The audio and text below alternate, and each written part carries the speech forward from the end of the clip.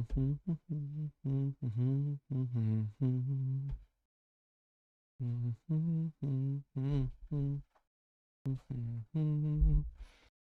right, friends. I think we're live everywhere. I think we're live on YouTube. We're live on TikTok. We should be live on both YouTubes, actually. And let me open up my guest box before I forget. Don't want to do that. We don't want to forget about that. That's kind of important. Okay. Guest boxes are open now. Now we should be ready to rock and roll. And welcome in, friends. Is it Friday night? I think it's Friday night. Either way, it's Friday night. We're gonna rock and roll. I don't know how late we'll go tonight. I guess it kind of depends on how the calls and everything go, but we're gonna fill it up as much as we can fill it up. So, TGIF folks, TGIF folks. Let's see now. Actually, what was I thinking? I had some new topics that I'm gonna run soon. I did add a extra tab to the cheat sheet. Was it yesterday? I think last night. I added a new tab. I added a Trinity tab to the cheat sheet with a bunch of stuff for the Trinity. Although, if I remember correctly, I think there's still a couple things that I need to add on that. Give me 1 second. I had some quotations from the church fathers that I still need to add to it. Other than that, it's almost finished. Yeah, I've got like 3 pages of quotations from the church fathers that I need to add still yet. So I'll be building that out, and I've got a couple syllogisms as well that we're going to add to the cheat sheet. So for the Trinity topic specifically, and then we'll add more. Also, last update, I did finally get around, for all of my TikTok friends, I did finally get around to deleting all of the emojis off TikTok and re-uploading all of them. So they should all be working now. We did a test, I think, on our last stream, and it seemed like they were working. So we should be good to go there. Bible Guy, good to see you tonight, my friend.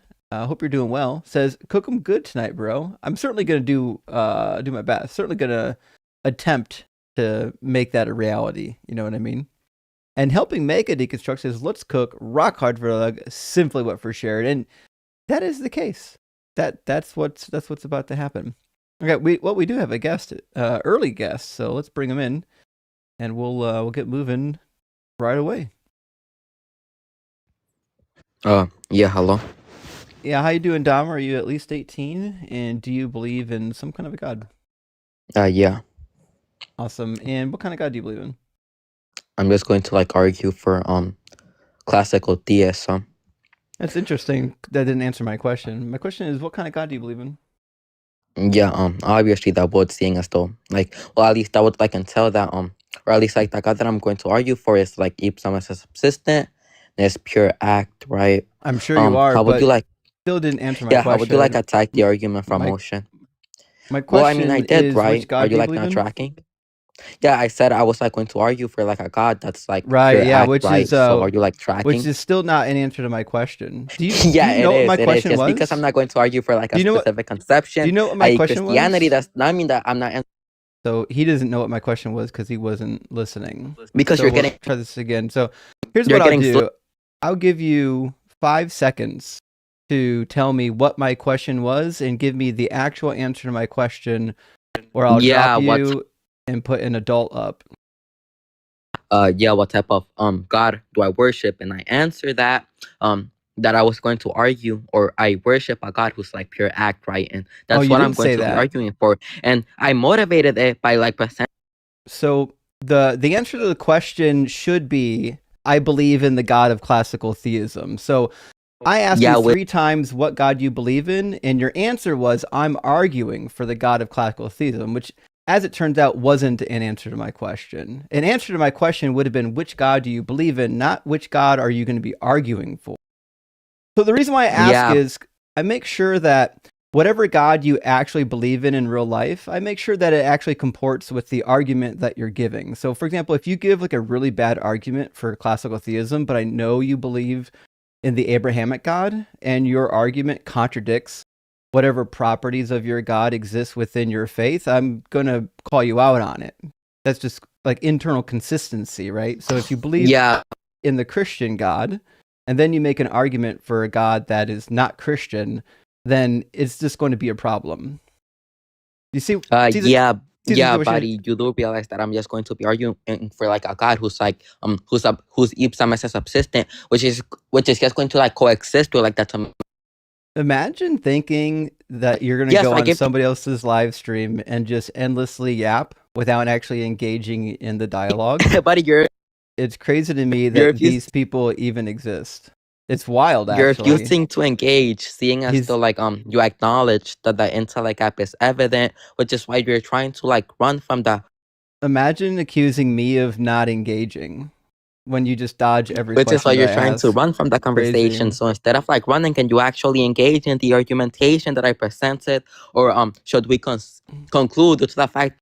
So I know you're confused because you think you're in control here and you're not. So what's going to happen is I'm going to ask you a couple questions that's going to determine if you're lying to me about your God. And then after we've determined that you're not lying about your God, we can move into the actual arguments. I don't care what argument it is. I'm more than happy to talk about your bad argument from motion. I know about Aquinas' 5 ways. You're not presenting anything new. You're not doing anything novel here. All you're doing is presenting an argument that somebody else made that you didn't think about very deeply. So we'll try this. Since you say that you're just a classical theist, you don't believe in any God. I never said that. What I'll need you to say. Tracking? What I'll need you to say then is that Jesus Christ is not Lord. Holy. I literally said multiple times that I was a Catholic, and nope, no one heard you because you were busy being muted. All right. Well, I think we've had enough of him. Hopefully, we've got an actual adult waiting to get in. Let's see if we can get an adult.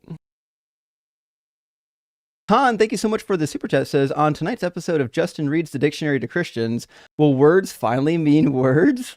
Stay tuned to find out. What happens may shock you. I know. I do know one thing, though. If you're talking to a Christian or a believer in a book, words will definitely not mean words. That's definitely the case. Philatax says, insert witty atheist meme here, and you did it.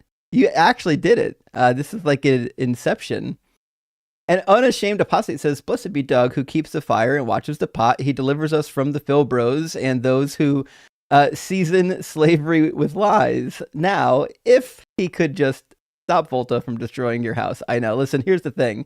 Volta is determined to destroy my house. And it is what it is. He's cute, at least. You know what I mean? Like, I can accept it from Volta. Former Prophet Nathan, good to see you. It says, love watching a good cook while on a long shift. Well, hell yeah, former Prophet. I hope your shift goes well, and thanks for being here. Amin, thank you so much for the $10 super chat. Says, love watching you educate theists. You, Ian, and Dr. Blitz are the trinity of reality. You complement each other's knowledge so well. I think we complement each other. Thank you for that. I appreciate that. I do agree. I think Blitz and Ian are geniuses, and I'm glad that I get to work with both of them. Carlos, good to see you, my friend. Thank you so much. Says incoming subs in 3, 2, 1, and deliver. Thank you so much, Carlos, for sending out 10 DZ debate memberships. I really, really appreciate that, friend. That's monumental. And Randy, thank you so much for sending out 20 Deconstruction Zone memberships. That is huge. It helps the channel a lot. I really appreciate that. And last super chat from our friend Charles says, well, just got laid off. For a moment, for like a microsecond, I thought that was going to be a good super chat about something else. Says I just got laid off, and at the end of March, part of that making great again, but I didn't hear no bell. Rocky. Oh, interesting. I will continue fighting to my last breath. I will be a member to the best I can. Please keep educating. Well, thank you, Charles. But also remember, please make sure you're taking care of yourself. We love and appreciate all our members here, but we want to make sure that everyone's taken care of. This is a community after all. We support each other. But you're right. This whole making America great again, you have to really wonder if words don't mean words to the administration as well. What does it mean by great? You know what I mean? And Randy, thank you for sending out 20 Deconstruction Zone gifted memberships. That is humongous, my friend. And I apologize. I have one last super chat from our friend Hold on, L-teenidal. There we go. Thank you so much for the $100 super chat, friend. That is huge. That's gigantic. That's monstrous. I appreciate that. Says, hey, my friend, it's been way too long since I caught a live. Sorry. Just letting you know I'm fighting the DZ fight. That's what I'm talking about. Some JWs knocked on my door today. I used your talking points from the cheat sheet. Pretty sure their jaws are still on the floor. Thanks for the ammo. That's what I'm talking about. The cheat sheet is amazing, by the way. I do love the fact if you just learn the verses that are on the cheat sheet, y'all would be pretty well equipped to talk to JWs or anybody else trying to convert you to this nonsensical religion. Welcome in, AF. Hi. Are you at least 18 and do you believe in God? Yes, I'm at least 18 and yes, I believe in God. Awesome. And which God do you believe in? I believe in Jesus. Awesome. So, what do you think is the best evidence or the best argument for the Christian God being real? I don't mean to sound disrespectful, but can I ask you, like, why you make it says your God is imaginary, prove me wrong, but when you make the statement, shouldn't you be, like, the one that have to prove your statement? I mean, I can, but this is called a challenge. So a challenge statement is not a philosophical point of argumentation. It's a challenge statement. So I get a lot of people coming in here and crying about the fact that I have this challenge statement, but it doesn't actually make your God real. Yes, absolutely. I understand that. It's just because if I could understand your arguments as to why God is imaginary in your opinion, which is your burden of proof, then I could answer you back. To be clear, then you don't have an argument or evidence for your God. Oh, no, I do. Did you want me to start the argument, or did you want me to go for it? Respond to you? Okay. I believe in Jesus Christ, but since the argument is to just prove God's real, I can do that without even using the Bible, by something that you quoted earlier, which is the Aquinas' 5 ways, but also just through philosophy. My first question to you is, do you believe that demonstration can be weighted 2 ways? First, through the cause, and second, through the effect. I don't know what you mean by demonstration. Do I believe in cause and effect? Yes. Because I would like to demonstrate to you that God exists. So through the cause would be me a priori, and through the effect would be a posteriori. So I can... I'll pause you right there. If you let me ask you a question. Does your grandmother know what those words mean? My grandmother? Well, I speak French, so yes. Sorry. Bad example. We'll reword this. If somebody outside of your language group and outside of your philosophical class doesn't know the words, you shouldn't be using it here. So you didn't walk into philosophy class. If you keep using words that slow down the conversation because I make you explain them, it's just going to bog down the conversation. So it's up to you how much time you want to spend bogging down the conversation. I actually explained the word before I said it. I said through the cause is a priori, and through the effect is a posteriori. So the definition of a priori you didn't give, or post. You're welcome to give them. It's through the cause. But you didn't say that the cause was the definition. So if the cause is the definition, then you've got 2 different words with the same definition. Want to try again? I said through the cause is a priori, and through the effect is a posteriori. Doesn't define the word. But do you agree with what I said? I mean, I could look it up for you. Like I understand that words are difficult for believers and you expect us to all speak the same language. If you don't want to give me the definition, I'm happy to look them up for you. Do you know what they mean? Yes. What they mean? Well, I just basically dumbed it down for the whole live. What's the definition of a priori? It's through the cause. No, try again. Okay, can you just search it up just to make sure that we are on the same ground? I'm not trying to be arrogant. Yeah, a priori is knowledge independent of sensory experience. So it'd be objectiveness. A priori would be objectiveness. Posteriori, post errori. That's a tough one for me to say. Is knowledge only after experience. Neither one of them are related to the cause. So we're going to ask that if you use words that you don't know here, that we're going to make you define them. This would be a good day to use words that you know and not words that you think you know. I'm just confused because I don't feel like you're using the philosophical definitions of those words. Just use the definition of the word. Okay. Again, we're not in a philosophy class. If you've got a word that doesn't match the dictionary, you've got to provide the definition. I read the dictionary. I learned like English growing up. I didn't learn French, and I didn't take useless philosophy classes. It's just because when I'm going to show you that, demonstrate to you that God exists, I am gonna have to use philosophy. That's why I would like for us to already be on the same page regarding the words. You can use philosophy without misusing words. So in order to use words, you can use any words you want to do philosophy. That's the fun thing about philosophy. You don't need special vocabulary to do philosophy. Now, you like special vocabulary because it makes you feel like you sound smart, but you don't need them. I've had long conversations on this channel with people who know philosophy very well without getting bogged down in any weird definitions. And also, you don't know the definition of the two words that you provided. Well, the two words that I provided are like the words that are used in philosophy. So there's a lot of words that you're going to find in. Well, that's how St. Thomas Aquinas uses them. And that's written in the book. So did you want me to quote the book? I actually don't care about St. Thomas Aquinas. St. Thomas Aquinas doesn't live in the 21st century. He's not speaking modern English. And like I already said to you, I'm speaking philosophy. So the philosophy has been invented. Speaking nonsense. A priori is relating to knowledge or reason. It has nothing to do with a cause. My guess is you read St. Thomas Aquinas and you didn't understand how the words were working, and you just assumed that the words had definitions that they don't actually have.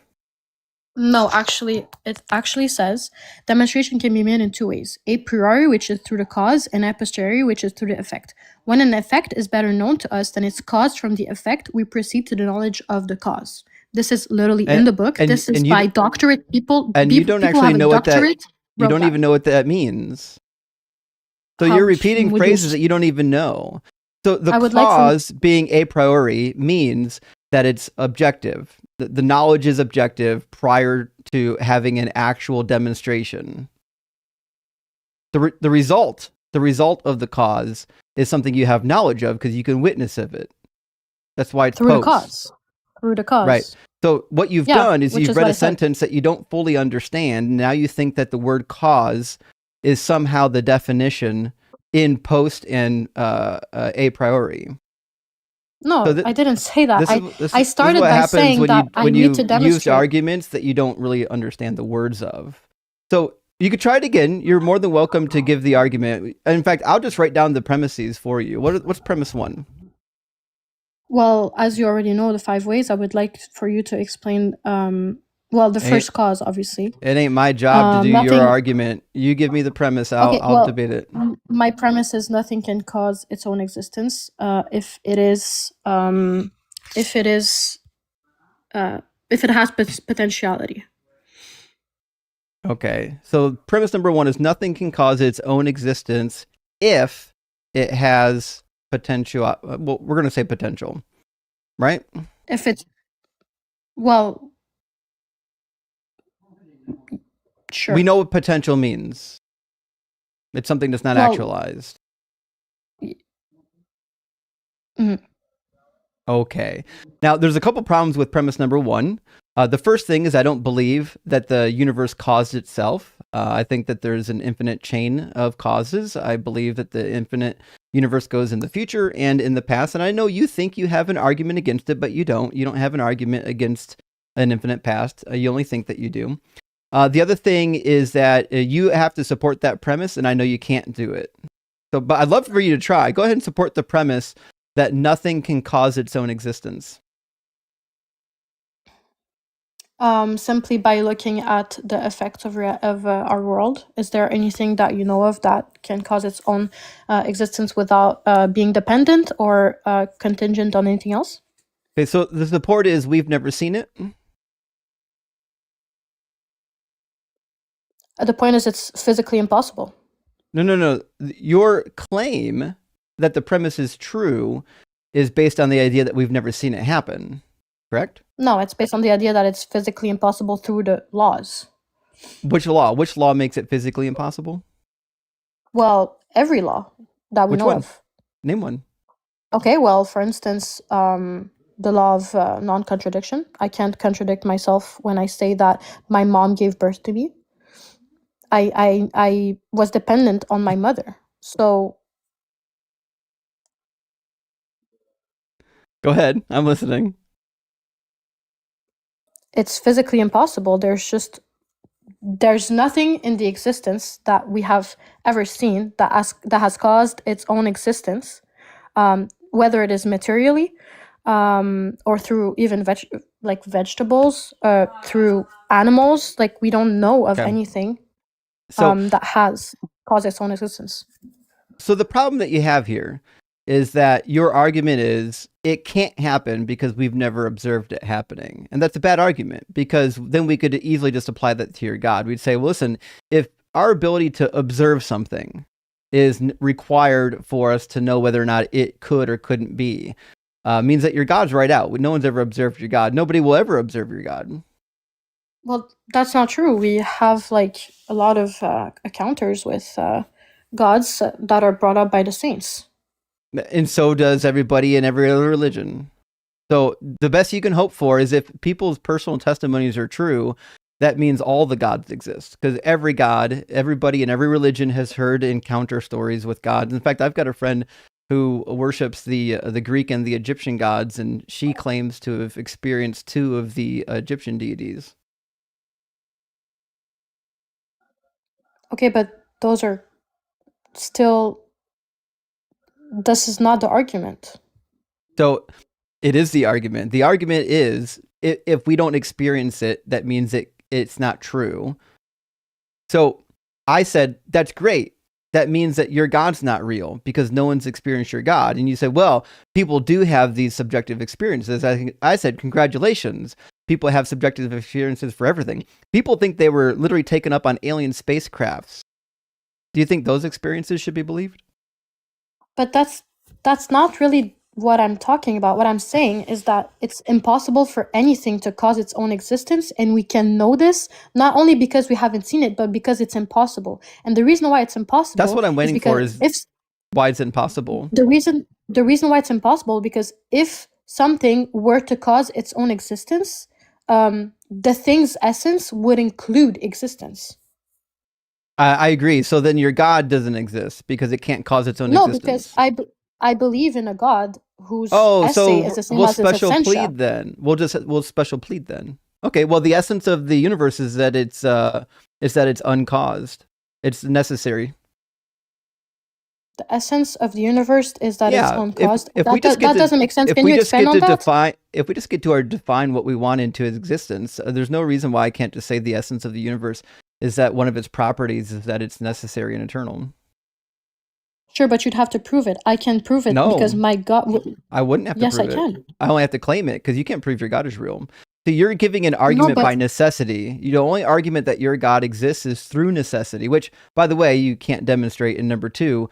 You can't actually show why it's necessary. You just think that it's necessary. For example, if you're trying to posit like a prime mover, something of that nature, then there's a million options of a prime mover other than God. Literally could just be literally just could be a naturalistic force that causes things to come into an existence. It's not sentient. It's not a God. It doesn't think. It doesn't do anything. It's just a naturalistic force.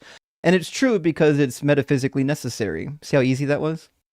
Yes, but I agree with you. A lot of people could claim that, but the thing is, they would have to claim a lot of other things for their God to be true. And if they were to claim those things, then this God would just... I didn't say God. Anything. I said naturalistic force that has the only property of bringing things into existence. That's it. It's not a mind. It doesn't think, it doesn't do anything. It's just a naturalistic force. And it's metaphysically necessary, therefore it exists. Does a force have an essence? Everything has an essence. Let me ask you, what do you think the word essence does for your argument? What do you think the word means? What a thing is. Yes, it's the essential characteristics and properties of something, right? Yeah. Okay. So everything has essence. Yes, but not everything has an existence with an essence. No, everything has essence. Essence is not something that you can like hold in your hand. It's a description. Like, so when I talk about something that has essence, I'm just saying it has characteristics. It's synonymous with just saying that it exists. Anything that exists has characteristics. I understand that, but you know that something can have an essence and not have an active existence, right? No, I don't agree. I don't think that things that don't exist have essence. Oh. Okay, well, let me give you an example, okay? You can understand, for instance, what a unicorn is. I just want to clarify. Without it actually existing. No. I'm saying, in fact, things that don't exist don't have essence. Now, we can imagine characteristics for fictional entities, but in that case, the essence isn't real. It's imagined. Now, listen, I agree. You can imagine an essence and call it God, and then we're finally in agreement, which is that your God is imaginary. Yeah, but what I'm saying is that not only am I imagining it, that it has its nature, but I'm also saying that it has an active existence. Those two things are one in God. They are not distinct. That's what you have to prove. You have to prove that your God exists. Okay, but to prove that my God exists, do I not have to set like what my God is to you? Because I can prove that God of, you're either like Catholic Jesus, or God. You're either Catholic or you're Orthodox, right? No, I spoke to you before, and we had a really nice conversation about Jesus and the Bible. Like, I'm not anyone that is like undercover. Wait, are you K from like 2 years ago? Yes. Shit, it's been a long time. Yeah, it's crazy that you remember me, as a matter of fact. Yeah, well, the reality is there's very few women that engage in philosophy on these live streams. Yeah, we talked about Jesus, if Jesus was, what's the Son of God, I think, or the Psalms. Yeah. Mm-hmm. Yeah. Yeah. So the reality is, like, we could define God into existence. That's easy. I could define anything into existence. The question is there any reason to believe that the thing is in existence? Yes, actually, which would be another one of Aquinas's causes, which I can bring up to you, and I would really like to know your opinion on that. So if I define what my God is, and the God that I believe in has absolute divine simplicity, which is that I believe that God is also his attributes. So when I say God is love, okay, I'm not saying that as like an image. I'm saying that God is actually love. The attribute of love is God. The attribute of power is God. So when I say that God, we can see God's effects in reality, what is your answer to that? I would say that you can define anything any way you want to that doesn't make it true. Just saying that my God is love is a meaningless statement, especially if you're a Christian. Aren't you a Christian? Yes, I'm Catholic. Yeah, I mean, God's not love. If you just look at the definition of love in 1 Corinthians 13, God fails every one of them. So he can't be love. Can you bring up the verse, please? Yeah, 1 second. Although I'm not here to, argue biblical claims, but I think you should. Listen, I hate it when smart people get bogged down in useless philosophy. I mean, I'm not going to say that all philosophy is useless. Some of it is really useful. But when it comes to theism, you might as well, at least if you're going to believe in a specific God, you got to know what's actually in the book. So yes, it's just because I have been through all of these, and it's because someone can always have a different interpretation of a verse. So I also always feel like arguing over an interpretation, I found that I'm never going anywhere with that. Sure. So, although if you want to bring up church fathers, I would be delighted to speak about that. Not really church fathers going to get you anywhere either. I mean, that's just Well, one side of the same coin. I would obviously go to their interpretation rather than mine or yours, right? Well, I mean, we could just go how words work. I'm not really interested in how somebody in like the 6th century thought these words worked. So first one right off the bat is love is patient. Do you think God's patient? God cannot really be patient because God is not limited with time. Oh, well then you've just ruined your first argument. God can't be love if love is patient and God's not patient. Yeah, but there are different degrees of things. Like God is a supernatural kind of love, not the same way that we can experience love. Gotcha. Here. So now God's not actual love. He's some spiritual form of love. Like he is like 100% love, and like we don't even have anything that looks like this here on Earth. Well, so then you don't know what it is. So you're just saying God is love, and you no longer know what love is. If love is not what God said in his book said, then what's the definition of love?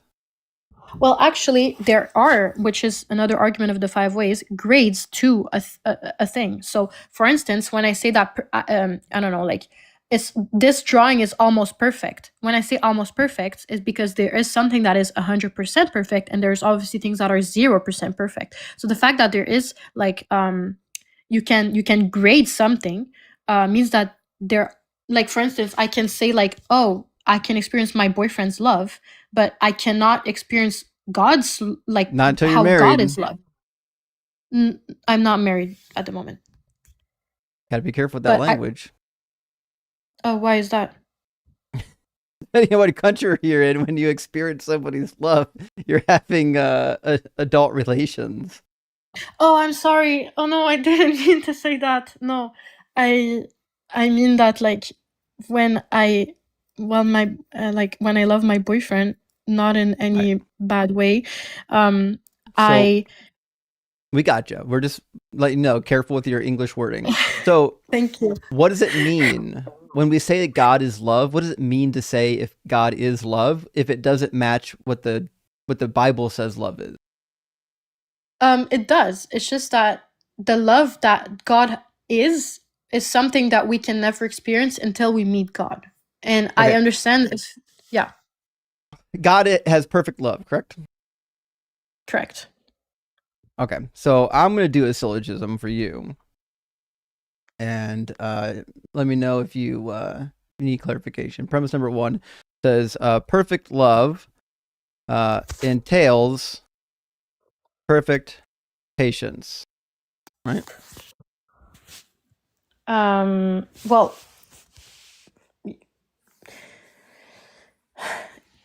like I said, because actually I would say imperfect love entails perfect patience.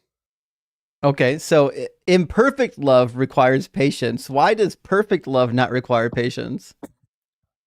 Because with the only way that us Christians think that pure perfect love would be like experienced is with God, and when we are with God in heaven, there is no time.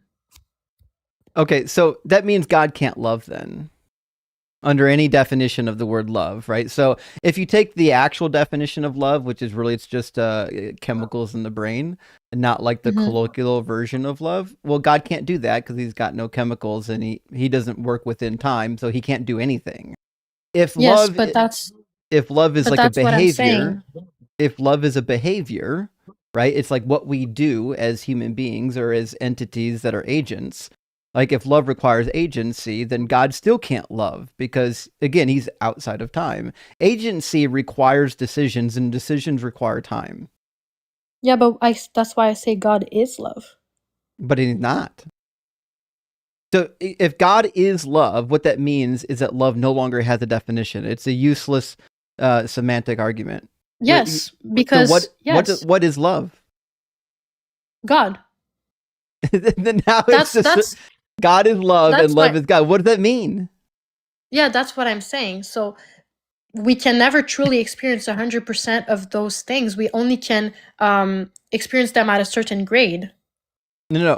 What does it mean to say that God is love and love is God? What does that mean? That doesn't define anything. that they have the same existence. They are like that. God's love is his nature. That's what it means. Okay, and what is nature? What God is. No, what does the word nature mean? What a thing is. Oh yeah, it's very similar to essence. Something's nature is its characteristics, how it behaves, right? Mm-hmm. Okay, so what that means, if God's nature is to be loving, that means he must act in time and he must comport with 1 Corinthians 13. Otherwise, the definition in 1 Corinthians 13 doesn't work. Well, no, because I believe in God that is pure act. Like when he is pure act, he cannot, like. What do you mean? Listen, I know that you think that these words are going to help you, but they're not. Saying that God is pure act just means that your God is incapable of doing anything, right? You're saying that, like, rather than having potential, God is purely actualized, meaning he doesn't do anything. The God is useless at this point. Saying anything is pure act is akin to saying that it doesn't do anything. But your God does do things in the Bible.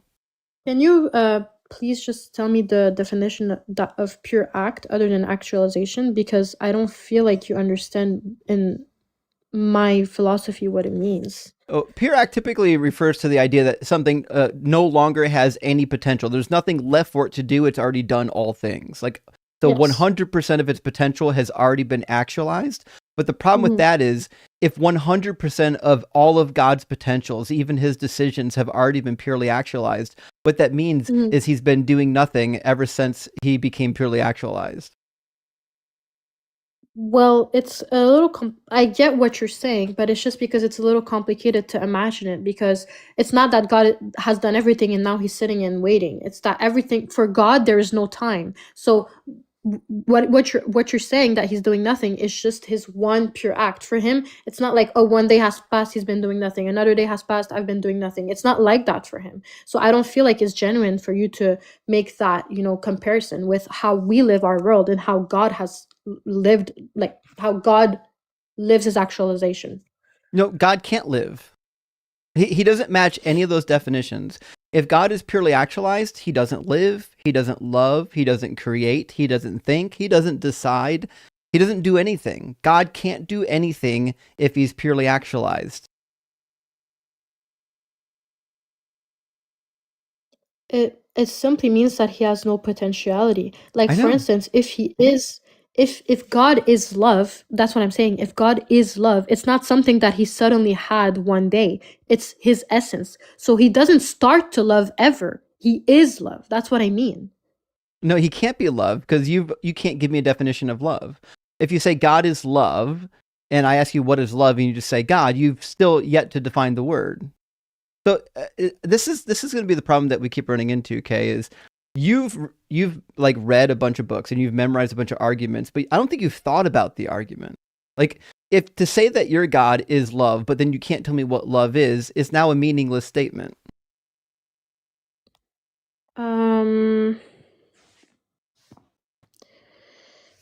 I get what you're saying.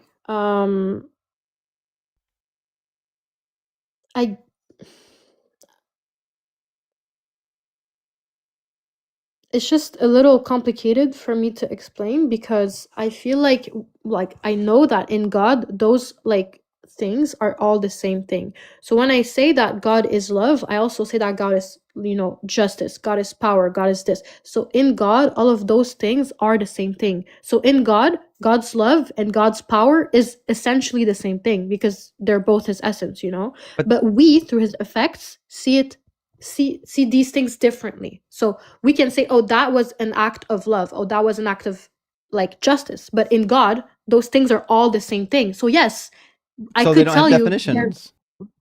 Well, so, in their effect, they do. No, in order for this argument to work, you have to tell me that love, justice, goodness, that they no longer have definitions.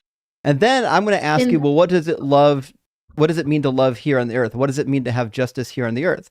And you're going to give me a definition that actually is meaningful, which means now you have words with two very different definitions. You say, well, when humans love, it means this. When God loves, it just means God. These are meaningless statements. I could just easily say that Kalamazov is love And if you want to know what love is, I'll say love is Klombadrov.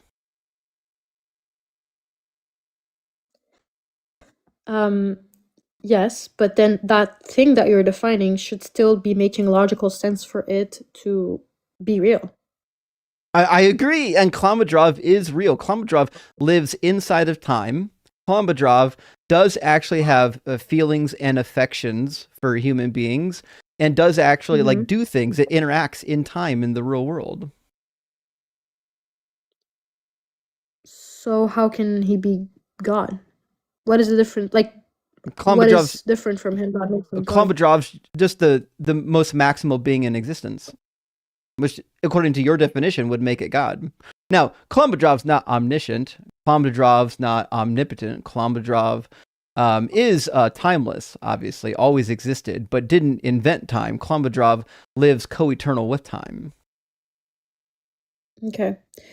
Well, let's like, I'm gonna try and like give you a definition of love just so we can stop this circular argument. Okay. What if I say that like when I say God is love, I mean that God is like identical with the act, the eternal act of willing and causing the good of creatures. Okay, so God is identical with the eternal act of willing good to creatures? Willing and causing the good of creatures. Sure. So this is a better definition than what we started with. I don't think it's going to ring true, though. So, for example, God is identical with the eternal act. What is an eternal act? So when I say God is pure act, that means that, you know, God is all acting in, like, let's put it this way. When I say God is pure act, is that everything he does is simply one big act, okay? And when I say that he is identical with the act of love, I'm saying that God didn't start loving at some point. God didn't start loving when he made Adam. God didn't start loving when he made Eve, and he didn't stop loving when people were mean to him. What I'm saying is God was eternally loving as he is eternal. Sure, but I'm asking, what's an eternal act?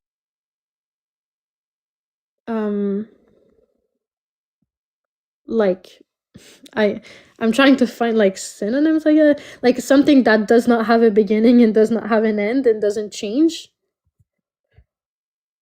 Something that is. Okay, so it's not an act then, right? If it's a constant, if it's just a state of affairs that never changes, that means it's not an act. It's just a state of affairs. Well, it can't be a state of affair because a state of affair would have to have a beginning. I don't think so. Your God doesn't have a beginning, and you think that your God has a state of affair that's unchanging. Yes, simply because, like I gave you my first definition, God's essence and his existence are the same thing. For anything else in the world, that those two things are not the same. But you've just defined him into existence. That's not how that works. I could just say Klombadrov's essence is identical to his existence, and there you go. Klombadrov exists. Yeah, but he started existing at some point when God didn't. I told you, Klombadrov is co-eternal with time. Yeah, but time isn't... Okay, what? Klombadrov is co-eternal with time. Time and Klombadrov have existed forever.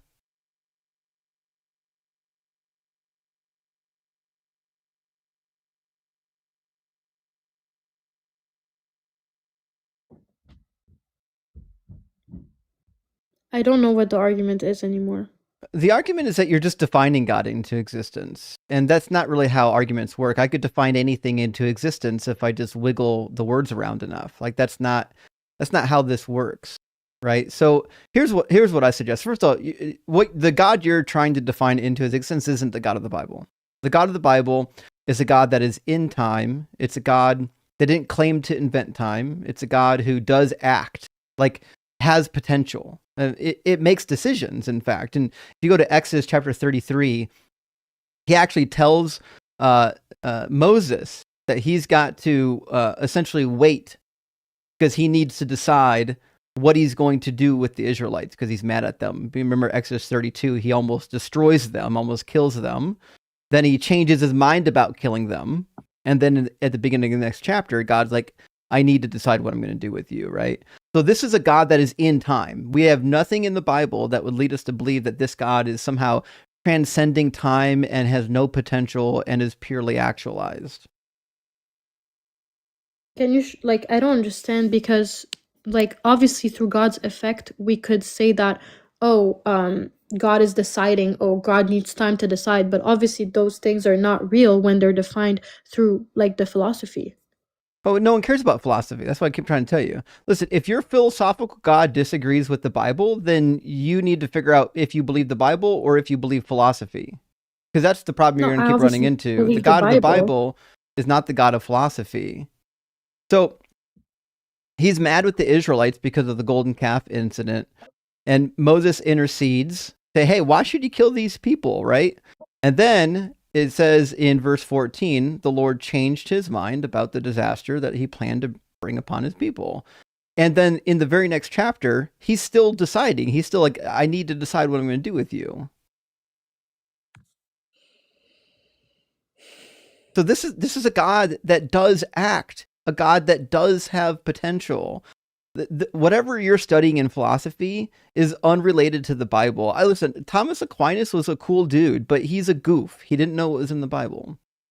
But the thing is, what I'm saying is, the way that the Bible have been written, whenever Moses or any David or any of the prophets had encounter with with God, they are going to speak with the way that they think that we are going to understand, or they're going to speak with their language. So obviously the Bible often speaks of God in human terms and put him in human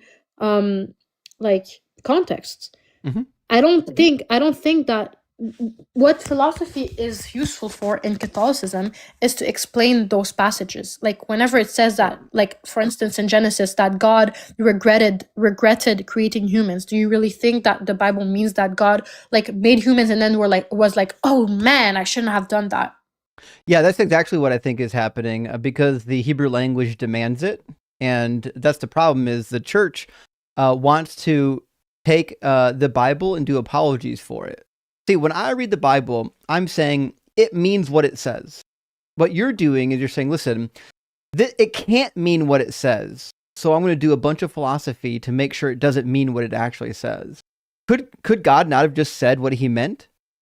Listen, if God doesn't make decisions, then in the Bible, he literally could have just said that. He just said, I don't make decisions. Everything I've ever decided is outside of time and it's eternal. He could have said, listen, I decided eternally what I'm going to do with you, right? But he didn't say that.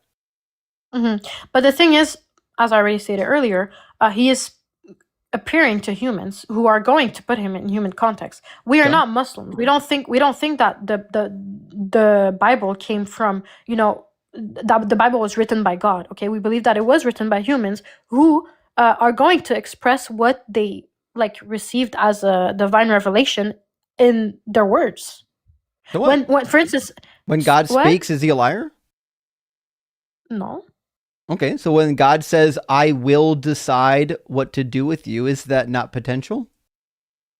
It doesn't mean that it's potential. Maybe I'm saying it's I will is not potential? Yeah. You're telling me when somebody says, I will decide, that means they've already decided? It doesn't make sense. Your argument doesn't make sense. When people say God will bring good things to you in your life, or do you think that they're saying that God has potentiality? No, I'm talking about decisions. It just means that their timing hasn't I'm talking about decisions. When God makes a decision is in time. When God says, I will make a decision, he's saying there's a point in the future in which I will make a decision. All of these things require time and potential. Again, it's the way that look, I'm not Moses, okay, but how the church explains those things with how we explain that God is that this is a figure of speech. Like, for instance, if God appeared to Moses and said oh, I am really not happy with what is happening with the tribes of Israel, I will reveal to you later what I am going to do. And Moses wrote it that way so we can understand, because that he doesn't speak God, like he speaks within context of humans. This is God's quotation. So this isn't Moses saying, here's what I think God said. This is Moses writing down God's word. Say to the Israelites, you are a stiff-necked people. If for a single moment I should, which is potential, by the way, this is cohortative, that's potential, I should go up among you, I would consume you. Now take off your ornaments and I will decide what to do with you. So this is a God that has potential because he has yet to make a decision, and he's going to make a decision. Again, we Catholics would argue that this is God speaking through effects so we can understand. All right, so God's words don't mean words. Do you think when God spoke to Moses, Moses knew that his words didn't mean words? Okay, I'm going to give you an analogy, okay?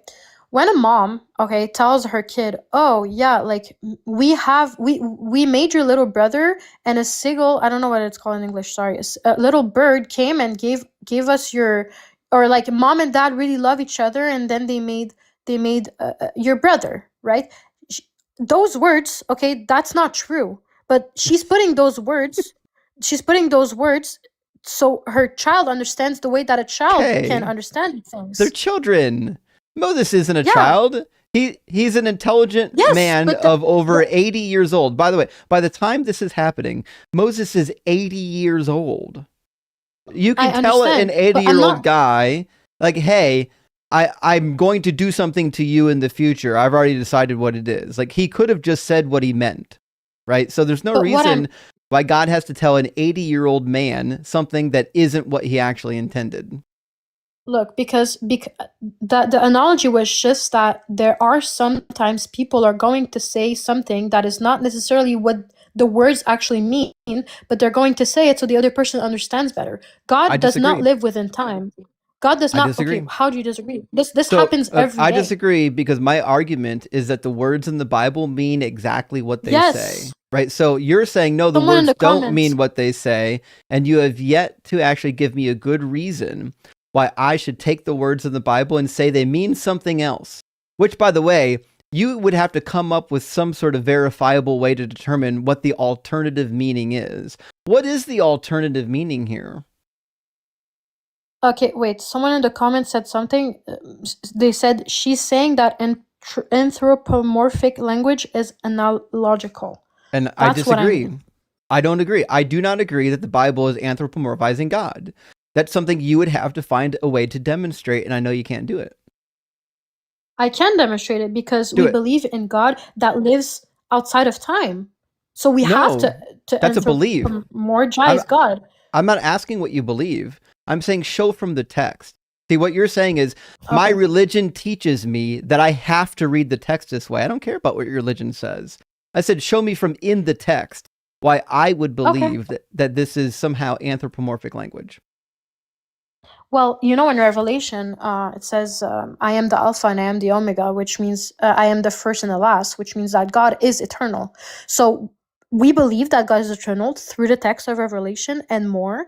And because we believe that, we can then assume that when he is speaking in context of time, that it is anthropomorphic language that is analogical. I disagree. Nothing in the Bible says that God is outside of time. In fact, every description of God is inside of time, which means the logical conclusion is that God exists in all forms of time, and time always existed. In fact, we don't even have a hint in the Bible that they even had a concept of time. Like that time was something that needed to be invented. That's something that comes later in history. But what about the verse in Revelation? And I am the beginning and the last, the first and the end. That's in time. The beginning and the end are both times. They're moments. That means God. If God is the beginning and the end, it means that God is temporal. What the Catholic Church is, what they believe. Oh, that it's I think she's getting God, a phone call. Someone talking. Demonic and so on and so forth. Yeah, there's an echo on your phone because I think you're getting a phone call. Just swipe away and come back. It'll fix itself.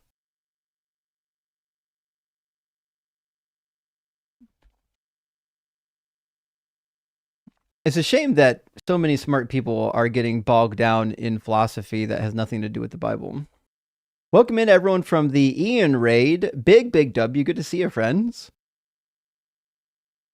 Hey, if you like Ian's live stream, we're actually having a, I'm going to call a quasi-philosophical discussion at this moment. Okay, did you hear me? If you swipe away from the app and come back, it should fix the echo. I think you were just getting a phone call.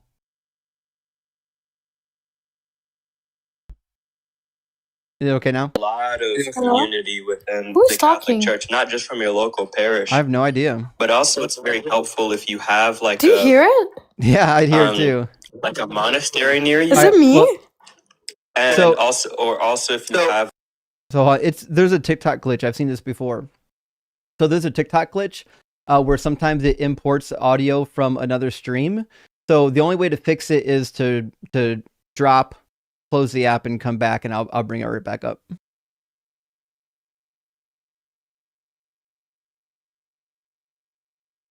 TikTok glitching out tonight. El Teniddle, thank you for sending out 50. That's fucking humongous. 50 Deconstruction Zone memberships. That's humongous, my friend. I really appreciate that. It really helps the channel a lot.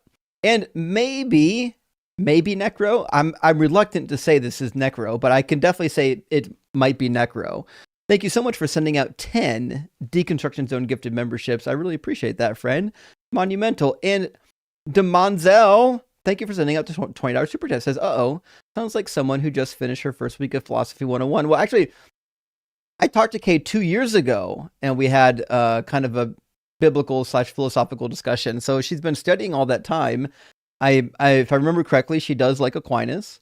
But hopefully we can get her to see that Aquinas isn't helping her argument. Aquinas is making the argument worse. You know what I mean? Carlos, thank you for sending out 10 more DZ Debate gifted memberships. I really appreciate that, friend. Huge W. Hope you're doing well.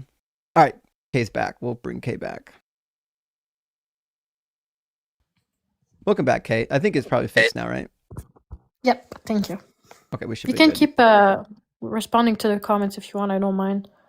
No, I when we have like pauses or gaps like between guests, I'll read super chats, but no worries. Okay, so my point is, in the Bible, like the way God is described is not the way Aquinas is describing God, right? So I would need a good reason to believe that God's like, outside of time. I'm going to use what someone said in the chat earlier because they use better, like they're better in English than me, and they said the anthropomorphization is meant to explain the internal, infinite terms. It's not meant literally. And in our philosophy, when we describe God and when we read the Bible, it looks like that's true because obviously when God says, I am the first and the last, and things like this, it's infinite terms. There's no other terms that we know of that he can say. So that doesn't really fix the problem. That doesn't demonstrate anthropomorphism. So, for example, in the ancient world, almost everybody thought that the gods were very much like humans. They were just floating up in the clouds, and that sometimes they would come down the earth and they would boink women. In fact, Zeus did it. We find a story in Genesis 6 of the Bible where the sons of God did it. And in the ancient Canaanite pantheon, the sons of God were literal sons of God. The gods ate and they drank. In fact, in the Ugaritic Baal myth, Baal's dad, El, that's where the biblical Elohim comes from, gets drunk. He gets wasted on wine. So like the ancients believed in a god that was corporeal, that worked within time, and that was part of this physical existence. They didn't believe in this Aquinas, nonsensical, immaterial, timeless deity. To say that God is the Alpha and the Omega isn't to say that he's outside of time. It's just saying that he exists at all times. Well, obviously, when something is eternal, he does exist at all times, right? Mm-hmm. Okay, so God is eternal. That's my point. And I agree, but you could be eternal and still be in time. That's my point. The idea that God is outside of time is not in the Bible. That's something people invented.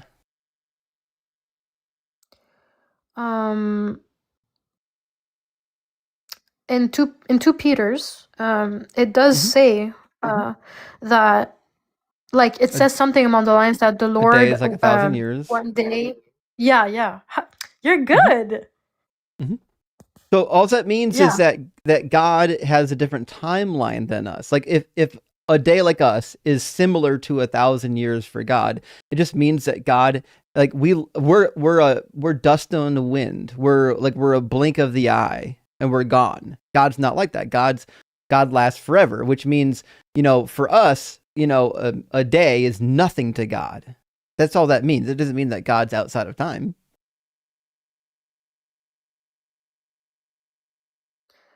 I'm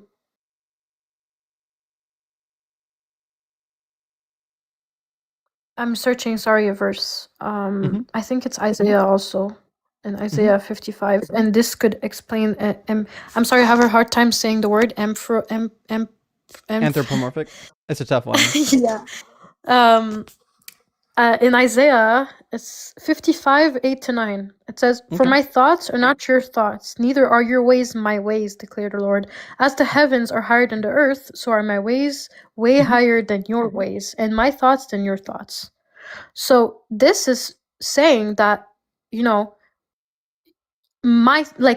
way that I do my ways could never be the way that you do your ways. So everything that God does or did in his one pure act, the way that he revealed it to us, there is no way that he could do this other than to do it with our ways, because our ways are two complete different things. They're really different.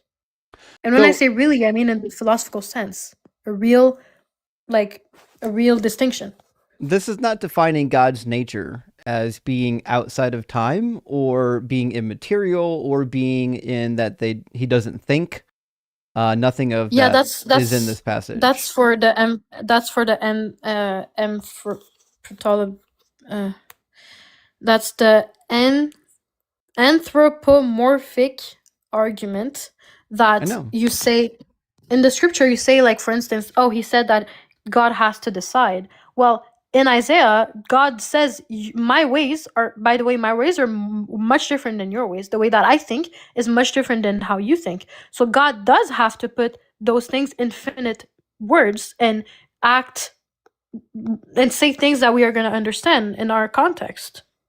So this is very easy. It's not a difficult passage. What he's saying is that my behavior and my thoughts are superior to yours, which could have been true of any god of the ancient world. It could have been true of Zeus. Zeus could have easily said, my ways and my thoughts are better or higher than yours. It's true of gods that are corporeal and gods that would be non-corporeal. It doesn't do anything for demonstrating that God is being anthropomorphized. So you think that there's no passage that could mean something other than what the words are 100% saying? Because I remember that you study languages. I remember that you study languages, so I understand why you would. I definitely didn't say that. Me, it's... What I'm saying is that unless a metaphor is being employed, there's no reason to think that there's anything other than what it says. So if it says something and it's not a metaphor, then it just means what it says. Metaphors are pretty easy to find in the text. When a human being says, I'm like a bird, we know that they're not literally birds. It's a metaphor. I'm like, it tells you that it's a metaphor. It's a simile, right? So the reality is the God of the book is always described in corporeal terms and in physical terms. In fact, we even get the location of where he lives. Psalm 150 and Ezekiel chapter 1, Ezekiel chapter 10 says that his home is just on top of the firmament. He lives up there. But then that's my question to you. Who are you to decide when something is metaphorical and when it's not? No, I'm not deciding it. The language is. So yeah, but the reality is what are you trusting? We know how metaphors work. Metaphors is when you're comparing something to something it's typically impossible to be. If I said, I'm hungry like a wolf, it's a metaphor. I'm saying my hunger is comparable to that of a wolf. I could say that. Say there's a guy that cheated on his girlfriend. I say that guy's a dog. Well, we know that he's not a dog, We're saying do that we? we're saying that he. Yeah, we know that because men I'm going to use your argument. I'm going to. You're not how going can to. you prove that a man is not a dog? Because we Can have. you prove it? How can you know that?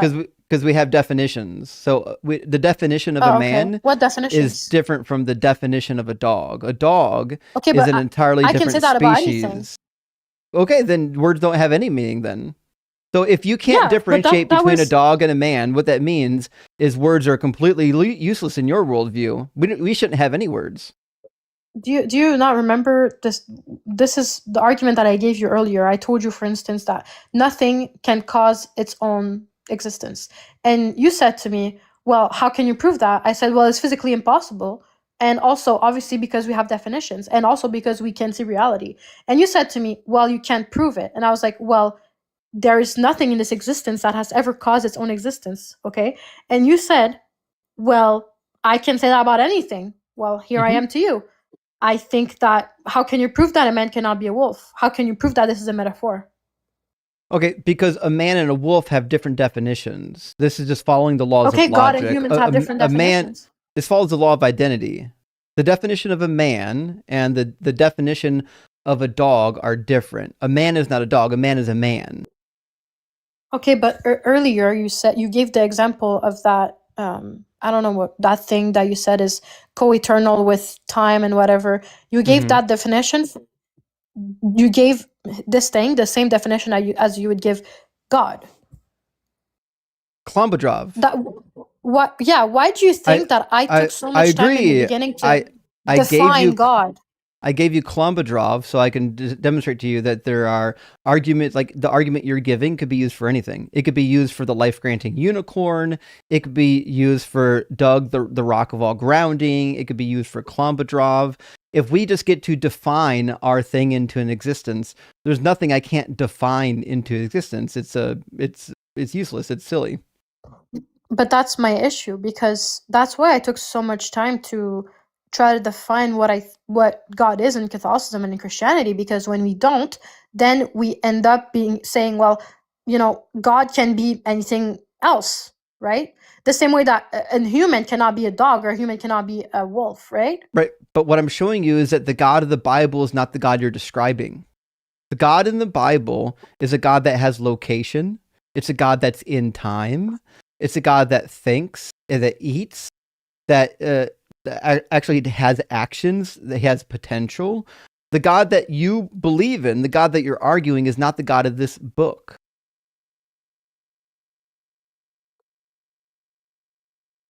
The God of this book has a sanctuary and a home where its presence resides.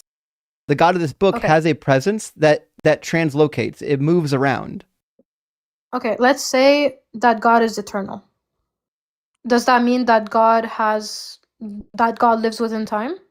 Yeah. Okay, let's go with that. Okay, so God lives in time. Fantastic. Next thing, God lives in space as well. Space-time is a continuum. What space? Space-time. It's a continuum. They exist together. They're inseparable. Well, okay, God exists in heaven. Yeah, so God is corporeal. God exists within time and within space. Fantastic. What do you mean by corporeal? I don't believe that God is material. Well, the Bible says he is. The Bible says he has a face, a nose. In fact, when you pray to him, he can hear it. When he moves, he has an actual presence that takes up space. When you give an offering, he can actually smell it. What this means is that he has the necessary components to interact with the world, and also he tells you he has these things. He says he has a face. He says he has a nose. He says he can do all these things. Why would I think that he was lying about all that? Like God turned his face? Like that means that God has a face? Well, that's one of them. There's a lot of passages that mentions his face and his nose. In fact, when it's angry, it says that he has a hot nose. When he smells the pleasing aroma, he's using his nose. Again, I don't understand why you can't accept that those things to Catholics, and because I'm Catholic, and Catholic philosophy and theology, that those things are not literal. Like, No, you choose that they are that's what I'm literal asking because you for. that's what the word says. No, that's what I'm asking you for. What is the evidence from the text? I'm not asking what the Catholic Church says. What's the evidence from the Bible that these things don't mean what they say? The evidence is like all over the Bible and all Find over Find it for me. the theology. Find it. Okay, let me just search another verse. Because Psalm 150 says that God has a sanctuary and it's in the firmament. Praise God in his sanctuary. Praise him in his mighty firmament. When Ezekiel goes to visit God, it's at the top of the firmament. I'm sorry. You can take some time to read your comments that you received, because I'm just going to search something that Aquinas said regarding that I remember reading, and it's gonna come with. Hey, Aquinas is not helping you. Bible. Like, if you want to understand this, if you want to understand this, because Saint Thomas does commentaries down. on. Aquinas is a goof. Summa Theologica is a nonsensical piece of work. Okay, I'm saying that I'm going to read Saint Thomas's argument, like, because I read his when I read the Bible, I read his interpretation next to it on Aquinas CC. Really wish you would use your own brain rather than deferring to Aquinas. Oh, and become a Protestant? No, thank you. No, I'm not saying become a Protestant. I say just get rid of Aquinas. Aquinas isn't helping you. Okay, I don't understand. Like, okay, the Church Fathers and the theology and the saints, like, we have to go by what they interpret the Bible, because if we were to interpret, okay, I can tell you why. Because, for instance, all of us have read the same Bible, or almost, and yet we all come to a very different answer. So I'm going to go to as close as the source that I can as possible. Aquinas for instance, isn't the source. Aquinas was like 1300s, wasn't he? I said as close as possible to the source. So, for instance, I give you an example. When did Aquinas I give you an live? example. So he died in 1274. So he died in 1274. Okay. So what that means is that he's nowhere close to the source. In fact, if you read documents close from the time when the Bible was written, they all believed that the gods were corporeal. All of them did. In fact, there's a really good book on this by Dr. Esther Hamori called "When Gods Were Men." Like, everybody in the ancient world thought that gods were corporeal. Okay, but the thing is, I just gave Aquinas as an example because he's personally who I prefer to go read. But if you want to take anyone else, for instance, Saint Ignatius of Antioch, okay, he was the student of Saint John the Apostle, okay, and then from there we see, okay, who did Saint Ignatius of Antioch teach? So obviously, I'm gonna try to go as close as the source. And Saint Augustine, who lived around the 400s, is also a very good source. And Saint Thomas is an Augustinian. He is very close to St. Augustine's work. And because he is a little bit later, his words are rather more interesting and just easier to understand to me. So they are much closer to the source than I could be, or that you could be. Ignatius is closer. I said Aquinas. I said get rid of Aquinas. But Aquinas is Augustinian. St. Thomas Aquinas literally has read every single of Augustine's work. And Augustine is from the 400s. Augustine's Are you serious? Out of his mind. Have you read the City Saint of Augustine God? of Hippo? Are we talking about the same person? Yeah, have you read the City of God? It's a giant failed prediction. Yes, I have. It's one giant. It's like 1,000 pages dedicated to a failed prediction. He's a goof. He couldn't control his own hormones. He's like Freud. He's got mommy problems. His mom is actually Saint Monica, which is his mom, was praying for him and was always there for him. Actually, he had I'm sure daddy issues. I'm sure. Yeah, he had a lot of issues. Well, get your facts straight, at least. If you're gonna say that Saint Augustine didn't have a mom, no. I didn't say he didn't have a mom. Well, he said he has mommy issues. His mom was always next to him. What are you talking about? He's got issues. So the reality is, like, appealing to these church fathers don't fix the problem, which is that the book says something. No, but you should. No, I don't care what they say. Why do you think your interpretation? I don't care what they say because, first of all, Christianity is not true, right?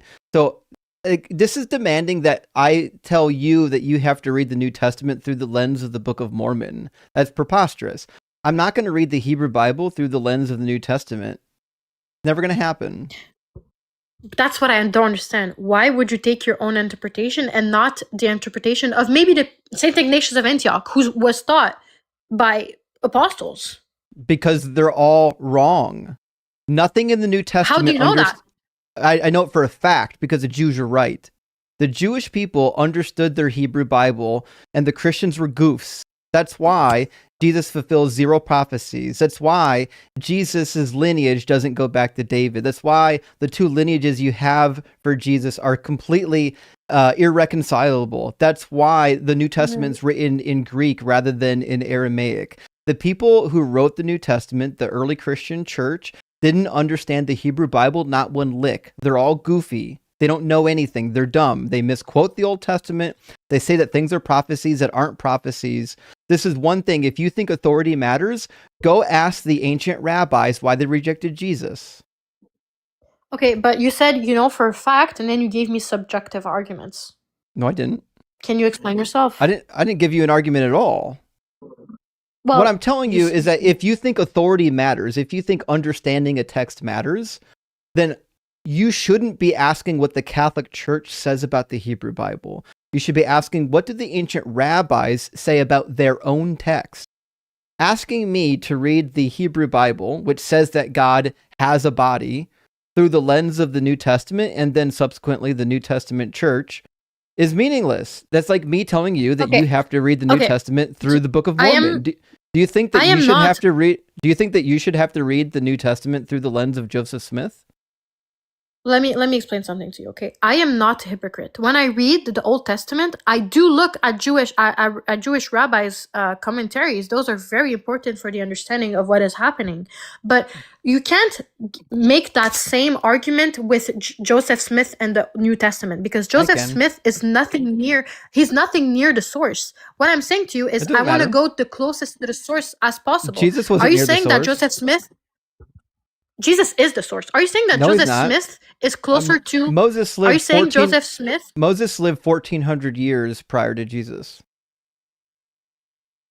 Okay, we're talking about the New Testament. For the Old Testament, I do use Jewish rabbis' interpretation, but for the New Testament. So you think I should read the Old Testament through the lens of somebody who lived 1,400 years after the fact?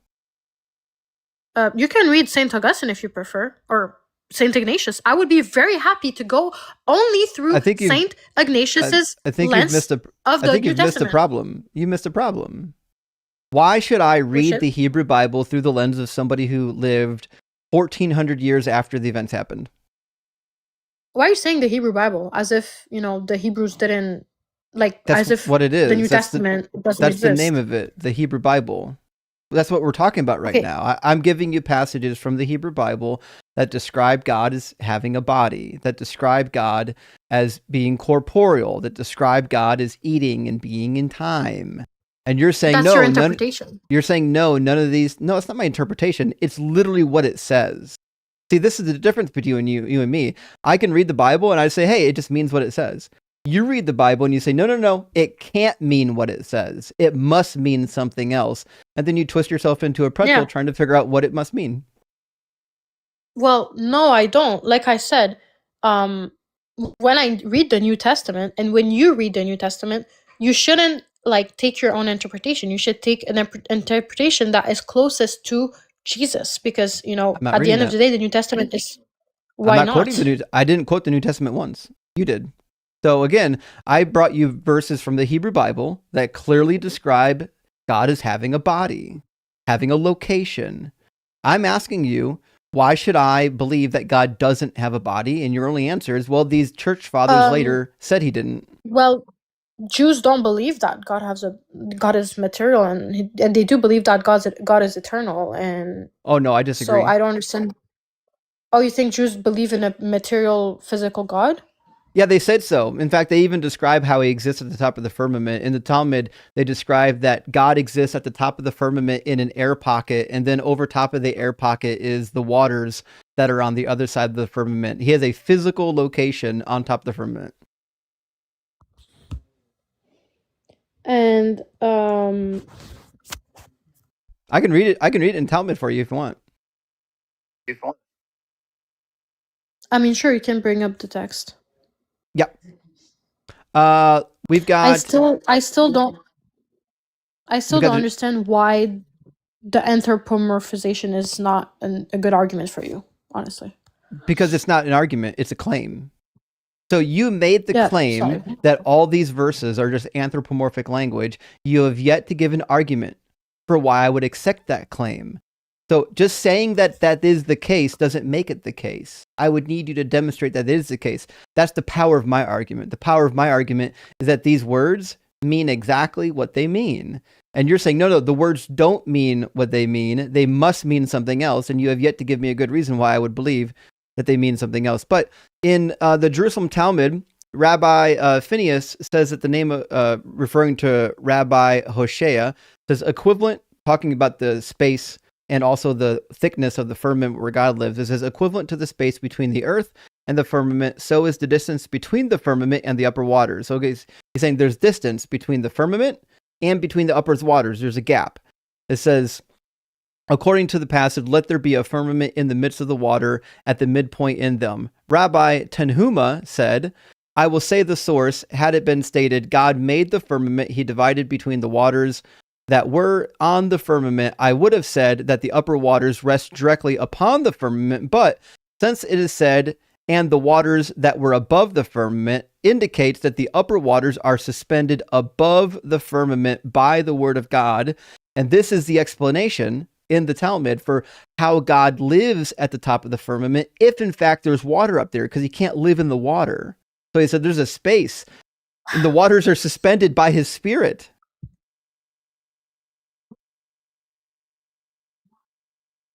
Well, and I can read more. There's more quotations. I got like 6 of them from the Talmud talking about this subject. It says the firmament is similar to a pool of water. Above the pool is a dome. That's Bereshit. Also in Bereshit, it says the thickness of the earth is equivalent to the thickness of the firmament. As it is stated, it is he who sits over the circle of the earth, Isaiah 40:22. The circle of the heavens, he makes his way, Job 24 or 22:14. And then he says the word hu provides a verbal analogy. Rabbi Aha says in the name of Rabbi Hanina, it is like the metal. So he's saying now the firmament is made like metal. Rabbi Yehoshua bar Rabbi Nehemiah said that it is approximately 2 or 3 finger breadths thick. Now they're describing the thickness of the metallic firmament. These are physical things. Okay. Everything. Okay. The thing is, okay.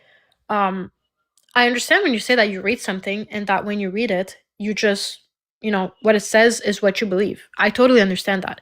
It's just that when we're reading like texts about God, in my opinion, we have to also like think of the option that there could also be another meaning as to why it is phrased this way. For instance, in the Old Testament, and I know all the verses you're stating, I think what you stated was in Leviticus. No. No, it wasn't. Okay, perfect. Sorry. But anyway, when the writers of the Old Testament want to affirm God's presence, I think that what they're trying to do is affirm his presence, but also try to, on the other hand, his nearness. So they're trying to a little bit like put God into a context of that we could like relate to. Okay, so through an experience, that's the claim of God's physical manifestation. So people like Moses is going to show or write about God's physical manifestation to remind people that yes, God is far, but God is also near, and for us to try to relate to him. Well, again, you're just using anthropomorphic language. You're saying that it doesn't mean what it says. I still have yet to hear a reason why I should believe that the words don't mean what it says. Like when God says that his presence goes with you, when God says that his presence goes with you, why would I believe that God's presence doesn't get localized? Okay. The reason why, I'm not a Jew. I'm Catholic, okay? So obviously I believe that the New Testament is like going to be a continuation to the Old Testament. In the New Testament, it says that God is spirit. it says a lot of other things. In John, it says God is spirit. It says other things. In Luke, I think. What does it let me mean to be search it up really spirit? quick. Because as it turns out, the word spirit doesn't mean that you're immaterial. So in the ancient world, the idea that you were made of spirit was still material. It's a different type of material. It's very fine substance that you typically couldn't see with your eyes. Okay. In fact, in 1 Corinthians 15, Luke 24:39. in 1 Corinthians 15, Jesus is given his spirit body, and it's still physical. It's still a body. Okay, let me bring up Luke 24:39. It says, Mhm. "See my hands and my feet, that it is I myself. Touch me and see. For a spirit does not have flesh and bones, as you see that I have." I agree. Are you I saying didn't say that that it had he flesh and says- bones. So it's not material. It doesn't have flesh. It Doesn't have is bones. material. What is it? Yes, it is material still. And that's the unfortunate part is nothing in the Bible tells you what the material is. It's just not the same as what humans have. And again, It says for his invisible attributes, again, namely his eternal power. I didn't say do you remember when I said? I didn't say do you anything remember about when I said? I didn't say anything about visibility. This is where listening comes in handy. I didn't say anything about visibility. I said immaterialness. So can you tell me what is the material? No, and neither can you. In fact, if you tell me what God's essence is, you can't tell me what that means. Yeah, because I don't believe he's material. I don't have. I'm not asking what you believe. I'm not asking. It's not my burden to prove either. What I'm saying is that in the Bible, if you read any of the ancient literature, they talk about this finer substance that the spirits are made out of. It's still material. It's a different type of material. They don't know what it is. They can't define it because it doesn't exist. The reason why they can't define it is because it's not real. I don't care if it's real or not. I think that God is not material, but you think God is material, so thus you must prove that this material is. The book says that he's material, and you don't have to know what the material is to know that it's material, because it says that Jesus has a body even after he rose. A body is material. You don't get a body and be in the immaterial world. Yeah, but my point is that this is my point as to why it's anthropomorphization. That's my argument. Well, it's that in the New Testament. In the New Testament, we see that God is described as being spirit, as being not material. So I think wrong again. A spirit is not something that's completely immaterial. That's something you're bringing into the book. That's something you're doing. When it says that God is spirit, the word spirit, pneuma, it refers to something like a wind. Same thing in the Hebrew Bible, ruach refers to like an actual wind or a breath. And that is, while it's invisible, it is material. Wind and breath are both in the material world, as is Jesus's spirit body. That's why it says in 1 Corinthians, it says, not all flesh is alike, but there is one flesh for humans, another flesh for animals, another for birds, another for fish. There are both heavenly bodies and earthly bodies. Jesus has a heavenly body. It's made out of something. It's not made out of what we're made out of. It's made out of something, though. It says the glory of the heavenly one is one thing, and that of the earthly is the other. That's it. There are bodies in heaven. This idea that there's this immaterial heavenly space where God exists doesn't show up in the Bible, ever. Not even in the New Testament. That's why Jesus rose bodily into the sky where he said he's coming back from, because they believed that the gods lived in the skies. Everybody did.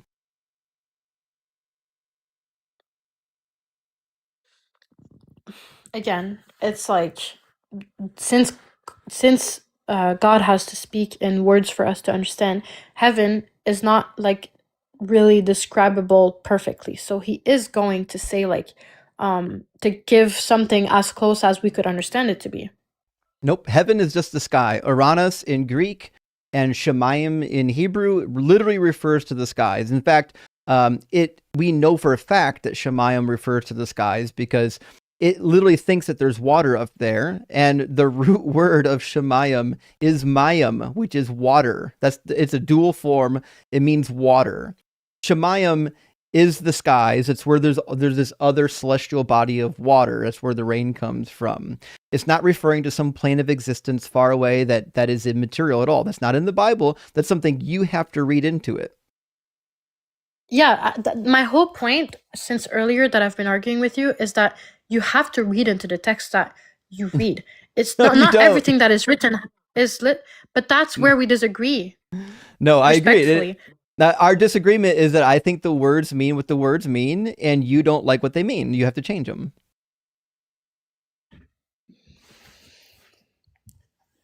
Hello? Uh-huh. Yeah.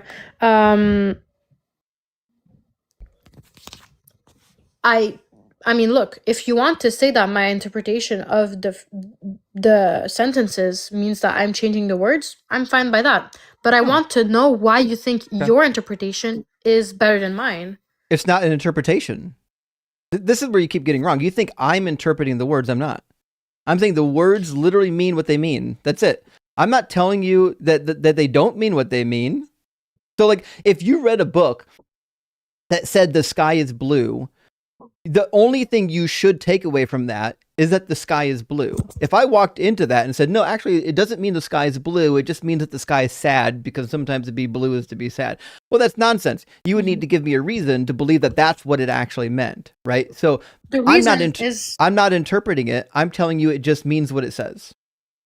Yeah, but the reason is all the hints that we have throughout the Bible that show that God is spirit, God is all-knowing, God is eternal, all those things. Again, you can't demonstrate that a spirit's immaterial.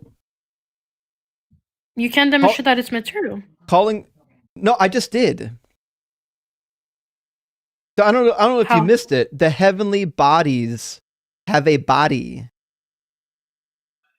There's a different substance that the heavenly bodies are made of. It says that in 1 Corinthians 15. I just read it. Jesus's body, his glorified body, is in fact still a body up in heaven. That's what he has right now, a glorified body. Does Paul know what it's made of? No. But we have documentation from the ancient Mediterranean that this idea that the heavenly bodies were still physical bodies, we just don't actually know what the material is. We've got lots of literature that talk about that. This isn't like a difficult thing. Like, and I'm not inventing this. Like, literally just read an actual academic study Bible or an academic commentary and you'll find this out. Like, forget what the church says. Read what an actual academic has to say about it who's referencing literature, comparative literature from the time period. You know, I know that you and I are both really genuine people, and I feel like because we have this barrier in how we read texts, I feel like this isn't going to go anywhere, and I don't want to waste your time. I know that your time is precious. So if you want, we can talk about another topic. Like, if I know that last time we discussed 2 years ago, it was about Jesus being the angel of the Lord. If you want to discuss that, we can now. But if you want to let someone else speak, I just feel like we're not going to go anywhere, because I really believe that I should look at the Church Fathers' interpretation and look through the text, and you really are not going to change your mind about how you just need to read the text and literally just understand what the text is saying. Well, the Church Fathers aren't important unless Christianity is true, specifically if Catholic Christianity is true. So you'd have to demonstrate that Christianity is true, but I don't think you could do that. I would, however, love to talk about the Trinity. I don't need to do that. When I read Jewish texts, I don't believe in Judaism at all. But I am going to go read rabbis' really ancient commentaries, because I know that those are very close to the source. I know that those are very much going to enlighten me in a lot of things that I couldn't think about. And I'm not Jewish. So I expect people, when they're reading the Bible and the New Testament specifically, to go look at Church Fathers' commentaries, not their own interpretation. I feel like this is, maybe this, you can say this is an argument from authority, but I think this is a valid argument from authority. I mean, only if you think Christianity is true. No. Also, only if there wasn't like a huge divide of opinion. Like, on a lot of these subjects, like, you can turn church father and I can turn church father, and they're going to say competing things. So going to the church fathers isn't always helpful. Like, even going to the rabbis isn't always helpful, because they disagree a lot. But there's a lot of things that they do agree on. The things that they do agree on, I think, is the helpful part. But I would love to talk about the Trinity, because I think the Trinity is like the biggest problem for the angel of the God. Lord. What we were talking about in the Nemesis was the angel of the Lord. And you said that you don't believe Jesus is the angel of the Lord. No, I don't. I also don't care. But I want to talk about the Trinity. Um. Okay. Okay. So premise number one of my argument is that you can't be 100% of anything unless you're identical to it, right? I. Okay. Yeah. The law of identity. Right. Exactly. if you're not 100% that thing, then you're not identical to it. That's all I'm saying. Okay, so you can't be 100% of anything without being identical. Got it. We'll say to it. Easy enough. Premise number two, to be identical to God, you must have all of God's attributes. You could say essence, whatever you want to say there. You agree with that one? Can you repeat, please? Yeah, to be identical with God, you have to have 100% of its attributes. I don't. This is too vague for the Trinity philosophy. So, for instance, I would agree that you have to have 100% of God's attributes, but if you're going to bring up their personal attributes, because we're going from the fact that we are talking about a Trinity, so the Father, Son, and Holy Spirit, we believe that they have different personhoods. So I agree that they all have the same attributes, which are love, goodness, justice, etc. They have 100% of that, but what I don't agree with is that they 100% have each other's personal attributes. So which attributes are you talking about? I didn't ask about personhood. Which attributes are you talking about? The attributes that you're required to have to be considered God. What attributes do you need in order to be considered God? Oh, so God's attributes. So God's love, God's justice, God's goodness, not their Anything else? personal attributes, right? Anything else? Well, a lot of things, yeah. Okay. Power. Okay, so we would say I'm going to do like a clause under premise 2. And we're just going to say attributes include. Some of the attributes, could we say omnipotence? No, because God's God. So something could be God, but not omnipotent? Well, I just don't know if attributes is the right term, but yes, you could say. I mean, you call it whatever you want. Essence, nature, attributes, characteristics. Which word fits your preference? I would say those are. Yeah, okay. Omnipotence is fine. Okay. Okay, so we need omnipotence. We would also need omniscience, right? Yes. Okay. So omniscience, omnipotent, and then we would say, I mean, I'm not going to do omnipresent because I don't think that's required to be a god. I don't think the Bible even teaches that. But we do need omnipotence and omniscience. Anything else? Those are like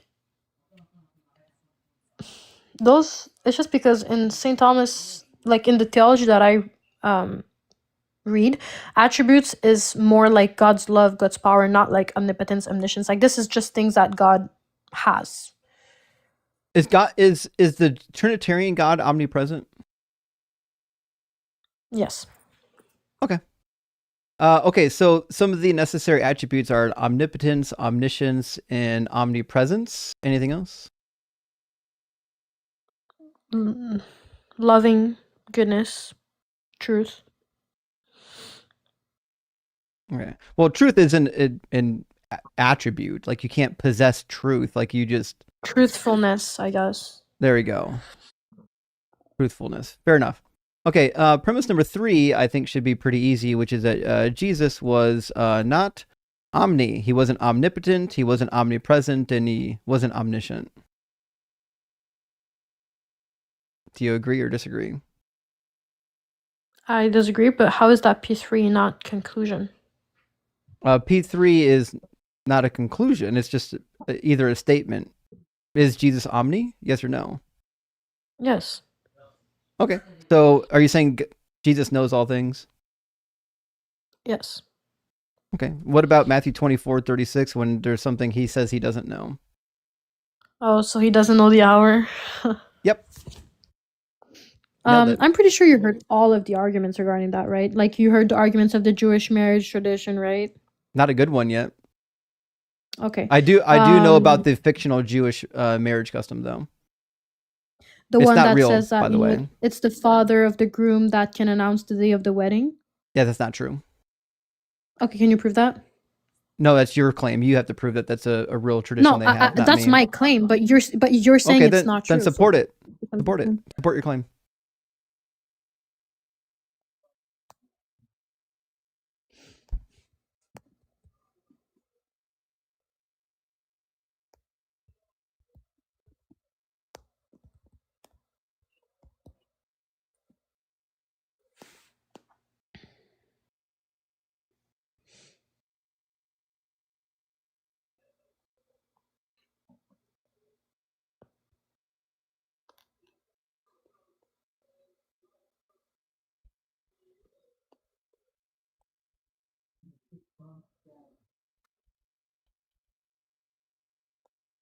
It's a silly apologetic. It's not going to help you. I've already been through this with others. Well, there is a lot of reason why Jesus says that he doesn't know the hour. But I just want to say, and again, you're not going to agree with me because we disagree on how we are to take words. But no, in this context, even if I put aside the Jewish marriage argument, no in this context does not have to mean knowledge. When St. Paul in the Bible says, I know no one but Christ, does that mean that he doesn't know anyone? Okay, come on. No, knowledge isn't knowledge now. Words have no meaning to you, do they? No, wait. When St. Paul in the Bible says, I know no one but Christ, does he mean that he does not know anyone but Christ? Like he doesn't know anything? No, this is where like it's really frustrating that Christians aren't capable of picking up on metaphors. Every time there's a real metaphor in the Bible, like it goes completely over your head. But every time Jesus says something that's inconvenient, now it just doesn't mean what it is, even though there's no metaphor being employed here. So all he's saying is that he gives a literal list of things to look for when he comes back. He says, all these things are going to happen before I come back. In fact, he even says that it's going to happen within this generation, which he was wrong again. He got that one wrong because obviously he doesn't know the future. But also, after the entire list of saying, hey, here's what to look for when I come back, he says, but about the specific day or hour, listen, nobody knows the specific day or hour, not even me, only the Father in heaven. Why in the world would I read metaphor into this? Okay, I read that it's a metaphor because of other Bible verses. Again, that's why you need to read the entire Bible. I've read the entire Bible. Give me the actual rules of grammar in this passage that would lead me to believe that this is a metaphor. What does it mean that God has, like the Father has knowledge, but the Son doesn't? What's it a metaphor for? It's a metaphor for for Jesus's humility. No, certainly not. Oh, okay. I would. Why not? No, I don't have to prove it. I'm rejecting your claim. You know, so when you make a claim without any evidence or support, I can just reject it. Like if you don't support your claim, it's not on me to say that I have to now go disprove your claim. You don't have to disprove baseless claims. You have to give support. What's the support in this passage? No, I'm not asking about Philippians. I'm asking about Matthew. What's the support in Matthew? What's the support in Matthew, verse 24, chapter 24, that there's any metaphors going on? It doesn't have to be. There does. Yes, that's how metaphors work. I don't know if you know this, but metaphors have a direct context. Like we can tell when a metaphor is being employed. So what you're going to say is, verse 35, not a metaphor. Verse 37, not a metaphor. Verse 36, that's a metaphor. That's the one. And the only reason why you're saying that's a metaphor is because you don't like what it says. No, it's not because I don't like what it says. It's because it's not in line with what other of the text says. You know, you don't just read a phrase. You read the entire context. You read the entire book. Then show me where Jesus says he does know the day or the hour. Well, I don't need to show you this exactly, but I can show you a lot of places. Like, for instance, everything that the Father does, the Son does also, and also So says in the what? Bible that everything that the Father knows, that everything that the Father has and knows, is also transmitted to the Son, and Oh it also. no. It doesn't say that everything the Father knows, the Son knows. He does say, I only do what I see my Father in heaven doing. He does say that. But nowhere listen, you could be the first one to prove me wrong on this. Maybe there's a passage I forgot about, but I don't know of a single passage, and I've read the Bible a lot, where Jesus says, everything the Father knows, I know. I didn't say that. I said there's a verse, in the verse it says, everything that the Father does, the Son does also, right? That has nothing to do with knowledge. Okay, so does thinking not an action, a doing? Thinking is an action, but you don't believe that God thinks. So Well, now all of a sudden God does things. Isn't it interesting how your metaphysic really changed the minute you read the Bible? Isn't that weird? No, because we're not talking about Jesus. We're talking about Jesus as a human. So obviously, when Jesus was human, he was. Does the Father think? Well, not like I quoted you Isaiah earlier. Not the same way that we do. He says, okay, so, I do not think how you think. I do not do my ways as you do. Oh, so then what's he doing? Listen, if Jesus is only doing what he sees his Father do in heaven, what's his Father doing that Jesus is able to replicate here in the physical world? The omniscience, the omnipotence. Unfortunately, that's not a thing that you're doing. You're not doing omniscience. You are omniscient. Yes, you can. It could be a characteristic, but it can't be something you're doing. Okay, well, God shows through his effects a lot of love to us, the same way that Jesus has. No, you just told me that God does. You already told me God doesn't have love like we have love. So Jesus is showing love has nothing to do with what God in the Father in heaven. You said what humans are doing, us in the corporal. Jesus is God. But Jesus is God. Oh, he's not God. If Jesus is God, that means his expression of love is different than the Father. But you just said that the Father's expression of love is different than what we have here in the physical world. I didn't say the Father's. I said God's. Don't change my words, please. I'm sorry. Do you think that God the Father and God the Son are identical? I think they're identical in essence. They are not identical in person. No, you don't think they're identical in essence. My argument, in fact, makes that impossible. The reason is, all I have to do is ask you what essence is, and your whole argument collapses. What do you think essence means? What a thing is. No, what does the word essence mean? What a thing is. That's what it means. No, it's the definable characteristics of a thing. Like something's essence are its indispensable characteristics that make it that thing. I mean, okay, so if I tell you that I have a ball, okay, it's characteristic. It can be round. It can also be another shape. Is that going to change that its essence is not a ball? Right. Again, you've just described characteristics. Like you want to use the word essence as though it's a substance, and it's not. So essence refers to the nature of something or its characteristics or qualities. So a ball has the essence of being a ball. And as it turns out, my syllogism, which I still have written down here, you could literally substitute the word attribute for essence. You could say you can't be 100% of anything without being identical to it. To be identical to God, you have to have 100% of its essence, and essence here is synonymous with characteristics or attributes, which means my argument demonstrates that Jesus doesn't have the same essence as the Father. Again, I have every right to think that those words don't have to be taken literally, because in other passages, there are similar... sorry? Words don't mean words, like we always say. Just because you think something literally doesn't mean that I have to. What? No, what? You haven't given me a single reason to believe that these words are metaphors. Because you believe that the verse previous to it, the verse after it are metaphor or not metaphors. Just this one verse. This is the only verse that's a metaphor. And your only reason for it being a metaphor is you don't like what it actually says.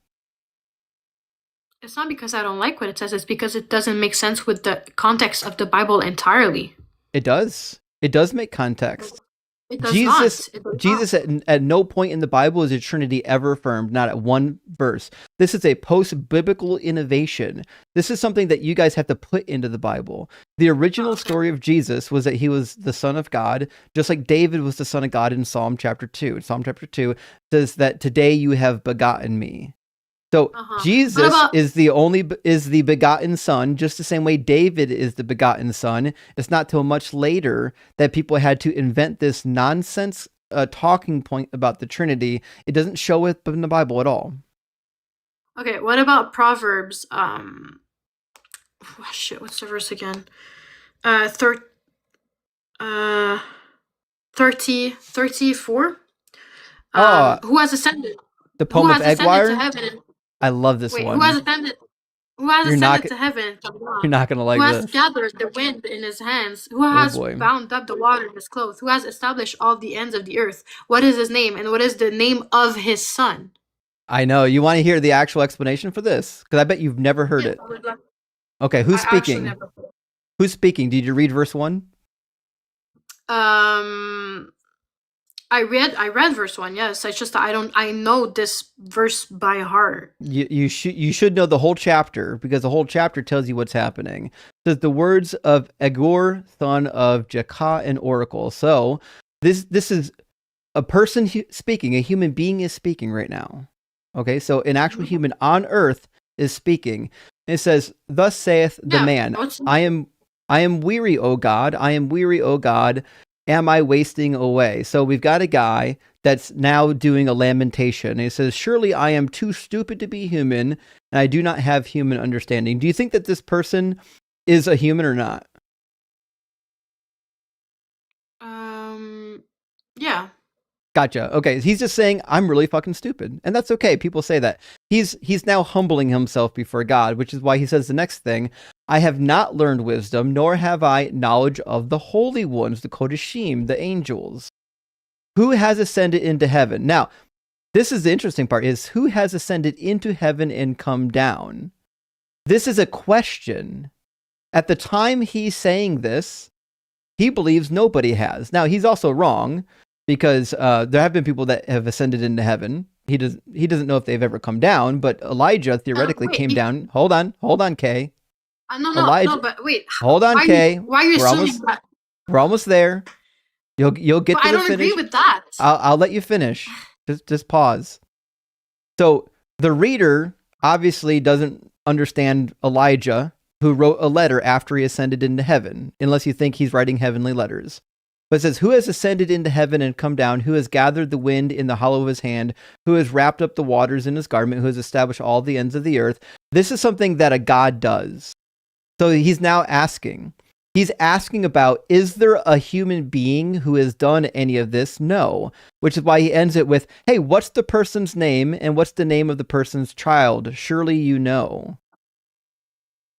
So the other thing, if you read this in the Greek Septuagint, which I bet you like the Greek Septuagint a lot, because that's the only way you can get to any of the prophecies that are in Matthew. In the Greek Septuagint, it literally says children. It says, what's the name of this person and what is the name of his children? Can I just say that I disagree with what the presupposition that you made, that when I asked the question, can you go up a little bit on your screen? Mm-hmm. When you say, who has established all the end of the earth, you claim that you interpret this verse as him saying that there is no God, or that this doesn't exist. Because in the latter, when you come after, you weren't listening. Yes, you said that. You said he's asking a question because he's lost. He doesn't believe in a God. No, I didn't say any of that. Nope. None of those words left my mouth. So can you repeat what you said exactly? Yes, what I said exactly about those What I said exactly is that this guy is suggesting that God is fundamentally different from man, and he hasn't even achieved knowledge and wisdom of mankind, much less knowledge and wisdom of the divine. That's why he says, I haven't even achieved the knowledge of man. And then he says, I have no knowledge of the holy ones. He's just abasing himself to God. This is a lamentation. He says, hey, who's ascended to heaven and come down? Obviously, the person who has ascended to heaven and has come down would have knowledge of the holy ones. He's saying, listen, humans don't have knowledge of the Kodashim. They don't have knowledge of the holy ones. Who has gathered the wind in the hollow of his hands? Obviously not a human.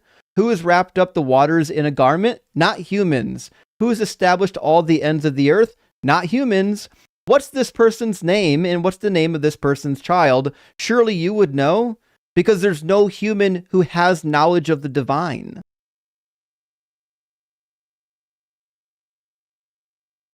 Okay, how does that disprove my point? To me, that's talking about God and Jesus. It's not talking about Jesus. It doesn't say God's son. Of his son. It says It says the name of a person's son. It's not talking about God's son, which is why the Greek Septuagint also says children. What's the name of this person and the name of its children?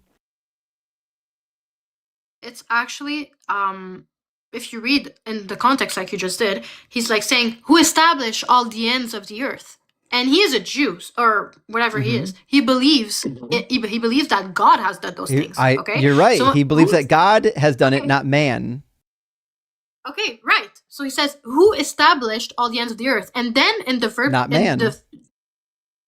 Okay, right. The answer to every question he asks is not a man. Every question he's asking in verse 4, the answer to the question is that there is no man. Okay, that's exactly what I'm saying. When it says, what is his name? It's talking about God. What is his name? It's God. No, and what is the name of his son? Which nope, disagreed. Why? He's asking the name of a man who has done this. The answer to every question is about whether or not there is a man who has ascended into heaven and come back again with the divine knowledge. Is there a man who has done these things? And the answer is no. That's why he says, hey, if there is one, give me its name. I want to go find him. I want to go talk to him. I want to attain knowledge. I don't agree. The whole point of this, well, you disagree with the scholars then. So the whole point of this passage is to determine if there's a difference between the divine knowledge and human knowledge right now. And he's saying, I don't have either. I don't have human knowledge, and I definitely don't have divine knowledge. It says, who has established all the I'll show you. I'll bet you $10 my Catholic Study Bible agrees with me.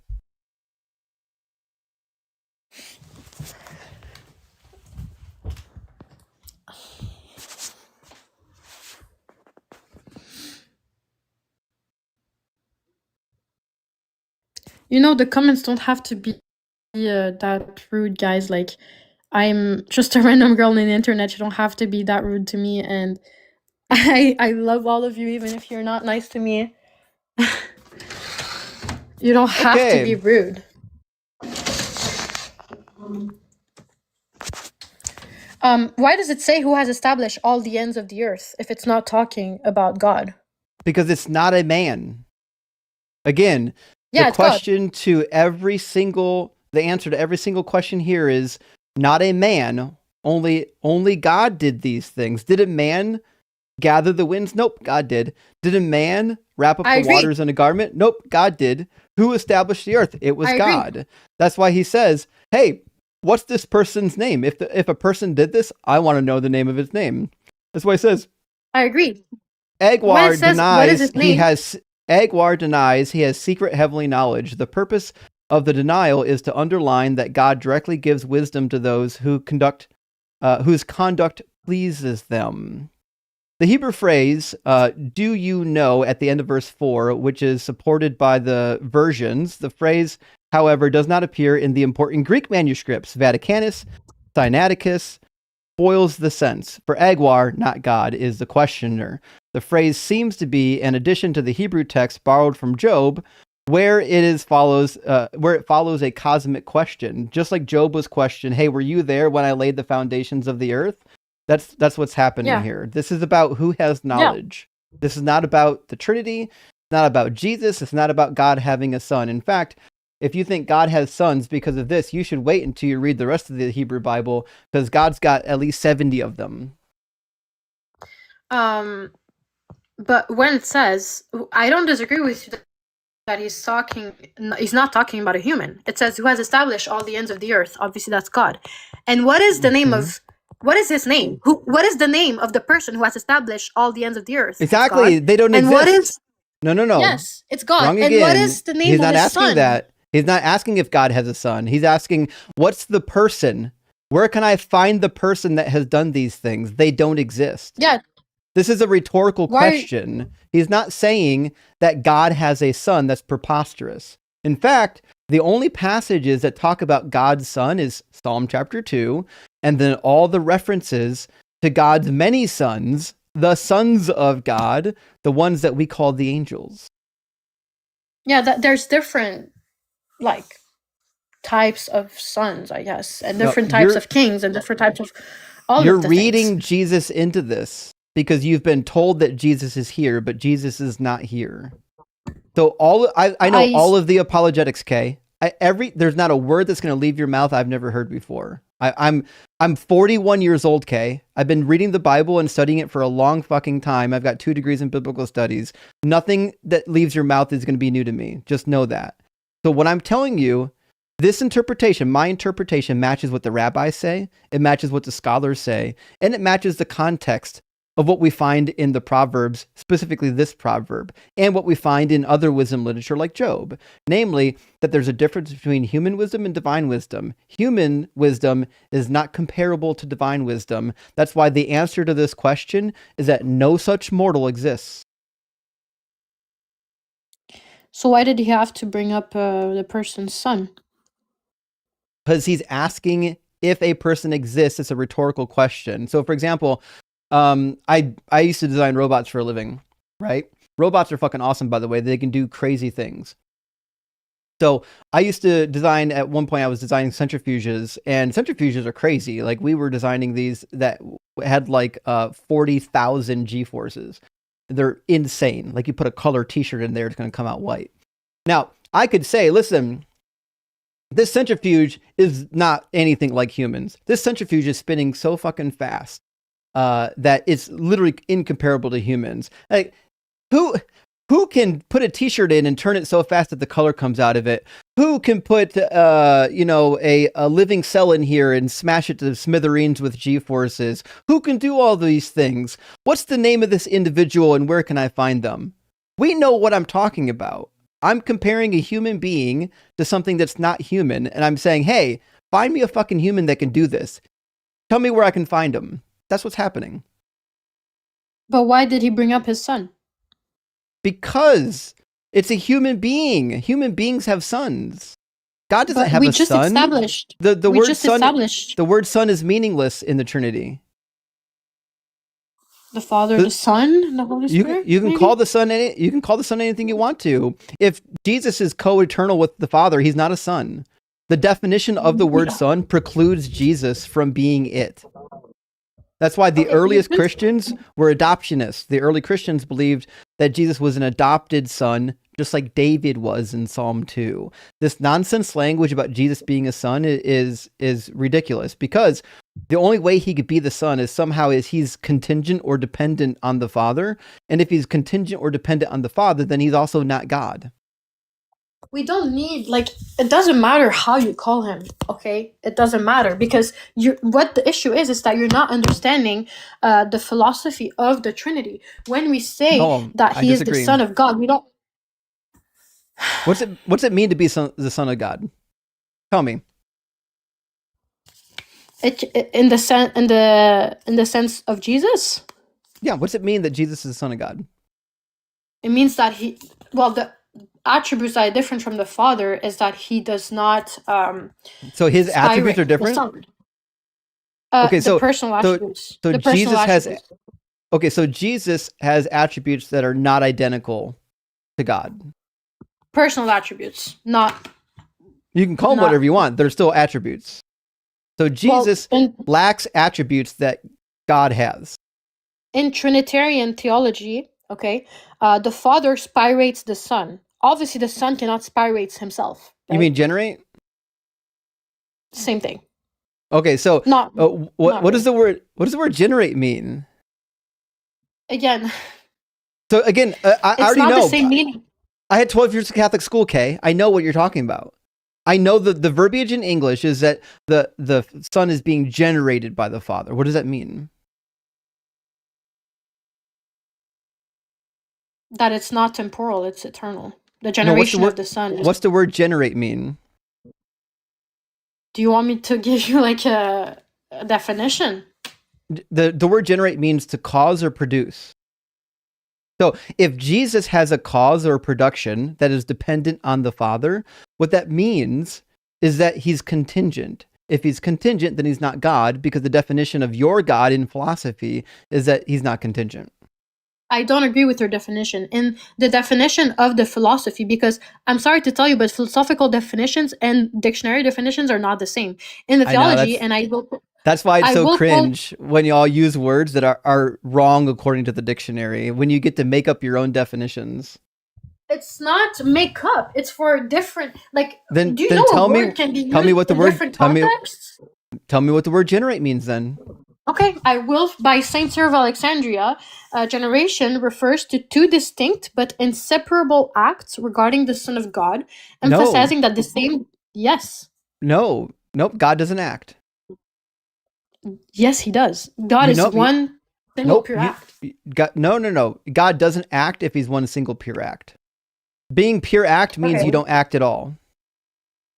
There's no distinction between purely actualized and nothing happening. It's identical, same state. Okay, I'm really sorry. I have to go somewhere. I'm really sorry. Fair enough. I'm really sorry. Someone's here to pick me up. Well, I mean, you were here for like 2 hours. I mean, you can't be expected to talk all night. Right. But look, I am still willing to talk to you again. I really like you, Justin. I don't know if you believe me, but I really like you. I think you're a genuine, real person. Although we disagree on a lot of things. And I will come back because I did come back. And I really want to thank you for your time. And I really do wish that one day we can agree on at least, how we interpret words. Well, unfortunately, you and I will never agree on the interpretation of words, because my philosophy is always going to be that words mean what words mean. Also, another question. Do you ever did you write a book or anything? I'm writing one right now. In fact, my goal is to complete it as soon as possible. I'm pumping out a chapter a week right now. It's going to be on your least favorite subject, which is how Jesus didn't fulfill a single prophecy from the Hebrew Bible. This is our first debate topic. And by the way, after we talked about this, I have read more about it, and I have more things to say to you about it. So if we could keep in touch so I can talk to you about this again, like whenever we're both ready with arguments, and so we can have that in place, that would be really great. I'll be around. Thank you so much, and have a good day. And I know you don't believe in God, but God bless you. All right, have a good one. We'll say she's passionate, at least. So for those who weren't here 2 years ago, the first time I chatted with Kay, we chatted for like another 2 hours then. She was just as headstrong as she is today. But we did, so people don't know, because a lot of stuff happens behind the scenes. We actually conversed a little bit behind the scenes after that. And she's a genuine individual. I think she's just young and maybe a little bit too enthusiastic. But I mean, it does happen when you're young. I remember being young and thinking I had really good arguments and not being patient enough to really defend my argument properly. Just one of those things. And also, I think philosophy has ruined her thinking, unfortunately. There's a lot of good things you could do with philosophy. Defending the biblical God isn't one of them. Texas, thank you so much for the $20 super chat. Says, do you like peanut butter and M&Ms? Just sending money. Well, thank you so much, Texas. I really appreciate that. And I love peanut butter M&Ms. To me, like peanut butter M&Ms are so good. that the regular M&M doesn't need to exist anymore. Like, we can just get rid of it. We don't need it. We can just only do the peanut butter M&Ms and we're good. Good question, though. Buget says philosophy, more like fill word limits. Boring. I know, it's boring for a lot of people. But I would say this. K is interesting enough that we can do some philosophy and not bore everybody to tears. In fact, I think we held a pretty good audience on TikTok for doing a philosophical discussion. And what do we do? How do we do on YouTube? Let me see what we're at right now. Okay. Cats are coming in to attack. Okay. Hey there. How you doing, kitty? Yeah, we're doing pretty good on YouTube. So the audience must like K. Or at least like listening to K. Cruisin says, Doug 420, for truly I tell you, a Christian will contest Isaiah 53 in the near future. The prophecy is spoken. Doug is God. Simply wet for Justin, rock hard for Sharon, and gay for Doug. I like the mixing of terminologies there. Big W, Cruisin. I appreciate that. And Reverend Nate, my friend, thank you for the $10 super tip. Says premise 1, Messiah prophecy requires lineage via David. Agreed. Premise 2, Mary was a Levite. Agreed. Premise 3, Joseph was of David. Agreed. Premise 4, God wasn't of David. True.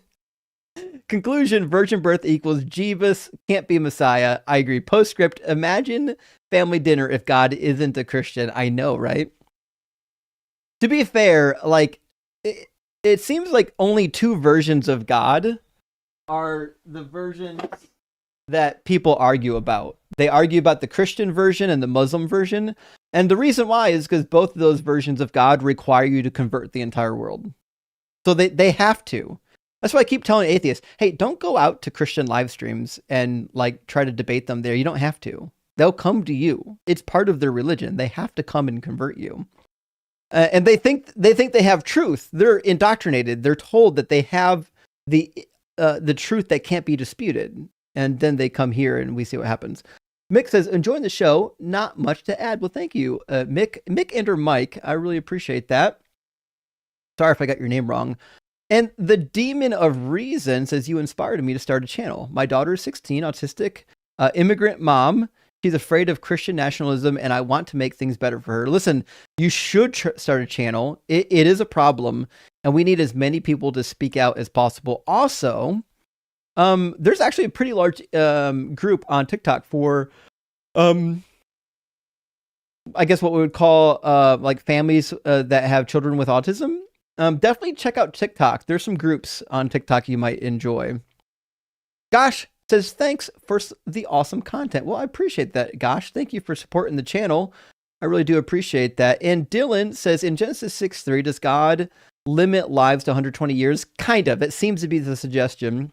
Because he stays lying in Genesis 23:1, 25:7, 25:17, and other places where people live over 120 years. Rock Harvard, like he does. So it seems to be a general prohibition. And here's how I've always viewed it, even as a Christian. So the prohibition against living over 120 years probably was a tradition that is anachronistic. It probably existed at a different point in time, maybe closer to the time of Moses than it did at the time of Noah. And when they put it in the story, they didn't know where to put it, so they just put it there, right? Because there is a point where the patriarchs stop living past 120, and that's usually Moses. Moses is usually kind of that cutoff point, right? So there's definitely a case to be made that originally that 120-year cutoff was more related to the Moses Exodus story than it was to the Genesis story. Dr. Joe, good to see you tonight, says, I don't want to tell apologists and evangelicals your job, but someone needs to be their Holy Spirit and say this. I'm a better Christian than you. Has never converted or reconverted anyone. I know, Dr. Joe. Or, there are Christians in here right now shouting, screaming at the rooftops that I was never a real Christian, as though they think that makes my arguments invalid. What it tells me that they've never read the Bible. That's what it tells me. Good to see you, Dr. Joe. Hope you're doing well. And the Greater Fool Band says, even otherwise, smart people will bend all the way up their own butts to make the book say something other than what it says. It's kind of remarkable. It really is. The fact that so many Christians, as Mr. Dede says, excusologists or excusagists, they spend most of their time addressing what they wanted to say rather than what it actually says. Chip says, so glad I was never this brainwashed when I was a Catholic and I got out 25 years ago. Holy shit, it's been a while, Chip. Rock hard for Doug, simply for sharing. Well, I didn't realize you were in the Catholic variety, but I'm glad you got out. Although at least the Catholics added purgatory in there to kind of diminish this whole hell notion.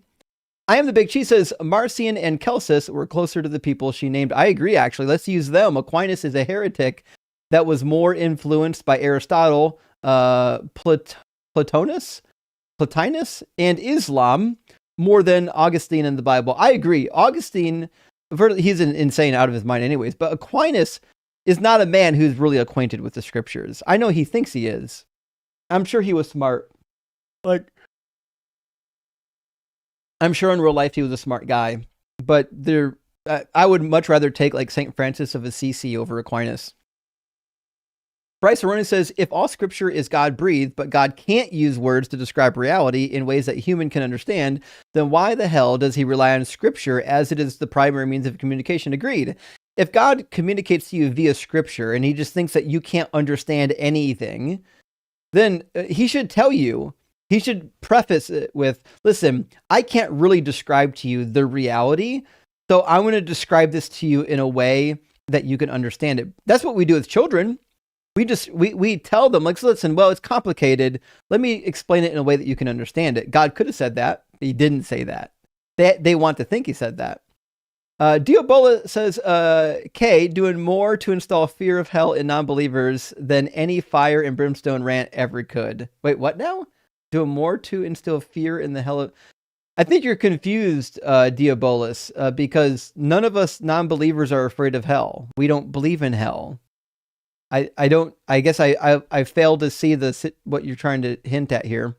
Bryce Horton says Christians will run to scripture to justify everything they believe except when the scripture invalidates their belief. Nailed it. That's when all of a sudden it's unreliable and doesn't mean what it says. The minute their worldview contradicts the Bible, I'm going to point it out and you know what's going to happen next. They're going to say, nope, doesn't mean what it says. All right, friends, I've got, I think, 4 super chats and then we're going to get our next guest in here.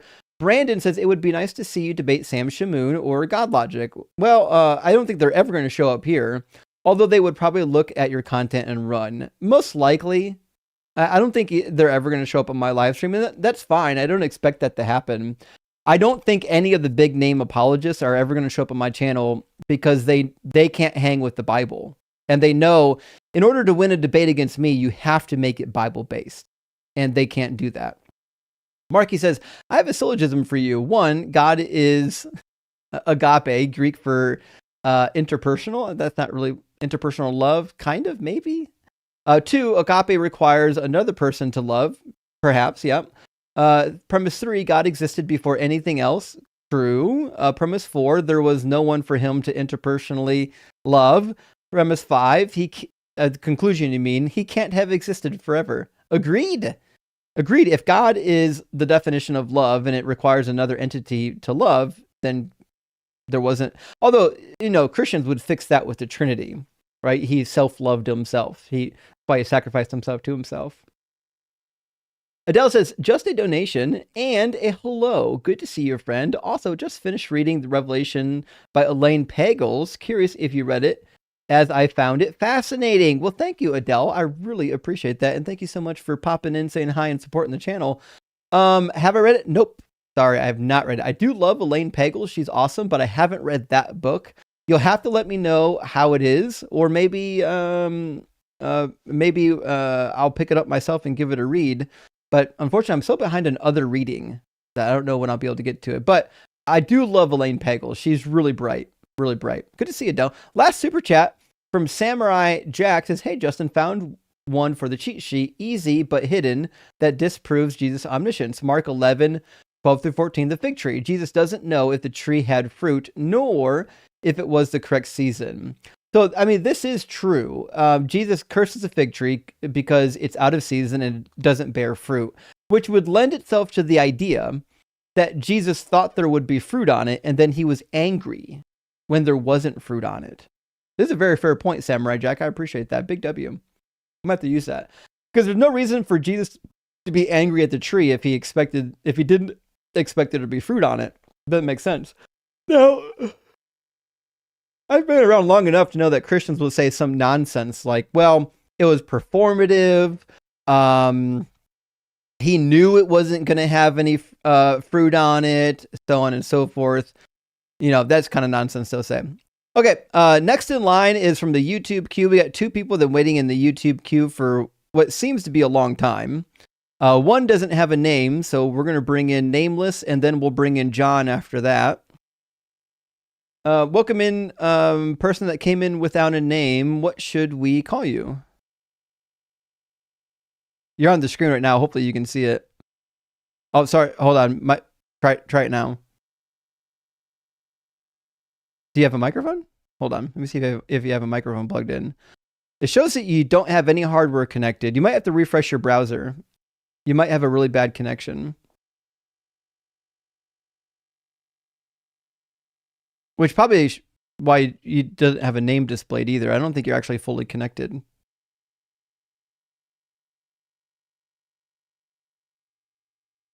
Yep. I'll just hang up here. I'll just hang that up. Go ahead and reconnect. We'll get you back up here in a minute, and we'll talk to you. Okay. Well, I guess we'll grab John next then, and then when that guest comes back, we'll bring that guest back.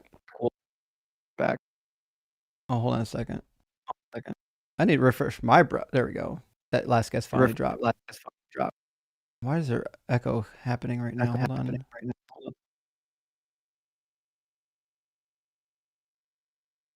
One second. Let me look at the settings. All right, John, can you hear me? John? Do you have a microphone plugged in, John? What is happening? I'm going to refresh my browser just to be sure. This is a really weird connection.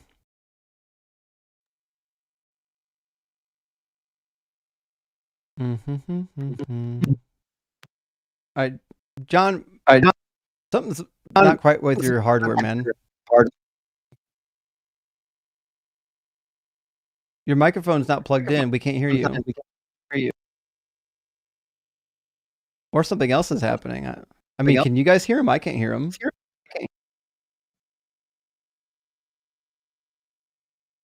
No one can hear him, right? Okay. I don't know what to tell you, John. Something's going on with your hardware. Try your computer if your phone doesn't work, or try your phone if your computer's not working. Okay. Well, we'll grab the next one. Let's try 15 Blows. Welcome in, Blows. Hey, what's up, man? And not too much. How you doing? Fairly good. Thank you. Well, I guess the first 2 questions. Do you have any Wi-Fi? You've got 3 red bars on your connection. A lot of people with bad connections tonight.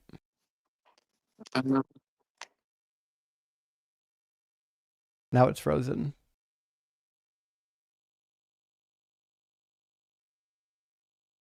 I wonder what the reference 15 blows means. Okay, well, they're gone. Well, let's bring in Mark from Ohio.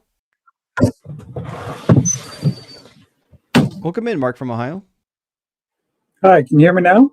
Yeah, Mark's got good working hardware. How you doing? Good, thanks. Mark, are you at least 18, and do you believe in God? Yes and no. I'm a friendly. Oh. I just wanted to say how I love what you're doing, and I had a question about the cheat sheet. I wanted to make sure it was okay that I copy and paste into my arguments on Facebook and stuff. Yeah. In fact, so I developed the cheat sheet hoping that people would use it in their arguments. Like that's the goal, is to help people have the best arguments possible, you know? That's good. And then come back and let us know how it worked. Okay. it's been working.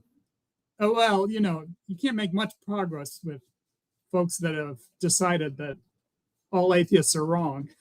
Right. Yeah. And words don't mean words and stuff like that. Yeah. Yeah. Yeah. It's hard. As a non-believer in Ohio, I'm wondering if you'd be interested in a convention here in Ohio sometime. So we're talking about the board of directors for our nonprofits talking about putting together what we're calling the Midwest meetup. But I'm also looking at doing just an Ohio meetup as well. So we're looking at getting one done. Yeah. Cool. All right. For sure. All right. Cheers, friend. Big W, Mark from Ohio. Let's try John again. Let's see if John is able to. Hello. How you doing, Can you John? hear me? I can hear you now. Yeah, you can hear me.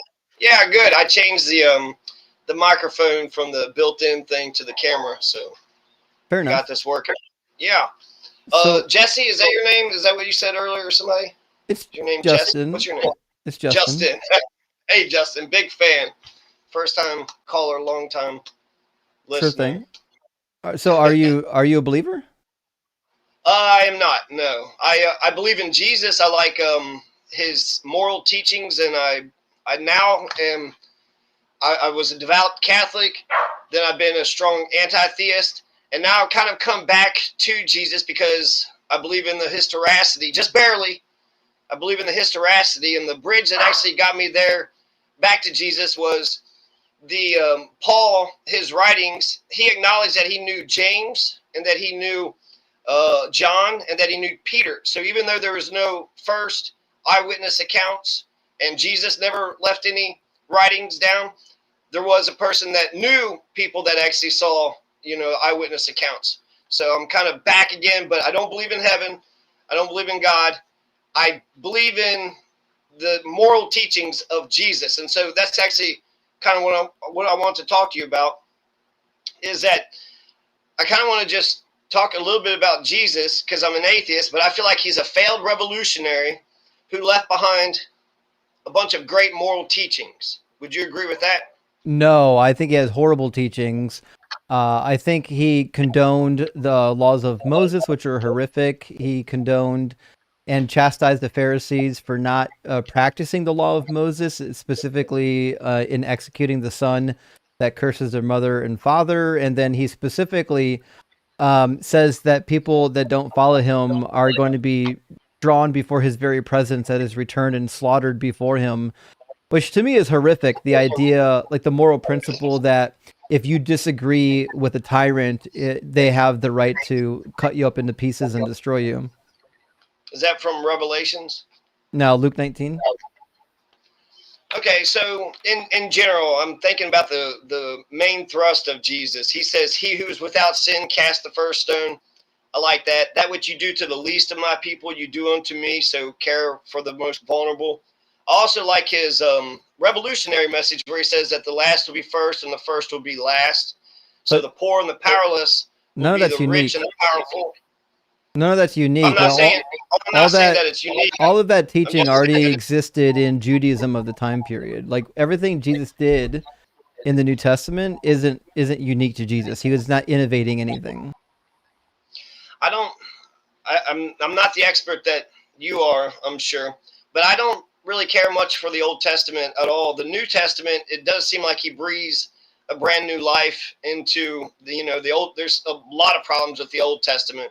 But there's the Beatitudes. I like the Beatitudes, the Sermon on the Mount and on the Plain, the Golden Rule. Are you a Golden Rule kind of man, or do you think that's a good thing? That's from the Hebrew Bible. Jesus didn't invent that either. I'm not saying it's unique. I'm just saying that he's a failed revolutionary who left behind a bunch of great moral teachings. And then the Good Samaritan. I don't believe anything in Jesus' teachings are unique or special. We don't need Jesus to get these teachings. We already had these teachings in a lot of the surrounding cultures. And again, you're ignoring the bad parts. You're ignoring the part where Jesus says to follow the law of Moses. So therefore, whoever breaks one of the least of these commandments and teaches others to do the same will be called least in the kingdom of heaven. But whoever does them and teaches them will be called great in the kingdom of heaven. And you know as well as I do that the laws of Moses are horrific. Yeah, there are a lot of terrible laws of Moses. I'm not sure if I can argue against you exactly on that, but there's you're saying that Jesus isn't different than Moses. You're saying that he's because it seems like he says he's fulfilling the law of Moses, but he's also introducing different concepts. I mean, Moses he says it's okay to genocide. Where does Jesus say it's okay to do genocides? The law of Moses. If he says to follow the law of Moses, that endorses every law of Moses. Deuteronomy 20, when you go out to war against your neighbors, and then it includes genocide. If we just use the golden rule, okay. Well, how about? Well, let me ask you two questions. Golden rule is not going to help you. Golden rule comes from the Old Testament. Leviticus 19:18. It will help me because even if you say that the golden rule is good today, it is good today. There's a lot of people that don't believe in the golden rule, and it's just logical. It just makes sense. You shouldn't hurt somebody else. The golden rule is irrelevant because you don't need Jesus for that. You don't need Jesus to tell you the golden rule. And again, it already existed within Judaism. I'm not saying any of this is unique. I'm just saying he's a failed revolutionary that left behind great moral teachings. Again, you haven't demonstrated what's great about it. And again, you still haven't addressed the fact that he also has horrible teachings. If I cooked you the most amazing 5-course meal, but the dessert was toxic, did I cook you a good meal? No. How about this? I'll write down the things that you say are terrible about him, because the main thrust of Jesus is to treat people good. He says to care for the distressed, to free the captives, to feed the hungry, to clothe the naked. These are all good things. So what? We already had those in Judaism. So again, what do you mean? So what? Okay, let me ask you a different question. Nothing that Jesus teaches is unique. You don't need Jesus for any of this. You literally could just be a Jewish person, and you have all the same teachings. You don't need Jesus for any of it. If I was to say the Bill of Rights is a good thing, I'm not being unique when I say that, but that's still an assumption that I am based on, and I know a lot of people that don't know any of the Bill of Rights. I know a lot of people that don't believe in the golden rule. Do you believe in the golden rule? Yeah, and it has nothing to do with Jesus. But you do believe that the golden rule, that's something you've adopted in your heart. You think it's logical and that it makes sense and that it's a good thing. Yeah, and I realize that you're desperate to be on your script. I don't know why you're doing this right now, but again, just because I don't disagree with everything Jesus taught doesn't mean I think he's a good teacher. I was just asking if you believe that the golden rule is a good thing, and I appreciate you answering that question. So then if you started off from a blank slate, I would think that picking up the Beatitudes. John, what does this do for you? Well, why are you trying to defend Jesus even though you don't believe in this clown? Do you have Christians in your family and you're afraid to say you're an atheist? What's happening? No, I'm an atheist, and there is no God and there is no heaven. I mentioned that earlier, and I'll say it 20 more times if you want. It sounds like you're lying, actually. There is no person up in the clouds looking down on any of us. When you die, that's it. You just do me a favor. Do me a favor and just commit blasphemy of the Holy Spirit. Just say that Jesus is a liar and a fraud, and that he's dead in the grave right now. He is dead in the grave right now. And he's a liar and a fraud. Well, I don't know. I'm not there yet. So, okay. Yeah. Okay. So, what's your motivation? Why are you on an atheist live stream trying to defend a guy who's dead? No. Okay. Yeah. Great. Okay. So, I watch you debate kind of dumb religious people all the time, and that seems like it's low hanging fruit. And so it seems like if you actually wanted to have a good, conversation / debate, you would want to talk to other people that are similar, other atheists that are educated, and then maybe there's some, disagreements. I don't know. With the historicity of Jesus, do you believe Jesus was a real person? Because do you think that atheists can be low hanging fruit too when they have bad arguments? Yes, of course they can. And do you think that you're low hanging fruit? No, I don't. I think you're a little rude and you're not listening to what I'm trying to say. I listened to every word. I'm still waiting for an answer. What's your motivation? Why are you trying to make apologies for Jesus when he's dead? I'm going to go ahead and just answer my question or ask the question. Nope, you're going to answer my question. If you haven't adopted the moral teachings It's of crazy Jesus, that it's crazy that he's up here, thinks he's not going to answer my question. You're just as dishonest as the Christians. It's like, oh no, let me take over your live stream. Oh my gosh, you're a bully if you don't let me take over your live stream. Oh no, John, are you okay? No one, you're muted. Your screen says you're muted. You should try reading the screen. No one can hear you. You can talk all you want. No one can hear you. No one can hear you. What? There he is. He thinks the atheists are low, or the Christians are the bad mouth, low hanging fruit. Just to be clear, John thinks the Christians are the problem. So we got a guy up here who wants to take over my channel and have a discussion that's not on topic, and he's mad at me that I won't let him do it. Do you think you've represented yourself? This is embarrassing right now. See, there's like, I don't know, there's probably almost 3,000 atheists here watching right now. And I feel like you're giving atheists a bad name. I think this makes atheism look silly and pedantic and childish because you came up here pretending to be educated, pretending that you're better than the Christians, and then you act just like them. It's embarrassing. Again, you're muted. I have no good reason to unmute you right now. You're not even opposition. You're just an atheist that thinks they're educated and then they're not.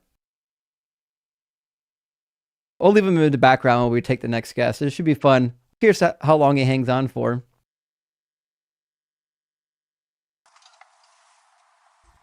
Welcome in, Yaakov. Welcome in, Enterprise. Like simping for Jesus and atheists, that is wild shit.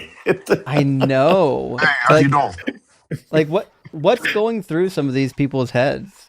Like it's that the is weirdest crazy thing. work. Crazy work. Hey, brother, I want to say quickly, there was a guy earlier called Nick SWV. Yeah. He's a Trinitarian, and he's actually one of the better Trinitarians. Just look out for him next time because I think it could be a really interesting chat. Oh, so Nick is like, is he a Catholic Trinitarian or a Protestant Trinitarian? Like what kind of? No, I don't think he's a Catholic, but he's definitely a Trinitarian. But he's a pretty decent debater, and he's got some good shit on the topic. So I would love to see you cook him. Plus, he had about 150 people like begging to get him up here. So yeah, I love it when like I'm in the middle of talking to someone and they're like demanding that I drop the guest and bring somebody else up. It's like wild. That usually tells me that they're going to come up here and act like a clown, like this John Masters guy that's still crashing out on silent. And he's still going at it. He does not stop. I know. He can't really think that anyone can hear him, can he? No, it's crazy. He doesn't. This is wild. This is definitely a clip, bro. Wait, when you clip this though, does it show the YouTube feed or no? Or does it also blur it out? It'll show the YouTube feed. Oh, perfect. This is perfect. All right, you got to get this clip though. This is why he's still going. Oh my God. Oh well. Anyways, thanks for the heads up. That's all I did. I'm all good, brother. Things are good. How's your new year been? You know what? I can't complain. You know, it's been right. We got some snow. You've probably heard me say before, I don't mind the cold weather, but if it's gonna be cold, it better fucking snow. At least give me something pretty to look at. So we got some snow, so I'm happy. I'm okay. Oh, actually, I do have a quick question, by the way, since we keep seeing the guy crash. Psalm 67, is it about Jesus? Do you mind pulling it up for a second? Yeah, let me pull it up. Yeah, it's specifically verses 6-7. You motherfucker.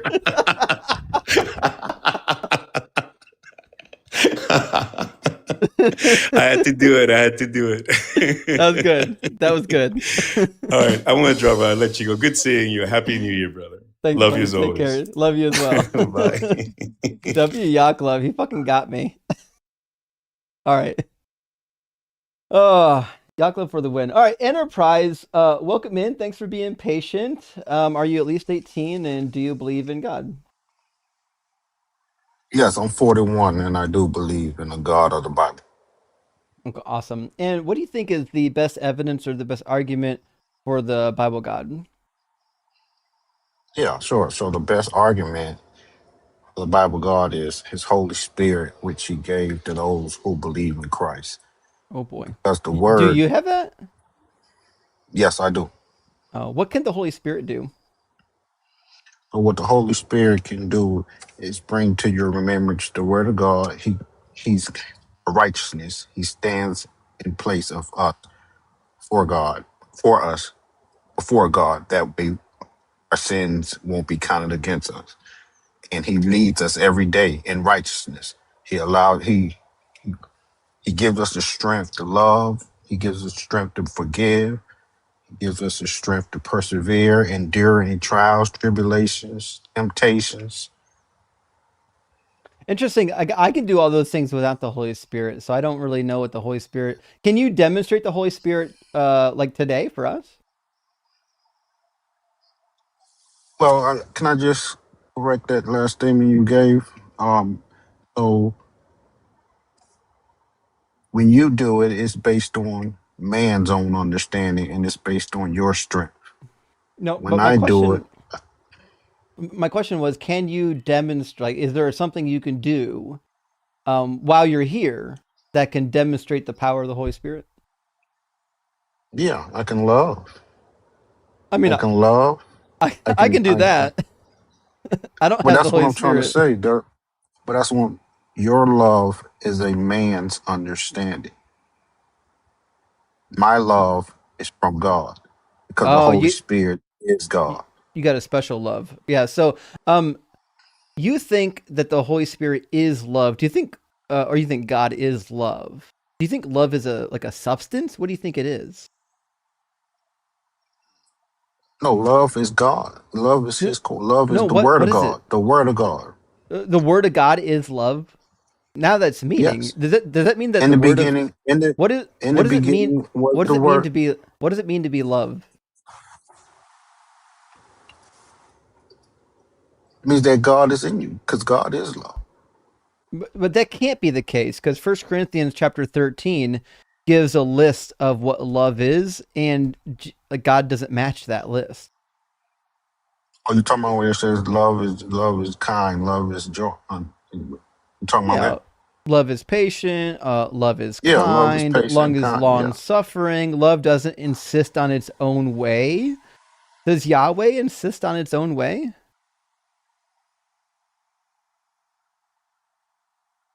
God is love. Everything He said, that's God. Interesting. That didn't answer my question. Does Yahweh insist on its own way? No. Okay. So then you don't have to worship God then. Because I thought the whole shtick was that God insisted that if you don't worship him, that you have to go to hell. Yes, that is correct. If you don't believe in Christ, you will go to hell. Okay, so I that mean, that's means scripture. he is insisting on his own way then. Yeah, I mean, but like you said, everyone who doesn't believe in Christ is at enmity against God. So, yeah, I mean, if you want to put it that way, yeah. Well, I'm not an enmity with God. I don't believe that God exists. That's the problem you have here, right? So you've got this theology that I'm an enemy of God just because I don't believe in your God, but I don't. God's not my enemy. I don't believe in it. So like Right. But your that's what, fictional deity just doesn't exist, which means it's not my enemy. but that's what I'm saying. When I first started, that's what I was trying to explain. It's fictional to you because without the Holy Spirit, the word can't become real. Well, Like you the said, the word word of God is alive and active. it's It's a not living alive. word within. It's It's a neither living word alive within. nor active. It's just a list of claims, many of them false claims. Like Right, and I get it, and I understand from your is point of view. Like I is said, every word of God true? yes, the Okay. word of God is God breathed. And is the Bible the word of God? Yes, So what that means is that every word of the Bible must be true, right? yes. Okay, then explain Jeremiah 7:22 for me. Do you have a Bible? No, no, I'm sorry, I don't. Okay. Jeremiah says something that's just patently false. He says, "For in the day that I brought your ancestors out of the land of Egypt, I did not speak to them or command them concerning burnt offerings and sacrifices." But that's a lie. That's the first thing he did. And you say that's a lie. It's the one. I mean, look, if you read, you got to, what's your claim as to why is that a lie? But I mean, I like I said. Okay. So in the day, like whether you think it's a generic time period or whether you think it's 24 hours, they're both wrong. Because in the 24-hour period in which they left Egypt, not only did they sacrifice, they had the Passover festival or the Passover lamb, but also God gave the instructions. So what that means is that the claim, in the day that I brought your ancestors out of the land of Egypt, I did not speak to them or command them concerning burnt offering sacrifices, is just not a true claim. Okay. I mean, that's, like I said, scripture, the old, you have to read the whole Old Testament to really understand. You just can't point out a verse or so. But it would take, what I'm trying to say, but the qualities of God, he's omniscient, omnipresent, omnipotent, so. That's not in the Bible. The qualities of God. That's certainly not something you'll find in the Bible. You'll find that God is like superpowers, like he knows things that humans don't know, but he's not omnipresent. He's certainly not omniscient. In fact, he loses a battle because the Canaanites have iron chariots in Judges chapter 1. That's a huge loss. In 2 Kings chapter 3, he loses a fight against the king of Moab. The Moabite king, Mesha, sacrifices his firstborn son on the wall, and then there's a huge fury that comes from it, and the Israelites and their God have to recede. They have to draw back, and they lose the war, which is ironic because earlier in the chapter, God said through the prophet that they would win. Okay, I hear you. But like I said, the we can go over that one qualities if of you God. want. I mean, I'm here for the prompt, which you put. Our God is imaginary, and I'm trying to tell you, based on the Holy Spirit, he's real. The Holy Spirit reveals him to us. I'm sure you believe that, but I'm asking you I for a know. demonstration of that, and you I can't see. demonstrate it, right? So saying that I know that God is real because the Holy Spirit does stuff, but when I ask you, can you demonstrate the Holy Spirit doing anything, you're going to say no. Or you're going to name something that I can do without the Holy Spirit. But here's the reason I can't demonstrate it, because it's spiritual. Like he said, God is spirit. Those who worship him must worship him in spirit and in. But that's what I'm trying to tell you. It's a meaningless statement saying that God, the God's spirit can do things, but I can't show you anything that it can do because it's doing things spiritually. That's a meaningless phrase. What that means is that you know that your Holy Spirit doesn't do anything, and now you need an excuse for why the Holy Spirit doesn't do anything. Right. So here's the thing. You, like you said in the scripture, you will know them by their fruit. I agree with that. You wouldn't even be able to discern my spirit because you don't have the spirit to discern. I'll tell you what, I do think that I can know Christians by their fruit because Christians get up on my live stream and say the dumbest stuff repeatedly. So this nonsensical idea, like you would know what I would know if you had the Holy Spirit, doesn't actually fix the problem.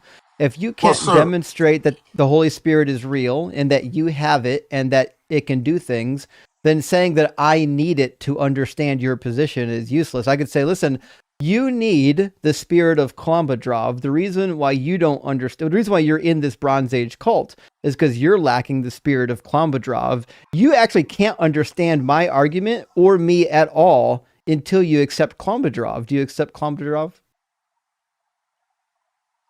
I'll be honest. I don't know what that is.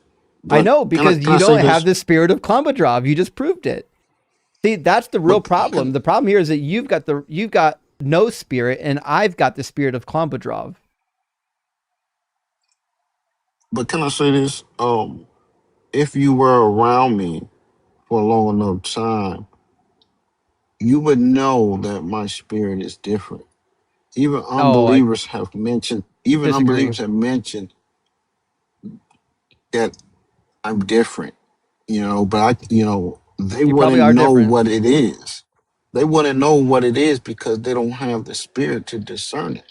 I'm But if sure you it's are different. it's nothing I can do in this 30 minutes that I'm on here to convince you or demonstrate to you. It sounds like All you're I in the can wrong tell place you then. is, well, no. I can give you understanding of Scripture, Oh, you definitely can't. preferably, Because preferably, that preferably, I preferably asked you the to New give me Testament, understanding of scripture and you preferably. couldn't do it. I asked you to give me Well, understanding with the Holy Spirit of Jeremiah 7:22 and you couldn't do and it. and You want to can try I another tell you one? something? Well, no. I just want to give you something. In the New Testament, the Lord tells us the Old Testament is not applicable for us, for believers. It's not. It's a veil. Anyone who reads the Old Testament, a veil is over their face. No, So I that's don't first of all pay that's too much ridiculous. mind. That's ridiculous and But it doesn't fix the problem. The that's problem what that you scripture have saying. is that you've got a spirit that interprets it for you. So you need to tell me what it means. What does Jeremiah 7:22 mean? But that's what I'm saying. The Old Testament is not something that's applicable for Gentiles. I'm I what you didn't I consider didn't a I didn't Gentile. ask if it was applicable. I not once did I I mean, ask you but it's is it not. applicable? I asked you is it true? Being I would applicable, have to go back. having to follow the laws is different than whether or not a statement within the text is true. There's a statement in the text that says something. I'm just asking you, is that statement true? Well, but that's what I'm saying. I would have to read the whole chapter, and like I said, I don't too much do the Old Testament. I do the New because that's what as Gentiles we're required Yeah, to do. you ignore the foundation of your faith. The foundation of your faith is the Hebrew Bible, and you ignore it entirely. You just assume that what the New Testament says is true, having not even read the Hebrew Bible, which to me is like the height of absurdity. No, That no, no, this no. is Here's like the thing. the I've read Mormons the saying that the Book of Mormon is true, and then when I ask them, well, if the Book of Mormon is true, that means the Bible is true. So if I ask them about something in the Bible, hey, is this thing in the Bible true? And if they said to me, well, I don't know, I just believe the Book of Mormon, that tells me that they have no truth, they have no understanding, and that they don't really believe that the Bible is inspired scripture. They really only believe that the Book of Mormon is inspired scripture. You don't believe that the Hebrew Bible is inspired scripture because you've not read it. If you read it, if you believed it, you would have read it. Listen, if I meet a Christian up here and they tell me that they have the power of the Holy Spirit, but the Holy Spirit couldn't entice them to read the entire holy book, just the parts that they like, that tells me that the Holy Spirit doesn't exist. No, okay. Can I just explain? So I've read the Old Testament. I've read it. Trust me, I read it multiple times. But I don't try to remember it or make that a focus in my life. The New Testament is what I focus It doesn't matter. on a daily basis. Does the So Holy so I'm just Spirit saying does the when Holy you Spirit bring give you revelation, or does the Holy Spirit not give you revelation? yes, he gives me revelation on understanding the New So Testament. so the Holy Spirit's only capable of giving you revelation on the New Testament. The Holy Spirit's not capable of giving you revelation on the Hebrew Bible. Well, it's things that I understand about the Old Testament, but it's mainly because the New reveals what the Old was really about. I See, it's disagree. just like the Jews. It's just like the Jews don't read the New Testament. I So disagree. yeah. The New is a better explanation of the God I than the Old. disagree. The New Testament Okay. contradicts the Old Testament at every turn, which is why I don't believe that you should interpret the Hebrew Bible through the lens of the New Testament, because the New Testament authors were goofs that had no idea what was even in the Old Testament, nor could they even read it in Hebrew, which is why they quote it in the Greek every time. Well, so let's read the New Testament. Tell the Holy Spirit that we're going to read the New Testament together and that you need revelation for this, because what we find in the words of Jesus and also in Paul is that you Okay. shouldn't have kids anymore. Jesus says now concerning virgins, right? And he gives a law concerning Paul gives a law concerning virgins, right? It says, I have no command from the Lord, but I gave my opinion as one who by the Lord's mercy is trustworthy. I think that in view of the impending crisis, it is good that you remain as you are, meaning as virgins, right? says, "Are you bound to a wife? Do not seek to be free. Are you bound? Are you free from a wife? Do not seek a wife." Okay, so if you don't have a wife, don't seek to get married. It says, "But if you marry, you don't sin, and if a virgin marries, she does not sin." Okay, sorry about that. My cat was doing acrobatics over here. So it says, if you do marry, you do not sin, and if a virgin marries, she does not sin. Yet those who marry will experience distress in the flesh, and I would spare you that. So he said, listen, there's no need to get married. We're in a crisis. Don't get married. And then he goes on to give you a bunch of other stuff, and he says, and he gives you the reason. He says, for those who have dealings with this world, behave as though you don't have dealings with it, for the present form of this world is passing away. So Paul thinks, and for good reason, that the world's about to come to the end. There's no need for you to marry. There's no need for you to have children. The world's ending. So this disagrees with what Jesus said. Jesus says in Matthew 19, he says, there are eunuchs who have been so from birth, and there are eunuchs who have been made eunuchs by others, and there are eunuchs who have been made eunuchs for the sake of the kingdom of heaven. Let anyone accept this who can. So Paul and Jesus are of the opinion that it's preferable to stay single, aren't they? Right. Can I explain? Can I give you? No, we haven't got to the part where I need the explanation yet. Let's go to First Timothy now. Because in First Timothy, we find an interesting passage about women. It says that the reason why women are subordinate to men is because Eve ate the fruit first and became deceived, and then Adam ate, right? So because Eve sinned first, that's why women are subservient to men. And then he says, yet she will be saved, meaning women in the church, not Eve. She will be saved through childbearing, provided they continue in faith, love, and holiness and self-control. So in the letter to Timothy, it says that women will be saved through bearing children. But didn't he just say prior not to have kids? Right.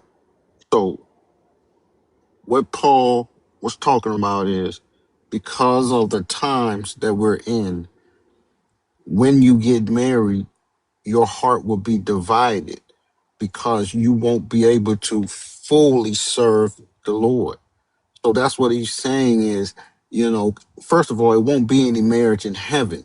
Marriage is not a spiritual thing. It's more physical, and it's only meant so that you can stop sinning, But Paul never, if you look at Paul wasn't married. Jesus wasn't married. Two of the most greatest believers ever. So that's a sign that you don't have to get married. And that's why Jesus said there are eunuchs who are born to not get married. Yeah, but so they can fully serve the Lord. You missed my question. I'm gonna get to Enterprise. your point. So in that point where you said women will be saved through childbearing, that's talking. Yeah, look, marriage is good. If God says it's better for you not to get married and have children, then why does he also say that women will be saved through childbearing?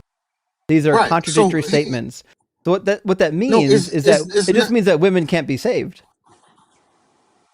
No, it's not contradicting. It's just saying, hey, look, both are good, but the latter is better. I agree. The latter is better. Okay, we'll try this again. Do women get saved through childbearing, yes or no? Women get saved through believing in Christ. Well, then this passage is wrong. It says, through childbearing, provided they continue in faith, love, and holiness and self-control. Right. Continue, provided they continue in faith, love, and etc. Okay, so that means we're talking about Christian. We're talking about Christian women will be saved through childbearing. She will be saved through childbearing. But see, I can't make that statement because some Christian women can't have kids. Then I'm they sure can't be some saved. out there. Then I guess they can't be saved. But that's why I'm not gonna say that. Well, then they can't be saved. Paul, listen. But Paul, according to the letter that was sent to Timothy, women are going to be saved through childbearing. Right. So this Right. this is the problem you're going to have. I know that. Paul didn't write the letter to Timothy. In no way he wrote this letter because it contradicts other stuff that Paul says. But in this letter, what we find is a stark contradiction.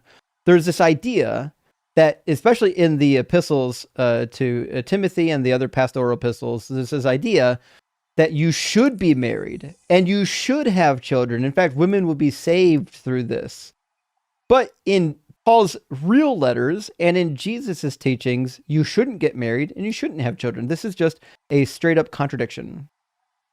Right. And so Paul is letting us know it's just like when he said, yeah, and I'm sure you can go to the scripture when Paul says, one who marries does good, but one who doesn't marry does better.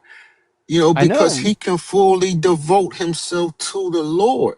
So what he's just saying both are good, but Enterprise, the latter you're not is actually better. following. You're actually following. You didn't understand anything I just said. This is how I know you don't have the Holy Spirit, is because you can't even decipher my words, much less the Bible words. So no, but you're trying to get me to hold on, stop. The instructions by Jesus and the instructions by Paul was that you should not have children. You shouldn't do it. The world's about to end, which means the instruction that goes to Timothy is nonsensical.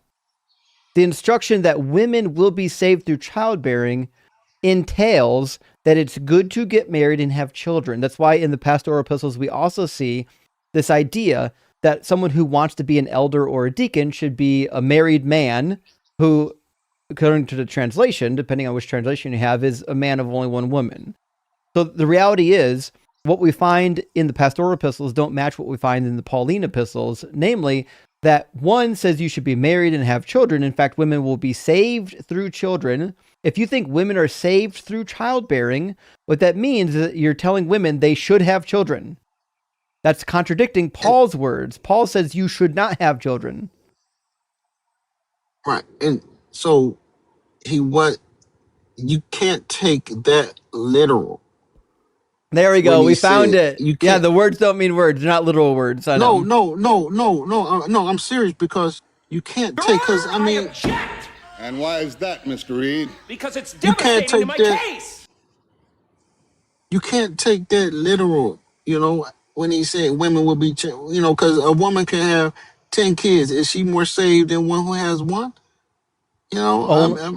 Only if she's got kids. And some women, and there's some women, like there's some people, like he said, are so what's eunuchs. It mean?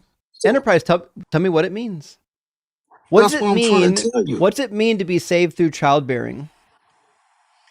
That's what I'm trying to tell you. It's more of a woman being submitted to her husband. That's what he's trying to get the point across. No, didn't say that. A woman being saved. What's it mean to be saved?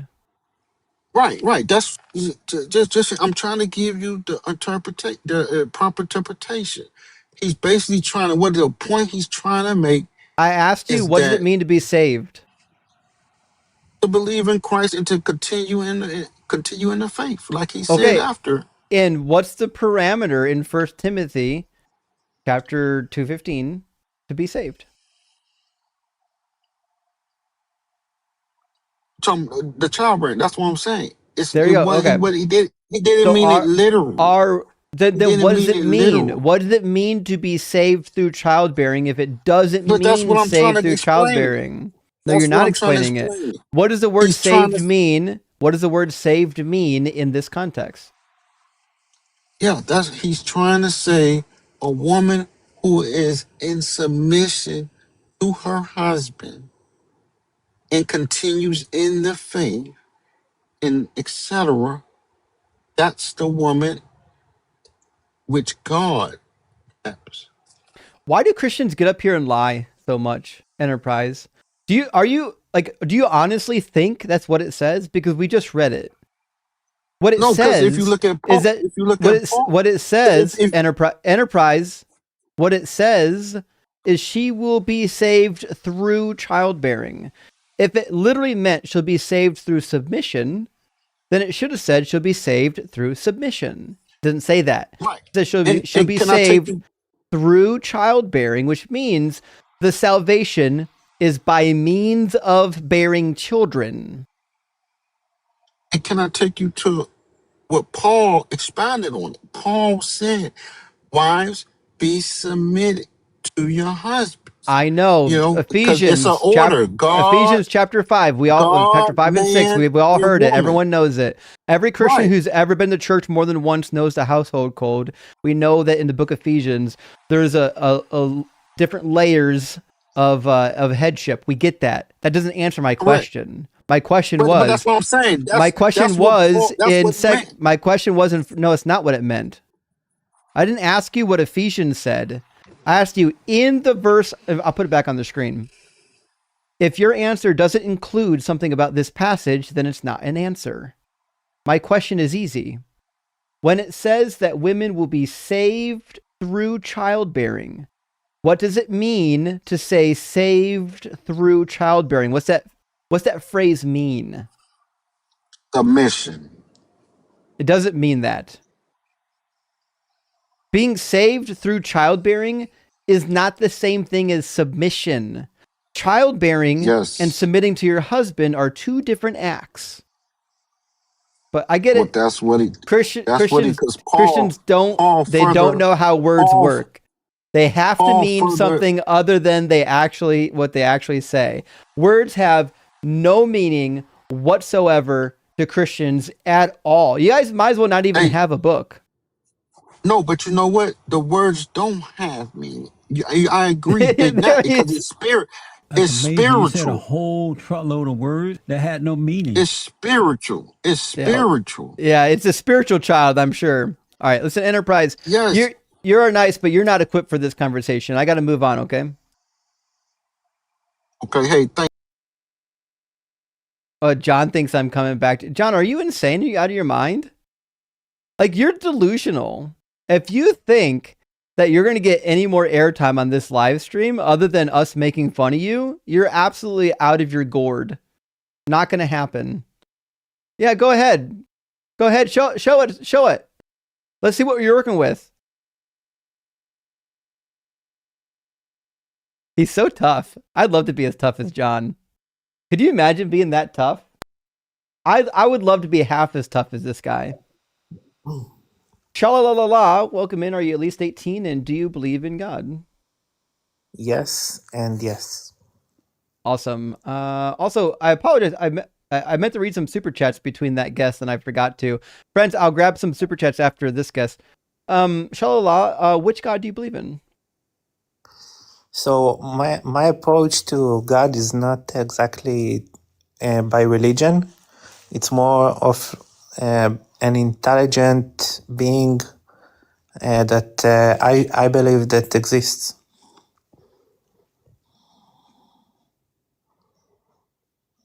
Does it have qualities? Well, I can't tell you exactly what qualities it has, but I believe that there is an intelligent whatever, I don't know how to call it, that actually created everything we can see and all the living beings and everything else. Great. So some of the qualities of your God is that it has a mind and it creates. Anything else? It has an infinite amount of knowledge, and it can do basically almost everything. So do you believe in an omnipotent deity? Pardon? I don't know what that means. It means it's all powerful, can do all things.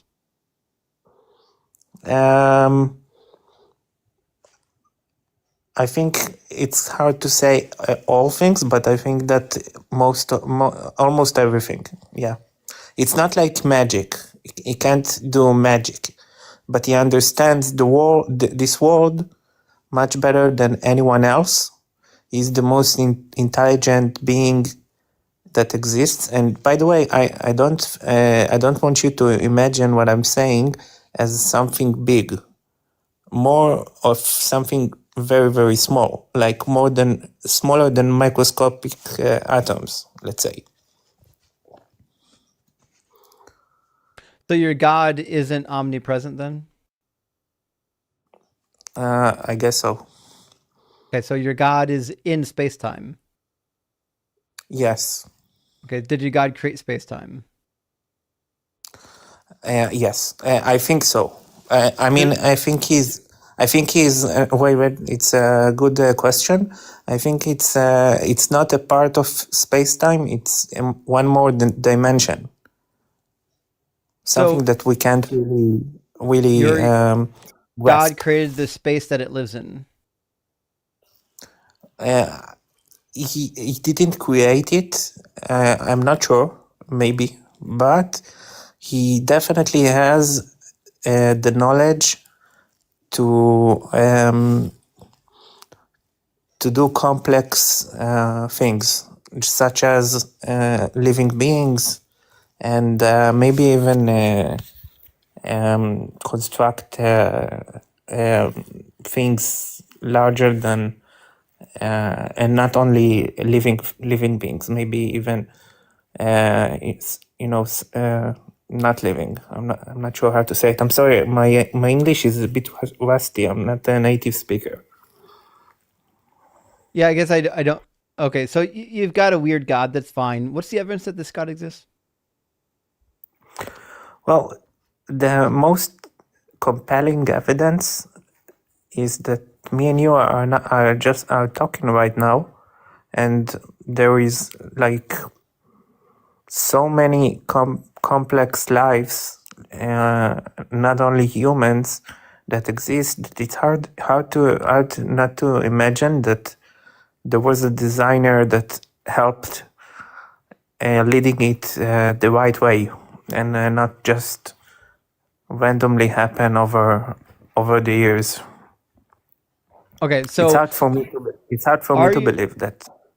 Are you so you've got two like issues here. You're giving two fallacious arguments. One is an argument from incredulity, like I can't figure it out, therefore God. Also, this is kind of bordering on a God of the gaps as well. Like what you're suggesting is, listen, there's a gap in my knowledge, therefore God. But unfortunately, that's not really like how proofs for God works, right? So an argument for God existing needs to be an argument in favor of God existing, not just an argument of I don't know something, right? So I could easily like provide you an argument against a God creator, but I don't think that I want to detour the conversation onto that route just yet. I would love to see if you can come up with a good argument for why we need God. So even like if you want to do a God of the gaps, what's the gap that you're trying to put God in, right? I assume you think that there was once nothing and then something happened, like we got something out of nothing. Like what's your thought process here?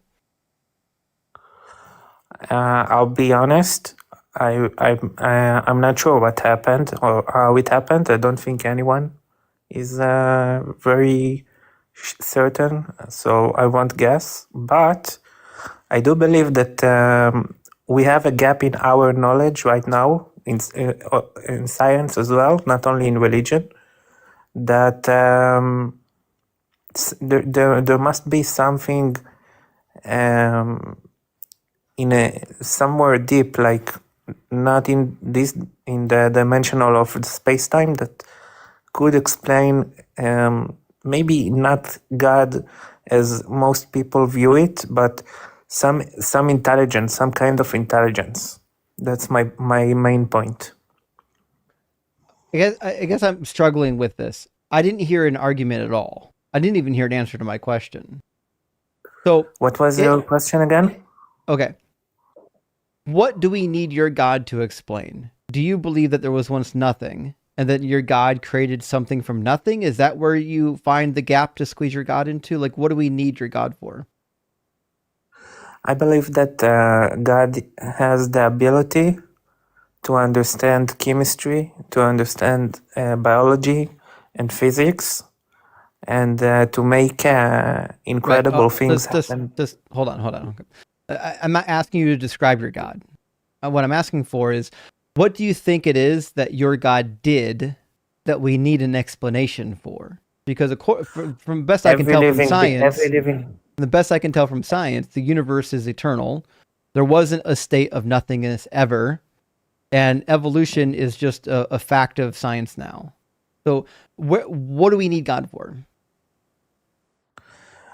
Well, I'm not sure that evolution is a fact. Evolution is a theory. No, it's a fact. So theories aren't things that are untrue. Theories are just explanations. The theory of germs, the theory of electricity, calling it a theory doesn't make it not true. It's not, I'm not saying evolution is not true. It's definitely close to the truth, but it's not the whole truth. I didn't say it's the whole truth. It's the explanation. Okay. But right now, as of this year, we don't know everything about biology. We don't. I didn't say we did, but we do know evolution happened. We do know that evolution is a process that happens over the years, but evolution doesn't explain everything because there is a limit to what we can test from the lab. Doesn't attempt to explain everything. Evolution only explains and that's evolution. What I'm saying. That's where the gap. Okay, that's where so the then, gap is. So you didn't give me the gap yet. I'm still waiting for the gap. What I'm is trying the to gap? Tell you, I'm trying to tell you that there is. You didn't tell me the gap. You all you said was evolution doesn't explain everything. That doesn't give me the gap. Where's the gap? Whatever we can't really test on the lab, like how life started, we can't test that. Gotcha. So abiogenesis. Mm-hmm. Okay, so you accept evolution. You just don't know how abiogenesis happens. I'm not. It's not clear. What do you mean by abiogenesis? Abiogenesis is the idea of how life arose. Okay, so there is a few theories about that. One of them is that a meteorite from the sky brought the first life. Mm-hmm. Let's say that might have happened. But what I'm saying is that if you dig into biology a little bit, you will understand just how complicated life is. Something being complicated has nothing to do with whether or not it arose naturally. And if you think that complicated things need explanations, then you have no explanation for your God. Your God would be infinitely more complicated than abiogenesis. But again, like all the building blocks of life, we find out in outer space. Just recently, there was an article published on the asteroid Bennu by NASA, and we found all kinds of building blocks of life. We got guanine, cytosine, like phosphate, adenine. We've got a bunch of stuff on the meteorite. We've got quite a bit of the fundamental building blocks for life. Like it just fully forming on its own in outer space. So I have no reason to believe that a magic man in the sky like wiggled his nose and made it appear. Do you know how many amino acids exist and have a certain that are used as proteins? Do you know how many amino acids? I mean, how many essential amino acids are required to produce proteins? How many there is? There is 20. I mean, how many amino acids are there is a different question of how many amino acids are necessary for the basic. Essential. Those that work in proteins, there are 20. Well, okay, and by essential, we're just referring to proteins that our body doesn't produce. No, what I'm saying is the amino acids. When amino acids, a bunch of amino acids get together, they produce proteins. I'm aware. And in English, we call the essential amino acids the ones that we have to eat through our food or other means because our body doesn't produce them. Yes, definitely. Okay, so I'm not asking you about what our body doesn't produce. So what I'm asking you about is which amino acids are essential for life, not for human beings, for life.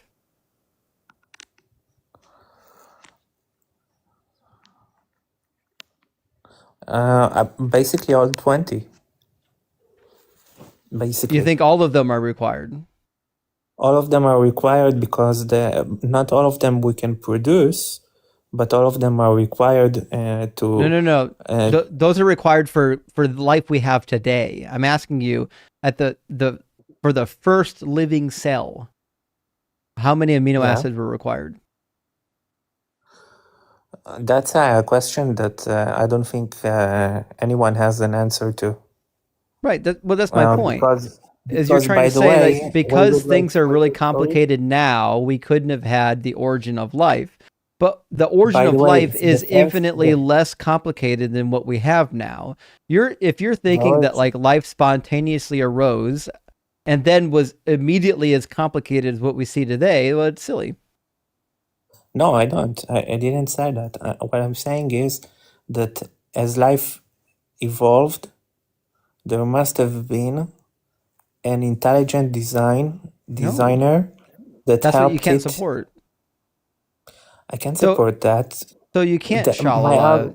You haven't given a single argument. All you've said is, I don't see how it could have arisen naturally, therefore God. This is God of the gaps argument. And it took me like 15 minutes for you to actually find me the gap that you're talking to, or that you're talking about. We finally got a gap that you're talking about, and I'm waiting for an argument for why God is required for it.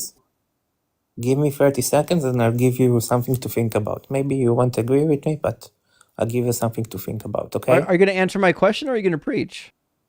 No, I'm going to answer your question. I'm going to give you an argument. It sounds like you're not going to. Well, have faith. I'm definitely not going to do that. So you want me to say or not? I'm waiting for you to say something of substance, yeah. Okay, so first of all, in the origin of life, there was actually RNA, if you know what RNA is. Yep. Before proteins were, it's believed that RNA started life.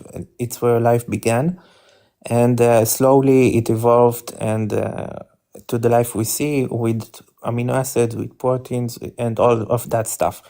Today we have proteins that are so complicated. There are 20 amino acids, and some proteins have like 500 amino acids that are connected and that are curved in 3 dimensions and has an ability to do a certain certain thing in chemistry.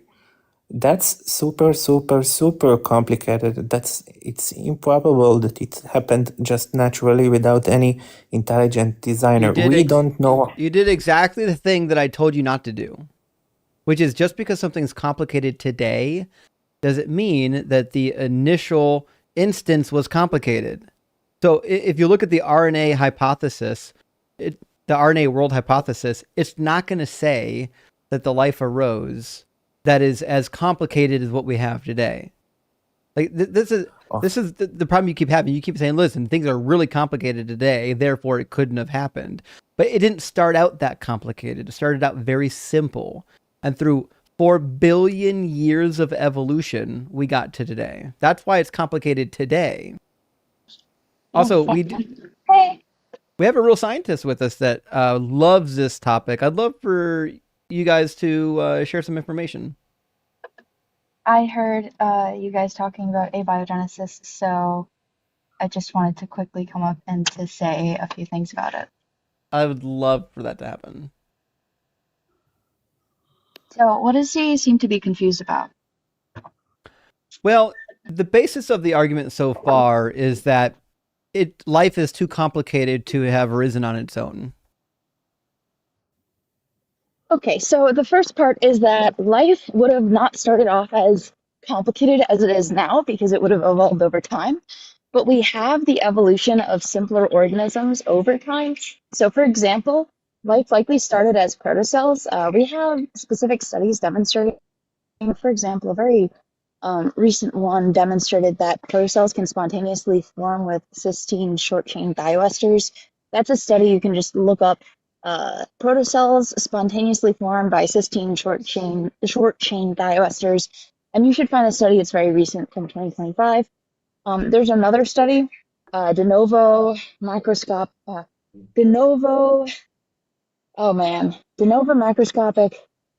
evolution, de novo evolution of multicellularity. Sorry, it's de novo evolution of multicellularity, and it's in Nature journal and demonstrates how single-celled organisms can evolve with mere changes to the environment to form multicellular organisms. And then there's one more study there. Let me look it up real quick. I'm just going to teacup to look up the title.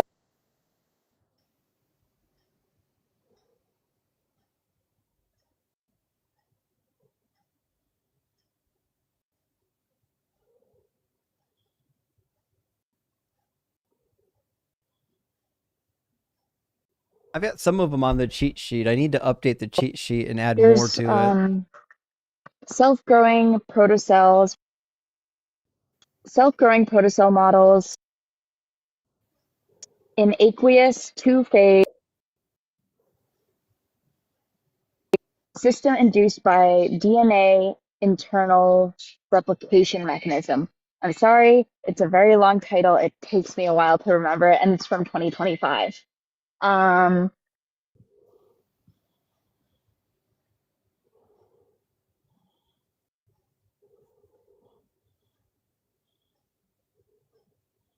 Okay, so I got the PMID right here. The PMID is 4001142. And if you just Google that, you should find the study I'm talking about. And that demonstrates that DNA can self-replicate within inside of these protocells, demonstrating that the first life likely looked like these protocells. And basically, sorry, I'm in the middle of a grocery store looking around. That's right. And so I'm just going off of my memory here. Yeah, so that's a very good one. The other one, the de novo evolution of multicellularity, also another really good one. Just making sure that I remember everything. And then, did you get spontaneous protocell formation by cysteine short-chain diesters? I don't have that one on my list. I'll have to add that to my list here in a second. And then I have one more. Let me just Google it on my notes app real quick. Mm-hmm.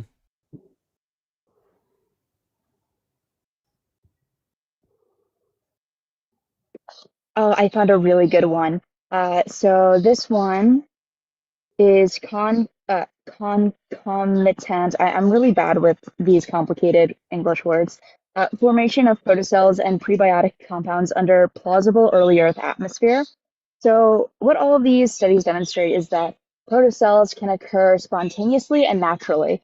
And that's the first part of our problem here is, can protocells, the first life, occur naturally? The second part is, is there evidence of non-complex life that would have predated the complex life? And that can be demonstrated in non-living, close to living organisms. I like to call them organisms because they're literally one step away from being living. If you like to look up Medusa viruses and big viruses, these viruses are literally a step below life. And they have DNA, they can even have some more complex machinery and can even make some compounds on its own. So they aren't necessarily void of a metabolism. So that's like one of the requirements for being defined as life. So we have evidence of non-life that's just complex enough to not be defined as actual life, but is still technically life. It's like a very weird definition. And the reason for this is because when we're talking about like what is defined as life, we're running off of a human definition that has very strict requirements. However, life is a gradient. So you have things that are very, very simple, like fibroids, which are literally just a strand of RNA that replicates. And like you have prions, which are proteins that make other proteins fold in a similar way. And then you have things like smaller viruses, which require all the machinery of a cell. And then you have large viruses, which have some processes that they can perform on their own, but they're still not technically life because they can't self-replicate. And then you have other actual organisms like bacteria that can only perform like one or two functions and have a very small genome. And then you have larger bacteria that have giant genomes. Then you have single-celled eukaryotes like yeast, which can be multicellular if you put it in the right conditions, as per that study I cited on de novo evolution of multicellularity from Nature Journal. And then you have multicellular complex organisms like ourselves. So what I just described to you is the gradient of life, which would provide evidence for abiogenesis.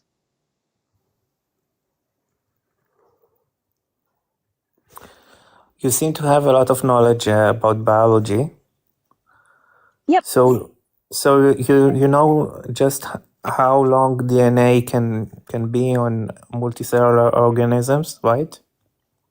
Yeah, so there's bacteria that have very long genomes and bacteria that have very short genomes. In fact, we've even we've made certain bacteria with shorter genomes and bacteria with longer genomes, and we can cut DNA out. We can include it in. There's varying lengths to the genome depending on the organism you're looking at. Okay. What I'm saying is, I didn't say evolution is wrong. I know that evolution is right in a lot of things. Basically, we all come from the same first cell. We are all connected genetically in some way. Some of us are closer to other animals, and some of us are far from other living beings. And I believe in all of that. What I'm saying, but what I am saying is that something that is happening in the cellular level is so complicated. It's so unbelievably. It's just magic. It's just impossible not to have any intelligence, and just it happens naturally. I believe that there is some kind of intelligence on the cellular level. And that's where I find God to be possible. So does that make any sense? You haven't So here's the described problem. I'm why sorry it's impossible. Oh, go ahead. Sorry for the wind. 1 second. Let me just get into the car real quick. So here's the problem with that, is that if it was intelligently designed, then we wouldn't have diseases like prions that are so vicious that they not only take the lives of many individuals from Alzheimer's and dementia diseases, but also like prion-related diseases. Our proteins would be capable of fending these mischievous proteins off that cause other proteins to fold incorrectly. It doesn't make sense in terms of like the idea of an intelligent design. Like it's not, I'm looking for the word. It's not probable that if we were intelligently designed, that our proteins would be able to spontaneously misfold when they're faced with a protein that just so happens to biochemically favor a certain shape, so it causes other proteins to biochemically favor that certain shape. And that causes disease, lethal disease. And it would not make sense from the intelligent design perspective that this would occur, because that would very quickly end lives, and it does end lives very quickly because it exists. So and then I could even go into cancer and how that would make it improbable for an intelligent design. But I think that prion diseases is probably a more simpler understanding, is like, if we were intelligently designed, how is it the case that external and internal proteins can misfold and cause such great disease that will spontaneously decline and unalive? Well, statistically, most of us are in a good and healthy. We have That's a not good and true. healthy. 1 in 2 men and 1 in 3 women will have cancer at some point in their lives. That means that in some point means that they could be 80 or 60. No, that means that 50% of men and 33% of women I got your will point. have cancer at some point in their lives. I got your That's not point. a small percentage. I got your point. I'm not saying And that. I'm not even talking about dementia or neurological diseases. I'm not saying that this intelligence that I'm trying to describe is flawless and perfect. What I'm saying is that it is there must be something very um, very knowledgeable to make things that actually work.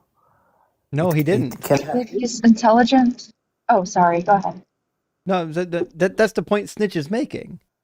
If it's intelligent enough to make things work, but not intelligent enough to make it good, then it's a bullshit concept. And I just wanted to add on, if this thing was intelligent enough to design our cells, then why did it design other organisms' cells to be better at dealing with cancer-causing mutations? Because humans have some of the highest rates of cancer when compared to other organisms.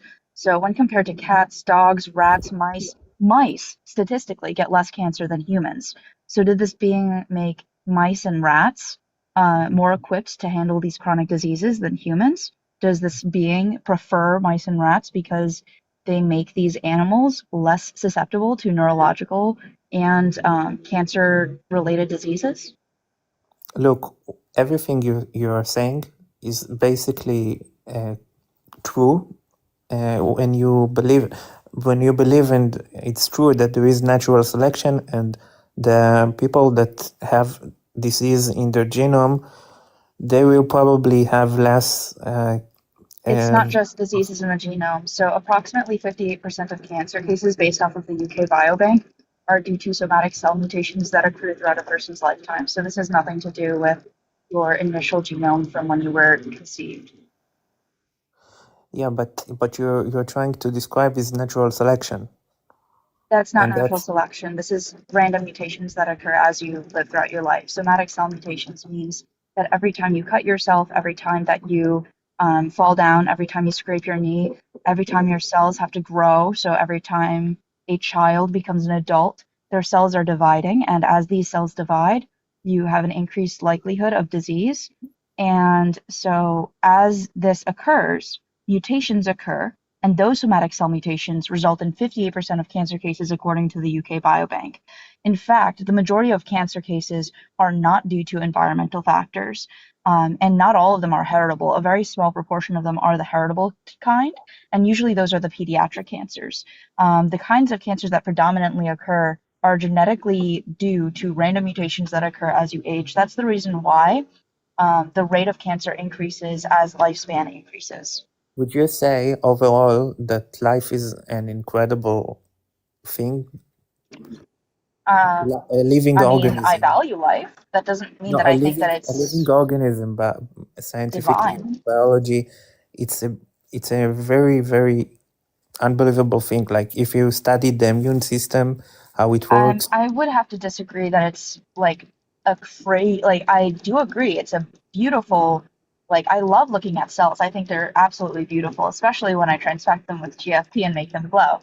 But as far as it being like this amazing, incredible, magical thing, I don't think it's magical. I think it's something we understand. And the fact that we can generate cancer-resistant mice, it goes to show that if this intelligent being truly wanted to allow us to live the best lives possible without the most amount of suffering, while still being able to make biomedical advancements in things like bacterial infections, then he would have made us without cancer, or at least cancer resistant, like we have done with mice. Because we can make laboratory mice that are cancer resistant. Why didn't this being do the same for us? Well, maybe it hasn't been enough time for natural selection to do that. But That's not so. Actually, natural selection has increased the rate of cancer in our species. So, for example, mice and rats they evolved long before humans did. Like their early species evolved long before we were even around. Now, mice and rats and small rodents have a significantly lower rate of cancer than humans. So it went backwards, actually. can I just make one more argument for you to address? So, did you hear about the fungi in? Go ahead. Did you hear about the fungi that grew in Chernobyl, in Ukraine? that they use their Yeah, so when you have radiation. They use radiosynthesis to. Yeah, so when you. Wait. I've heard about the fungi in Chernobyl. When you use radiation or any kind of thing that damages DNA, like radiation, that causes more mutations, which speeds up the process of and natural selection, especially if you're in a harsh environment like Chernobyl, where there's a lot of selective pressure. Those fungi, they use it for as food, just like plants use sunlight, and they use it, and it's just unreal how much life can adapt to everything. And as I said before, maybe you heard me telling to our host that there are 20 amino acids, and the amount of proteins or enzymes that can be produced is infinitely. Proteinogenic amino acids. There's more non-proteinogenic amino acids too, by the way. But what I'm saying is that basically this amazing complicated system that can adapt to everything, it might be because there is also everything. It doesn't adapt almost to everything. It almost everything. Almost anywhere you look in Earth, you'll find life. So it still hasn't adapted to UVB radiation. It still has not adapted to UVB radiation, even in individuals. I said almost everything. It hasn't adapted to alcohol. It hasn't adapted to. That's my point, is that it hasn't adapted to almost everything. In fact, the majority of carcinogens that exist in our environment, which cause the other, around 40% of cancer cases, clearly our bodies haven't adapted to that, and it still hasn't adapted to that even after hundreds of years. But that doesn't mean that nature won't have an answer. Maybe it will take more time. But nature's answer was to make other organisms that are much smaller than us, to have a much smaller and much larger than us, have a lower rate of cancer than humans. That was nature's answer. Mm-hmm. Okay. So I'm just gonna give you food for thought. Just like we have, we can fill our 4-dimensional world. Maybe a living cell has other dimensions that we don't feel, and it does. And maybe some of those dimensions, they give some kind of output. I don't know, maybe not. But that's where I'm kind of placing God. That's my point, and Wait, I have two questions. What is the fourth dimension, and what is, or actually, first, I'd like you to answer this one. What makes an amino acid?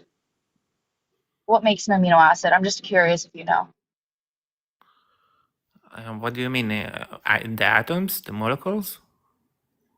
No. What makes an amino acid, like biochemically? Like what defines an amino acid?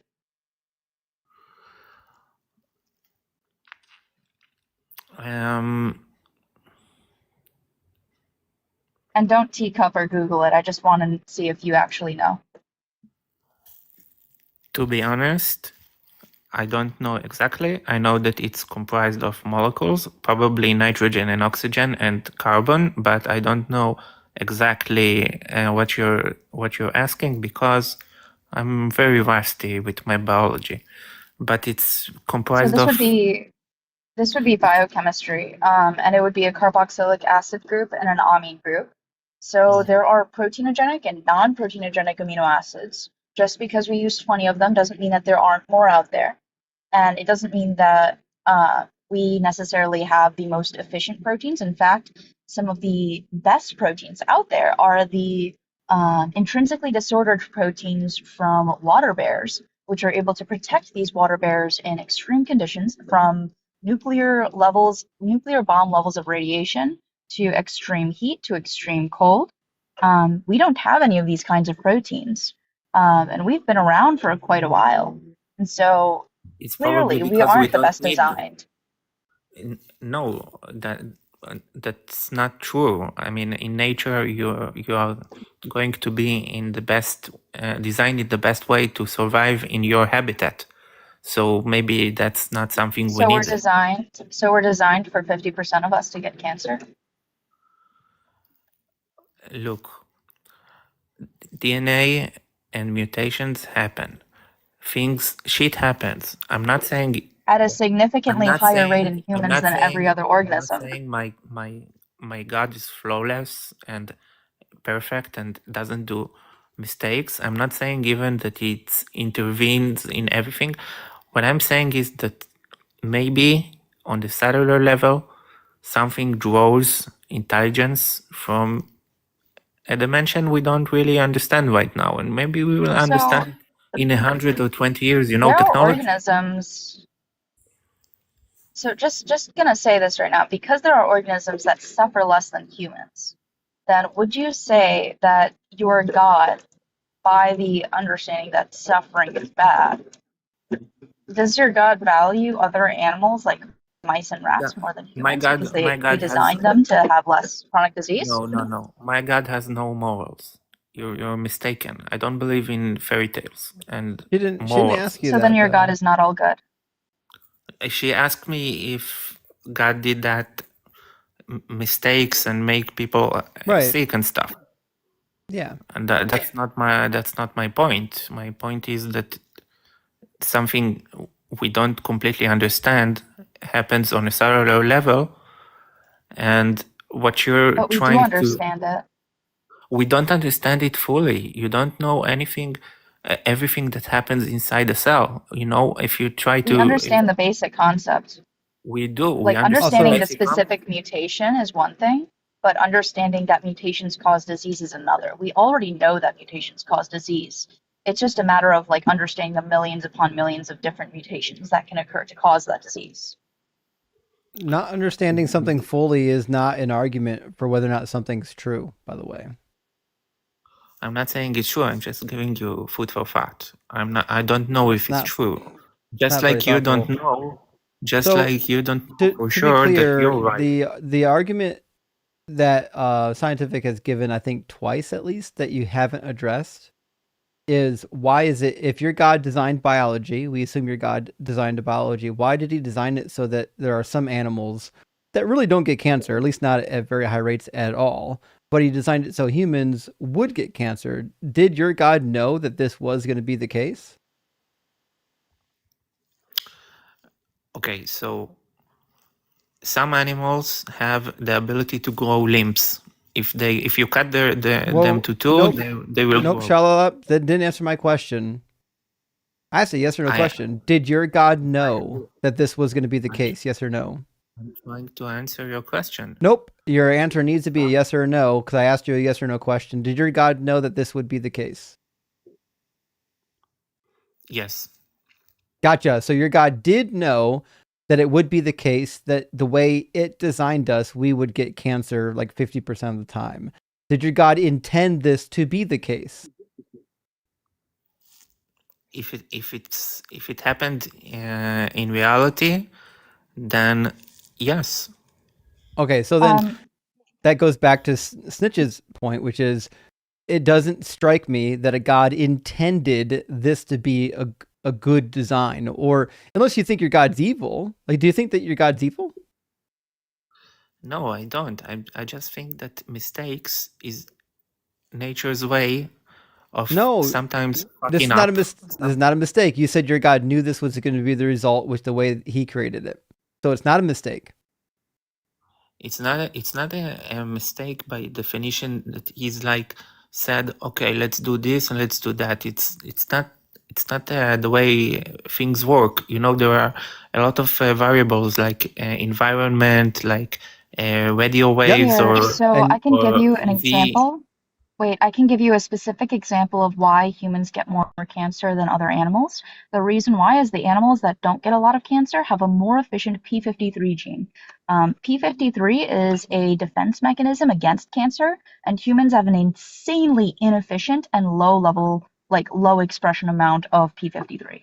So ours is significantly less efficient than other animals. And yet we live much more long life than some animals. Turtles live unless you die of longer. cancer. Turtles live longer than humans. We live a pretty long life. If you Unless you die of check cancer. Not really. Not compared to whales and turtles. but In fact, did you know that lobsters actually live forever? Really? Also, Nice. we only live Yeah, long today they because live we've until they starve. overcome the elements.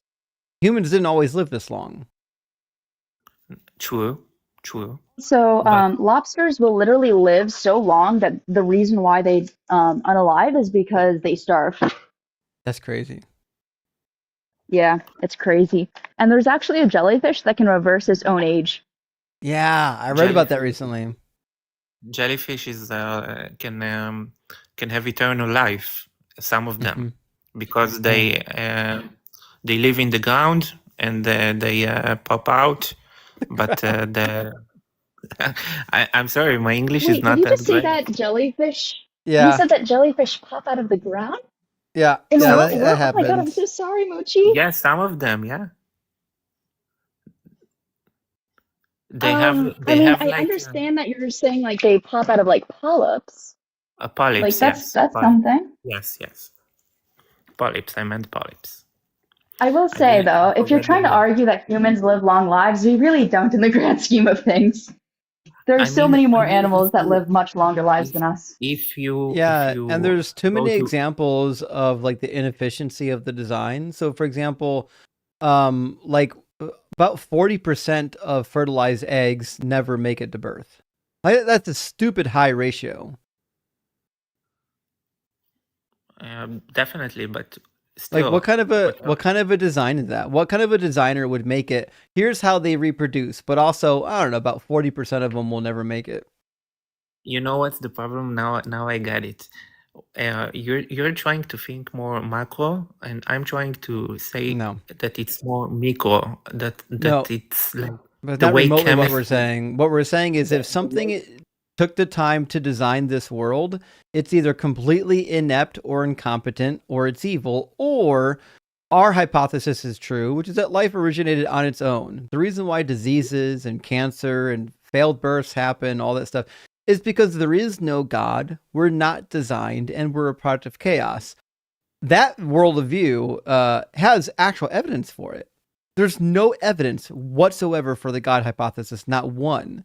That's why the only argument you've had the entire time you're up here is, well, I don't know how it could be without God, therefore God. That's not even an argument. That's a logical fallacy.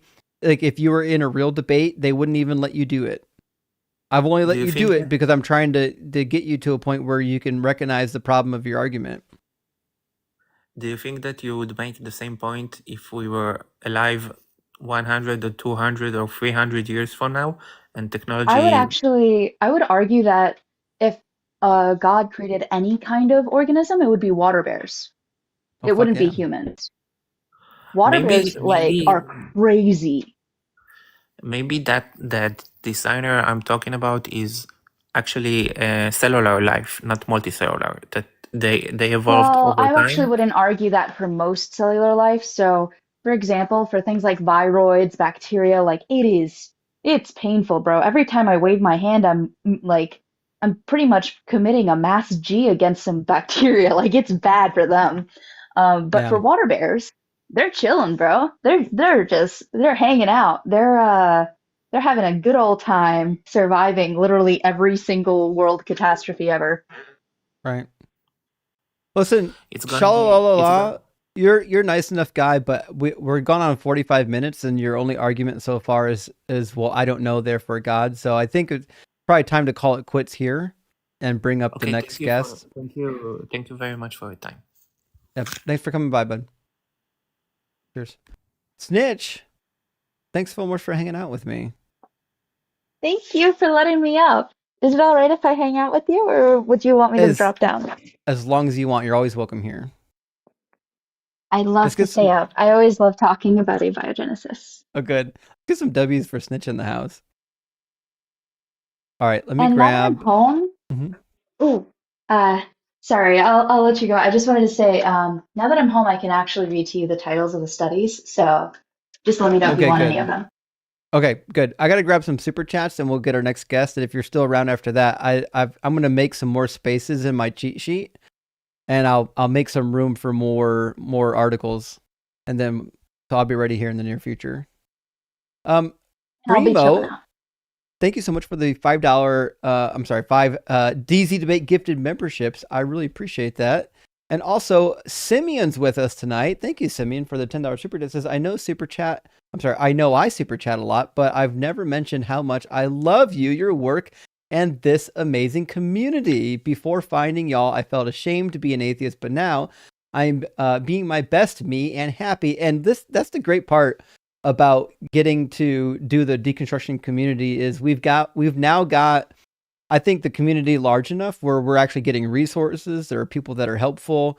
We've got like people you can go to if you need anything. We've even got a therapist that's associated with our group now, and we've got a channel in our Discord now that's going to have personnel. The Crystal, I think, was one who put this together. That's going to have people chiming in from the not Freedom from Religion. What's the other one I'm looking for? Shoot. I'll get back to you on that one. But we just did it. It's new. So we're going to have some actual like resources in our Discord from, it was Freedom from Religion or Recovering from Religion. There we go. Recovering from Religion. But anyways, so the community continues to grow, and I'm amazed at how thankful I am for the community and how generous they've been to everybody in it. Astronova, formerly known as Astronova, now IO 1497. Thank you so much for the super chat. Says $100 says John is a Christian lying about being an atheist. I agree. In an attempt to convert atheists to Christianity, on the down low, planting the seed, they need others to affirm their belief in their invisible space wars. I was actually just saying that. I really think that John was LARPing. I don't think he was an atheist. I think he was a very, very upset Christian, or very, very upset, we'll say, cultural Christian at the least. But he certainly wasn't a true atheist. And Blonde Nightmare, thank you so much for the $10 super chat, says, it's sad when people credit religion for strengths that's already theirs. Same with AA. It keeps people from becoming empowered themselves. If God truly helped, AA's success rate would exceed 25%. Yes. Not only that, we wouldn't see people revert as well, which is something that happens. But yeah, I mean, if you want to get clean friends, we've got resources. You don't need AA for that. You don't need a religious institution. And Rock Hard for Doug, great to see you tonight. Thank you for the super chat. Kings 13:1 was a real prophecy. Why didn't the gospel writers just pull a Josiah and write in history? The amateur hour makes our life so much easier now. Thanks, Doug. Well, I may not exactly know what you're trying to say. Let me look up the passage. Maybe it'll become more clear. In 1 Kings 13, maybe there's something in this statement that I should have caught. Man of God came out of Judah by word of the Lord to Bethel, while Jeroboam was standing at the altar to offer incense. And he cried out against the altar by the word of the Lord and said, O altar, altar, thus saith the Lord, a son shall be born in the house of David, Josiah by name, and he shall sacrifice on you the priests of the high places, who offer incense on you, and human bones shall be burned on you. He gave a sign the same day, saying, this is a sign that the Lord has spoken. The altar shall be torn down, and the ashes. Okay, so I guess I'm missing the question. 1 Kings 13:1 was a real prophecy. It was. Why didn't the gospel writers just I think you're saying, why didn't they use the prophecy of Josiah as proof of Jesus? Like a typological prophecy? I may not understand the question. I mean, the reality is the New Testament writers picked passages that were just like vaguely familiar to the Old Testament. They had no idea what was in the Old Testament. Blonde says, Kitty, there's nothing better in life than a kitten. What's his or her name? Well, one of them is Volta and the other one's Faraday, named after the electrical pioneers. And the Greater Full Band says, John, just rambling on mute. like he's being heard is making my night. Isn't that crazy? Like he knew that he was on mute. It's crazy that he kept talking. Like if I knew that I was on mute and no one was listening to me, why am I going to waste all my energy talking? Bug, thank you so much for the $20 super chat. It says, "Hi Justin, it's crazy how many theists dodge when you simply ask them what they believe in." I know. They can't even answer basic questions without resorting to disingenuous tactics. Do they think it's going to convert people? I don't think so. I think they get nervous. I think they get up on the stage and they get nervous and they just kind of panic. I think that's what happens. So I get it. It's hard to be on a stage and people like examining your thoughts and what you're going to say. And I think it results in people panicking and saying dumb stuff. And then later they probably look back on it and say, oh, that probably wasn't the right thing to do, you know? Nadventus, thank you so much for the 20 Canuck bucks, says confirmation bias plus cognitive dissonance equals psychological feedback loop, fueling echo chambers, cult thinking, and reinterpretations of failures into spiritual fulfillment and typologies. It's how religion hijacks our brains. And I couldn't agree more. We talk about this often. The difference between an atheist and a Christian is the atheist saw the failures of the Hebrew Bible and said, oh, it's not true, it's failure. Whereas the Christians were like, nope, it can't fucking fail. The word is going to change the meaning of all the words. Retired Bomb Tech, thank you for the super chat, says, welcome to Whose Bible Is It Anyways, where the words are made up and the facts don't matter. Keep kicking ass, good sir. Thank you. I actually used that once when I first started streaming. I actually used to say something very close to that. I thought it was funny, and then I stopped doing it. There's a lot of things I used to say like 2-3 years ago when I first started that I don't say anymore that maybe I should bring back. You know what I mean? Climb on. Thank you for the $20 super chat. It says, God designed a world in which babies get cancer and die excruciating deaths. If his God designed this, then why does he care? What's a psychopathic designer? I agree. If God designed this intentionally on purpose, which is what he said, well, then God's a psychopath. I don't give a fuck about this thing. Why do I care? Get the fuck out of here. Last super chat for now from our friend Zoidberg. Thank you so much for the $50 super chat. Let's get some W's for Zoid. Says, hi, Justin. I'm a reconstructing Hindu and want to do what you are doing for Hindus. Reading the thousands of scriptures and learning about millions of gods is a pain in the ass. Wish me luck. P.S. I will only preach Doug and Sharon from now on. Well, thank you, Zoidberg. And listen, I got your back if you need help. Now, listen, I don't know anything about Hinduism, right? I can do some logic with you. I don't know anything about Hinduism, but if you need anything, get a hold of me and maybe we can swap some resources sometime and you can teach me about Hinduism. Maybe you can help me out so that when I talk to Hindus, I don't sound stupid, because that's a real thing that's going to happen eventually. You know what I mean? Okay. So next in line, I believe is we got a couple people in the YouTube queue that have been here for a while. I think it's Ryan and then Iron King were next in line. I hope I'm pronouncing that right. Welcome in, Ryan. Hello. Can you hear me? Yeah, I can hear you. Am I saying your name right? Yeah. Okay. That's fine. Ryan, are you at least 18 and do you believe in God? I am over 18, but I don't believe in God. If you have a few minutes for me, I would like to ask you 2 questions. Well, I mean, since you're already up, I'll entertain it. But for the future, this is just a debate stage. This is not like a powwow. Okay. So I was met recently during the discussion about old law, Moses law, and about what? About Moses law, old Jewish law, that it's invalid because Jeremiah 31 says that God will bring new covenant. Yep. So the problem they have is they're thinking that the new covenant entails new laws, and it doesn't. If you fast forward to Jeremiah 33, he talks about what's going to happen when the Messiah comes, and it includes the Mosaic law still. It includes sacrifices and offerings. Same thing in Ezekiel. Okay. That's the context I was missing. And another comment and question, like when you talk about David's story with Christians, they consider David to be punished by having his wives assaulted and yeah, all that stuff happening. And have you considered that because of the inherent sexism of Bible, it actually is punishment for David because Bible considers them his property. Yeah. So it's like punishing a kid by taking his toys away. Yeah. Okay. So that's all I wanted to ask about. Thank you. Fair enough.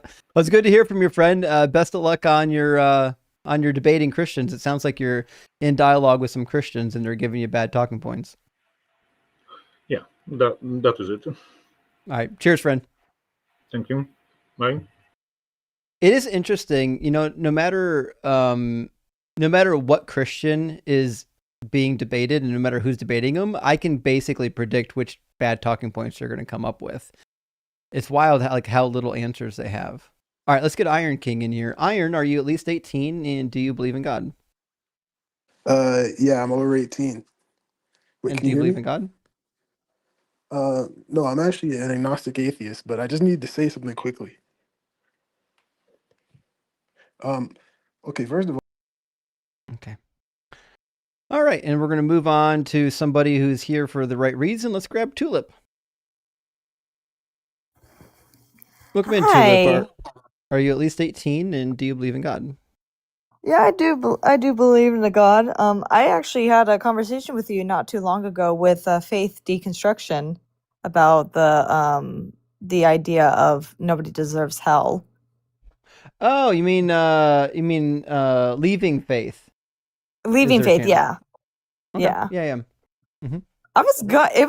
It's actually crazy because Scientific actually blew my mind with all her scientific facts about the amino acid and the mutation in it and everything that I think that she actually changed my mind with the idea of there being a divine perfection, a perfect God, which I'm very impressed about. Hell yeah. But yeah, I think because I was raised within the religious faith to believe that there is a God, it's always been very scary for me to just probably say maybe there isn't a God because of years of indoctrination and unfortunately Christian nationalism that is unfortunately kind of increasing within in the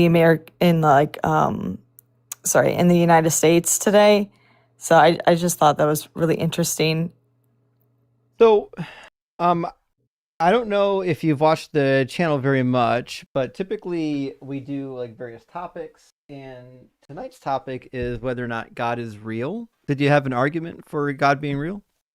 I think, unfortunately, I did have something, but I know it's kind of controversial. I think that, in a way, I don't believe in coincidences. I think that there are reasons for certain things, and I know that the good and the bad can coincide because of Scientific talked about the mutation, how people can get dementia and people can get cancer and whatnot. I don't think that there can't ultimately just be this nihilistic view of nothing matters at this point, so why even live it? Because I even trying to even have this conversation is probably very scary. So let me try to fast forward then. I'm going to say a statement, and the statement is God is real because of X. What would you fill in for the X? I think God is real because people have personal experience within it, but then at the same time, I can't just say that because everyone else also has personal experience within their own faction of their religion. Right. Because of yeah. The other thing too is people have personal experiences with not inanimate, but with fictional entities. For example, there are people that have personal experiences with Bigfoot. There are people that have personal experiences of being taken up on alien spaceships. There seems to be kind of no end of where the personal experiences can take you. Yeah, like for example, I know you probably have seen this video, but about the little boy that saw his father that passed away and saw Jesus and was like, "I'm so sorry, I'm so sinful. I've been a very bad kid," and like you're so beautiful, and he was like kind of in this sort of trance, and I was fascinated by it. But then I came across No Spiritual Nonsense, who said if you have to include that portion of like the religion, you can't just excuse everyone else that has that sort of religious experience, because it's all neurological. And when it comes to like near death experience, some people do see like their lives flash before their eyes. I can help out with this, by the way. Ooh, I would love to learn if you care to answer that. Yeah, so I'm just pulling up the study right now. I have it on my sources document. By the way, in addition to like some of the sources that I cite here, I do have all of the sources listed in the Google Doc that's free to view over in my links. So if anybody wanted to like actually like just go through all of the sources, feel free to. But on that note, going down to my brain, near-death experiences here. Here we go. So there's this one study called Consciousness and the Dying Brain. The PMID is 38603-803. It's a good introductory paper on various different pieces of literature surrounding near-death experiences. But basically, there's a surge of gamma oscillations and cortical activity after cardiac and respiratory arrest, which basically is a fancy word of saying there is a spike in biological activity in your brain when you are close to death, when your heart is freaking out, when your breathing is freaking out. And these spikes are very similar. The chemicals that are released are very similar to the ones that are released when you take opioids and hallucinogens. So individuals who, even if it's like a subconscious belief in God, if they experience a near-death experience and this surge of hallucinogenic chemicals goes through your brain, it's very physiologically possible and plausible that you see whatever you subjectively believe comes after death. You could have your life flash before your eyes. You could see blackness. You could see white. You could see a light. You could see someone you love. All of this is very possible to see because you have such high amounts of this hallucinogenic chemical going through your brain. And just to further provide you with actual data, asphyxia-activated corticocardiac signaling accelerates the onset of cardiac arrest, surge of neurophysiological coherence and connectivity in the dying brain, surges of electrocardiogram, electroencephalogram activity at the time of death, a case series, and the impact of human accelerated regions on neuronal development. That's not necessarily on the dying brain, but it's a good paper to also read nonetheless. But basically, that's the idea of understanding not only a little bit of like biological, like what consciousness really represents, as well as what happens when you have these near-death experiences. I would love like these I would love it if like I give you a follow. I would love it if you like DM me like a bunch of these like articles and like these research papers, which I'm assuming they're all peer reviewed and very well looked into, cuz I was also going to mention about like how when it comes to those near death experience, it's also a way for your brain to it's basically your mind coming up with ideas of like in a certain situation, like if you're about to be in a car wreck, your mind flashes in your head to find a survival tactic to then try to avoid said car accident. If I'm is that right? That's part of it, yes. So dopamine, serotonin, and norepinephrine are the specific neurotransmitters that surge through your brain during near-death experiences. And it's not only because it's like a near-death experience and it's a way for your brain to calm itself down as it knows it's dying. It's also a way, if you are in a close-to-death experience, it's a way to get you up off your butt, so to say, to go and survive, to go run away. And so all of these hormones and neurotransmitters spike activity in your brain, very similar to shrooms and like other like very hallucinogenic compounds making you see things. So it's very well researched. So it's not necessarily like a personal experience, so to say. For God, it's more so just a neurophysiological phenomenon that's very well documented, surprisingly, considering how hard it is to research humans at the end of their life. Yeah. And I mean, like, for example, my grandfather, who passed away in 2017, before he passed, he flatlined on the operating table, and he mentioned that he saw blackness, like absolutely saw nothing.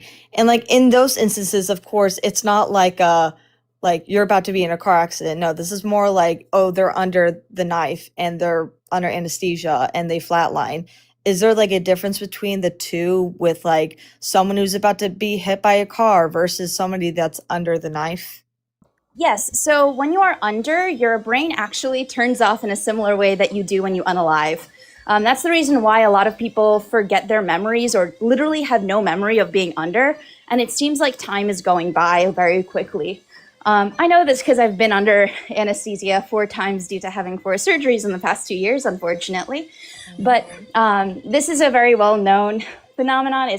We've seen it in mice, we've recorded it in mice, but people try not to talk about it too much because the fact that anesthesia shuts off your brain similar to that of being unalived is probably not a very comforting aspect to know for patients who are undergoing surgery. But that being said, yeah, so anesthesia will shut off your brain, so you're not going to have that same spike in neurophysiological activity because, well, your brain's already off. Is that the same thing as like if somebody's making you take like, I think you already mentioned it, but like if you're taking like a specific like medication to make you droopy, because I had to take like a medication before I had to go to surgery, and it like it's kind of like the same substance as like somebody trying to, I know this might sound crazy, but like spiking someone, of course, like trying to go in and out of consciousness. Like, could those also be the same effect as though going under anesthesia? I'm not a doctor. I'm more of a researcher, so I wouldn't be the one to answer that. I do know that there is a doctor down in the comments section who probably knows more about this than I do. That being said, I would think that based off of what I know about pain medications, specifically like acetaminophen, Tylenol, and opioids, they act directly on the pathways in your body that allow you to sense feelings of pain. So it's not necessarily turning off your consciousness or interrupting all neuronal signaling in the way that anesthesia does, like general anesthesia, but like local anesthesia and some of those other ones that are more so attacking the pain side of things. That's the reason why you can still maintain your consciousness while you're on them. Okay. Also, people are asking, I'm assuming you're on the treadmill, right? Yes, I'm walking. I knew it. I was like trying to figure out, I was like, what is that sound? And then I guess Snitch doesn't sleep. The snitch is always at work.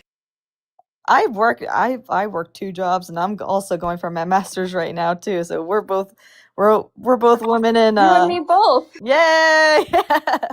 So yeah, and I think it's fascinating, not just like the idea of like a near death experience, but also like the idea of people having like vivid dreams or like some hallucinogen when it comes to like either taking substance or either just taking a nap or something, and then having like these vivid dreams. Like some people say, like in the Catholic Church, like there have been bishops who have had like dreams of like the world under destruction. I talked to someone who's a Calvinist who mentioned like the Pope had a vivid dream that like everything is already set in stone of like who is determined to go to heaven and hell, and like a bunch of like the people within Catholicism do believe in that. Do you think that based off of indoctrination, it could be a main focus as to why people have these vivid dreams? Oh, that's a tough one. So I think a part of it is that a lot of human beings are greedy. So like having a dream that basically says, hey, everybody is predetermined to go to where you're going to go, or I had a vivid dream that God told me this. That's a very good way to get a lot of people to listen to you with very little evidence. And that's not necessarily the best thing in the world because that can lead to a lot of misinformation. And I would also say that a lot of people don't actually remember their dreams very clearly when they wake up. So it's very likely that they probably misremembered something because of their previous bias. Because as you said, that man was a priest. And I'm sure many people who have these kinds of vivid dreams that lead them to trying to indoctrinate others, they probably also have that same bias where they're trying to get people to believe what they see and to believe what they understand as reality, even though they don't have objective evidence as such. There's also this really interesting phenomenon. I read about this many years ago, probably 20 years ago now, because I thought for a second once that I had like a premonition.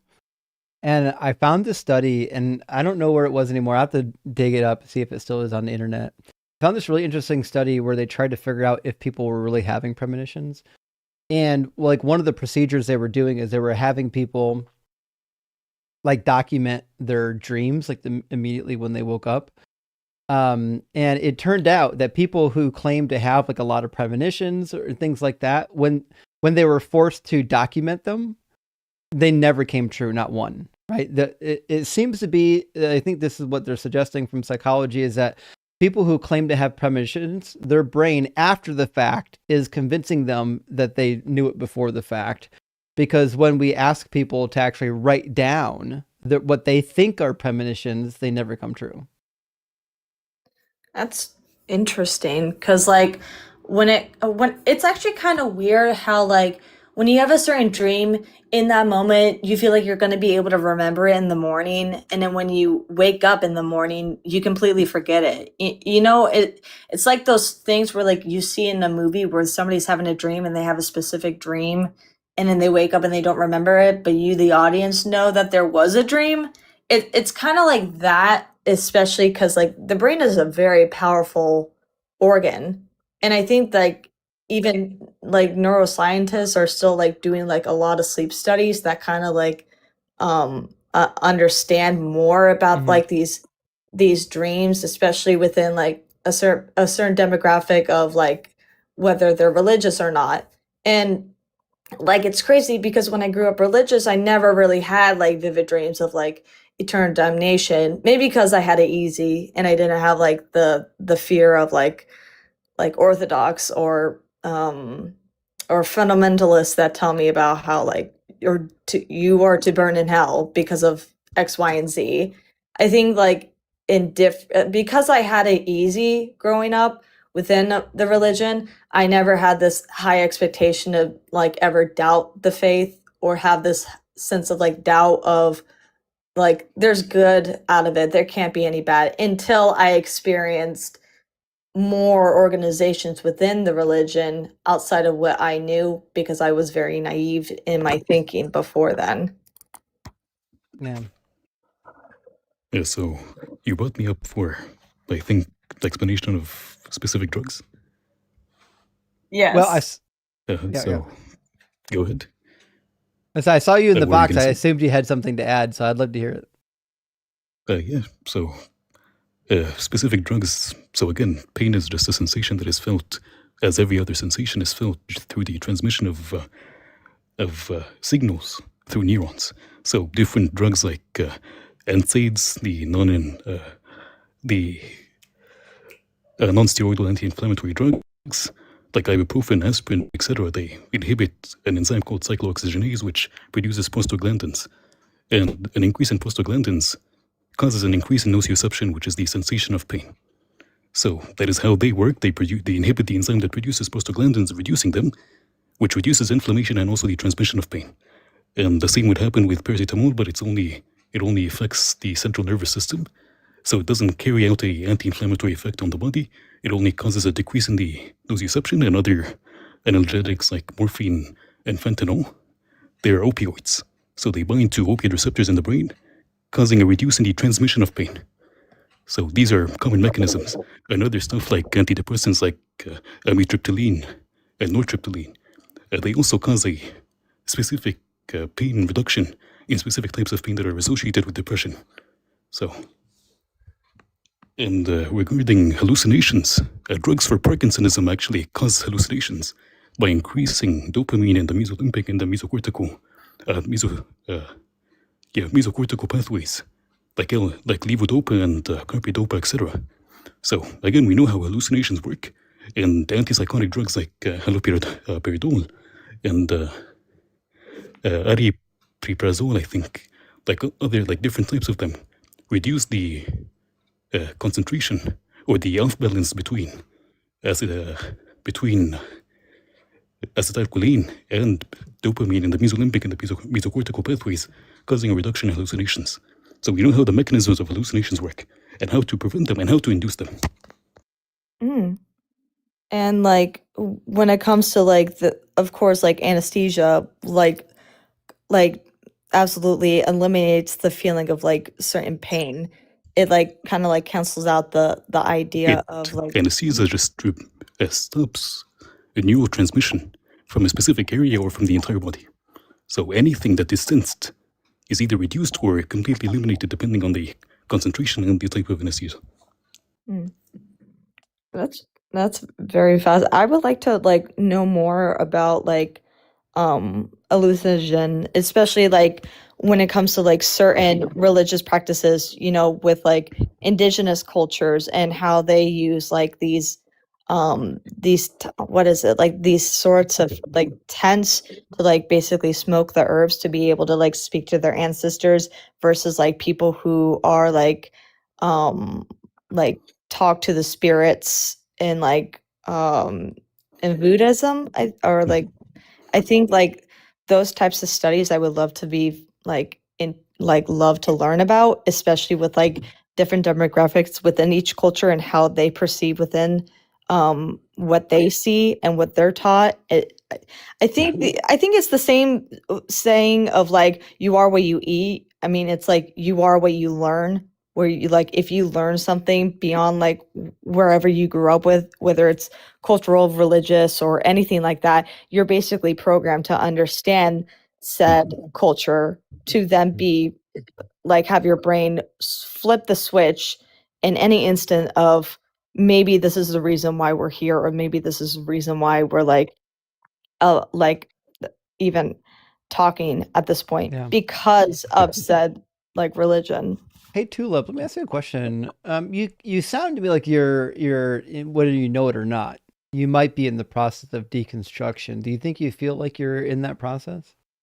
I have been for a very long time, and unfortunately for me, it's like these there's like these days where like I get pulled to like one side of believe in Jesus, believe in God, versus like coming on these panels where I'm hearing like of course like facts don't care about your feelings, and I'm just like blown away by how much study we know about like mutation and amino acid and just like evolution and natural selection and everything like that, where I was taught about that even within my Christian school, but never really expanded on that because there's been the concept of fear of maybe there can't be anything out there because of these flaws within said naturalistic evolution. Well, let me make a suggestion. You should join our Discord. There's a bunch of creators in the Discord as well that are here on TikTok that are doing live streams. Actually. Oh, good. Some of them do live streams where there's a lot more question and answer and a lot more like open dialogue. The live stream that I run is mostly debates, like where Christians or believers will bring arguments or pieces of evidence to interact with. But we do have some people in the community that are just doing deconstruction live streams that are like really, really helpful if you just want a place to go and talk to somebody about some of these topics. Yeah. And like it was funny because I didn't want to be those people, because like I actually did have some questions about some of the gospels, because like you have a lot of knowledge, and like I sometimes keep on getting brought up with the idea of lean not on your own understanding, which is just a gaslighting verse to like let people not understand. But just like being able to like have these sorts of conversations brings like a lift, like a weight off my shoulders of like thinking like whatever happens after death isn't just eternal flames, because all of it just doesn't seem real. Because like when I had the discussion with you in the live with like faith, we were talking about like the idea of what happens to the people who have committed such heinous crimes, you know, when there hasn't been justice on this earth, and you just kind of have this expectation of like them like being, you know, when they're dead, where do they go? You know, there shouldn't be just like this lack of justice on earth, and there should be justice in the afterlife. Then you just kind of like figure out that maybe regardless of what happens, like it happens, unfortunately, even though I don't want to think like that. Like it's the same idea of if a criminal prays to God and asks for forgiveness, they'll just go straight to heaven. Like it's those types of conversations that I'm willing to have, because both ends on the spectrum of like an atheist point of view or a Christian point of view just doesn't sound morally right to me, unfortunately, and it's just more subjective. Well, I mean, all of our ideals are subjective. That's what makes them ideas, right? But in terms of hell, my point is basically this: the concept of hell in Christianity to me is kind of absurd. So, for example, the general idea, and you're still a Christian, right? No. Oh, okay, you're no longer okay. Yeah. Never mind then. Okay, so we're past that. We don't have to worry about that. Okay, so I was a Christian for a long time. And then when the math stopped mathing, I became like a general God believer, like where you're at now. And then eventually I became an atheist. And so I think the next step, like if you're progressing your journey, is you're going to start asking, you're no longer worried about theological questions, like no longer worried about what the Bible says. The next step is like, okay, what kind of evidence can we point to that would demonstrate there would or wouldn't be a God? And I do understand, like a lot of people would think that near-death experiences are proof of a God or an afterlife. I'm not actually sure that is, because as we've already demonstrated, near-death experiences is probably just hallucinations, which is why like everyone is their near-death experience is unique to their culture. Like a Hindu has typically a Hindu-themed near-death experience. So on, same for Muslims. So to me, that's telling me that this is just happening inside your head, right? So outside of that, what would be what like so I even though I left Christianity, I still believed in God, and I got to a point where I realized I only kind of believed in God as like a leftover. It wasn't because I had a good reason to believe in God, right? And then I started questioning, right? So, for example, do you still think there's an afterlife? I would like to believe that there is an afterlife. It's just like how the Bible defines it is basically a definition of the Twilight Zone. Right. So let me ask you a question. Imagine for a second that we do have an afterlife. We die. Our spirit lives on after us. Where does our spirit live? I think it's based off of like what. It's weird to say it, but I believe that based off what we subjectively believe is where we're eventually going to go. Like if you internally think, man, I think I'm going to go to heaven because I was a good person my entire life. I think that sort of like idea becomes a reality to said person. But like at the same time, like facts don't care about our feelings. I mean, there's always the possibility of the unknown. And I think it would sound peaceful to think that whatever we decide or what we internalize is what's going to happen beyond where we stand. But ultimately, there is no answer to it. Right. And maybe I didn't ask the right question. I'm saying like if we experience some sort of afterlife, whether you think it's like a heavenly afterlife or a bad afterlife, where is that? Where do we go? Like literally don't literally like there probably isn't. Probably there isn't. That's the problem, right? So even if you leave Christianity and you still want to hold on to this idea of an afterlife, like the reality, the only thing that makes sense is that the afterlife would like be here on the earth. In fact, most people who have generic afterlife ideas, they think we're just going to live here on the earth as a spirit, right? That's why we have like hauntings and things like that. But like if the afterlife's not here on earth, we have to figure it must be somewhere, right? And if it's somewhere, well then like where in the universe would that be? Should we be led to believe that when we die we're going to be transported to another planet somewhere else in the universe? or is there like just an alternative universe out there that we have no way of seeing or detecting? We just have to take it on faith that the universe exists out there somewhere.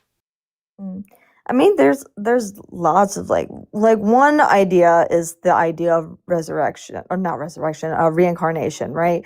Those types of things, like that sounds interesting enough. Of like people remember, like the idea of somebody remembering their past lives is like fascinating to me, because some people like jokingly talk about how if a baby has like a deep Southern accent, in their past life they might have been like some Southern grandfather in like Georgia.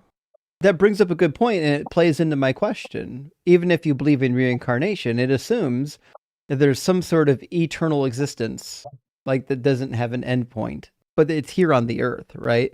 But we know our earth isn't going to be here forever. You know, the sun's going to swallow the earth up. It's going to destroy it in like 1 billion years.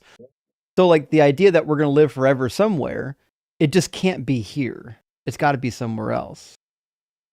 And you bringing that up brings a lot of fear just now, because like it's, I think that like nothing is infinite, nothing's forever. And I mean, like even the signs say it. I mean, I hope that there is something out there. Like I do. I just wanted to say, as I think that it's so important to remember that just because life isn't forever, just because there is not really any demonstrable evidence of an afterlife, doesn't mean we can't love life and be happy for what we have. I mean, I also think that it's really important to remember that as scared as some of us may be for what comes after, we can still make our purpose here and now and make the best of what life we do have, because we can make so much progress within one lifetime. Like there's scientists whose concepts, like for example, Faraday's constant, the person who you named your cat after, Faraday's constant is still very much used today, and his findings will go down in legacy. And maybe you don't find something crazily legendary, but maybe you say something nice to an older lady and she dies happy because you were nice to her. Maybe a baby or a child feels you give a hug to a child who hasn't had a hug in a really long time, and they remember that hug and continue on with their journey in life because of like what you did. There's so many things we do from day to day that give us purpose and give us a reason to value the life we have rather than to be scared of it ending.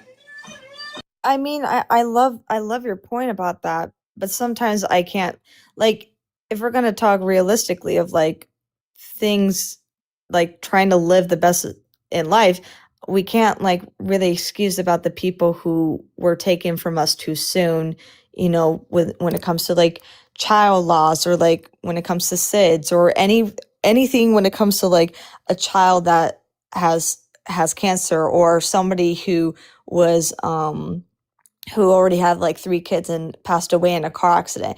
It's those things where ultimately, like, there can't be just like, oh, it's God's plan. Of course, it can't just be that. Or it can't just be, well, this is just it.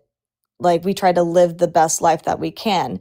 It's just, it's the idea, like, if none of this really matters, then what's even the point of even like building a life or being that's my point, is that the things that we do in our life, even though our life ended, the things we do in our life can continue on in the generations to come. So for example, I have lost 2 people to very advanced, horrible cancers. One of them was a person who pretty much took care of me when I was little and my parents were away at work. And she was an amazing human being. She was the kind of person who would literally sing about being in traffic in order to say like, okay, let's be optimistic about this situation. We're stuck in New York gridlock. Let's sing to the song and like memorize this whole album. That kind of mentality I carry with today. And whenever I'm stuck in traffic with my partner, or if I'm stuck in a bad situation, I'll throw on some songs and I'll hum along and I'll try to have a good time, even though I'm waiting forever for something to occur. Like those sorts of moments that you have with people, even though their life has ended, it didn't not matter. Their life did not matter. Did not matter. It mattered a lot because it changed the lives of people who are still living. And even if you don't find some crazy Faraday's constant, the things you do in your life touch the people that are around you. And they're the ones who carry on your memory and carry on how you existed. There's so many things that we can do that make our lives matter, even when it's ended.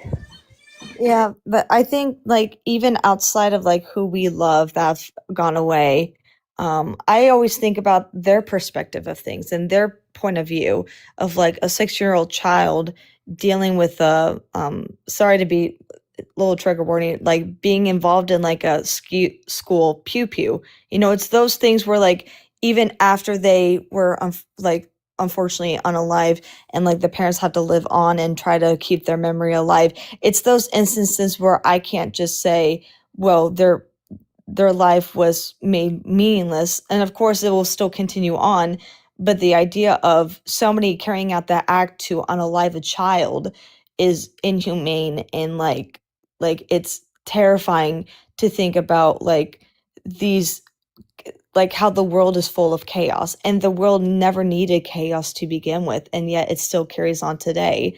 And I don't believe there will be an evolutionary resolution to solving chaos, because chaos has always existed since the beginning. Yeah, I don't disagree. I think there's nothing we can do about the chaos. I think this is why we've got some people right now. Think of people like, even though they're goofballs, like Elon Musk, who has this idea that like eventually, like we got to get off the Earth, and that's the reality of the planet.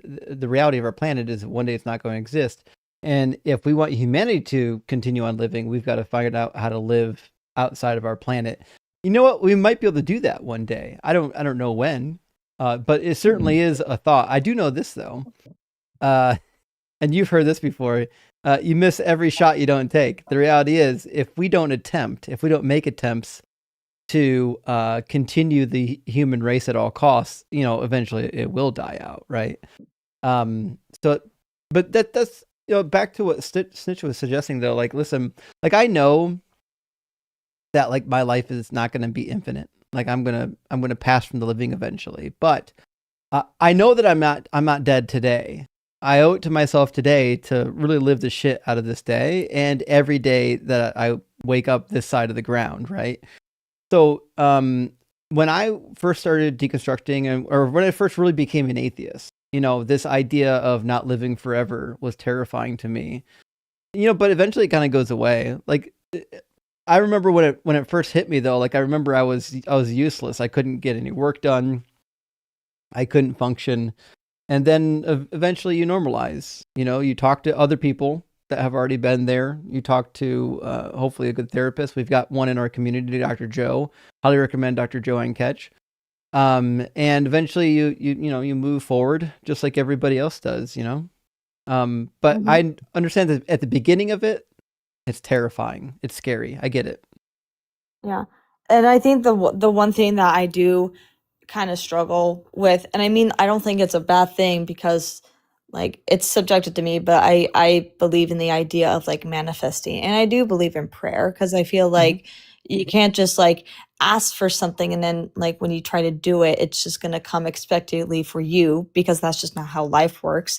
I mean, sometimes I believe that when you manifest something, like you write it, like sometimes people journal, sometimes people like light incense, sometimes they like sage the house to get rid of all negative energy.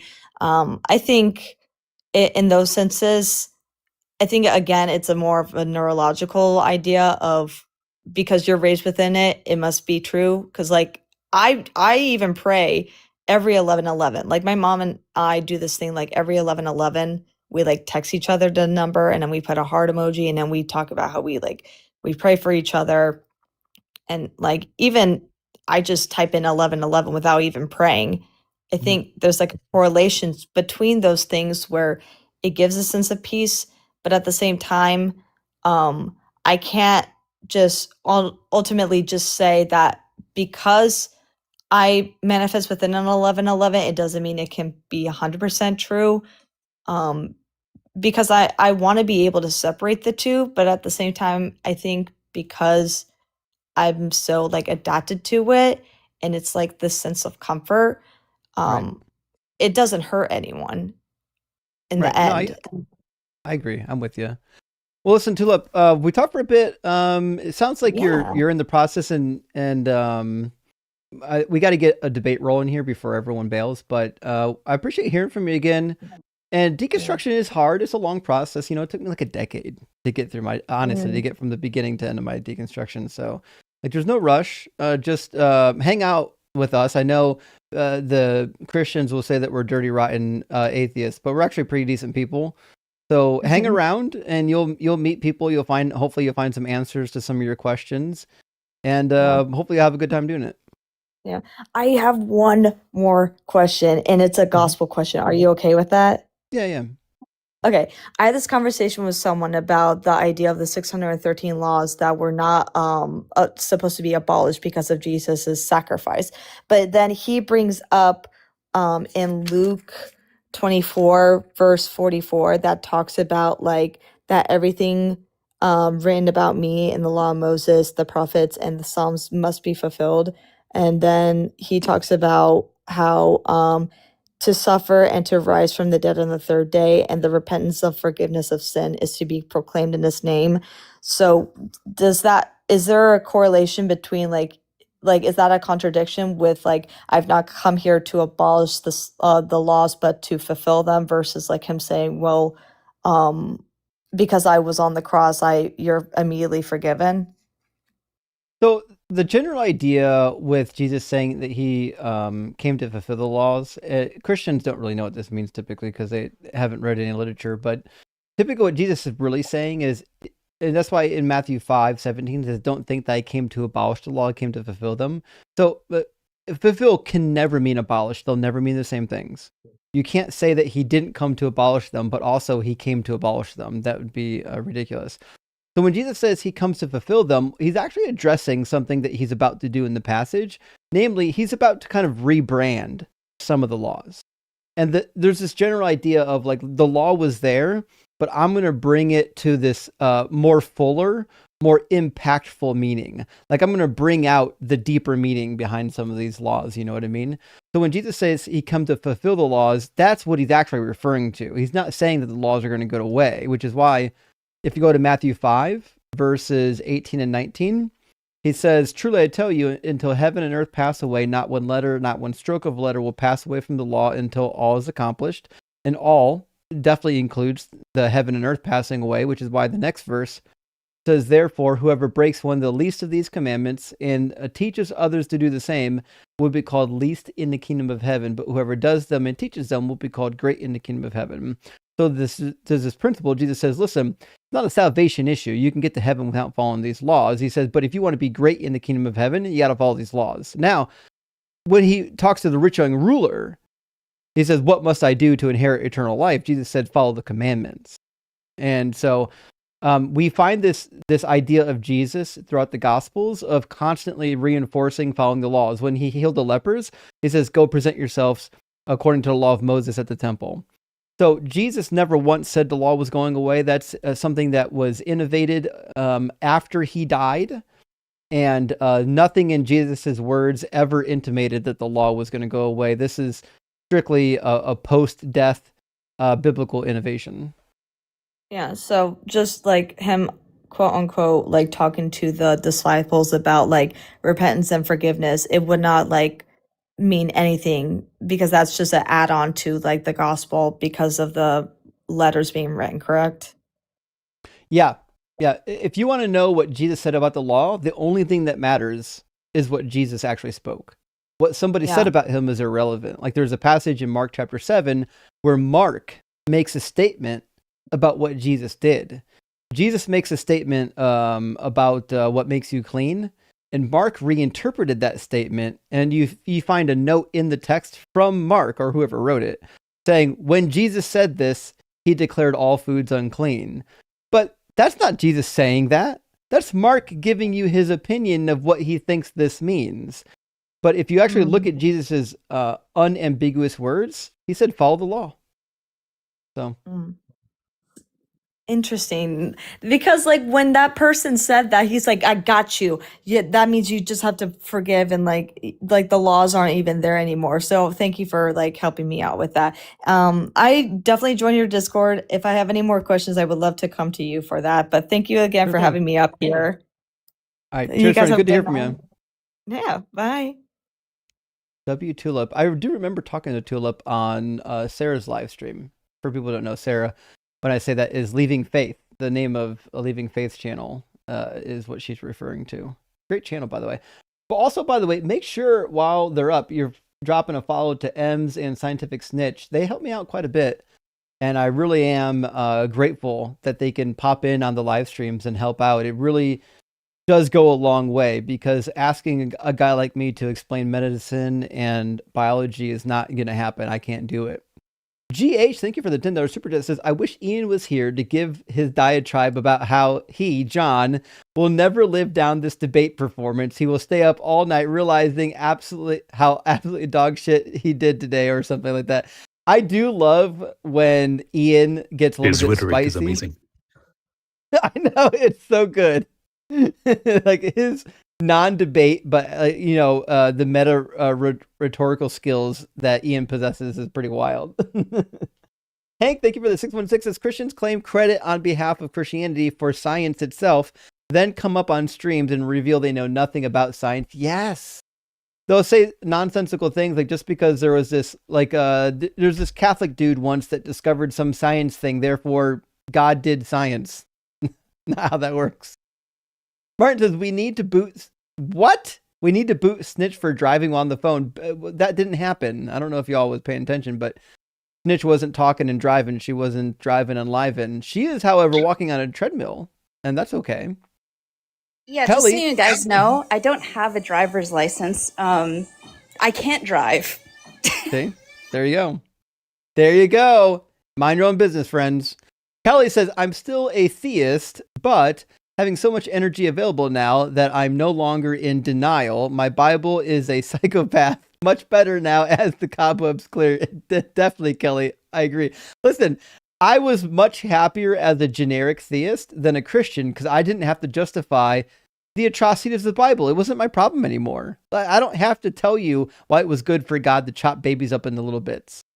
Mythical Purple says, my younger 15-year-old brother came to me about his deconstruction, but I'm worried about overstepping with my family. They're Christian. I am an open non-believer around them. Any advice on how to help them? So I honestly, just be honest. Listen, your parents can't stop your family from learning information, right? So if somebody comes to you with a question, the best thing you can do is just answer the question to the best of your abilities and be honest, and that's it. And if your parents don't like it, I mean, that's kind of their problem. They can't force somebody to believe. And remember, Christianity is a religion of belief. If somebody doesn't believe, you can't make them believe. Shoshushimedja says, I had an indie where I saw a Mormon Outer Darkness. Oh, that's interesting. That shit drove me into studying the Bible, Mormon, and Christian history. Sorry that happened to you. But to be fair, the Book of Mormon is fucking wild. I actually just did a long interview with an ex-Mormon. I'm going to edit and get posted sometime soon. But Mormon theology is wild. But at least they didn't do any of that Trinity bullshit. Manager, thank you for the 10 Deconstruction Zone memberships. I appreciate that. And Penelope, good to see you tonight. Thank you for the $10 super chat. Kudos to anyone deconstructing. Many religious people are simply looking for paths to social dominance and don't give much thought to the logic of their professed beliefs. Deconstruction is hard. Rock hard for Doug. I agree. Deconstruction is definitely hard. You have to be really honest with yourself. When something doesn't work anymore, you have to say, okay, this doesn't seem to work. Is there another answer? And the reality is, sometimes there's a good answer, sometimes there's not a good answer. Not the Bible, Jason. Thank you for the $20 super chat. It says, get this. 206 BCE, Phil Chrysippus, wine drunk one night, belly laughing at a donkey eating a fig, and died telling a slave to give donkey wine to wash down the fig. No shot he didn't get a vision about how stupid the JC story would be. I have no idea who this person is. Have you ever heard of Phil Chrysippus? Now I gotta look this guy up. Okay. Phil I can't even funny say name. it. Right? I feel like this is like a okay. This is a person. Phil Chrysippus is a pivotal Greek Stoic philosopher considered the second founder of Stoicism for systematizing its doctrines and making immense contributions to logic, ethics, and physics, notably developing propositional logic. Oh, okay. So this Greek philosopher gets drunk and dies trying. JMR, not the Bible, Jason. I love you. But I guess I don't understand what you're saying. You might have to. You might have to clarify for us. I think you lost me on that one. Apologies if it just kind of went over my head because I'm not smart enough to catch it. But I don't really understand what you're saying. All right, we're gonna grab Toledo from the queue, and then we're gonna keep the conversation rolling. At least the name looks like Toledo. I'm not really sure how to pronounce it. Tdebo, Talebo? Tadebo? Yo! How close am I? You hear me? Yeah, I can hear you. I think everyone can hear you. Are you at least 18? Oh, dude. And are Sick. you My a connection believer? wasn't good last time. I don't know if you remember me. It's hard because I talked to so many people, but are you at least 18? And do you believe in God? Yes, I am at least 18. I do believe in God. Okay. And which God do you believe in? You asked me this last time. I said, you know, the one and only. Yeah, you asked me about Sharon. I Oh, looked into yeah. Sharon. You believe in Doug The and Rose Sharon of Sharon. Stone. The Rose of Sharon. Okay. You know So about the Rose of Sharon? you don't believe in the Christian God. Well, no, the Rose of Sharon's a metaphor for Jesus. So you believe in Jesus. Yes. Imagine not being able to say what you believe in without a runaround. It's crazy you guys do this. Okay, so you're a Christian. You could have just said that. You could have just said I believe in the Christian God, but Oh, I know. I wasn't trying to give you the right. I was just like, I know that'd be way too easy and make way too much sense. So, what's the I'll best do it next evidence time. or the best argument for the Christian God being real? We're surrounded by His glory. Yeah, can you prove that? Well, when you say prove, like in a courtroom, can you provide evidence? There are two types of proof, right? Can you provide evidence that claim is true? No, but I can provide testimony. Nope, testimony is useless here. Well, I just want to say, before you boot me, I know it's coming. Yep, nailed it. Okay. Well, that was fast. Not quite as fast as last time they were here, but pretty quick. Oppo says the EU and Catholic Philbro crash outs will always be wonderful. I agree. They would rather listen to a church father and Greek philosophers than open up their Bibles. Their philosophy will never lead to Jesus. I agree. Not once, not ever. Now, you can use philosophy to get to a couple different God concepts, but you'll never use it to get to Jesus. The Jesus and the Trinity and all this nonsense is not... It doesn't comport. They don't all agree with each other. Okay. So next in line is going to be Hepka, and then after that looks like maybe History Hound. So we'll run that one. After History Hound, we'll grab Daniel. We'll come in. Is it Hepcat? It's a Hepcat. Yeah, it's like a Hepcat.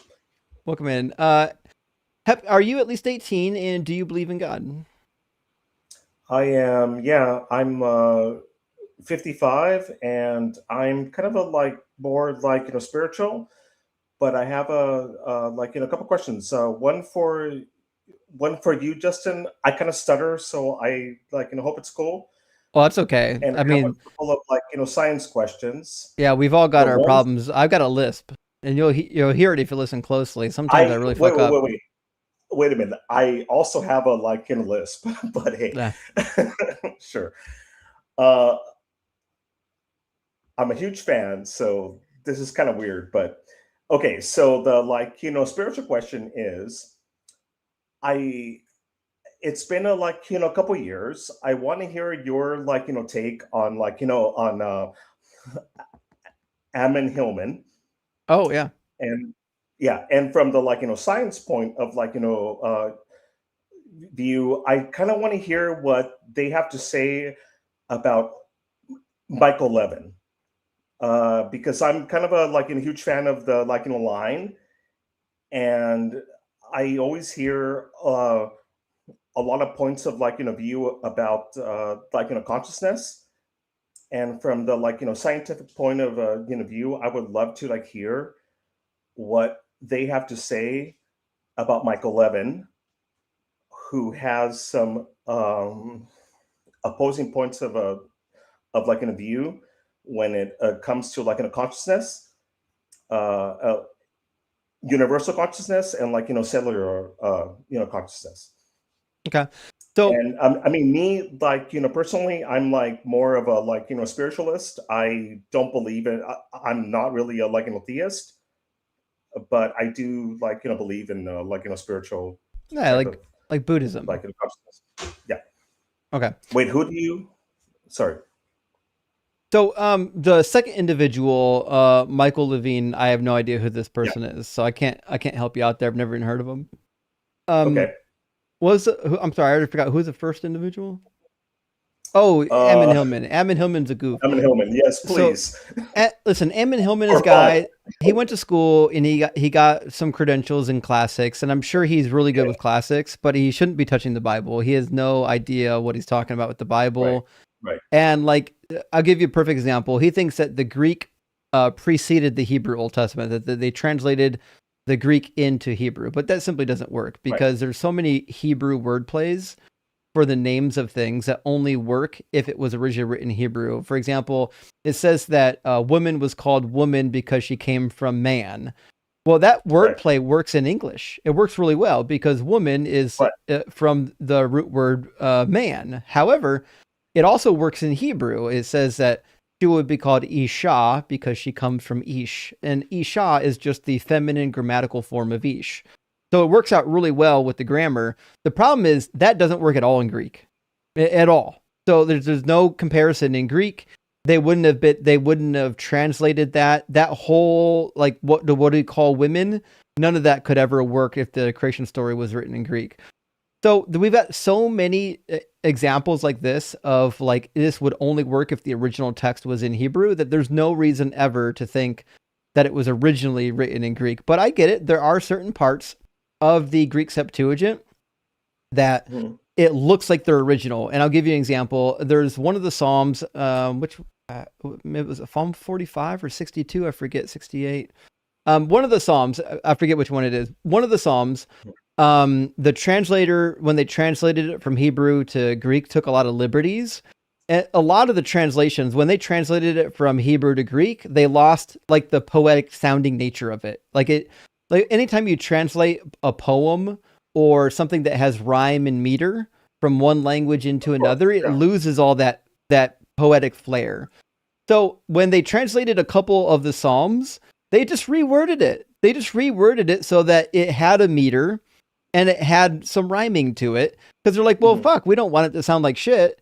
So some of the Psalms, they sound like they were originally done in Greek because there is rhyme and meter to it, which you would expect if it was originally composed in Greek. But as it turns out, there's rhyme and meter in the Hebrew edition too. It just happens to be that in some of the Greek translations, somebody went out of their way to still make it sound good. That's all. Right, but what is all this stuff that he starts getting into where he talks about that Jesus Christ was using children for drugs? I mean, you've seen him, right? He's an idiot. He has no idea what he's talking about. He's out of his mind. He's got these weird conspiracy theories. He's not in his right mind. He's got this idea that Jesus is doing inappropriate things with young men because in the Garden of Gethsemane, when the troops come, the boy tries to run away and they grab his cloak and he ends up running away naked. And his interpretation of this disagrees with every scholarly interpretation ever given. He's just a weird conspiracy theorist that his only novelty is being weird. I suspect in real life he's not really like that. I think his online persona is a character that he made up. Yeah. That's kind of what I think. Yeah. Yeah, I don't think he's really that weird. Right. So if we can get into the science part, I don't know if scientific snitch and M knows who Michael Levin is, but I have one more question for you. Yeah, well, I guess I'm trying to figure out, do we have any questions that would lead us to disagree on anything? Probably. Maybe you could provide one of the claims that he gives. I'm sorry, when it comes to science, a lot of us just know maybe a few key scientists in our field, but knowing people by name is really difficult. So if you could provide a claim that he commonly promotes that is within the field of science, whether it's biomedical, physiology, that would be best. If you are going into the topic of physics, I know somebody else who is a quantum physicist and somebody who does actual physics, so that's probably best for those kinds of questions. So Michael Levin is oh God, I have to look it up. I'm so sorry. Oh God. So he's more of a bio chemist. He's more in the in the field of his theories have to do with consciousness within cells, and he also has a theory of consciousness. He's a professor at the Tufts University.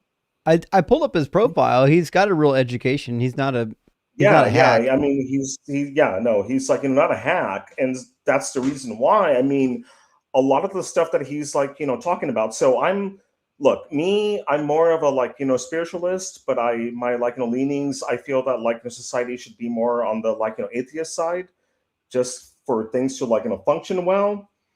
So I'm a skeptic, but I am also a spiritualist. We can run into some things, but I would say this. Yeah. I think if there's two competing worldviews, let's imagine one is the God worldview, which includes the afterlife, and one is the non-God worldview that also includes some sort of conscious afterlife. I think the second one of those, we could one day prove. We could prove somehow that our consciousness lives on after we die. I don't think we've done it yet, but we could do that. That's something that's in our capabilities. But I just sorry about the interruption. I just started reading through Michael Levin's arguments. It is a lot of it's a word salad that is meant to confuse people who don't understand biology, and it's it's just complicated enough to make him seem smart, but in reality he's saying a whole lot of nothing because he's not recognizing the understanding that it's not just DNA as being the quote unquote genetic code, but there's also the carbohydrate code, the amino acid code. It's not just bioelectric patterns, it's also patterns of sugars, patterns of genetics, and they're not necessarily created patterns. It's biological patterns that are not designed, but they've evolved so they recognize structures, and that's the reason why things like aspartame and sucralose taste sweet but don't break down like sugar does. Yeah, but is there any chance that we can circle back, because I mean he is a professor from Tufts University. So he's arguing what you learn in basic biology and neurophysiology 101, which is that inside of neurons there is a flux of sodium and potassium, which generates an action potential, which allows our neurons to communicate with one another. He's arguing that that's also a code. The only issue with that is that there's not really a specific, for example, sodium increases, sodium. So when it comes to, sodium has a positive charge. So it increases the positive charge inside the cell, and that triggers proteins to respond. It's not necessarily a code because it's just triggering proteins to respond. Something that's more something that could be described as a code would be amino acid code, the carbohydrate code, the genetic code, because these things are very specific to the structures they create. and they very specifically there's a difference between specificity and sensitivity, where specificity is how specific does a structure recognize another structure, how specific is this one thing when compared to another thing. In like pharmacological senses, it's like, does this pharmacological agent specifically target a certain pathway and not the others? Sensitivity is how strongly something responds. Now, bioelectric signaling is probably better described as being something that's more along the lines of like sensitivity, where a certain level of activation will activate certain pathways, but it's still going to activate other things. So like, for example, something like Botox, which is like a paralytic agent because it blocks the ability for neurons to communicate with one another. That can be used in multiple different scenarios. It's sensitive because it definitely blocks neurological activity, but it's not like a very specific thing that's going on. So sodium is used in various different things. So I could be thinking about one kind of thought, I could be running, I could be exercising, I could be cooking, and action potentials will be going on, and sodium will be flooding into my neurons, activating the neurons that are responsible for me to cook, to exercise, and for heck, even talking right now while I'm on a treadmill. Like, all of these things demonstrate how it's not specific, but sensitive. So, like, scientific snitch, I'm not sure if I'm like, following you, because I don't feel like you're really, I mean, So let me interject. I yeah, think the problem that we're going to please. have here is Levine isn't present to argue his thesis. Like, we're left Right, at the devices of just like going out to the internet and trying to figure out what his argument is. And I don't think you can present his argument unless how detailed do you know his argument? I just don't feel that like hardly anything that scientific snitch said really had anything to do with his argument. That's what I'm asking. Can you present the argument? Only partially. I mean, to be fair, I probably cannot present the entire Right. argument. All that I can say is that what he's talking about is consciousness at a cellular level, and I'm not a scientist, so it's really Right. like hard for right. Well, that's okay. We don't expect you to be a scientist, but that's my point is like, so like what we can do on these panels is like we can interact with arguments, but what we can't do is interact with phantom arguments. Like, we actually Right. have to hear the argument before we can address it, or else we really just kind of waste our time addressing arguments that nobody's making Right. if we're just Right, trying to right, guess what the argument is, right? So maybe let's do this. Go back and read Levine's work And like study it and come back. Yeah. Yeah, take some notes, write it down on a notepad, Sure. can do come that. back with some bullet points on the claims yeah. and where we can find the claims ourselves. And then maybe we can discuss the merits of Levine's argument. Yeah. Also, I just wanted to add in that Oh, yeah, he's not arguing that this bioelectric code is implicating a design. He's arguing simply that biological development isn't necessarily just genetic, but also guided by bioelectric signals, which would be true because our environment, which causes these bioelectric signals. So for example, the moving floor under me is causing my legs to move and causing action potentials to activate neurons that allow my muscles to move so I'm not falling off my treadmill. Right. My development of my legs is guided by that bioelectric signal. So yeah, so he's not arguing God. I mean, I think the way to put it in layman's terms is Right. that he's not arguing God. And that may be, we believe you. I'm just saying that, how about, I think what I'd like to do is come back with like a full, well-formed argument, and then we can address the argument. Because otherwise I feel like we're kind of chasing our tails, Yeah, sure. And one final question is, I'm a huge fan of Gnosticism, and I was kind of curious about your thoughts. I mean, let's see here. I'm trying to like focus it. I mean, I don't know. Like I'm like pretty much. I'm kind of like halfway between a like atheist and like spiritualist. I do Mm-hmm. feel like I like consider myself to be a Gnostic, but I put that in like quotes. I don't. I mean, I don't know. Yeah, because like a Gnostic generally believes in multiple gods. Like the God of the Old Testament is a different God, Jesus is a different God, and then usually like a demiurge. And this is their way of making sense of like why the New Testament Jesus / God is so different from what we find in the Hebrew Bible. So their hypothesis is essentially that there's two gods. One of them's an evil asshole and one of them's not. And then there's different forms of it, right? So like to me, like if the Bible's not true, Gnosticism's right out. Like Gnosticism's useless to anybody if the Bible's not true, and the Bible's not true, so there's no need to worry about Gnosticism. What do you know about the quaternity and if it has any like kind of value? The quadrinity? Well, the quadrinity is No, real, no, and it's no, no. Sorry, Doug, Sharon, Rocky, and Pebbles. quaternity. The quaternity. The what? The quaternity, which is You mean the has to do Trinity? with like, huh? The Trinity? No, no. It's oh god, it's good and like evil, and then there's good, evil, and then there's light and like and like in dark. So it's like four. Never heard of it.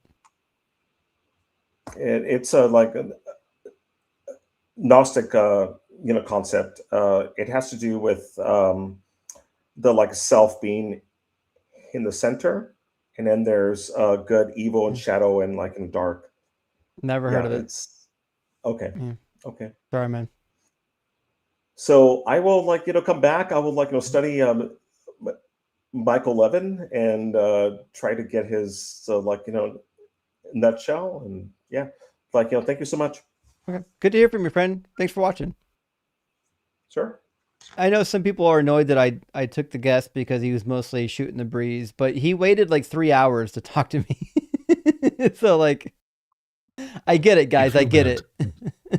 Like, I realize it's boring for some people, but like, he was a nice guy and he waited a long time to get up here. So I want to be nice to the people that are nice. You know what I mean? Speaking of which, Trevor came back. Trevor, are you in your right mind tonight? Listen, I appreciate the super chat, but it says, I really respect you and think you're a good dude. Well, thank you, Trevor. But Trevor, last time you were here, you spent like 2 hours trying to debate me via super chats in the middle of a live stream. It was the weirdest thing. If I'm thinking of the same Trevor, it was the weirdest thing. So like, if you want to debate me, you can just get in the guest box. Like, you don't have to send all the super chats. That's not really all that necessary. All right. We had history in the queue talking smack for like the last hour and a half, and they dropped. So history, you lost your chance to get up here and prove yourself. If you're still watching, you're welcome to come back when you're ready. Daniel, however, is ready. Welcome in, Daniel. Are you at least 18, and do you believe in God? Yes, I do. Can you hear Awesome. me good? Yeah. Which God do you believe in? Well, I believe in the God of the Scriptures. I do not see it in any way, shape, or form of the three representations of man religion. But so, you'd say you're a Christian then? No, I won't use that title. But like you, I apologize that you have steered away from the Bible because you mentioned hell and that misconception that's given by it. No, hell had nothing to do with me leaving Christianity. So also hell is definitely in the Bible. It says that there's wailing and gnashing of teeth, and Jesus says in Matthew chapter 5 that you'll be thrown into hell. Right, that's beside the point. That's beside the point. I'm not worried about that. I'm still trying to figure out what you Okay. believe. Do you believe in the Trinity? No. No way. Okay. So do you think that Jesus is God? No. Okay, so do you believe that Jesus is the Son of God? Yes. Okay, gotcha. So you're more like an adoptionist? No, I have no labels. I have no place. I have no fit. I'm a man of science, and I fell into this in my Sure, that's the theories of case. everything. So, when I say adoptionist, what I mean is that Jesus isn't the literal son of God. Like, he wasn't physically born of God. He was adopted like King David was in Psalm chapter 2. Unless you think Jesus literally was born of God the Father. Well, he's born of flesh. Right, but was he So, physically begotten by God? begotten, yes, but everybody's definition of begotten is different. So, What's your definition of begotten? it was manufactured by God, however that may have been. Okay, fair enough. We don't know because it doesn't say. So I don't have a heart of stone. I'm not going to say this is the way that is. This is the way that is. That's science. I've left science. Man, don't tell me what to do. So Yeah, science be damned with all their facts and reasoning. So what's well, I would love to talk some facts. I happen to know a little bit about science. If you'd rather steer the conversation that way. Well, I think I'd like to start the same way we start most conversations. Okay. Which is I'm new, by the way. I just found you. You seem like a nice guy. Fair enough. It's nice to have a rational conversation on here. I like a good rational conversation. So the question we ask everybody is, what's the best evidence or argument that would lead one to conclude that your God is real? Telescopes. Oh boy, let's have it. You can build a bigger telescope, which we will every decade from now on, and you are just going to see what you think nothing is. There's something there. So telescopes have found God? You can't. Well, see, I can't prove God. You can't disprove God. But I disagree, actually. But also, I didn't ask you about that. Well, that's, yeah. But what I'm saying is, you can build a more powerful telescope, look in the darkest regions of space, and you're going to see more and more galaxy clusters, which is atoms, basically. Same thing. It may not be true. That doesn't have anything to do with God. For example, I don't believe that the observable universe is the only amount of universe out there. I think the universe is infinitely large. I have no reason to believe that our observable portion is all that there is. So that doesn't tell me anything about God. It only tells me about the universe being very big. Well, it comes back down to like the ether, the center of everything, which is was very popular a couple hundred years ago. Do you believe in the ether? It's redundant. Do I believe in the ether? Yeah. A representation of it, yes. Not like modern man's interpretation. What's a representation of the ether? It's what you would call nothing in the center of everything. What do you think ether means? Ether is the center that binds the materials around it. No, that's not what ether is. Ether is supposed to be a hypothetical substance. What's that, Ems? Right. It's all hypothetical. I was going to ask if I was mistaken, but I believe it was a thing that they believed that light used to travel, like through. So, yeah, the same way like sound waves travel through our atmosphere, they thought there must be some substance in outer space for different things to travel through. And we did a bunch of tests to figure out if that's the case, and it turns out there's no ether. So, like, your definition of ether doesn't... Nothing? No, I didn't say that. Your definition of ether doesn't match like what the scientific idea of ether even is. Well, the science, they refuse to acknowledge the ether. They're kind of having to now after they're smashed. Refuse to. Yeah, they did some experiments. They did some experiments to see if it was true, and it turned out that the proof was that it wasn't real. I have a question. What data are you using to determine that it is real? And could you please show me this data? Nope. Can't do it. Just like you can't show me data, the other opposite.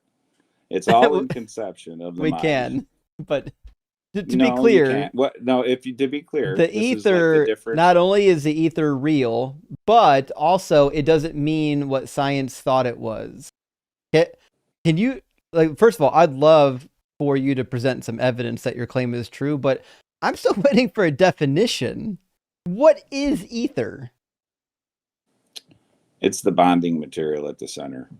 Center of what? Everything. That's what I'm saying. Like you guys were talking. What's it made out of? Huh? What's it made out of? Well, it's the absence of anything, so it's everything. So the absence of anything is everything. That's a contradictory statement. If you have an absence of all things, an absence, you can't have everything. Well, okay, one is defined as a lack of things, so that it can't there be all things. Okay, let's take the Earth for example. You got a round ball floating in space that's pressurized in the vacuum of space. That's physically impossible. Wrong again. So the Earth isn't pressurized in the vacuum of space. The reason why we can measure atmospheric pressure is because of gravity. Gravity causes atmospheric pressure, and the further away you get from the Earth, the less and less pressure you're going to be able to measure, because the force of gravity is going to be weaker and weaker. So the reason why we have atmospheric pressure is because of the mass of the Earth. And the Earth being in a vacuum doesn't mean what you think it does either. A vacuum isn't a sucking motion. It's not a suck at all. A vacuum is literally just a lack of stuff. I don't know how you want me to answer that. What you just said is a physical impossibility. So. It's not. Yeah. Take a balloon into space. What happens? There's pressure. Okay. It is 14. What is it? 14.7 per square inch, right? That's not in outer space. So what you're saying is oxygen. Not in outer space. Oxygen has a mass of 14.7. To be sure, balloons are captive. So balloon is a boundary around stuff. If you put something in a balloon, you've got a boundary that contains things. Also, you can't smoke on things. You can't smoke on stream, science man. You can't? Okay. No. Oh boy, where do I begin with this? So what I'm saying is, though, what we're going to discuss here is a matter of conceptions. But do you think the Earth is flat? No, but I love those flat Earth guys. They question the normal science. Wait, do you think that there's like a big dome around the Earth then? Dome? Well, there's. So I said it's the inverse of the way we believe it. So what? Space is what does that mean? Does that mean that there's an anti-gravity pushing everything away from Earth? How does that work? Is the Earth a hollow parabolic shape? Like, what are we talking about inverse? It's actually Pringle-shaped.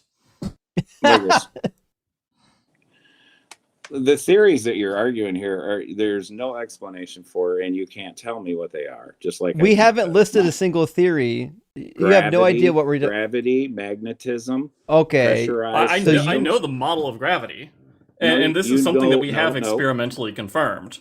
You know the witness of gravity. God created those witnesses. That's an adorable claim. Hey, we know gravity just as much as we know the other forces. Tell me how science gravity man. works. Tell me how. Wait, guys, wait. Hey, science man, can you pick up something that is near you and then drop it? Yeah.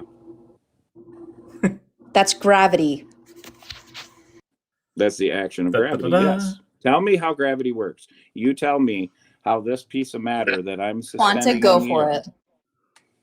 Yeah, gravity is caused by the curvature of space-time. We understand that space-time has a property. Space-time has a property in which, if there is a non-zero or a positive mass and stress density within a certain region, space-time will curve towards it, such that straight paths get bent, such that an object moving in a straight line will actually get deviated from what that straight line would be in a Euclidean space-time, and therefore will bend downwards towards the source of whatever mass is generating that curvature. Square. Is that what you're in the low energy limit, no. And in the low energy limit, this manifests as a classical force that depends on the inverse square law, which is what Newton discovered. Newton? Einstein? Newton? So just real quick, go back to Einstein. What did he actually do? He witnessed a curvature of space. That's all that was. He postulated how space-time and mass and energy are related to each other. And then we went out and experimentally confirmed that relationship. What he did is he monitored the eclipse, right? And all he witnessed was a star. No, well, he didn't do that. Technically, that was one of the first confirmations of general relativity, but there has been many more beyond that. The thing that actually motivated but what I'm saying is that the you development actually of said general the word relativity was the earlier. precession of Mercury. The precession of Mercury is the first hint at general relativity. Then once he postulated the curvature of spacetime, then they used eclipses to show that gravitational lensing caused the light from behind the sun to get bent around the sun, such that it looks like the stars behind the sun are next to it during an eclipse, which is awesome. But then later on, we found many more forms of evidence, such as gravitational redshifting. Essentially, gamma rays being shot up or down in a gravitational field will redshift or blue shift exactly in accordance to Einstein's equations. And then even later, more recently, we've confirmed his theory that colliding masses, massive objects like neutron stars, could generate things called gravitational waves, which will stretch and compress space-time as it sort of ripples out through the cosmos. And I actually got to hold the Nobel Prize for that. Could you prove me a gravitational wave that was emitted from a neutron star? Yeah, that's what the LIGO interferometers did. How was that proving of gravity? And you can prove that because they could. How can you see gravity? The only way you can witness a neutron was is exactly what was predicted. I just want to point something out here. They found the light after the gravitational waves. Before we get too deep in the conversation, I just want to point out, Simon Dan, that you can't just say, hey, did you witness it, or did somebody physically witness it? Because you keep positing a mythical God that nobody's witnessed. So this certainly isn't the burden of proof that you want to point to. The reality is we come up with these hypotheses through a series of tests, and sometimes the tests prove to be our theory true. Sometimes it proves our theory to not be true. But every test we have for God has always proved that God isn't real. So please don't. I know you're going to hear a lot of stuff from Quanta that you've never heard before because he's got an education. But just responding with, were you there? Did you witness it? Will never be an answer. It's the same thing. I actually got to take a class from the guy who won the Nobel Prize in Physics for the discovery of gravitational waves. He's a cool guy. It's all biased information. It's all input. You don't have any biases. That's not how science works. You're completely unbiased. You know something? Do you know what blinding procedures are?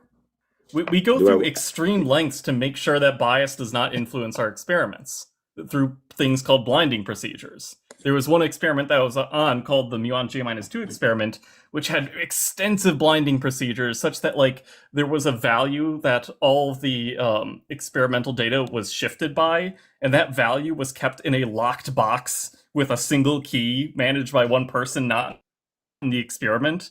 And it was only once all the scientists had completed their measurements, completed all calibrations, would they then unlock the box, find out what that value is, apply it to the data, and figure out what the true answer is to prevent bias from influencing our data. These are the links that we go to make sure that we are measuring what we say that we are measuring in a way that is open and reliable. Yeah, but you have to have theory. And I have a theory of God. You have a theory of science. You don't have a theory. A theory is specific. You don't have a theory. What do you think a theory is?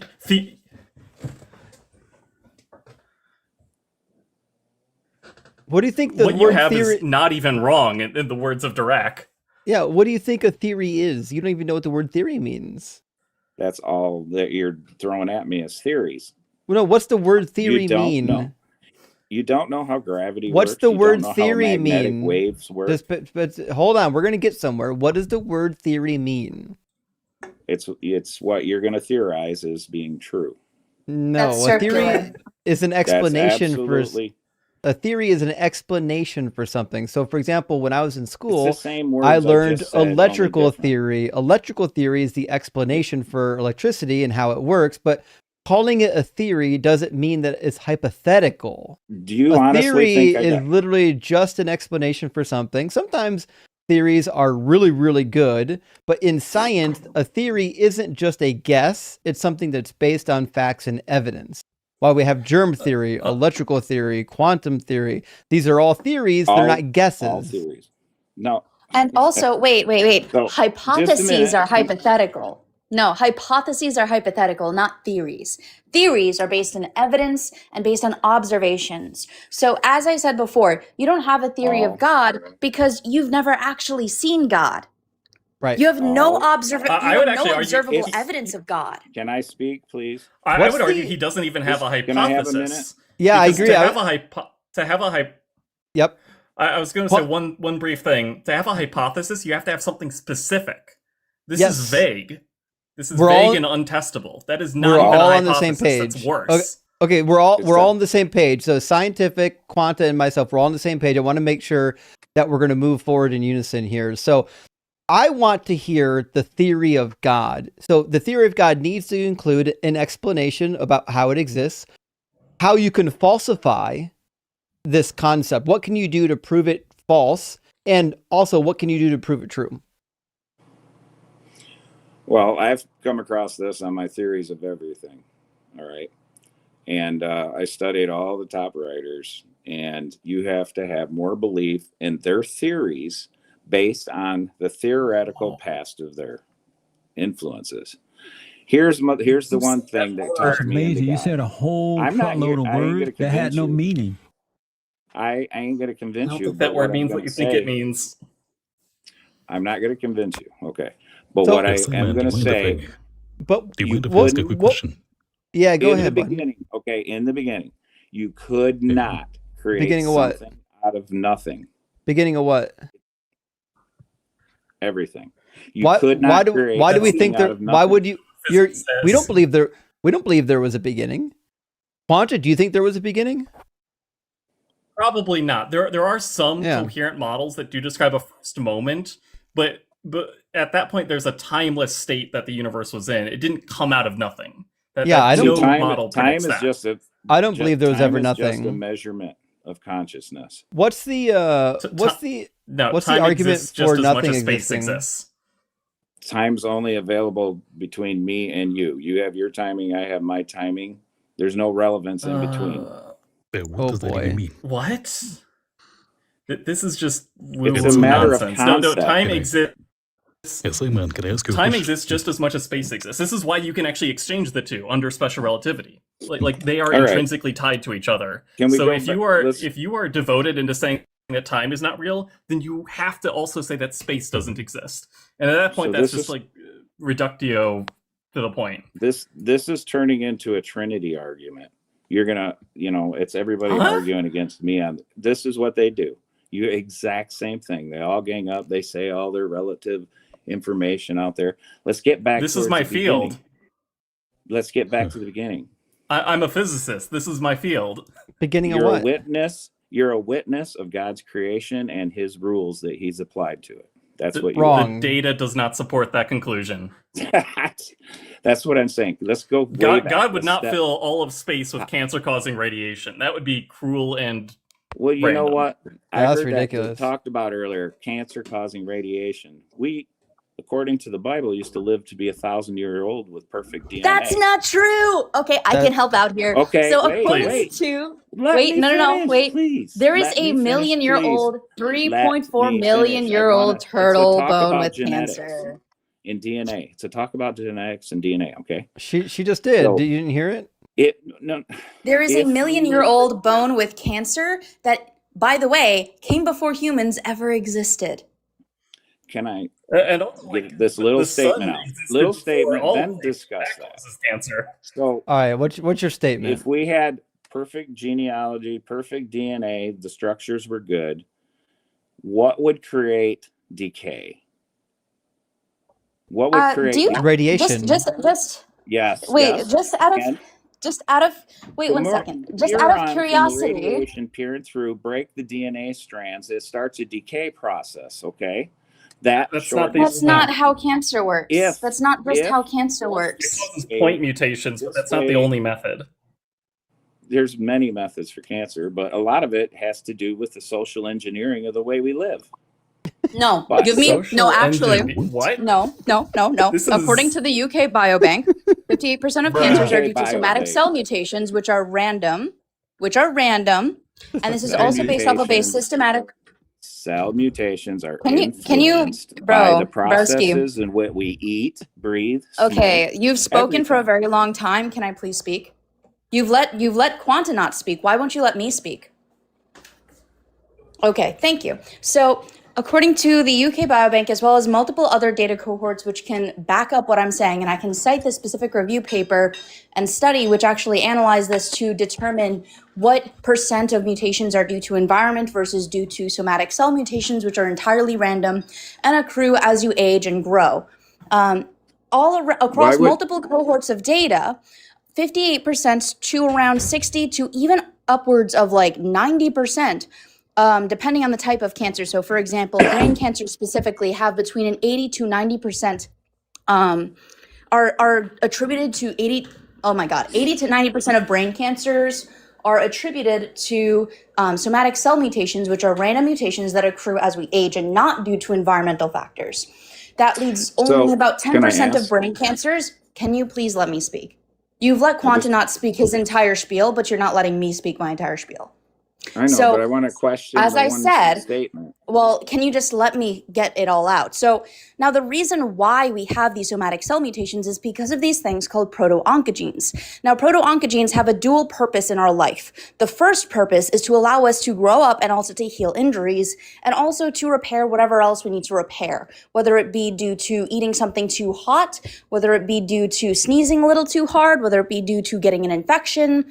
It repairs tissues. It also helps to grow tissues. So from being a child to an adult, you require proto-oncogenes in order to actually grow. However, over time, as your cells divide, proto-oncogenes can be mutated. And the reason for this is because things like DNA polymerase can't go back 2 spaces when it makes a mistake. Instead, it relies on other proteins to catch its mistakes for it, and even those proteins make mistakes as well. In fact, one of the DNA polymerases, which is actually involved, I believe it's DNA polymerase 5, which is actually involved in repairing these genetic mistakes, has a higher rate of mutations that it creates. In fact, there's also DNA repair mechanisms such as it's double nucleotide what is it? Double-stranded non-homologous end joining. There we go. God damn, how did I remember that? Can I ask you a question? Double-stranded non-homologous end joining, which actually innately makes a mutation just through repairing. And if a cell is not undergoing cell division, it is predominantly the kind of DNA repair that is going to happen. So you're more likely to get a mutation from simply existing than from anything else regarding like environmental carcinogens. Okay, I wanted to go to the basic part of what you talk about, cellular mutation. Okay. That's not what I said. No. Can you please Are you kidding? This was the basis of your He conversation. listened real well. No. I'm not going to listen to all the other stuff that you I added can see in there. your We're eyes talking about glazing cellular over. mutations. Wait. Let's talk about it. Wait, no. Quantonaut and deconstruction. When did I say the word meditation? Meditation. Never. I didn't say it. Mutation. Oh my good lord. Okay. To understand So cell mutations, you need to understand. Can I ask you a question? May I ask you a question, please? Okay. So if this cell is in the proper environment and everything is the way it should be, would there be mutations? Yes, because DNA polymerase 5, DNA polymerase 1, DNA polymerase 2, as well as non-homologous end joining, which occurs just as a product of actually existing, as well as the fact that, what else? What you're speaking of is corrupt DNA. DNA polymerase 1 and DNA polymerase 2 are required for your cells to divide because they help to replicate your DNA for the next generation of cells. So now DNA polymerase 1 and DNA polymerase 2, they're not corrupt. They're proteins that duplicate your DNA. They're there to replicate your DNA so your cells can grow. Now, DNA polymerase 1 and DNA polymerase 2, they both can make mistakes. I believe it's DNA polymerase 1 or 2. I don't remember which one it is. But there's multiple different types of DNA polymerases. And one of the DNA polymerases, the primary one that actually allows your cells to divide. In fact, let me teacup real quick just to make sure that I tell you the right one. Well, can I ask a question while you're doing this? So he didn't snicker at me, but he did snicker at Scientific Snitch. Just want to point that out. If you have a DNA split or a bonding together and there's impurities in there, that's going to show up as a genetic disformation somewhere down the genomes. There, you're talking all this other stuff. Let's go the words you're saying do not have any basis in Nobody but science. eugenicists talk about impurities in DNA. That's why I went to teacup real quick. Wait, that's why I teacupped for a second. It's not DNA polymerase 1 or 2. Those are the repair ones. It's DNA polymerase 3. That's my bad. But DNA polymerase 3 is the primary polymerase that replicates your DNA. Now, DNA polymerase 3 cannot double check the DNA that it's replicated, and sometimes it makes mistakes. It can only double check the last nucleotide that it was replicating. So let's say it makes a mistake and then skips 2 spaces and doesn't catch that mistake. That is a DNA mutation. So no, DNA polymerase 3 will inherently make mistakes. In fact, you're making about 50-ish mistakes just by existing every minute. You're generating thousands upon thousands of DNA mutations just by existing, even if you are in the perfect environment, because DNA polymerase 3 is not a perfect protein. No protein in your body is perfect. I agree with that. That's the point. So even if you're in the perfect environment, these proteins will inherently make mistakes. So DNA mutations will happen even in the perfect environment. There is no perfect environment today. It's all been contaminated, corrupted. In your hypothetical, it still would happen. Even in your hypothetical. But this is like talking to a Trinitarian. You're onto everything that you've been taught. What's the proof that there could be DNA and a perfect environment in which there's never decay or mutation? Well, because I believe in the Bible, we were originally created that way. The Bible's the proof. Says the scientific man. Yeah, science absolutely. Man. Hey, the Bible, I believe, is just a witness. Certainly, it's written down. It's a witness to nonsense. How long ago did Adam and Eve get created? What, about 6,000 years? How long ago? What? About 6,000 years ago, Adam and Eve was created. That's what man has documented. So, I don't know. According to the Bible, say for sure. Yeah. Well, is the Bible documentation accurate? Yes. Okay, so does the Gospel of Luke, chapter 3, not give you a genealogy from Jesus all the way back to Adam? Well, if you agree with what's written, Moses wrote the genealogy all the way back through Adam, right? I'm asking you, in Luke chapter 3, when we get a genealogy of Jesus going all the way back to Adam, is it correct? I've got to drop real quick. It's a little bit too late. Thank you so much for having me up. Thanks so much, Snitch. Good to hear from you. W Snitch. But is the genealogy correct? I believe so. Time is just a concept. I mean, is a day of 1,000 years? I don't know. I'm sure it is. I can't say for sure. So if the genealogy in Luke is correct, then what that means that Adam and Eve lived roughly 6,000 years ago. Do you think that there's no sign of human or biological life prior to 6,000 years ago?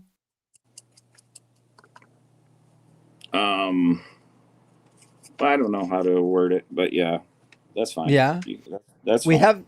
We have settlements. I don't know how to word it where you'll understand because because my brain is so smooth I couldn't grasp how years work.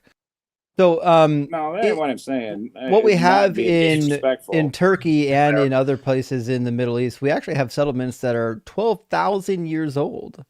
There's Karahan Tepe, and there's also Göbekli Tepe. One's typically referred to as Stone Hill, but both of those settlements doubled the age of Adam and Eve. Those tests are of man science, and we don't know the different decay degeneration of carbon. Different atmospheres, different whatever, decay carbon different. We just declared a time frame. Would you agree? Nope. We declared. And you're wrong. We know this very well. Carbon Yeah, well, so decays the one I know differently more in is different environments. zirconium, like uranium dating, because when zirconium crystals are created, when they're formed, they are formed with a very specific, or rather, they cannot form with lead inside them. Like chemically, it is not possible for zirconium to form with lead, but they can form with uranium. And uranium decays into lead. So by looking at a zirconium crystal and taking the ratio of uranium atoms to lead atoms inside of it, we can get a very accurate date into when those crystals were actually formed, because of the chemical requirements in which those have to be formed in. Well, yeah, I could see why you would think that, but it also depends on the surrounding environment. That's just what So the data says. Okay, now let me finish the sentence. Imagine please. knowing all you have to, more than all of science. To it disprove must be a this? heavy load to bear. Is it hard knowing that you've debunked the entire scientific community in every single field? Well, according to my religion studies, you can debunk man almost all the way through. Religion, science, politics is the same. God, the arrogance. I know. It must be hard being the seat of all knowledge.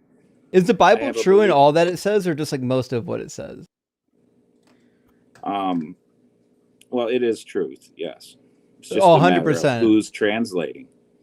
Well, do you know Greek and Hebrew? It'd be very easy to prove me wrong. Oh, you all do? You have to do. Well, I've studied it all. I don't commit to Lord. Is that the case? In Hebrew. Name just like name the word one... church is ecclesia, which should be quahal. That's a fellowship. And ecclesia.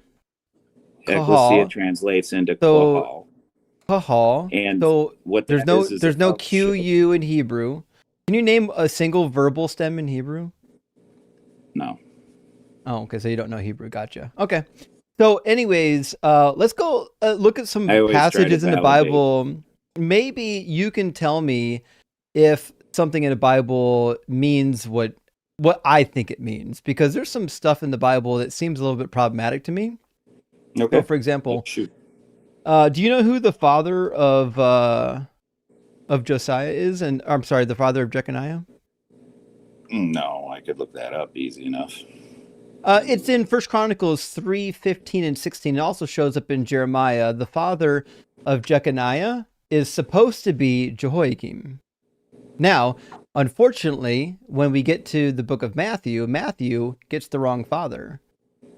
Matthew says it's Josiah. It says Josiah was the father of Jeconiah, but Josiah wasn't the father of Jeconiah.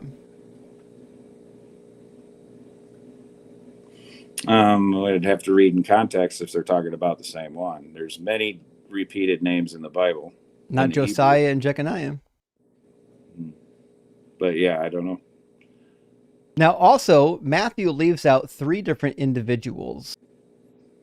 So we've got the lineage from Joram to Uzziah, but there are 3 different generations between Joram and Uzziah. He left 3 of them out. Well,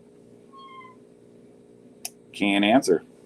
I know you can't answer. And then he goes on to say the most preposterous thing in the whole chapter. It says all the generations from Abraham to David are 14 generations. That's true. Then he said from David to the deportation to Babylon, 14 generations. That's false. There's 18. He left 4 people out. Then he says from the deportation of Babylon to the Messiah, 14 generations. Wrong. There's 13 generations. He double counted Jeconiah. Bible can't even count. How do you know he doubled the specific? Because I'll show you. So it says from the deportation of Babylon to the Messiah. So what we can do is just backtrack. Easy enough. Let's go to the deportation. Deportation starts here. After the deportation, there was Jeconiah, who is the father of Salathiel. So that's number 1. Salathiel, number 2. Salathiel, the father of Zerubbabel. That's number 3. Zerubbabel, the father of Ubid.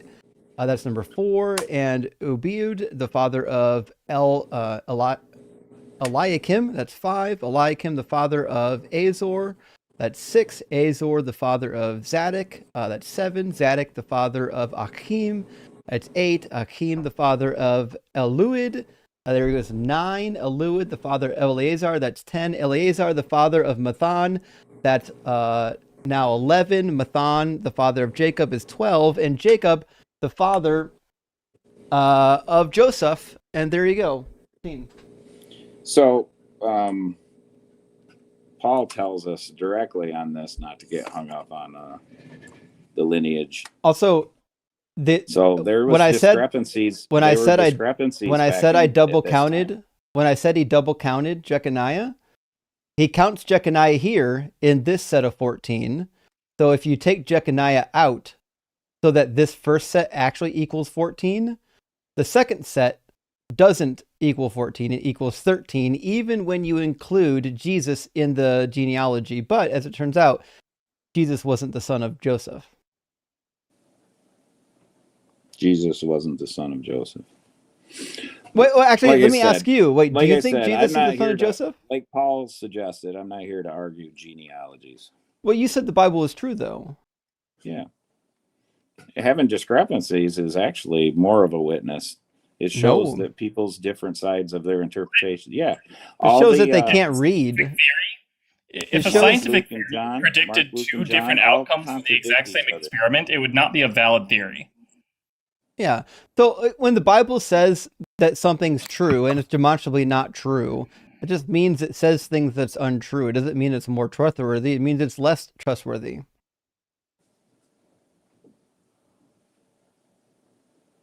Like I said, you have to have a belief. You have to have a belief in science, politics. They're all the same. It's all the same conception. We don't have a belief in science. I do want to briefly... You do have a belief in science. No, we don't. Yeah, I do want to you briefly believe ask, what that do you your think science is correct. He has no What idea. do you think science is? I want to hear Science? him say what he thinks science is. It's literally his first name. Come on. Science is a man trying to proclaim his witness on what's actually going on. Nope, that's not it. Yeah. Well, it is it. That's what you got. Like I said, I'm a scientist. That's not what it is. Let's take every one of your science is a process. Let's take every one of your arguments or your theories to the very beginning and argue that. We don't need to continue on. You're like assuming that there's a beginning. What's the argument for there being a beginning?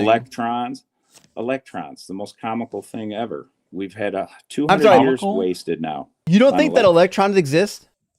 I do experiments with electrons. Oh, fuck me. Okay. I build detectors that detect individual electrons. That is like literally what I do. Listen, I have seen evidence of individual electrons using machines that I have built. I am personally offended as an electrical engineer at this moment. What do you think electricity is? What you take it back to wave motions, right? You've got energy. No, how do you this is so. Wait, are you a Tesla guy? Well, no. Let him finish. I want to hear the bad answer. Yeah. What? I'm not asking about energy. I'm asking what is electricity. Okay, it's the water and pipe concept. I know about waters and pipes. I asked, what is electricity? What is it? It's the exact same thing. You have a power being pushed down a water with pipe. You cut that power off. What is power? Hammer, you get a spike. What is power? What is power? It's the energy of motion. What is energy? Being pushed in a general direction. What's being pushed? What is the thing in motion? Hold on, Quant. Hold on. That's what I'm saying. What's being pushed? It's a wave. It's a wave of what? It's being a push. What's a wave? A wave of what? Magnetic energies. What's magnetic energy made of? That's the problem. You can't tell me. I can't tell you. Yeah, it's made of electrons. No, yeah, fine. Yeah, it's quantum. I've actually personally run the original experiment that confirmed the existence of individual electrons, which is the Millikan oil drop experiment. It was a very tedious experiment. It took 8 hours to do in total. That's like going back to the double slit theory. No, this is before the double slit experiment. Double slit? It's not nonsense. It's an experiment. It has a result. You can't say an experiment is nonsense because it's just the data. You can't argue with data. But the Millikan oil drop experiment is the first thing that confirmed that electricity is actually discretized. Electric charge comes in discrete individual quantities. You can only have the elementary charge and multiples of that. You can never have a fractional elementary charge on its own. This is what the Millikan oil drop experiment showed. if you show me an electrical schematic and I do the same thing in pipes, I got the same identical forces happening. And whether I turn water on or off, you can actually, if I create you can this hammer see effect, it's the abrupt stop of yeah, this it's a lot of motion electrons. Force. It's a not lot of electrons. electrons. That's retarded. To be clear, Of course it is. Telling me You can there's actually little tiny see particles in individual there? electrons on a budget Yes. at home. Do you know what a The cloud motion- chamber Telling me is? there's little tiny particles in there. Yeah, That's the motion Do you ridiculous. know what a is cloud the chamber is? electrons moving through a substrate. That's what's what the force is. I can show you the results of a cloud chamber. You're moving right magnetic now. waves. You are not moving a particle. I mean, it's What do you can think actually see magnetic the waves are particles. made of? What are they? Nobody knows. You can't tell Jesus me. Christ. That's Yeah, why I this said is let's go the back to the equivalent. basics. This Let's is go This so is back the bad. equivalent of This is so bad. this is the equivalent of like when Tell I me debate, how people will tell me that magnetic germs do waves not work. exist. Tell me how Look, gravity you can works. see Okay. individual You can only electrons. theorize. In this case, No, I we believe can't it's also theorize. photons, but You're only We know, theorizing. we know what they're made out of. No, you can see don't. them with your own Yes. eyes. No. There is not a single. This is a working cloud chamber. You demonstration can of build it on a how budget. It does not gravity- cost that much to do, and you can see the individual particles shooting off of radioactive sources. Some of those are electrons.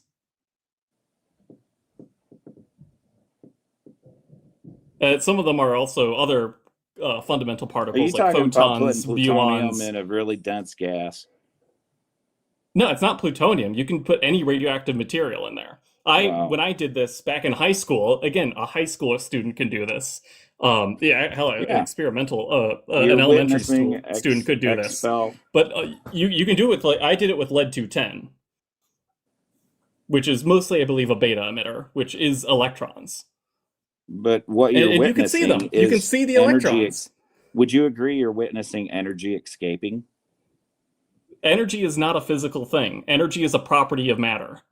Yeah, this is like It takes energy physics. to kick what you're Physics calling a particle 101. Like I literally, when I was in high school physics, I learned that energy isn't a thing that exists on its own. Energy is a measurement of things that do exist. When it changes It's like either velocity. position or velocity, it has energy. Mm-hmm. It's the measure of change in physical, measure, in yes. the real world. So energy yeah, isn't a thing specifically- that exists on its own. I totally agree. Specifically, Energy it's a is- conserved Noether quantity that actually isn't even conserved on the cosmic scale. Like on the cosmological Cosmos scale, energy is not even a well-defined concept. well Because that's a energy is Trinity defined argument. as a conserved Noether quantity over time translation symmetry, which the I'm saying universe on you- cosmological time scale does not obey. You can witness energy. There's the witness. Why do you There's keep using the word something's being witness? done. He has no idea what Because that that's word all, means. that's what science should be, and it's not. Science should only be a witness. Instead, Science is they're a in process. theories, It's not what you and want they're- it to be. Science Hey, is a pro- science man, what type of scientific training have you engaged in? Do you have any post-secondary education? I was an honorary engineer and a founding member of LOIS, League of Independent Scientists. So what I'm asking is, do you have any post-secondary education? No, I don't have any orthodoxy in the Trinity Church. Okay, so the reality is you don't have any at all scientific training. Why do you think in order to become a scientist you have to go to school? Why do you think you have to? Yeah. I don't. And I, what is an I would honorary highly engineer, by the suggest way? most people don't. I know. Actually, that's burning a hole in my brain too. You're an honorary engineer? Did I hear that right? I don't know how you want to put it. What's an 33 honorary years of What's an 33 honorary years of engineer? engineering, manufacturing process equipments, and a manufacturing of graphene. So you knew manufacturing pretty well. Very well. So you designed things? What did you design? Equipment for production mainly. That was my funnest part anyways. Okay. So Outside of doing consulting for any companies that had related issues. sure. But in none of this training did you ever actually go to a science class? No. Well, I mean, yeah, electrical safety courses and all that, but just nothing The safety much. course is not an actual class. Yeah. Right. I've taken like 18 radiation safety training courses. Those are not actual science courses. Okay, so here's the thing, science man. So I have like my background is in biblical studies and electrical engineering. Those are my credentials. Are you an Orthodox, ex-Trinitarian type thing? I'm an atheist. So my background is in electrical engineering, specifically robotics, and also in biblical studies. And I stick to those topics. Like I don't speak to authority on topics I don't know about. That's why I have great friends like Quanta and Ems who actually do have training in these fields. The reality is, I realize that there are some things that you found on the internet that make it sound like all of science is lying and your Bible is true. But I need you to think for 5 seconds that maybe this man up here on the screen, Dan, doesn't know all things. Maybe the people who have spent 12 to 15 years getting PhDs in these fields of studies know more than the guy who didn't take a single class. What's more likely? The guy that didn't take a single science class knows more than people like Einstein and Faraday. Can I give you an example? I do want to iterate before you answer. Taking classes, it's more than just taking classes. It's like actually physically running experiments and doing original research. It's not just like regurgitating what I'm told. That's not how science training actually even works. It's not like sending your kid off to school and they come back woke as hell. That's what we're talking about science. They're not coming back woke. They're coming back educated. And if being educated scares you, that seems like a problem for you. It's an abomination. What's abominable about learning things? Because we're learning. Because it scares you that your religion might be a fairy tale, and it bothers you, and like you get uncomfortable in your tum-tum that facts don't care about your feelings. And yeah, in actual science courses, we have what are called labs, where you encourage students to do their own experiments. Like obviously we teach them how to set up the experiment, what the process is, but like it's up to them to actually run the experiment and see the result for themselves. Like we say, yes, don't take our word for it, do it yourself and see. Okay. And that's what we do. But and what I'm saying, that's how we learn. So example, this is good science. You take chemical A and mix it with chemical B and you come up with C. There's no problems there. You're witness. It's a witness. So therefore, that's where's the something science there? solid to base it That's on. Right? that's not what science is at all.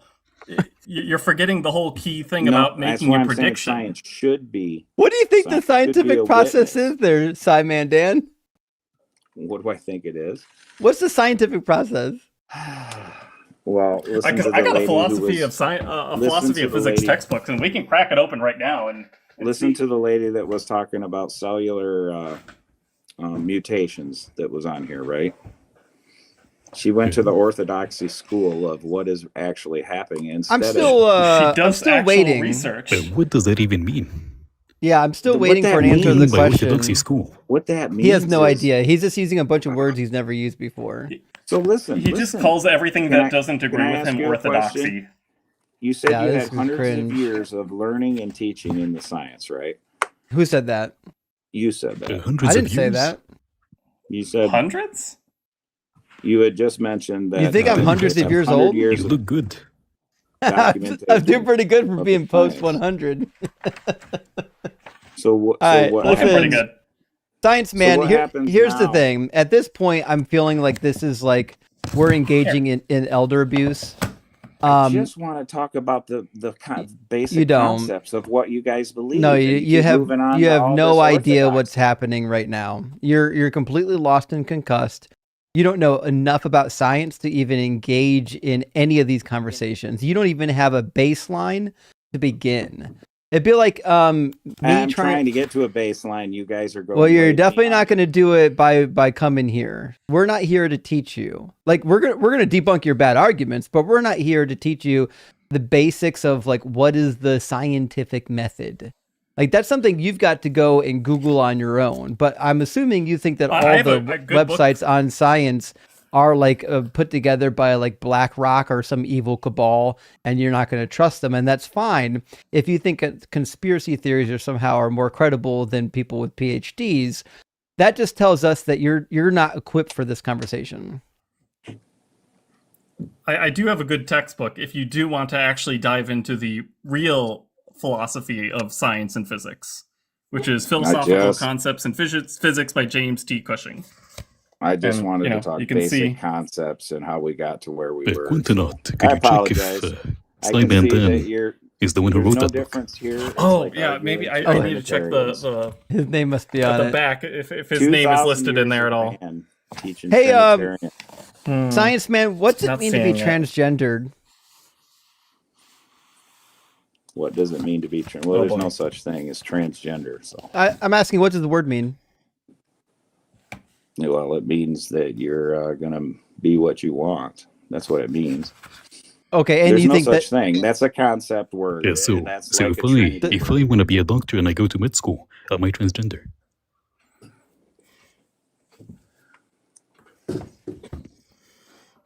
Like, what type of definition is that? Give an actual definition. It's nonsense. There's no such thing. Just to be clear, you don't know what the word transgender means? Well, I know what it is, yes. Well, I'm waiting for a definition. What's the definition? It's somebody who wants to transform their gender. Okay, so you think it's someone who wants to transform their gender. That's what you're sticking with? Yeah, it's a mental disorder. You think it's a mental disorder? Can you show me that in the DSM-5? No, I'm saying it's a made-up word. I can't show you. So, I mean, the book that we diagnose people with, the DSM-5, the diagnostic manual, is that in there? But I think you're diagnosable.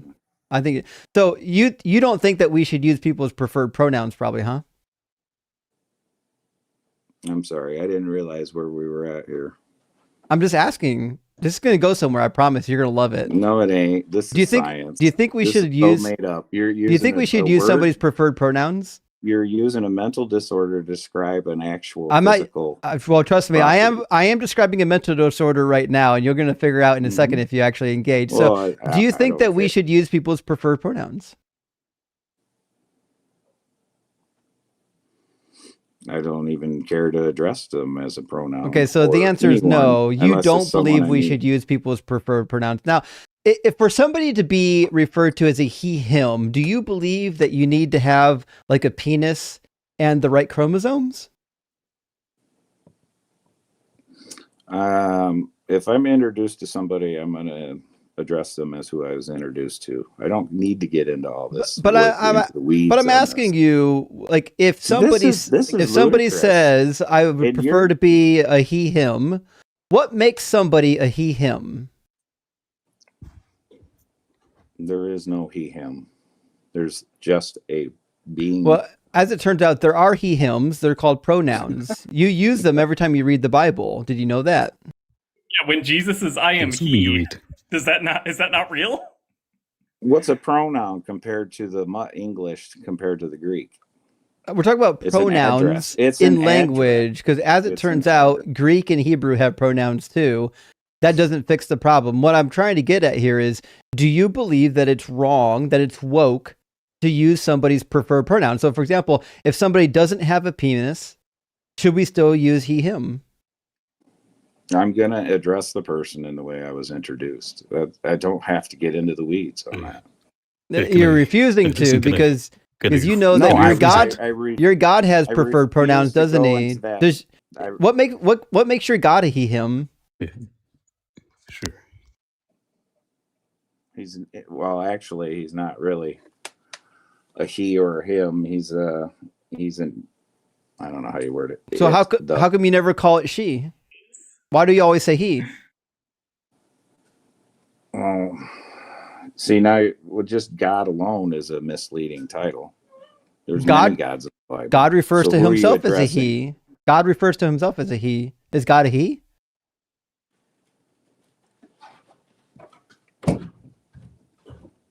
It's not really, like I said, answerable. He doesn't want to get into it. if I called God as I'm telling you, if I called God as she, if I said she all the time, her and she, would that be a problem?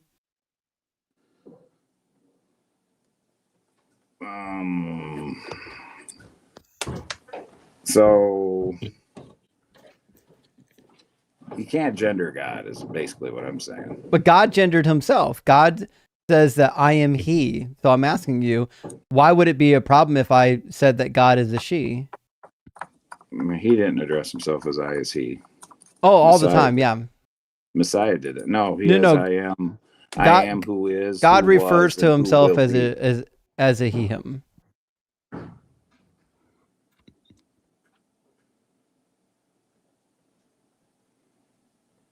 I don't know if you're looking that up, but you don't have to gender God. I mean, you just God genders God. Mm-hmm. Well, pull that up because the only one I know that says that is Messiah, Yeshua HaMashiach. Okay. And I've already told you I don't believe in the 2,000 years of teachings of the Trinity as a witness. Yeah, you don't believe that Jesus is God. All right, give me a second. So to be sure, every time God is called the Father in the Bible, that's improper? No, that's creation.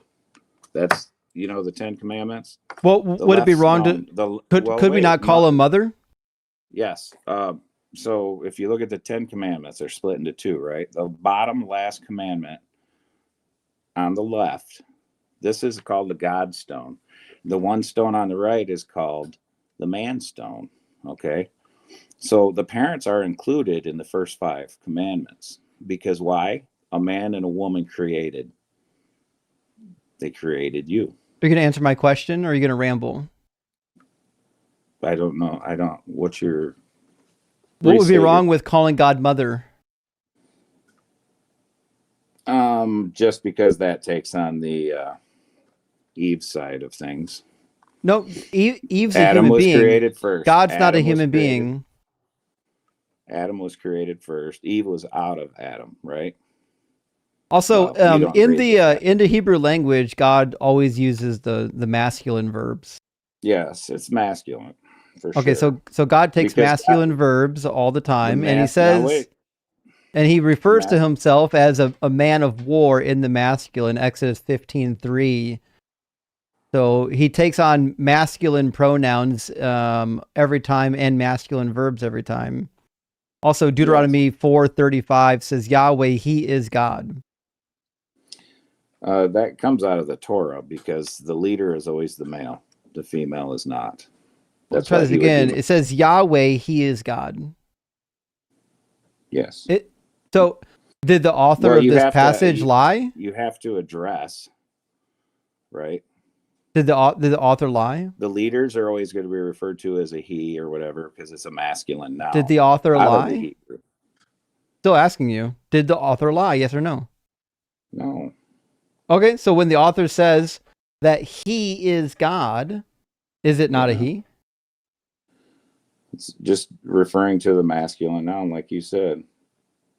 It's not saying he's male. So then what would be wrong with saying leader? What would be wrong with saying Mother God? Because mother is not the leader. It doesn't matter. God doesn't have a gender. He's not a mother or a father.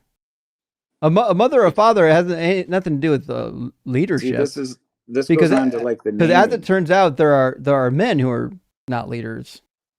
So this goes on to like the naming. Then you usurp the naming in the Hebrew because they're not actual names; they're titles. Okay. And when you convert it into a name, you've also lost some meaning there. I'll give you an example. Jesus. Okay. Depending on oral articulations, they vary throughout. You got Yeshua, whatever you want to say. That is Yah, which is God, saves. Okay. That's not what that means. It is what that means. But no, Yah is not the Hebrew word for God. You're just as bad at biblical studies as you are at science. So there you go. You can tell me, Mr. Guy.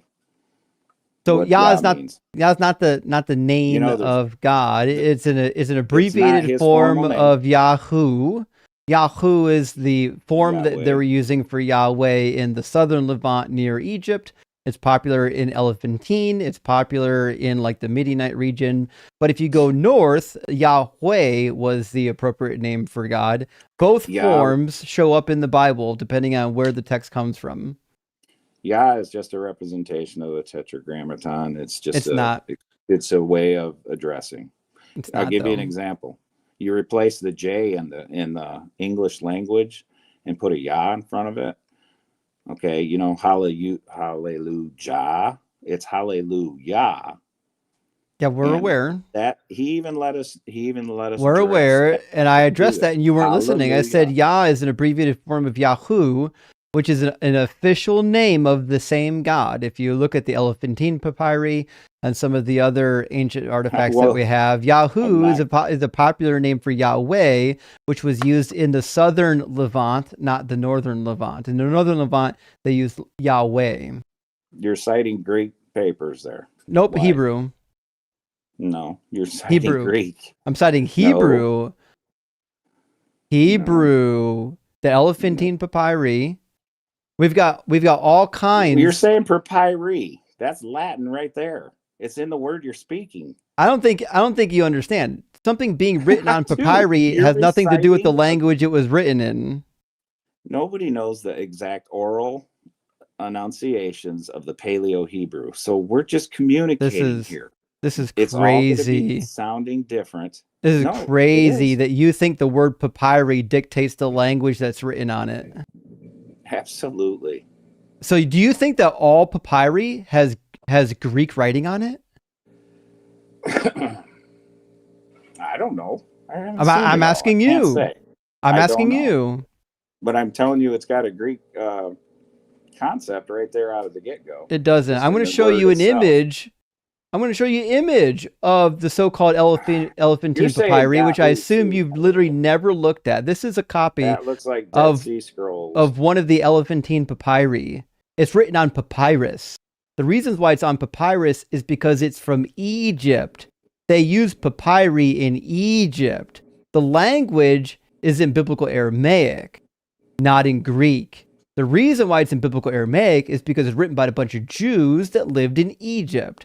Jews who lived in Egypt used the language. The Essenes didn't write this. This was discovered in Egypt. This is from Elephantine, a region in Egypt. There's a Jewish settlement. I know you don't know because you don't look anything up. There's a settlement in Egypt called You do need to know this because you're completely incapable of understanding anything because you don't look anything up. No. You've done no research. This is why you have honorary titles rather than real titles. The papyri that comes from Egypt doesn't dictate the language that's written on it. We have papyri from Egypt written in dozens of different languages. The people who are writing dictate the language that goes on the papyri. Yes. It's embarrassing. Dan, I've never met somebody so overconfident in their abilities and so underprepared. Underprepared to actually engage in any details or specifics. I've been doing this for 2.5 years, maybe 2.5 years now. I've never met somebody so underskilled and overconfident in what they think they know. This is a train wreck, Dan. I hope you don't have grandchildren watching this. This is bad. Oh, I'm just really bad. To point out, you can't even start at the beginning and talk a basic concept with me. And you go on to all your papyris. I'm like, I don't care. Let's go back to the basics. You can't follow anything. You don't know the basics. If I want to do a scientific test, right? And I'm going to write my reports on what I witnessed. If my first step is off, the whole thing is off. And that's what I want to address is the first step of science, the first step of man, the first step of religion. What's the first step in the scientific process? Whatever you want to process. We can verify it right here. You can tell me somebody's words on it. So you don't know. It's literally just the scientific method. Do you know who even came up with the scientific method? It is Science Man Dan, of course. Yeah. That is where the name comes from. But like, do you know who's commonly ascribed as having developed the scientific method? Nope. No, of course not. It's Sir Francis Bacon. And what does that prove? What does that piece of really helpful He's the first information person prove? who described what this method should be. It demonstrates if that you don't you even haven't know what the spent. method is. Yeah, you haven't spent 5 minutes. These are a bunch of shower thoughts that you've strained together that you think other people need to hear. These are bad shower thoughts. They're not even good shower thoughts. I'm saying the first. These are embarrassing shower thoughts, is what they are. So no one can hear you. We're officially done here. I think we've wasted like an hour on this call, and there's never going to be any progress because you're incapable of listening, and you're incapable of following dialogue. You're the one that can't follow dialogue, not us. So you don't know science. You don't know the Bible. You don't know anything. The best thing you can do for yourself is stop pretending like you know things and go take some classes. Go take some classes and learn something from actual experts, not from the internet. The internet's not your friend. Whatever like internet forum you learn this information on, go to Amazon, buy a book. Fuck, go to archive.org and get a free one. Get a free book from archive.org. This is bad. I got the method up here. Oh, and yep. Oh yeah, you got the steps right there. Go. Yeah. Observation, hypothesis, prediction, and confirmation. And then it's a cycle from there. It's that simple. It's not hard. That's simple. Oh, Lord. I had a question for Quantinaut. Yes. So, it is impossible for something to be completely still, correct? Oh, boy. I've had this question posed to me a few times, actually. And it's complicated on the quantum scale because motion isn't really a thing. Because you have a wave function that describes the state of your system. And that wave function itself can be static. You know, like an orbital around an atom can be in the exact same state and not depend on time at all. And in that sense, you could say that the electron cloud is stationary. But also, every time you observe the electron, it will have momentum. So that kind of means that it's moving. So it really depends on your definition. So my question is more relating to gravity. Okay. So does that change your answer anyway? So if something hypothetically, yes, Ems, I had the same thought as you. Yep. Okay. If something is hypothetically an object, like for example my teaspoon, if it's completely motionless, then the curvature of spacetime cannot affect its motion or its pathway. So would it then be affected by gravity? So no, okay. Actually, ignoring quantum mechanics messiness for now, if something is stationary on the surface of the Earth, it is effectively actually still moving through space. It is accelerating through space, or rather, space is kind of moving through it. So, for example, like if it's completely hypothetically, if it's completely still, in all aspects, like it doesn't move with the galaxy, it doesn't move with the Earth, it doesn't move with anything, but somehow, hypothetically, it's still like relatively in the same position relative to the Earth. Would it then be affected by any gravity at all? Yeah, it would. Like we can imagine an empty universe that only has the Earth, and that Earth is stationary, although, all motion is relative, so even if the Earth was moving in this, empty universe, we could still define a reference frame in which it is stationary. And then you place like a spoon on the surface of the Earth, that spoon, in a sense, would still be accelerating through the gravitational field of the Earth. But how does that even work? if nothing's, But wouldn't it, didn't you describe gravity as like the pathway of a specific object being curved into another massful object? So if the first object does not move at all, then how does it end up converging? So it's because these paths are defined not just through space, but also through time. So even if something is stationary, that means that it is, in a sense, all of its motion is through time. This is one way to actually understand how time dilation works. One thing that you can say is that everything is moving through space-time at the speed of light, and it just depends on what angle it's moving at. So light, for instance, moves through space at the speed of light, and therefore you could say it's not actually moving through time from its point of view at all. Whereas in the opposite sense, if something is stationary in space, it is passing through time at the fastest rate it ever possibly could. It's very mind-bendy. There's some diagrams that help make it a little bit more intuitive, but essentially, no matter what an object is doing, you can still draw out a path through space-time that it's taking. Very fair. So it then would be stationary stuck without being affected by movement in space, for example. Let's see, how do I explain this? It's very complex, it seems. A gravitational mass will. How do I explain this? Maybe I should figure out a better way to explain this offline, and then because there are some good diagrams that make this make more sense.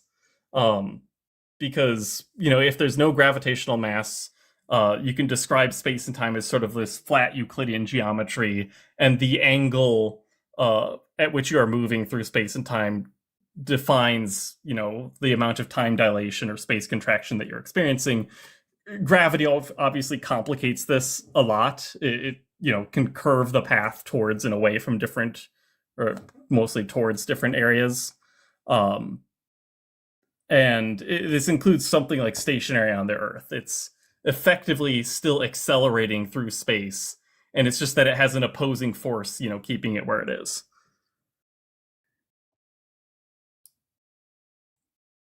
That's why there's the equivalence principle, basically saying that if you were in a box and you felt like a pull down to the ground, there is no experiment that would ever be able to tell the difference between that box being like on Earth, like in a gravitational field, or if that box is accelerating upwards, like from a rocket. Those two are effectively the same exact phenomena.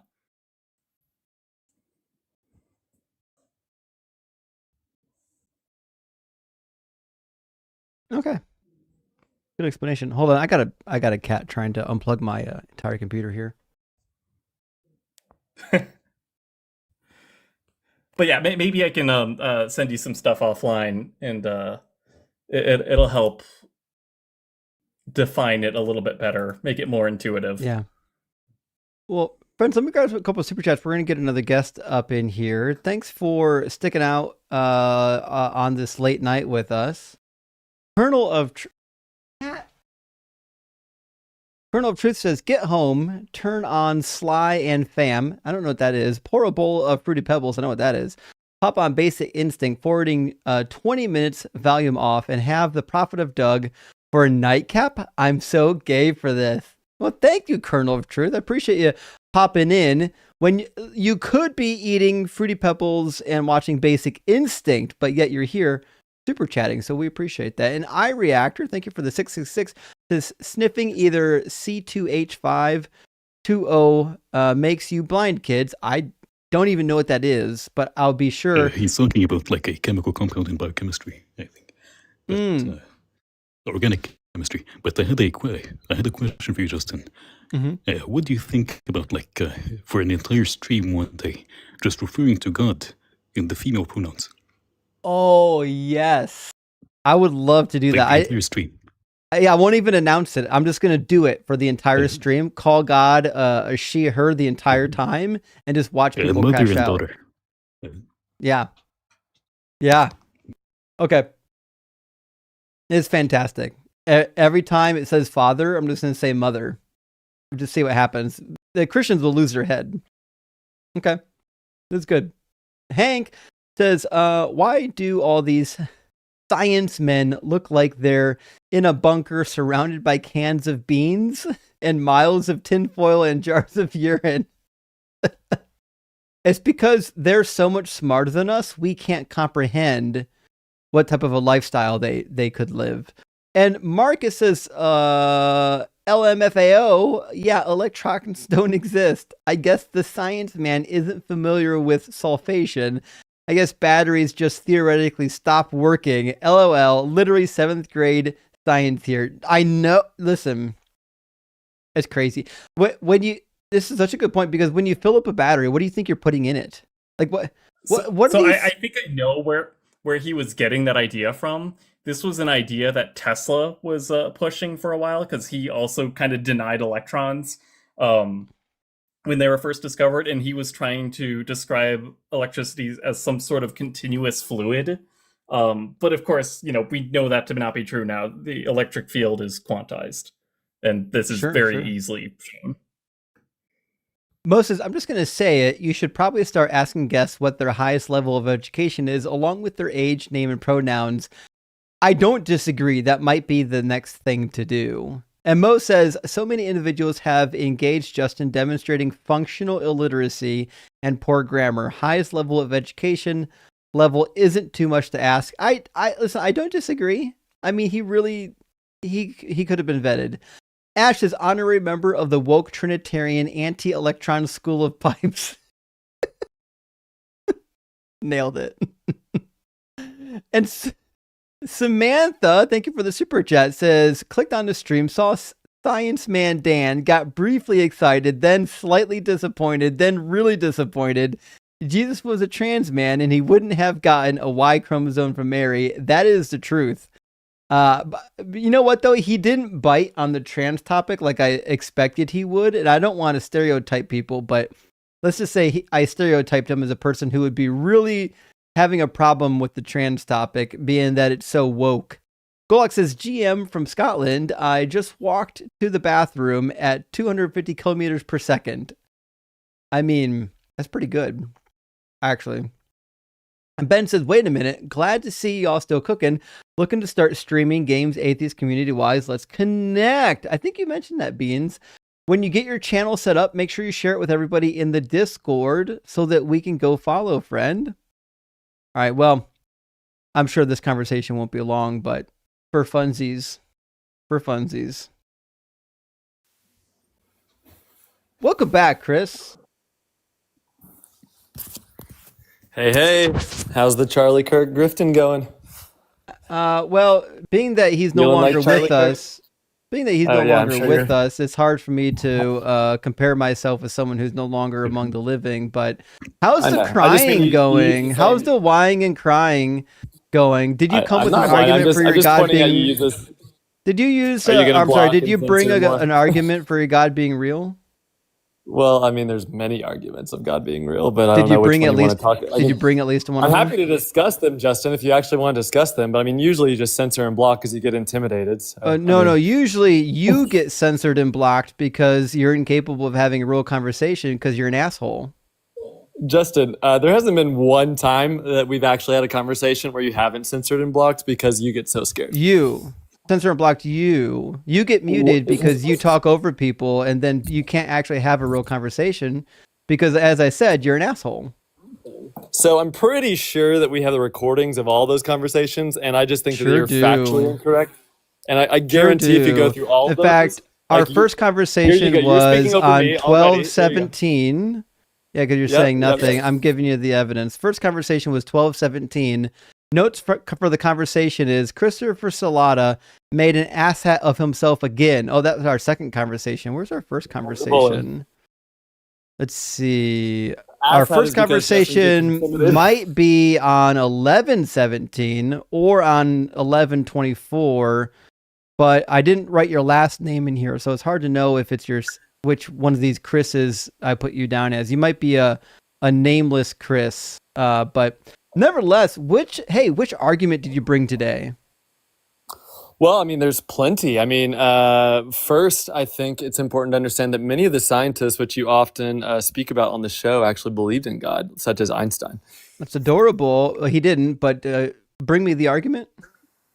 Does Einstein talk about Spinoza's God? Yes or no? Spinoza's God isn't a real God. Try again. What's your argument?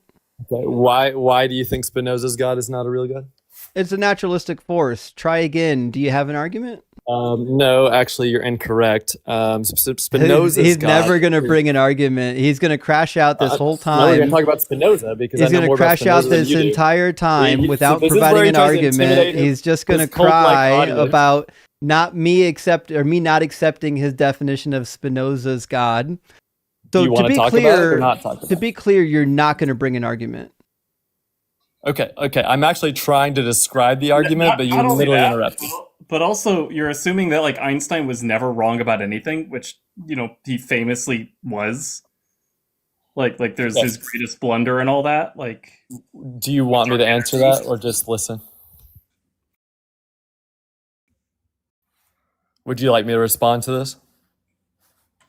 I mean, we're hoping you're going to say words. So usually when we say something and then we stop talking, that's the time where you're supposed to start talking. And I know you have trouble with this because you always talk at the wrong moment, which means either you're incapable of having dialogue, which I think we've proven multiple times, or you're just an asshole, like I said.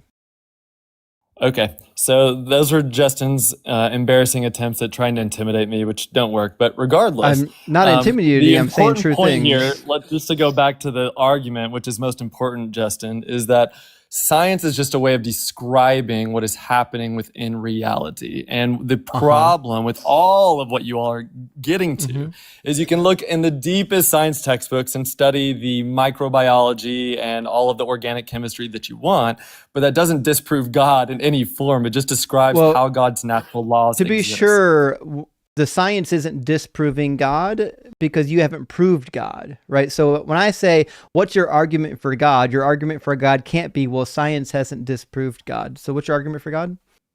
Okay. Do you believe that people can study the science of consciousness? Yes or no? This is not an argument.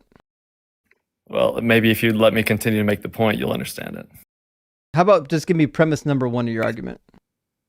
Okay, well, you have a hyper-rationalist, modernist view of reality, which is automatically a problem in itself because you're addicted to modernist views of science.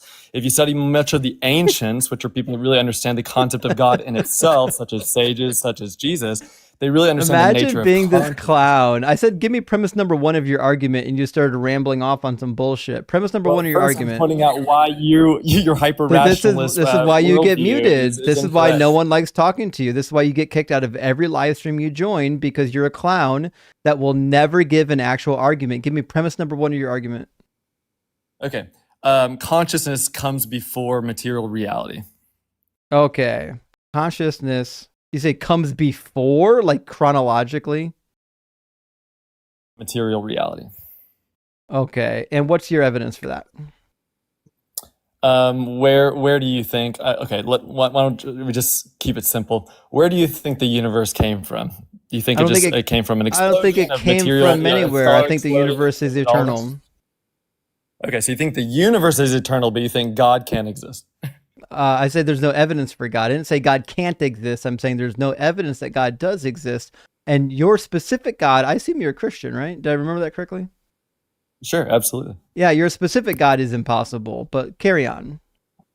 Okay, so if Jesus is a teacher of consciousness, literally teaching how the mind works and literally the interaction between the internal mind and the external mind, and literally teaching people how if they ask things in prayer, which is basically a way of understanding as within, so without, he's literally teaching you the nature of consciousness, which is actually a true science. He didn't, but I also don't care. Okay. So it matters. Show me a single verse where Jesus said anything about consciousness. Well, we're using modernist terms for teachings that Jesus was teaching at the time. Gotcha. So you can't show me anywhere where Jesus uttered the word consciousness. Did Jesus specifically say anything that you ask for the Father in prayer will come to you? Does this make sense? This is similar to what modernists, like even scientific people, are talking about manifestation, people that believe in science. I don't believe in manifestation. So try again. Okay, so did Jesus mention consciousness even once? Okay, so you don't believe any form of manifestation is real? No. That's garbage. Not really, no. Okay. All right. Why would you think that a bunch of atheists believe in manifestation? Can I prove you wrong just factually? No, you're wrong because we're not on that topic yet. Are you saying manifestation doesn't exist, Justin? Manifest something right now. Manifest it right now. Manifest something right now. Do it. Okay, if I say the word crocodile, it automatically becomes an image in your head, which is a form of manifestation. It's That's not manifestation. Yes, it is. That's not what the word manifestation works. That's because you don't understand the science of literally That's not what the word manifestation works. But you don't. Okay, but I understand the science of consciousness. The reason why saying the word crocodile evokes an image in somebody's mind is because actual fucking sound waves move through the air and my ears hear them. When my ears hear them, my brain thinks, and my brain is capable of interpreting those words because you and I sometimes, not all the time, are speaking the same language. So when I hear the word crocodile, I'm literally responding to physical things in the physical world. This is not some sort of like translocation of consciousness. This is preposterous, but also it doesn't actually fix the problem, which is let's that take it deeper. Let's take it deeper. It doesn't actually fix. Don't stop surface level. We're going to take it deeper. So is crocodile just a word, or is it? Chris, shut the fuck up for 5 seconds. I'm not going to let you derail this conversation the same way you did last time. I'm not going to let you derail the conversation the same way you did last time. We're still on premise number 1 of your argument, and I'm going to hold you to it. Okay. Premise number 1 of your argument. I'll never let you run away from your own argument. So you actually started an argument, and you're going to finish it. Premise number 1 is that consciousness comes before material reality, and your only support for this so far is that Jesus said things about consciousness. Well, what he was describing is the kingdom of heaven is within. Does he say that, yes or no? Luke says that. Jesus says that the kingdom of heaven is in your midst, or he said it's among you in the Gospel of Mark. But the kingdom of heaven is different between Mark and Luke. It depends on what you think, and especially in Matthew. In Matthew, it's going to be a physical kingdom. But again, that doesn't actually answer my question. I'm not asking you what did Jesus teach. So this is where you got a problem. I don't care what Jesus said. So consciousness coming before reality has nothing to do with what Jesus said. Jesus could say anything you want to. You just want to go down the scientific argument, or you want to go down the biblical? The scientific argument. The Bible's not true. You already know that. So when you say consciousness comes before material reality, yes. When you say consciousness comes before material reality, Chris, hey, child, stop for 5 fucking seconds and we can have a conversation. You don't speak to me that way. I'm not your slave, I'm Justin, gonna speak to you. I'm not in your cult. You're going to do what I want, or you're going to get the fuck out of here. No one likes talking to you in this community. You've worn out your welcome with everybody in the community. And the reason why you've worn out your welcome with everybody in this community is because you're a clown that can't shut up for more than 5 seconds. You're not serious. You're not a real adult. You don't actually know anything. You have no training. You have no education. You just get up here and make a fool of yourself while people try to keep you on track, and you're incapable of staying on track. You've got like severe adult ADHD, which is not a problem, but the problem is that you're not medicated. You're not medicated, so you can't actually follow a conversation from beginning to end. You get sidetracked on one thing to another. That's why no one likes talking to you. It's not because you're spitting truth. It's because you're an insufferable piece of shit asshole. Notice all of Justin's insecurities coming out. It's not insecurity. It's an insult. An argument. I'm insulting you because it's true. It's an insult because you're afraid of losing a debate in front of all of your cults. I'm asking you to stay with the debate. I'm asking you to stop veering off. Then why not personally attacking me and just staying with premise the debate? Number 1, because you start by personal attacking 2 hours ahead of time in the comments. I watch you crying like a little bitch. That's actuality. I watch you crying like a little bitch in the comments for 2 hours before you actually get into the guest box. So when you get here, you don't get fucking grace. You don't get treated with kid gloves. You don't get treated like your mama's special son. You get treated like the bitch that you are. If you sit in the comments for 2 hours spouting bullshit, when you get up here, you get the fucking horns. If you want to get in the ring with the bull, you get the fucking horns. If you don't want to be treated like this, you come into somebody's live stream, you don't act like a fucking clown, and you won't get treated like a clown. If you've noticed, I didn't do this to anybody before you. There's not a single person that was up here all day that I had to do this to. You're the first person I've done it to, and it's not because I'm the asshole. It's because you're an unbearable piece of fucking shit that everybody on this app hates because you're so fucking stupid and so full of yourself that you can't see how goddamn stupid you are. Verbal abuse. And now he's going to go tell everyone how abused he is. Get the fuck out of here. Stop coming back. No one likes you. But Christopher is the type of guy to lose to a flat earther in debate. He absolutely would. He absolutely would. Oh well, at least he didn't have his camera on this time. Imagine like how easy a conversation would be with him if he would just shut up for 5 seconds and stay on track. Oh well. Let's get Gibberpy in here, and then maybe Sail after that. Welcome in, Jib.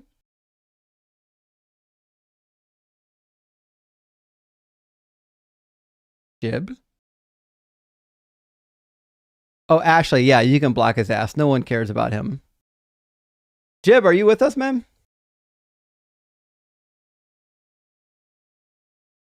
No? Okay. Honestly, during that whole discussion, I was having more fun just looking up diagrams to send to Ems. Yeah, it's an interesting topic. Because, like, so, for example, if you have, let's say you have two objects in space, right? My understanding is that it's literally impossible for them to not be in motion because of gravity, the warping of space-time, right? So the minute you have any two objects in space, they have to move, don't they? Well, I mean, unless they're... So, okay. Depends how you're defining motion in this case when you take in general relativity. But if you're talking about, like, their relative motion to each other... Their distance to each other is going to move. Unless there's an opposing force. That's what I'm saying. Yeah, unless there's an opposing force. If you have any two objects in space, even if you just place them there and they're not moving whatsoever, right? You just have two objects in space and then you let go of them, they're going to fucking move. Like, according to what we call movement, right? Yeah, that's just that's just how forces in general work. Yeah, because they're going to experience a gravitational force and whatever other forces they might experience, like electrical forces as well. You know. Well, because that's my point. So this whole nonsense with the prime mover argument, like the idea that there must be a first thing to move, put things in motion.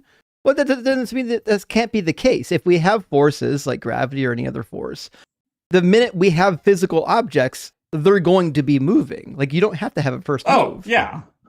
This is a lot more of a simple question that I had anticipated, because there is a more interesting discussion to be had of because when an object is in free fall, you can essentially say that it is stationary in space-time, because that is what or rather it's going in a straight line in space-time. But that's not what you're talking about. You're just talking about relative motion. And yeah, anytime you have forces, even if it starts out stationary, if you have non-zero forces between objects, things are going to accelerate. That's just F equals ma. Yeah. So if I try to rephrase it quickly just before we move on. So if you assuming like a universe that is completely static, it doesn't expand, it doesn't, just completely static, and it only has two objects in it, two apples, and those two apples relative to each other have a motion of 0. Yeah, eventually they'll start getting attracted towards each other. Yeah. Huh. Yeah. Okay.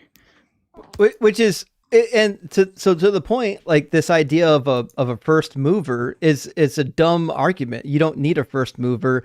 All you need is any object in space where there's more than one object.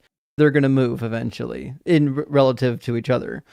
But also, like, from an even deeper perspective, that's kind of a weird argument, because even if you had a single object, just a single ball in a completely empty and static universe, you could equivalently say that it's in motion just by defining a reference frame in which it's moving. True.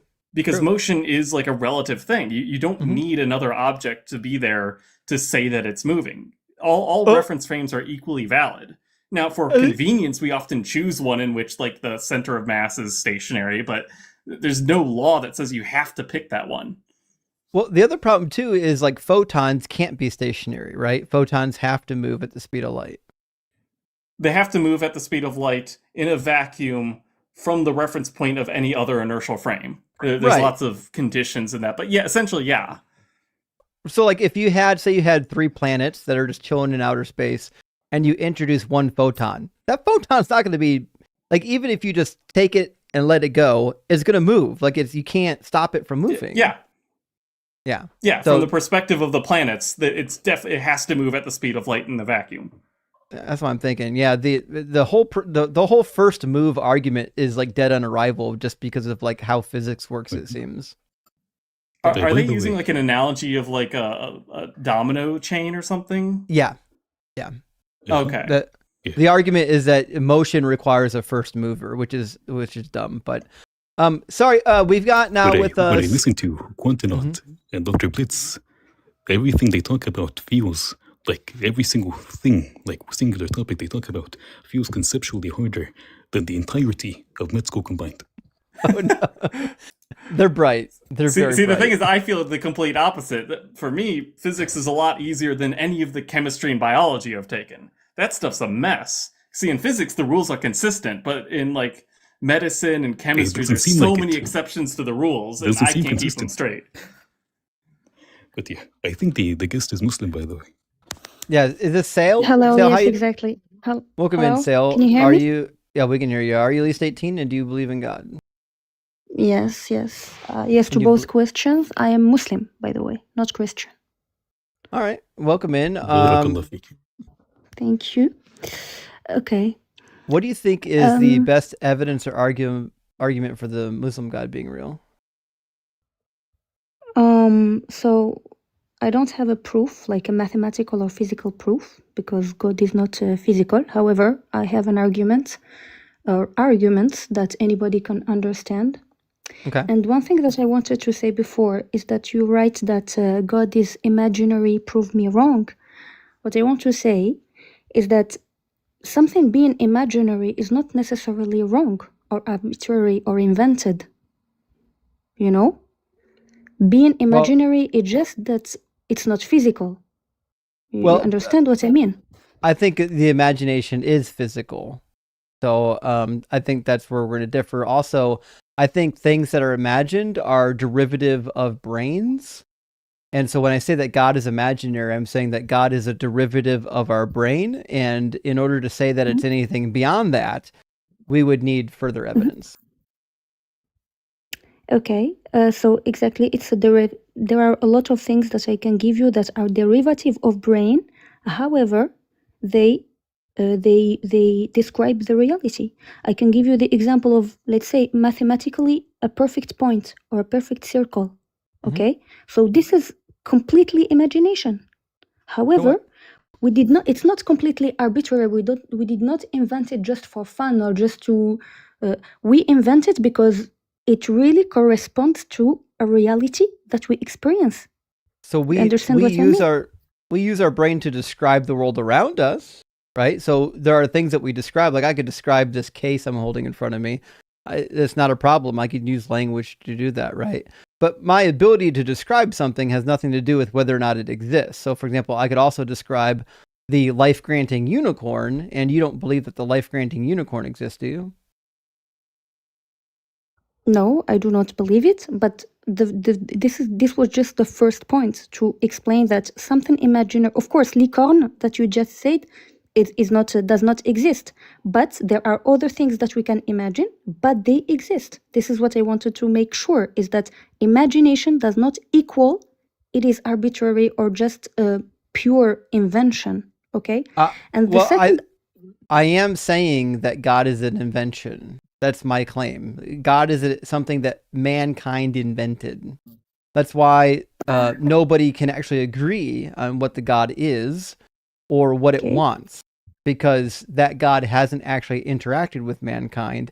People are inventing gods. Okay, but me, I say, and this is what I will, for what I will tell you the argument, but me, I believe that God is an invention that explains the reality, that explains something that exists, but we actually conceptualize it through our human mind, because we are humans. Okay, right. And the second argument. Just say that's not an argument. That's a claim, right? So an argument would include support for your claim. So we agree we can imagine God. I know that you think that we're imagining something real. I'm asking you for the evidence that the thing that we're imagining is real. This is what I'm going to tell you. I told you that this first thing was not an argument. It was just to make sure that Inventing something in our mind does not mean necessarily it does not exist. Now you're telling me, I'm just telling you this. Now you're telling me, give an argument to prove that this exists. I told I'm you that saying I cannot. my claim, my personal claim, when I say that your God is imaginary, I'm saying that your God is invented. Do you have any reason to believe that your God's not invented? Yes, I have a reason to believe why God is not invented. Your God. Your God. That my God, yes, that my God is not invented. I actually liked the argument of the person before, even though you did not like the guy, but his argument of consciousness, I can follow on this one, okay? Because we said your God, specifically Allah. Allah, Because exactly. the text is your God is imaginary. Even if he grants you the argument that consciousness proves God, it just proves a God. It doesn't prove Allah. Why is Allah true? Why is Allah not made up? But the question here is about God. Your God. It's not about God. This is actually a very specific prompt, by the way. I do this for a reason. I could have just said God is imaginary. I don't do that. In fact, I did that when I very first started streaming, and that's very unintuitive for the guest and for what I prefer. I don't really care that much. Like, if you believe in a deistic God, that's not interesting to me at all. Plus, nobody believes in a deistic God. Also, I'm really interested in the God that you actually do believe in, right? So if you believe in a specific God, I want to hear about that specific God. So I changed my prompt like 2 years ago to say your God is imaginary. And the reason why I do that is because I'm saying the specific God that you believe in, that God is imaginary. Okay. Well, then I did not understand very well the question. Okay. In this case, I will tell you, no, that's just the description that I have of one and unique God. I will not have an argument to tell you that it is specifically Allah or Jesus. Everyone has its own description. Every community has its own description of the same God, for me. But I know it doesn't correspond to exactly your question, because for me, I would not be able to tell you it is necessarily Allah or Jesus. For me, they all refer to the same and one, and we all have different descriptions of wait, different. you think Jesus and Allah are the same and one? They refer to the same one, yes. Every community has its own description. The Quran specifically says that Jesus is not Allah. Yes. And it says specifically, and do not say three. O people of the book, do not go into the depth of your religions and the extremes, and do not say three. Allah is nothing but one God. Jesus is only a messenger of God. And do not say three, and do not say three. I mean, I'm not an expert of Christianity and what they believe. I know only about Islam, but my thought. Then you should know that verse. Okay, but my thought is that I don't feel the need to know about other religions, since mine actually is okay for me and is sufficient for me. So I don't care. I would like to say I don't care about the God of Christians or the God of Hindus, but I believe they would somehow refer to the same kind of God, the creator. And they have their own description of him, and I have my own description that is completely satisfying for me, which is Allah. And but why is but it doesn't answer your question. I'm aware it doesn't answer your question. Why is it satisfying for you? Huh? What makes it satisfying for you? Because it answers all the existential questions. What questions? Consciousness. And how does it answer First one, consciousness. Because sure. Could you show us how Allah explains consciousness? Go ahead. Yes, I can show what Allah says about consciousness. Yes, please. God, yes, Allah says in the Quran, I don't know if you are familiar with, but He said, وَنَفَخْتُ فِيهِ مِنْ رُوحِي, which means that I blew into Him how to say this in English? From my soul and from my spirit. Yes, please. Could you say it again in English?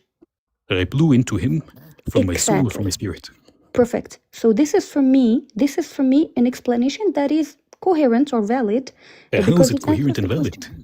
How does blowing into somebody from God's spirit explain consciousness? Like, that just sounds like a creepy, like, porno or something. Okay. I'm not sure I understand because, by the way, English is my fourth language, so it's not so how for me why it is sufficient it is satisfying as an explanation, because for me consciousness, and I think we might all of us agree about this, consciousness is something out of rationality. It doesn't correspond. Science does not recognize any consciousness, yet we all believe in consciousness. Okay, so for me this consciousness that is not described, is not recognized by science, actually comes from God, which is also something that is not described by science. Same nature. You've read the Quran. Is it from the Quran? This is your question? Have you read the Quran? Of course. Could you explain to me how Allah describes sleep and why we lose consciousness in sleep? I don't. I know the verse you are referring to. You are referring to it. I don't memorize it exactly, but you don't have to. Just explain the concept. Just explain the concept. You do not have to. The concept is that when you sleep, he actually takes your soul, and he gives it back to you when you wake up, as I remember. So your soul leaves your body and goes to heaven, and it just intermingles with the dead souls. And then once you wake up, God sends back your soul into your body. You think that explains consciousness? No, it's not. It's not the real explanation. Sorry, I don't know if you are Arabophone, but this is not the real explanation. No, this is not the real explanation. It doesn't go to heaven. Who said it goes to heaven? No. Sorry, what? إلى السماء. إلى السماء doesn't mean to heaven. It means to God. إلى السماء, to the literally to the sky. Where is Allah? Where is Allah? It's a metaphor. It's a metaphor when we say. Yes, it's a metaphor when we say God is in the sky. No, he's not in the sky. Oh, really? He's everywhere. It is a metaphor. So when it literally says it in the Quran, it is a metaphor. What is it a metaphor for? That God is in the sky. God is everywhere. Is not in the sky. How is that a metaphor? Where is the? Could you explain it to Balaghiyan? Which one you're talking about? When it says fi sama. God? Are you talking about God or God, our soul? God. God is everywhere. Is he above? He's everywhere. So is he in just in Skatsas? God is everywhere. Is God in my urinary bladder? Is in what? What is in what? Is he? هل هو في المثانة؟ No, of course not. I mean, if you want to believe it, believe it. Is المثانة a place? Is المثانة a place? It is a place. Why is God not in the مثانة? I mean, if you want to believe this, it doesn't matter. No, I do not care about believing it. I'm asking you, where is he actually in actuality? I don't know. In the Quran, it says he's in the sky. Ibn Taymiyyah says in his very famous poem that to not follow those who go with their whims and to believe the one mighty who says he's above the sky. But Ibn Taymiyyah, I don't care about Ibn Taymiyyah. Jamil. Then again, why would God be lying about where he is when he says he's in the sky? He's not lying. He's giving a metaphor. Don't you? Then Jamil, then you'd have to be able to explain the metaphor according to Balagha. Where is Ustub al-Jamal, for example, where Tashbih? Yes. Okay, I understand what you mean. The metaphor when he says he is in the sky is to show actually that he is above, that he is powerful. It's not to say he is localized in the sky. Could you show it in Balagha? Could you give me a Balagha explanation of it? I'm not an expert of Arabic to give you Balagha. How do you know that? Then how do you know that what he's saying is a metaphor? Because I refer to the explanations. There is no linguistic pattern of a metaphor within the text. Because I refer to the explanation that is given by different ulama. Which alim? I'm from Morocco, so the only one alim for us is Imarat al-Mu'minin, the Amir al-Mu'minin, how to say this in English? Which the commander of believers. Yes. There is multiple. Which one? No, there is only one in Morocco. It's the king. That's the only. The king. It's the only one. Yes. Oh, really? Check. The king of Morocco. No, Jamil. So the king of Morocco is your Islamic scholar. Sorry. The king of Morocco is your scholar. Yes, with all the institution, of course. Yeah, yes. You know, in Islam, there is the concept So of this is Amir modern King al-Mu'minin, or James, not? mashallah.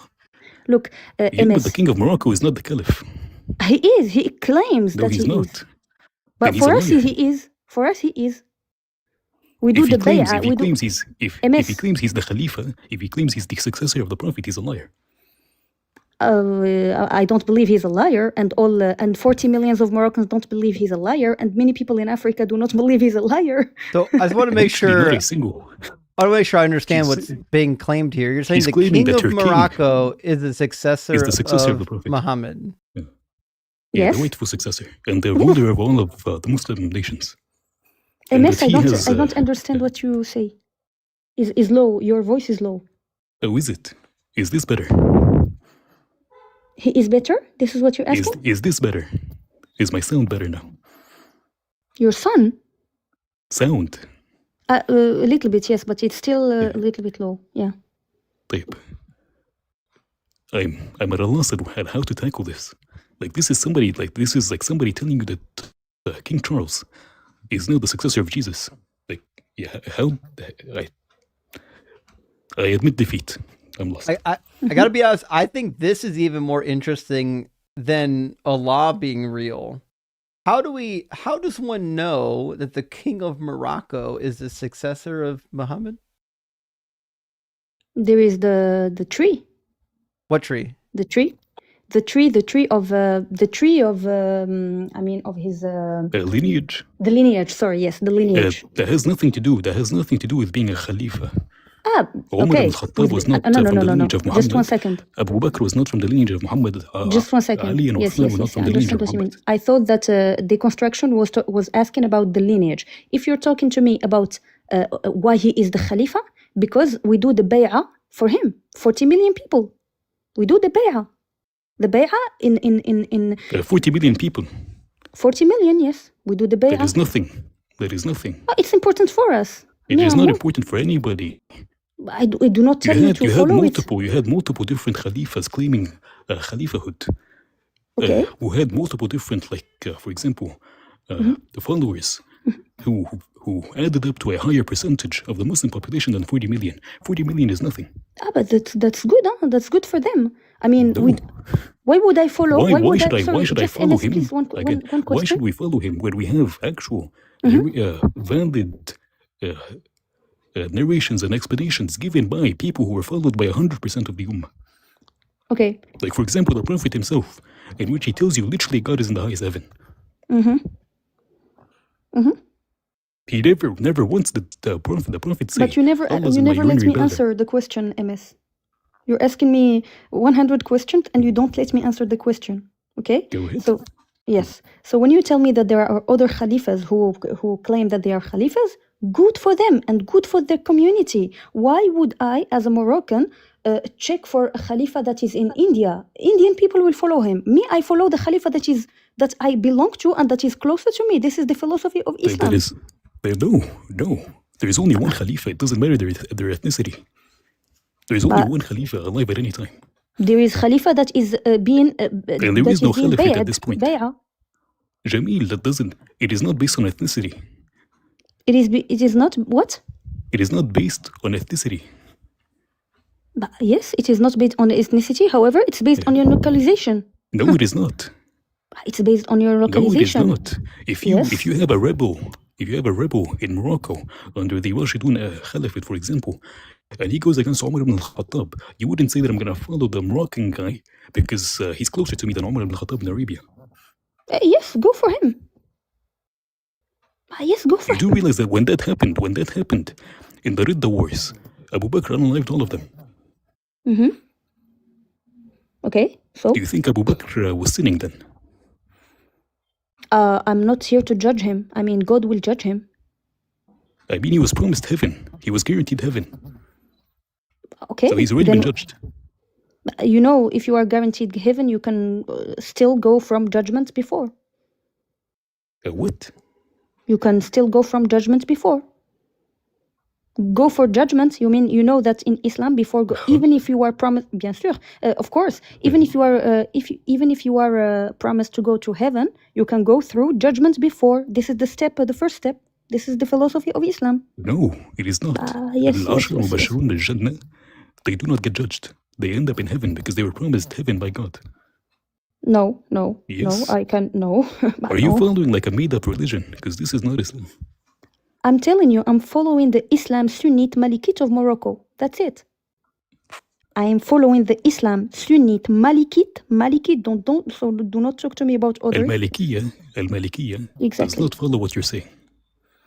But Al-Malikiyya follows the actual Salaf, in which they say that God is in the highest heaven. It doesn't say that God is in somebody's urinary bladder. Who would I trust? You or all an institution in Morocco that is maybe trust the guy who made up the entire foundation. Sure, maybe trust the guy who literally made up the school of thought you're following. The guy who what? Imam Malik, the guy who made the school of thought you're following. No, but Imam Malik is not living in 2026. We need sure, to but we have his books. Yeah, but I do not have the science to do this. The ulama have the science to do this, to adapt what the Malik said. But you do not let me finish my sentence. You do not let me finish French the idea. in Morocco? Arabic and then French, yeah. Because I'm detecting that you have a French accent, even despite speaking four languages. If she speaks Arabic and I speak Arabic, we wouldn't understand each other. Gotcha. Okay. Like your Arabic is like an entirely different language to mine. But I speak also probably yours, you know. In Morocco, we speak all Arabics. But anyways, so what I wanted to say is that when you, of course, I am Muslim Sunnite Malikite. Okay, so what I follow. Just let me please finish this sentence. Go ahead. What I follow is not what Al-Imam Malik said centuries ago, because the philosophy of Islam is to reform it. You do not let me finish my sentence. What I said is that I do not yet, even though I follow this, but I do not follow literally what Imam Malik said centuries ago, because the philosophy of Islam is to keep it valid for each time and each place. Name a single person who says that. You never let me even finish one idea. So now, where are you getting this information from? This is the information. الإسلام صالح لكل زمان ومكان. صالح في أصله ليس في تعديله. لا يصلح تعديله. It is not okay for you to change. No. You do not agree. Then you're contradicting yourself. So her statement, just in her statement, P1, Islam is valid for every place and every time. Premise 2, we need to make Islam valid for every place and every time. Great. Exactly. If it's already valid, you cannot make it valid. When we look, logically, when we say Islam is valid for every time and every place, it doesn't mean that it is by definition. It means that God, Allah, puts the responsibility on Muslims to keep it and to make it valid for every time and every place. So it is our responsibility as Muslims to actually reform and revise all these texts and make them valid to each time and each place. This is the real definition of this. So when it says that it is valid, that is not actually what it means. It means that we have to make it valid. If you want, but the idea is it is a valid. Contradiction. No, it is valid. It means you should. Is the claim that Islam is valid for every time and place, is that an objective statement? It's an object. It's an object and a goal. Is it objective? Is the statement objective? It is a goal, not objective. No. It is a goal. It is a purpose. It is our responsibility. So when I say that I am, for example, 150 years old, that is not a statement, that is an objective. Say again, please. If I say I'm 150 years old, that is not a statement, that is an objective. When you say I am 150 years, c'est ça? Is this? If I make the statement or the claim that I'm 150 years old, that is not a statement, that is a goal. No. Exactly. If I say Islam is valid for every time and place, is that a statement or is it an objective? It's a statement. You can. I'm telling you the real explanation of this. It's not a statement. It is a goal. How do you know the real explanation? Because the founder of your school of thought disagrees with you. Okay. Let me give you one proof that it is not by definition the Islam, like the one that has been sent 40 centuries. I hope that you do not interrupt me, please, so that I can keep my idea until the end. When I will give you now, just right now, the real argument that this sentence does not mean it is by definition like this, but it is your responsibility. You know that Umar ibn al-Khattab, which is one of the companions of the Prophet sallallahu alaihi wasallam, years after the death of Muhammad, he actually did not apply for a certain period cutting the arm of the stealer. Okay, why? Because it was his responsibility to keep Islam valid for that period, and that period, the economic conditions were very difficult. So this is why he actually did not apply this. So he reformed. When did he not apply it? When did he not apply it? During that period, that was difficult. No. When? At which scenario did he not apply this punishment? Because it wasn't in absolutity. No, it was not in absolute. I told you when it was at a certain period where the economic conditions were difficult. In the case of a person stealing to be able to afford food or shelter, exactly, it wasn't applied. Exactly. Again, exactly. So he reformed it, right that is or already not? within the Sharia. No, that is not reformed. That is already within the jurisprudence. Reformed. It was not reformed. I'm telling you. It is already quite clearly within the jurisprudence. Is it written in the Quran literally as in all conditions? It doesn't have to be. Is it written? Jamil, it doesn't have to. Yes, it is, but it doesn't have to be written within the Quran for you to apply jurisprudence. No, but did he apply this verse at this moment or not? Yes, he did. Exactly. No, yes, he did. Did he apply exactly this verse or not? Yes, he did. You just now admitted that he did not. He doesn't in the cases in which it is not allowed. It is not allowed for you to cut the hands of somebody stealing to eat. But he is the one who put this law. It was not before him. It's not him. This is literally a consensus of the Salaf. It's a consensus of the Salaf. He is the Salaf. I mean, who is Salaf before him? He's one of them. He is the one who put, I'm telling you, check the information. He is the one who actually, yes, he is. Jamil, by the consensus of all of the Salaf, you do not apply this punishment when he didn't apply it. He didn't reform it. This is not a reformation. It is a reformation of the verse.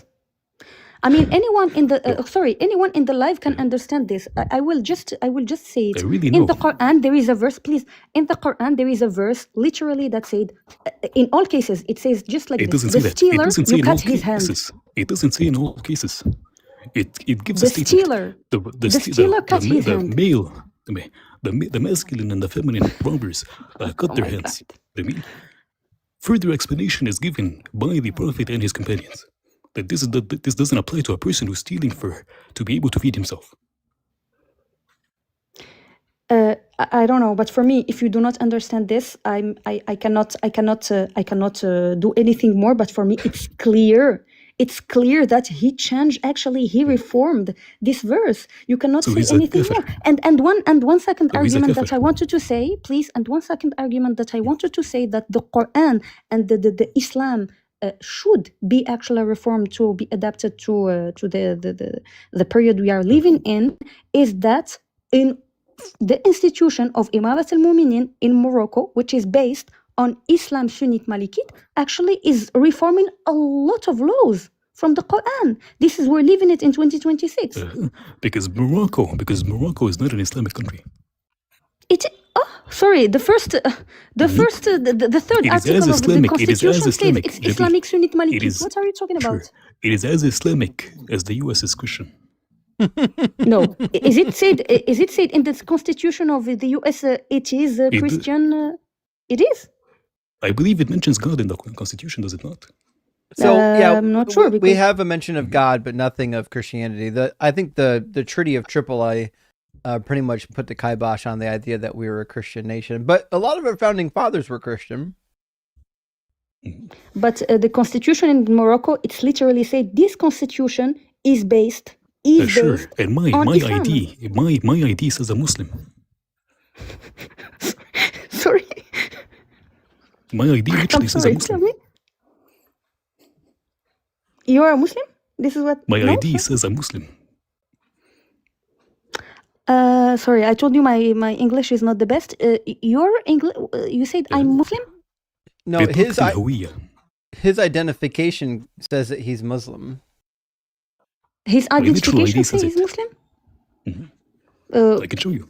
Okay, it's up to you. I mean, but you do not apply it. Ems, don't do it on live stream, please.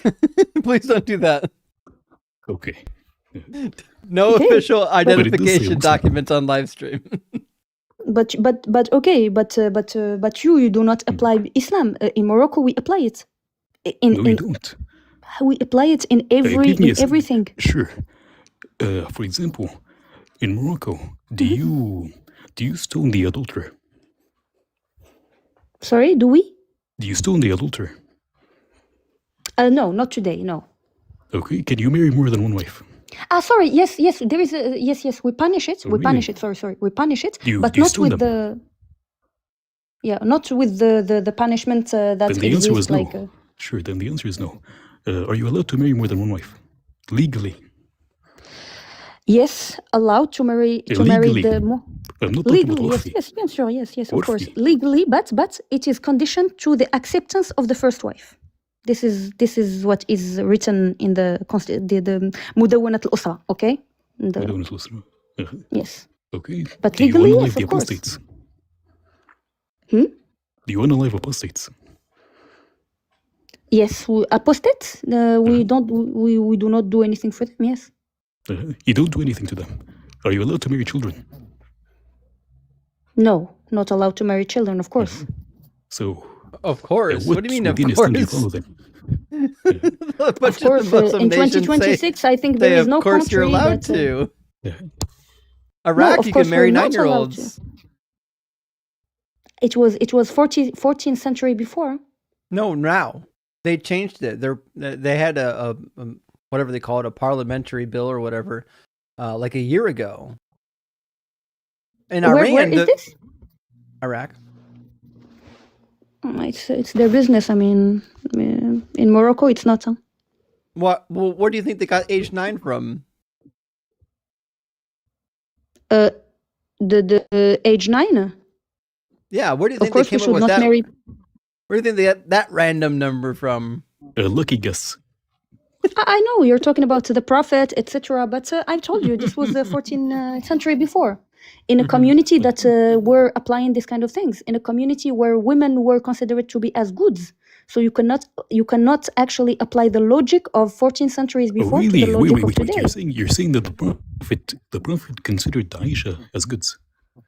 I thought he was perfect. I told you the community there. That's what I heard. So he stuck to the rules of the community. In the fact of marrying children, yes, but not in the fact of considering them as good, because he said النساء شقائق الرجال.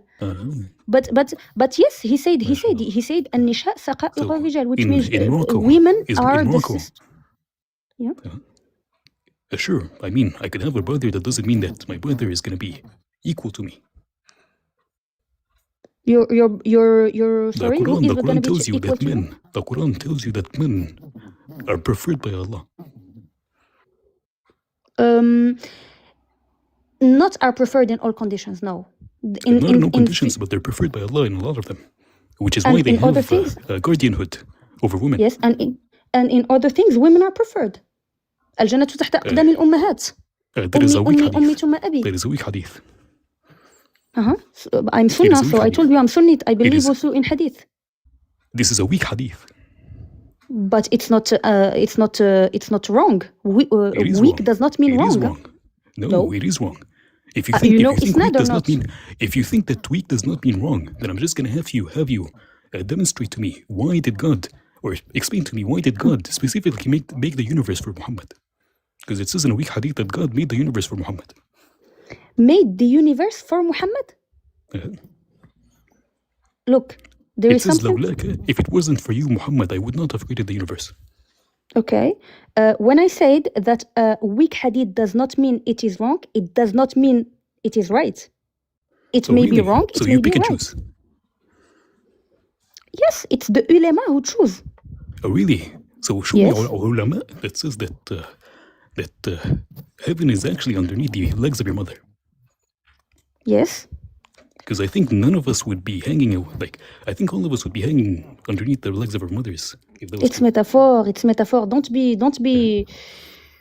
I don't want to be rude it is to insulting. you, It is blasphemous, which is why they reject it. Huh? It is blasphemous, which is why they reject it. I'm not sure I understand what you say. Izdira. Izdira, yes. Is this Izdira for you? It is, yes. I mean, this belongs to you. But anyways, for me, Is it not blasphemous to say that wanna... heaven, which God is within, is underneath the legs of your mother? No, for me, no. No, for me, what you say is not right. So God is below the legs of your mother. Yes, it is under the feet of my mother. And it is yes. not blasphemous. So it is not blasphemous to say that God is underneath the legs of your mother. God is not under the legs of my mother, but the You said he's everywhere, though. And you said that heaven is below her feet. Yes. If he's everywhere, then by definition he's below her feet. And if he's in heaven, and the heaven is underneath her feet, then he's also underneath her feet. Maybe. So what's the problem? I mean, when I say God is everywhere, it's not physically everywhere. When I say God is everywhere, God is not physical. But anyways, I mean, he's not physical. So when he describes himself, really important, when he describes himself as having a throne upon which he sits and having two right hands, and describes himself as having a shin, and he's not physical. Look, I'm making an effort to understand you because your voice is low and English is not my first language. Is my voice low for anybody else? Sounds good to me. But just fine. My English is not my first language, so for example, when you talk, I understand completely what you say, the host. But you, I'm really, I'm not afraid of any arguments. I'm just really having a hard time. At the same time, understanding what you say because, as I said, English is not my first language, and the volume is low. So what's crazy this is why. Is your name Sal? How do I pronounce your name? Salma, yes, but you can say Sal, yes. Sal. Your English is better than Science Man Dan that was up here like 2 guests ago, and that guy's been speaking English all his life. I will confirm this. If you won't, but no, it's very difficult for me. English, I'm trying, but especially when the volume is low. The guy who writes down like a entire perfect essay in the comments, and he starts it off with apologies for my English. Okay, so I just Sal, I don't want to. This is really interesting. This idea that the King of Morocco is the Khalifa. Let me ask you a question. Is there a way to falsify this claim?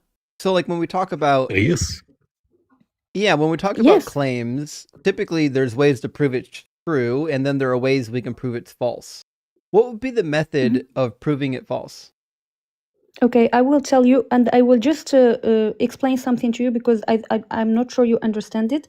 Being a Khalifa in Islam does not mean you should come from the Prophet. You should have the bay'ah, which means that people should vote for you. Okay, so what would make it false? Sorry, I just finished this question. What would make it false is simply that Moroccan people do not vote for him. Do not do the bay'ah actually.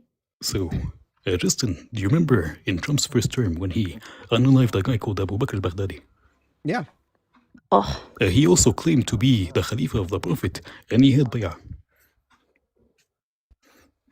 Yes, he did. But so how do I choose? Do I choose the King of Morocco, or do I choose the leader of ISIS? It's up to you, actually, to see who is the one who is proposing good things. Is it Abu Bakr? I don't want to say his name because it's not good for your life, I think. Al-Baghdadi just means the guy from Baghdad. But it's up to you to look at the It seems like there's no way project that of this could anybody. actually be false, because ultimately somebody's going to win, right?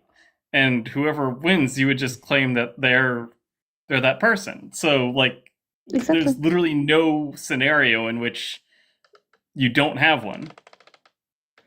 The scenario where you don't have one, it's in the case of people do not want anyone Muslim. This is this. If tomorrow all Moroccan people or most of Moroccan people become actually not Muslim, all the country will go to actually be not Islamic country and vote for this law. Do you think that there's a more likely explanation why they would vote for somebody Muslim? Moroccans? Yeah. Because is there Muslim. a more likely explanation for why that happened rather than a religious, like a supernatural religious one? No, there is no. There's literally no other like psychological effects or biases that you think would influence people to vote one way over another. What do you mean one the way over only another? other possible explanation is a supernatural one. No. By the way, you do not have to vote. Like if a guy comes in and conquers the land, Muslim, and as long as like the criteria fit him, being that he's a male, being that he's above the age of puberty, etc., then Muslims, by definition, they have to obey him. They cannot go against the leader. As a Muslim, you're not allowed to disobey the leader, no matter what. Yes, unless he becomes this a just non-Muslim. seems self-fulfilling. Like I don't see how anybody would find this convincing in any way. And regardless, I feel like we've almost gotten like far away from the actual topic of proving exactly. Yes, I that think so. your God is actually true. Because like I do not see how, like, even if I were to grant that this guy has a certain lineage or whatever, how we get from that to your God is true. I'm not seeing that. Well, I think the point is that she's trying to make an argument for Islamic subjective morality by saying that the current king of Morocco, or whoever your local official is, can decide to reform the religion as he wills, and now that becomes the new religion. So if the king of Morocco decides now that child marriage is bad, then Islam actually says that child marriage is bad. Exactly. Yes. And that is just silly. That is subjective morality with extra steps. And it is interesting, and I've got some questions about that, but here's kind of where I'm at right now. It's like 1:30 in the morning where I'm at, and I've got like an hour of super chats I have to read. So yeah, and here's the thing. I actually think, Sal, that you're actually a very bright young woman. I'd love for you to ponder this one question and come back and give us a really good argument. So the question is, I'm going to make a statement with a blank at the end of it. My God is real because X. And think about that for a while. What could you plug into the X that would make that statement true, right? And then I'd be really interested to hear a piece of evidence or an argument that would point towards that statement being true. And I don't know what time zone you're in. It's like 1:30 in the morning where I'm at, so like my brain's already gone. But I'd love for you to come back sometime earlier where we could dedicate like a good chunk of time to discussing it. Because, you know, a lot of times we get people in here and they're not all that bright and they don't really know much about their religion or their book. It sounds like you're actually trying really hard and it sounds like you're intelligent. So I'd love to hear like a good full-throated discussion from you on why you think that your religion is true. Okay, perfect. Let's do this. Yes. Perfect. Sound good? But I'm thank you for the conversation. Yeah, no problem. Thanks for coming. I'm usually live 3 nights a week. I'm usually live on Monday night, Wednesday night, and Friday night. Those are my typical live nights. So any time you have a free Monday, Wednesday, or Friday, stop by, and I'd love to have a longer discussion about, say, the validity of the religion. I'll try not to get bogged down in semantics. But the as soon as I heard that you thought the king of Morocco was the caliph, I was like, this is so interesting. I was willing to let the conversation get sidetracked. But next time you come back, I'll make sure to keep it on track, okay? Okay, perfect. Well, thank you for the conversation and see you on one of these days. All right, perfect. See you soon. Bye-bye. Thank you. Quanta, could you imagine speaking 4 languages? I could barely speak the one. I'm at a loss. I know, right? I have a question though. Like, if you grow up in a culture that is multilingual, say you grew up in a culture where they already have 4 languages, are you just going to pick them all up? Like, is that how that works? Yes. That is why she speaks 4 languages. Because Morocco, they literally speak in the street in Arabic, in their version of Arabic, and in French, and she probably speaks Amazigh, which is like the local tribal language. But ude uye ixpe igpe atenlay. Got you there. Oh. You know what? I heard something about been Pig debating Latin. the king of Morocco for a while. So. I got to be honest. The king of Morocco is the Caliph. Wasn't on my bingo card tonight. I didn't see that one coming. But it kind of it. You know what it feels like to me? That type of a claim, it feels a lot like what you would expect from somebody who is like a dictator. It's kind of like how in North Korea, they think Kim Jong-un is like some sort of deified, leader. And also, you just reminded me, you're not even allowed to like inherit like succession of the prophet. Yeah. How is he a king and his son the prince gonna be? Anyways. So anytime like you have a dictator or a king and they want to also be the figurehead of the main religion, I feel like it's a recipe for absolute disaster and control. Right? Because you should read upon like the stuff that he does. He has like, I believe he even had like female guards protecting his castle and shit like that. I saw that actually. By the way, that was the same guy that was wearing like skinny pants at one point. Hold on, let's see. I saw a picture of him at one point. He was wearing like skinny jeans, trying to look cool. I was like, okay, this guy's he's not doing it. It might be a different. I thought it was the same guy. It might be a different guy. You're talking about Gaddafi, the guy from Libya. No, he did too. Libya. No, there's another king that that rules over one of these majority Muslim countries. That is like, he's kind of scandalous. He's got like, it seems like he's got these extramarital lovers, and like he walks around dressing like he's like 20 years old, but he's like 50.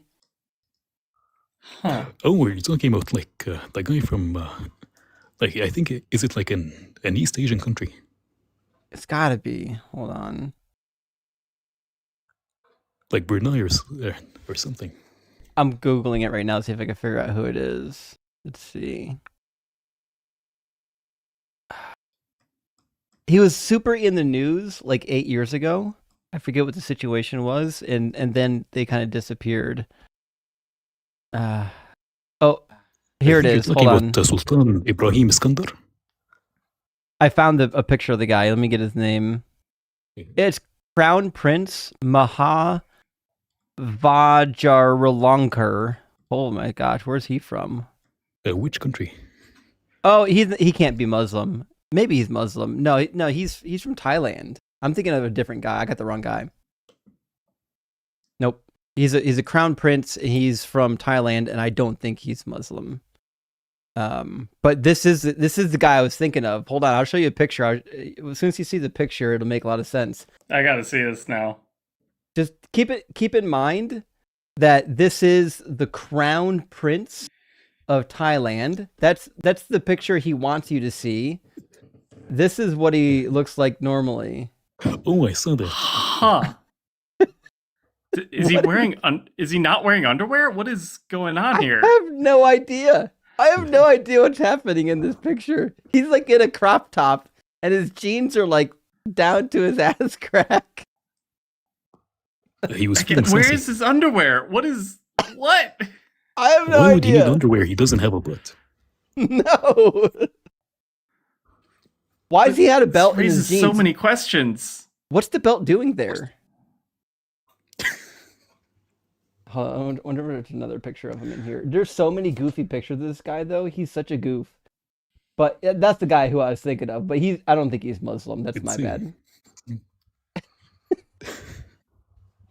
Ridiculous.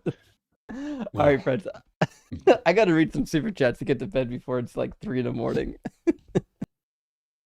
And what time is it where you're at? It is almost 9 a.m., but I'm leaving soon for work. So that's I've been up for one where it's like a reasonable time. Hours. Ems is an animal, absolute animal. Chris says, "Fuck that guy." To the other Chris, I'd be mad too if my name was Chris. Here's my guilt money again. Felt like both chats were crucifying me. I cried a little. I'm going to change my name, I guess. I don't blame you. Listen, if I had to sit through Chris more than once, I'd change my name. And he's not coming back. He's never coming back.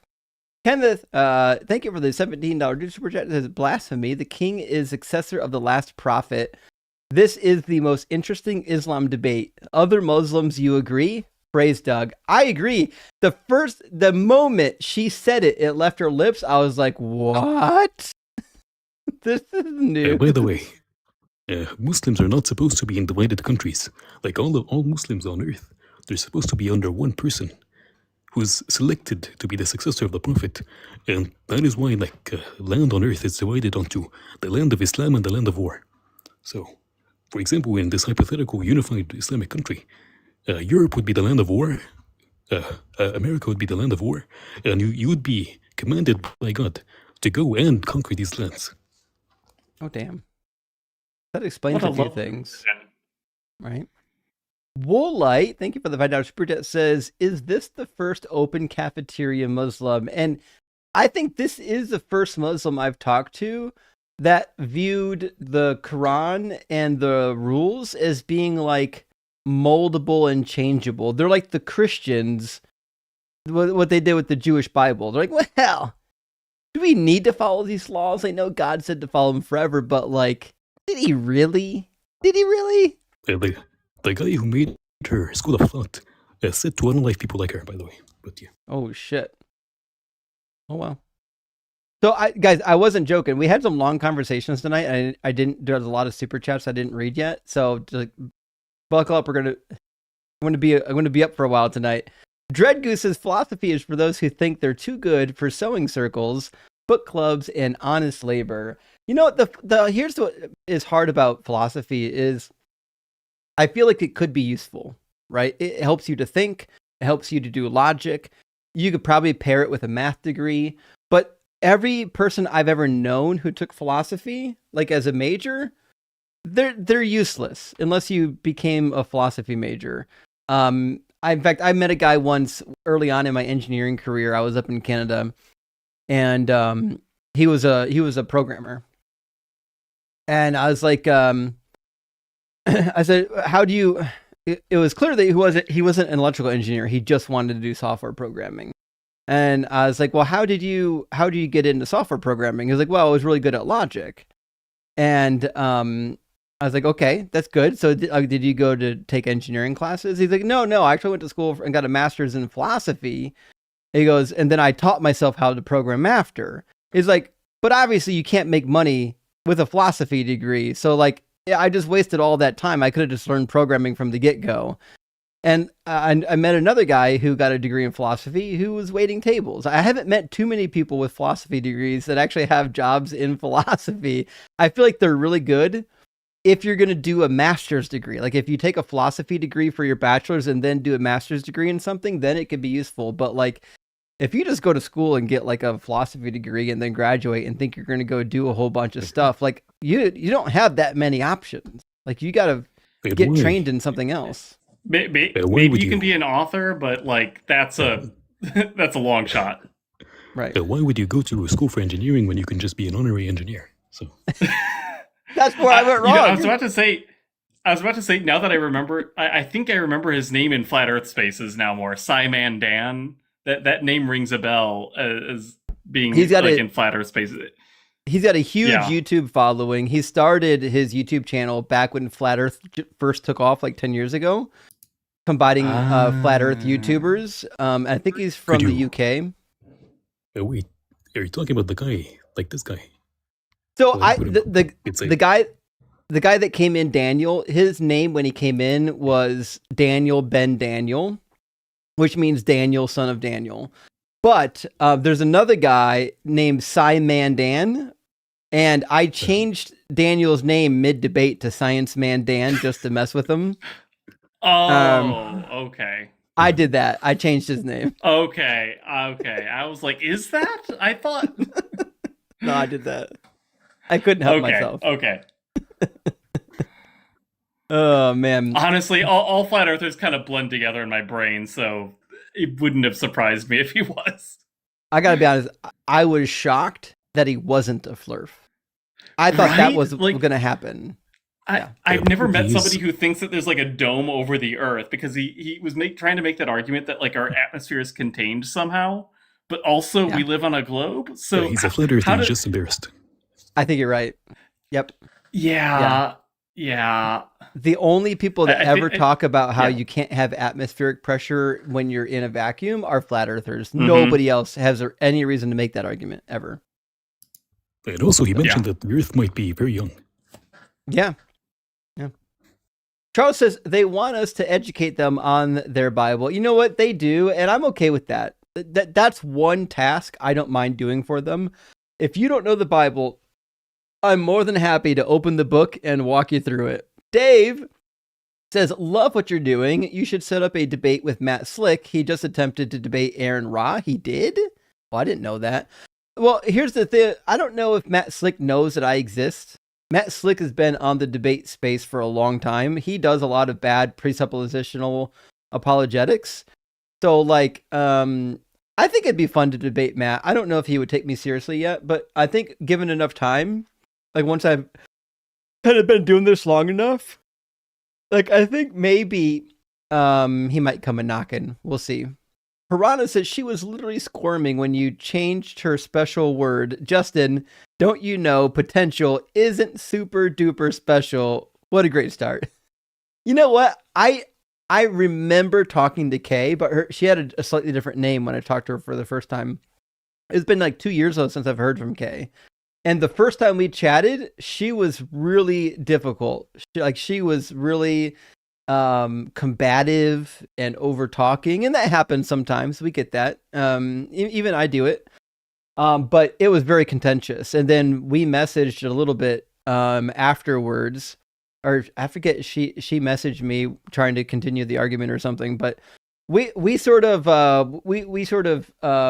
made nice afterwards and did some apologies for treating each other poorly during, talking over each other. And then I didn't hear from her again. I thought she was going to come back and we were going to have another follow-up debate, and then I didn't hear from her for another 2 years, but she came back and I didn't recognize her accent at first, but I was actually glad once I realized it was her. I was glad that she actually came back, but I was a little bit sad that she was still giving arguments from Aquinas. The first time she came, she was just doing that. She was giving Aquinas arguments, and it wasn't really getting anywhere. Adam says, made you that cheat sheet for callers from Matadorin on Discord. Hope you like it. Hook the crooks. Well, I don't know what you mean by cheat sheet for callers, probably, and that's my bad because I'm backed up on Discord messages. I apologize. It's just one of those difficulties. I'm mostly up to date on my email messages because that's where like my formal business messages come in. I'm just huge apologies. I'm sorry. I'm backed up on Discord messages. They come in too fast to keep up with, and I don't know what to do about it. I don't have a secretary to answer. And the other thing is I get a lot of messages from people that are like just wanting to shoot the breeze or ask me questions, and I love answering questions, but I get a lot of them. I get a lot of people that also just have want to debate me as well. I get a lot of people message me that want to debate me and on Discord. I'm like, get the fuck out of here. I'm not debating you. I sometimes get people who want to share with me their theories. Oh, that too. Yeah, I get that. Yep. Or I get a lot of people that send me like, well, here's my argument for why atheism isn't true or why God isn't true. Maybe you can use it sometime. And it's like a 15-page argument. I'm like, I'm not going to read this. Charles says, your beliefs don't mean it's true. You can believe in anything. Doug is my God. Try to argue that. Well, that's the thing. Doug is God. And no one's ever disproven Doug. He's the grounding of all ground. Matthew says, I become more and more convinced that they can't tell the difference between thoughts and reality itself. That seems to be the case. And I think part of the problem is when you're a believer and you have like God thoughts, you're surrounded by other believers. And so when you say things, nobody pushes back. And then they get here and they get pushback, and you're like, what's this pushback, right? Myth Anthropology says Christians say we can't understand God, but insist we believe anyways. No, fuck you. I won't do what you tell me to. That's about right. Listen, if we can't understand God, that means you can't explain God to me. And she says God is love. Love is God. Round and round she goes. I know it's so circular. You can't say that God is love, and I would say, what's love? You say it's God. Like this, that doesn't define the word yet, right? Charles says, grape is justice to David's wives. I know. This is the other problem. Like, the minute you read the Bible to them, words definitely don't mean words, right? If justice means you always get what you deserve, and then you read the story of David's wives, well, now justice doesn't mean that you get what you deserve. Chris says, ask her how we can know her God isn't just a sophisticated idea from millennia of human theological thought. I mean, Chris, that's really the point, right? Is that we've got thousands of years of people thinking about God, having shower thoughts about God, writing them down, putting them in argumentation form, and then people will read these and think they're good arguments, but they haven't read the rebuttals. Like, I assume Kay has read Aquinas, but she hasn't read any rebuttals to Aquinas yet. You know what I mean? And also, it is not very sophisticated if your God promises pussy and gold in heaven. So, yeah, that's not very convincing to me at all. Or a river of milk. Isn't that part of it? A river of milk? So, a river of honey, a river of milk, and a river of alcohol that does not cause you to be drunk. You have, like, alcohol in heaven, by the way. And you get mansions, and, like, gold, and, like, floors of silver. What the fuck are you going to do with gold in heaven? Yeah, like, what are you buying? Make electrical components, I guess? They've got Nintendo cartridges that you don't have to blow into, apparently. Sign me up. I'm in. Bugat says, Philo Sophie choice. Oh, God. Philo Sophie's choice. She has to decide which Omni property to abandon. I'll be sad if the reference is lost. Fucking it's not. It's a reference to the movie Sophie's Choice. Oh, that's really good. It's like, yeah, it's like a Mexican standoff of Omni properties, but instead of Mexican standoff, it's Sophie's Choice. I love it. That was really good. And Reverend says, Katie, you just admitted your God is limited by faultiness of its creation. Us. God is less powerful than his failed DIY project. Yes. If God is limited, he's certainly not omnipotent. And Sarah says, confident ignorance is super dangerous, rock hard for Doug. And you're 100% right, Sarah. It's not just that people are wrong or that they have bad arguments. It's that they're so confident in being wrong. And that's the trouble.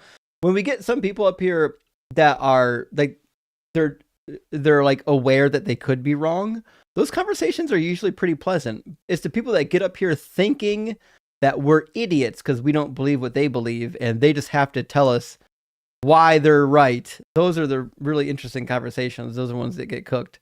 Meg says, a lot of people call that the Dunning-Kruger effect, that there's like peak stupid and everything. But actually, it's even worse than Dunning-Kruger, because even by that original paper, all they say is that people tend to non-experts overestimate their knowledge on a subject. But even then, on average, they'll still say that they know less than experts. So right. Even by Dunning-Kruger, these people are outliers. Yeah, it's pretty crazy. Meg, my friend, says, I get back from a margarita and sopa de pollo, chicken soup, to Philbra. I know. What do we call a female Philbro? Is it Philbrett? Philbra's works. Okay. Philbra's fine. Godwin says, tithing to the prophet of the rock god. Rock production for sure. Well, thank you, Godwin. I appreciate it. Hope you're doing well, friend. And I don't know if you stuck around for the whole live stream, but we had a wild one. Dan says, keep cooking, Justin. Always rock hard for love. Well, thank you, Dan. I really appreciate that. And you know we're going to keep cooking. Santa Bark, I found a list of 8 loves. I know that's the funny thing is that you hear these sermons of like, there's 5 different Greek words for love. There's actually more than 5. But anyways, I found a list of 8 loves. Eros, Philia, Storage, Agape, Ludus, Pragma, Philotia, and Mania. God is which? I'm going to go with Mania, actually. That's where I'm going to go with. I think we're actually... That may or may not be right. I think that might be right. Depending on spelling. But yeah, as it turns out, the famous sermon about 5 different ways of love is wrong. There's actually more than 5, by the way. Mitch says, I always find it funny that Christians think their God cares about a single person out of Israel. Doug loves all. That is the case. Listen, God indiscriminately kills people in Israel through famine, through plague, through war. He doesn't care about the individual within that nation. He cares about the nation as a whole, giving them all the praise and worship. That's what he wants. Coffee Mom, beautiful cat, says words don't mean words because if words did mean words, then none of my beliefs can be true because they are obviously wrong, therefore Aquinas. That's 100% it. The words can't mean what they say because otherwise my religion doesn't mean what I think it means or it's not true. Therefore, words don't mean words. It's interesting that Christians are so willing to lie, though. Weezer said Christians treat the Bible like movie witches treat spell books. Never read it at all. Just flip to a verse or a spell. Literally cosplaying Slytherin. Wild. You know what? You're not wrong. I had this conversation with Sarah from Leaving Faith. The way Christians treat the Bible, especially the way Catholics treat religion, is just magic. Everything's just magic, especially in Catholicism. They just can't recognize it. They just put their God in front of it, and now it's not magic anymore. Gargoyle says, Philbros suck. Philbras are even worse.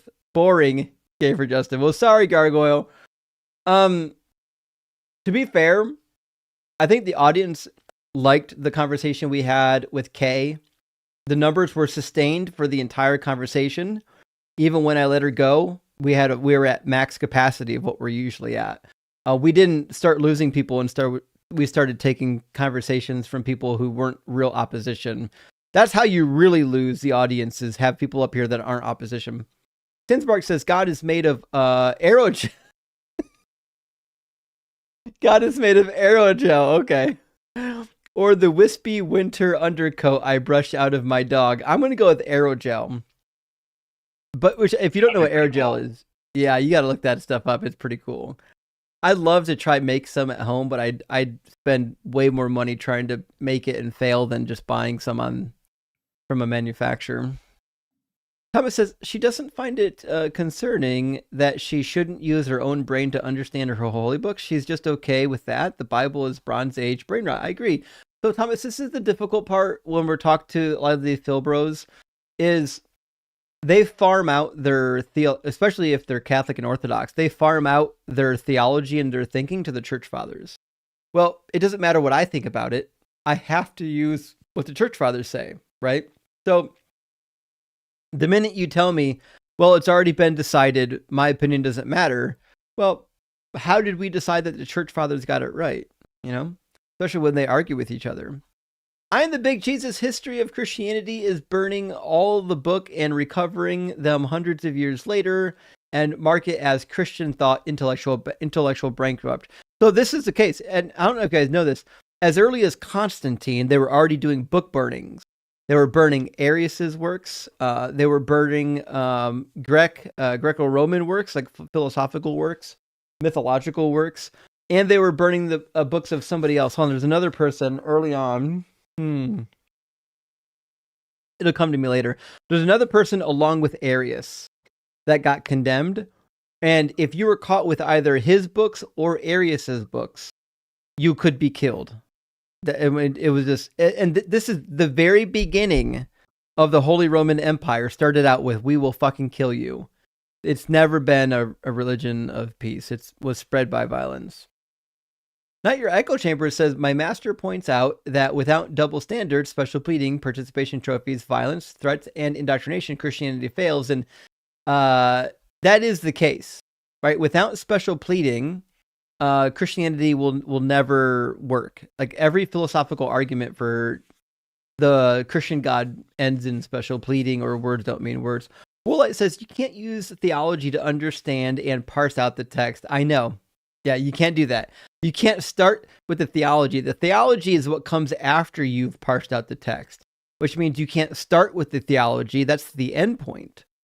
And Mike says, when is your book coming out? The CES letter is the best information for Mormon debates. Just got a gifted membership. Rock hard for Doug. You're the best. Keep it up. Well, thank you, Mike. So I am on chapter 12 of 22. So I'm basically a little over halfway, and I committed to finishing a chapter a week until it's done. So that means it should be out before summer for sure. I am undecided if I'm going to shop it around with a publisher or if I'm going to self-publish. If I shop it around with a publisher, I basically won't make any money on it, but they could sell a lot of copies. If I self-publish, then I'll make more money because I'm self-publishing, but I don't know how many copies I'll be able to sell just promoting it on my own. I don't really know yet. So I have to work all that out. I might be able to do all the marketing myself and self-publish. We'll have to wait and see on that. Reverend Nate says, Leo Alatius, a Christian scholar and keeper of the Vatican Library, thought rings of Saturn were Jesus' holy prepuce.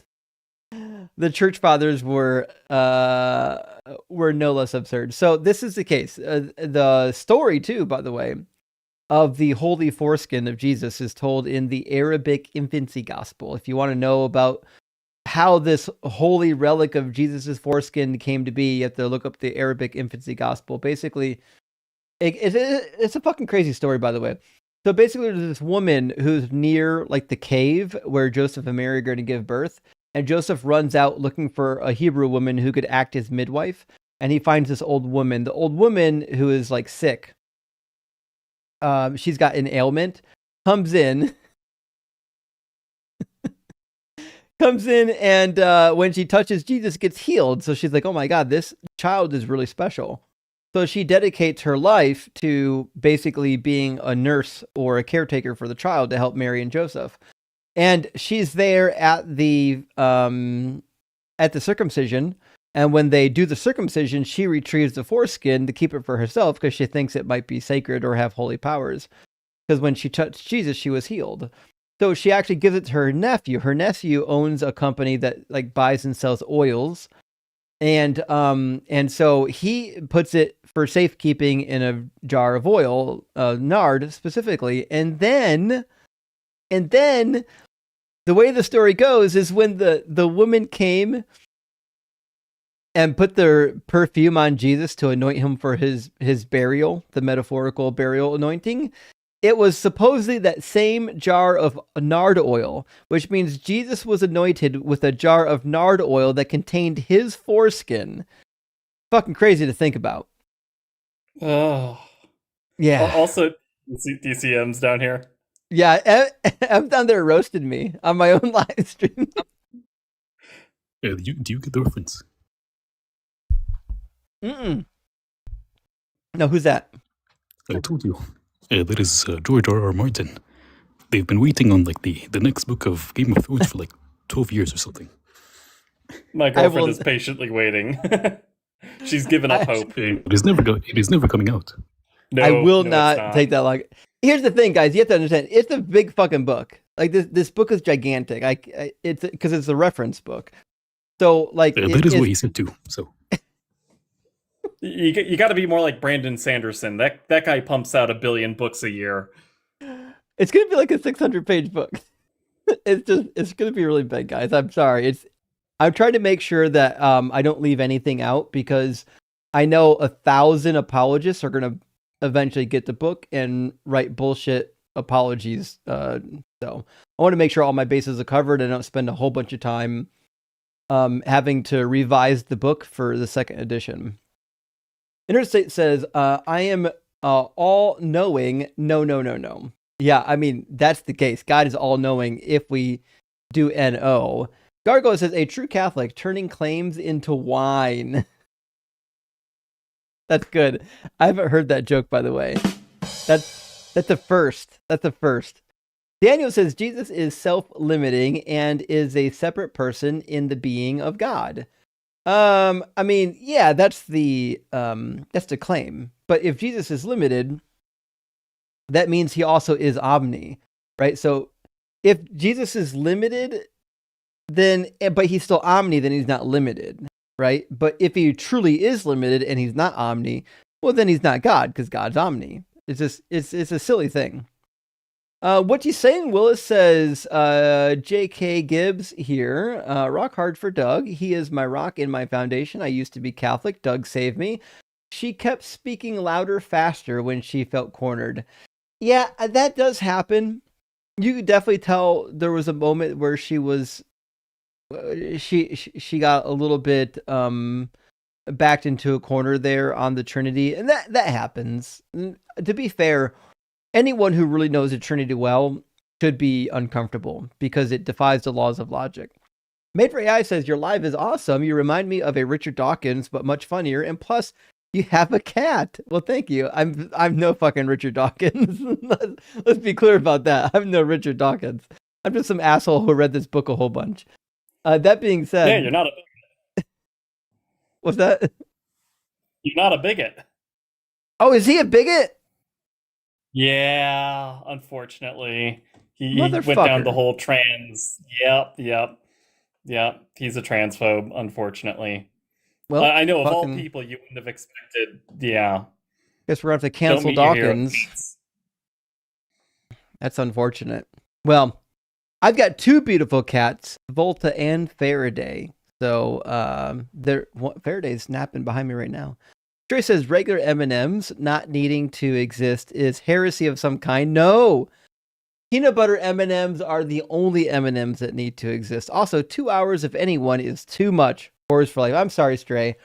There are some conversations where I let them go on too long, and I apologize for that. I shouldn't do that. You know, when I first started, my conversations were almost never over a half hour. And I do longer conversations now. One of the reasons why is there's a lot of people who don't watch the live streams. They only watch my clips. And the viewer rate for a clip is the prime length is somewhere between 30 minutes and just a pinch over an hour. Those clips get the most amount of views. I can't explain it. All I know is that they're like my viewers have a preference for clips. They like clips that are fucking about an hour. If I post one that's 2 hours, they like that as well. If I post one that's only 15 minutes, believe it or not, it doesn't actually get as much airtime. So it kind of depends on the clip as well. So I have been having longer conversations this last year just because, you know, there's a lot of people who want to hear longer conversations and they don't want to tune in for the live stream.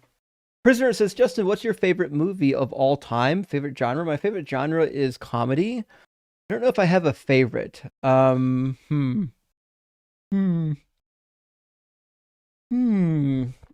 know, it's childish, but I do love most of the Will Ferrell movies. Trying to think about any others. I don't know if I have any. Like, I know I have favorites, but I can't really think of a whole lot of them right now. I do love some of the like science movies, but more of like the nerd science movies. Not like Star Wars, not really into. I mean like the comedy science movies, like Weird Science. Thinking of like movies like that. Zelda's phone battery says, what's the official candy of Doug? Is rock candy like Eucharist? Take this rock candy as the body of Doug and this Kraken as their blood. You know what? We talked about that, whether or not Doug was going to have sacraments, and I think rock candy came up. I'm going to go with rock candy, actually. Which reminds me, where's my box of sacraments? I had a box of sacraments around here. Oh well. Juju says, appreciate your patience with Kay.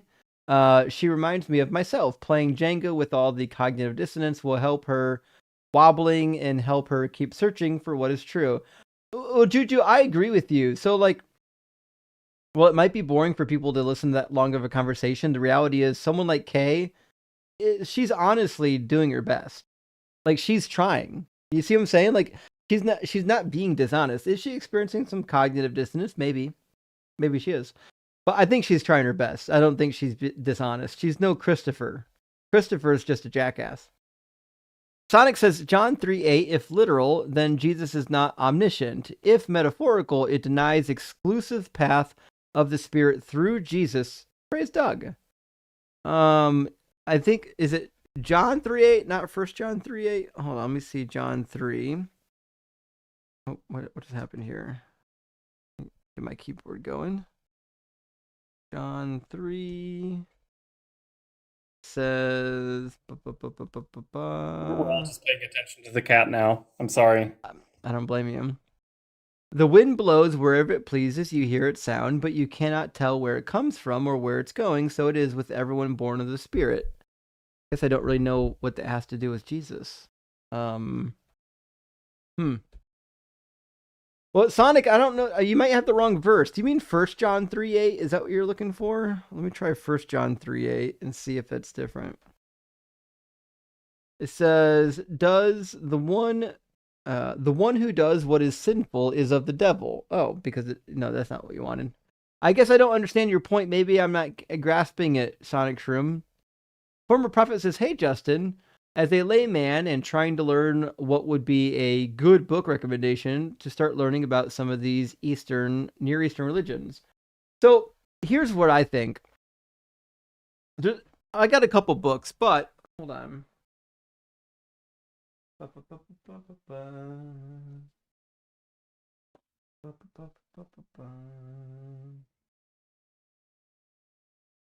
So there's a lot of books in my library on this topic. I primarily read primary resources. So I read the literature from the ancient Near East rather than reading books about the ancient Near East. But if you want what I would say is like a smattering of literature that parallels the Bible with the ancient Near East, these are two really good books that are accessible. And it's going to introduce you to the ancient Near East, some of the primary texts, and also have explainers. Like, it's not just the text. This includes explainers. So this one by Victor Matthews and Don Benjamin is Old Testament Parallels. It's a really good one. This is Laws and Stories from the Ancient Near East, and they specifically show how they line up with the biblical account. So, for example, this. Why are your feet wet? Why are you always wet? What are you playing in? This cat is always wet. Volta, I don't know what you're doing in my house. Why you're always wet? I swear to God, this cat is playing in the fucking toilet. Leave him alone. It's just a kitty.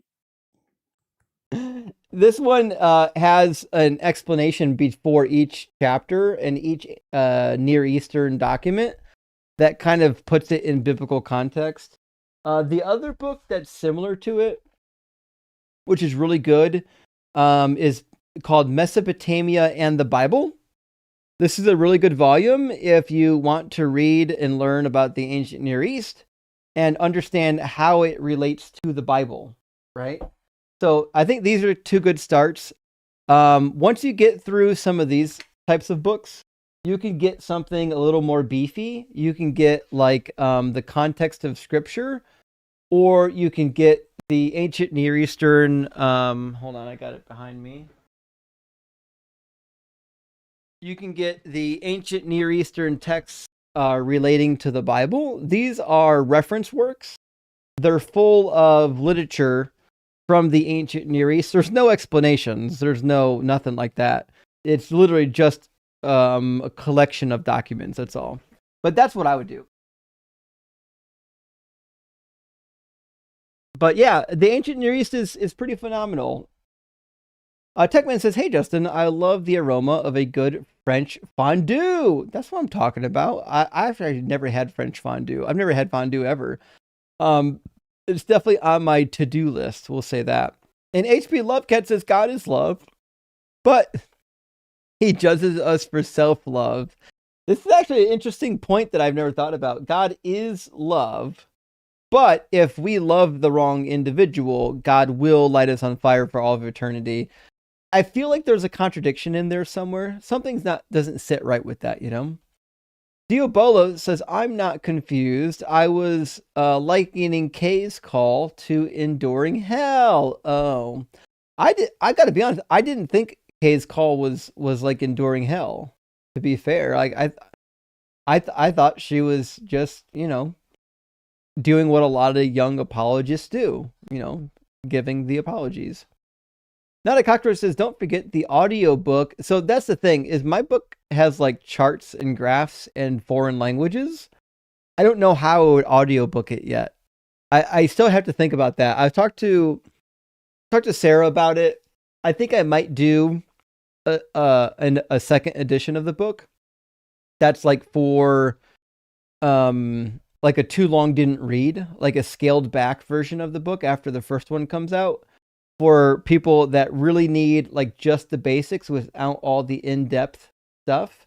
And then that one I can turn into an audiobook.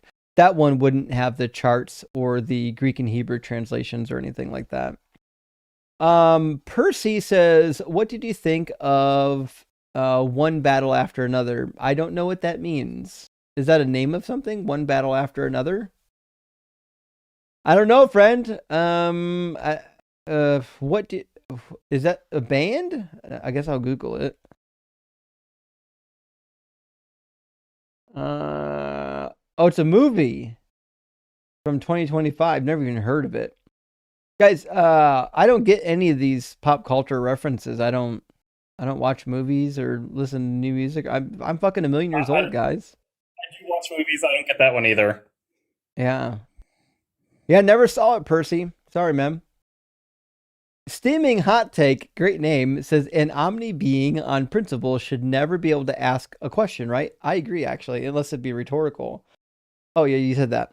The questions, and then it's just being a douche. I agree. Yeah, if an all-knowing being is asking a rhetorical question, especially when it doesn't need to, it seems kind of douchey to me.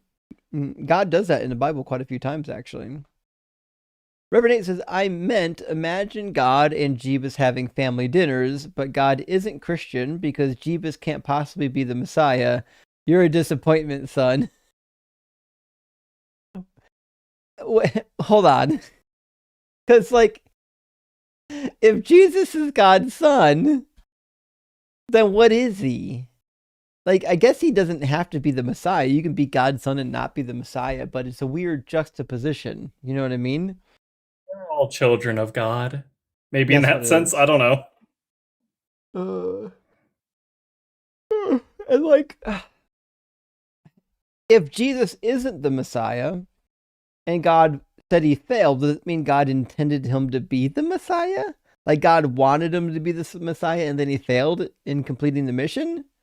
I got questions. Joshua says, "Some Christians never pray for speedy internet and working hardware, and it shows that is the case." The amount of Christians that get up here that never thought to myself, like, "Hey, should I have fast internet so I can video call?" Doesn't cross their mind. Should I have my microphone actually plugged in? Who knows? Iantu says, "Oh my God, you're drinking out of Kenny." I do actually have, this is my Kenny Valentine's Day mug. He's got a Valentine for you, and the Valentine says, you know, because it's Kenny. Kill him. Right? Not till Valentine's Day. I gotta kill him after Valentine's Day. But it says rock hard for Doug, simple for Sharon, game for Justin, vexed by Volta, Fantic? You mean fantastic? Fanatic for Faraday?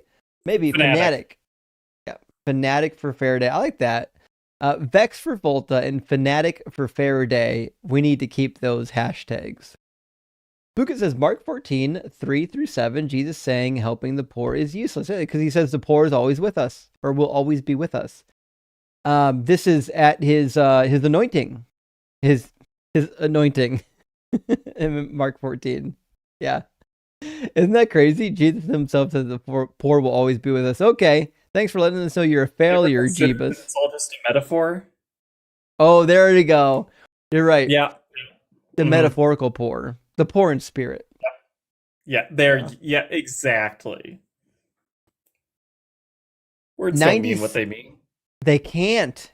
Quanta, words have meanings, but they don't mean what they mean. They must mean something other than what they mean. I can tell that you're saying something, but I have no idea what you're saying because the words you're saying don't mean what they actually mean. Precisely. There's literally no way to know. Yep. 90 says, what are your thoughts on Kirk Cameron changing his mind about the existence of hell? Is it a sign that he's begun deconstructing? So I do think it is.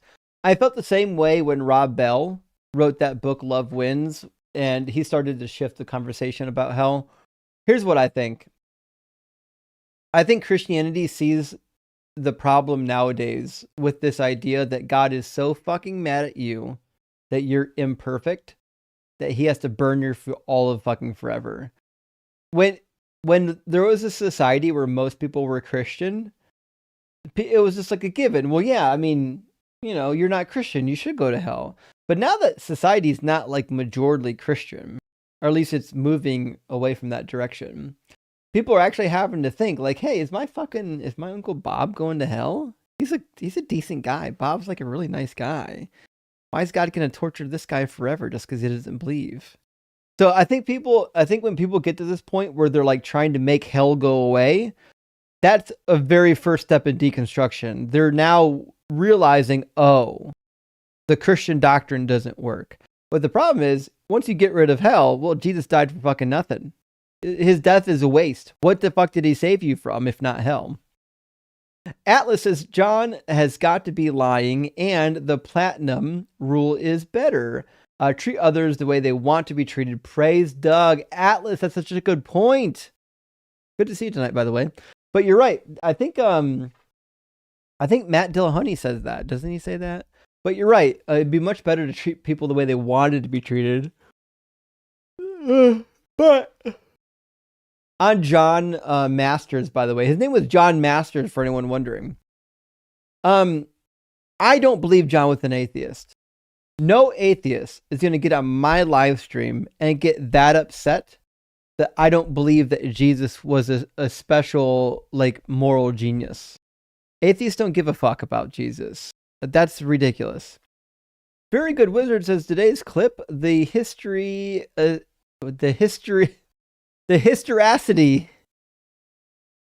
of mean golden masters. He did say historicity, didn't he? I'm pretty sure he said that at some point. He was something. He was special. He's going to get clipped. He's going to be up there with BMF soon. Adele says, ha ha ha ha, additional chat for the atheist Minar. Yes! John Masters is the atheist Minar. Now we've got Minar, we've got BMF, and we've got John Masters. So, pretty wild. We did have one, what's his name? We had one theist that crashed out a little bit during a live stream that I left up. He didn't stay up that long, maybe 15 or 20 minutes after I muted him and left him up and took the nice guest. But you know what? He actually emailed me like in the preceding week and apologized for his behavior, and I think is now deconstructing. So like a huge fucking W for like having the balls to do that. Most people wouldn't. Miss Anthropology says if when a fever breaks. Yeah, exactly. Uh-huh. Yeah. Miss Anthropologist, if we can get John Masters and BMF in the same life together, I can die happy, man. Here's Miss Anthropology. I want to get BMF, Minar, and John all in the same room and just watch the room implode. Jeff says, John was something else. What makes a person continue even when they're obviously muted? Maybe he's doing an homage to BMF. So here's the thing. I'm with you, Jeff. This is what perplexes me. He knew he was muted. We all knew he was muted. Once you know you're muted and nobody can hear you, why are you still yelling? Who do you think is going to hear you? Like, what's your expectation? You know what I mean? Like, why are you wasting all that time and energy yelling at a screen when no one can hear you? Stein says, if God was love, there'd be no VD. Oh, yeah. So there's different ways to say that, but VD is a fine way to say it. Venereal disease, yeah. If God was love, there'd be no venereal disease. I agree. Yeah. That would be silly. But remember, the one thing we know about the biblical God is, even though he is love, also he doesn't comport to the idea of love. It's anthropomorphic. Julian says, "Da New Testament." I mean, if I know anything about believers and interlocutors, is that they're going to run from the Old Testament and dive headfirst to the New Testament and hope I don't catch them in it. Jimmy says, my Holy Ghost keeps me in the New Testament. Yes. Yeah, Enterprise thinking that the Holy Spirit doesn't understand the Old Testament was one of my faves. May Besady says, God wants us to be solo moms with donor sperm. Well, I don't know about that, but I do know this. There's a record number of single women having babies nowadays due to donor sperm. They're like, women are like, fucking men are ridiculous. I don't need a fucking man. I can go buy some sperm. And they're doing it rather than getting with men because men are fucking preposterous. Can you fucking imagine that? Aren't we supposed to like not have children at all because the end times are coming any day now? Yeah, we went over that today actually with one of our guests. Yeah. Because there's a contradiction. Jesus and Paul say don't fucking have kids, be a eunuch for the gospel. Mm-hmm. But in 1 Timothy, it says no, women will be saved through childbearing. Well, make up your fucking mind.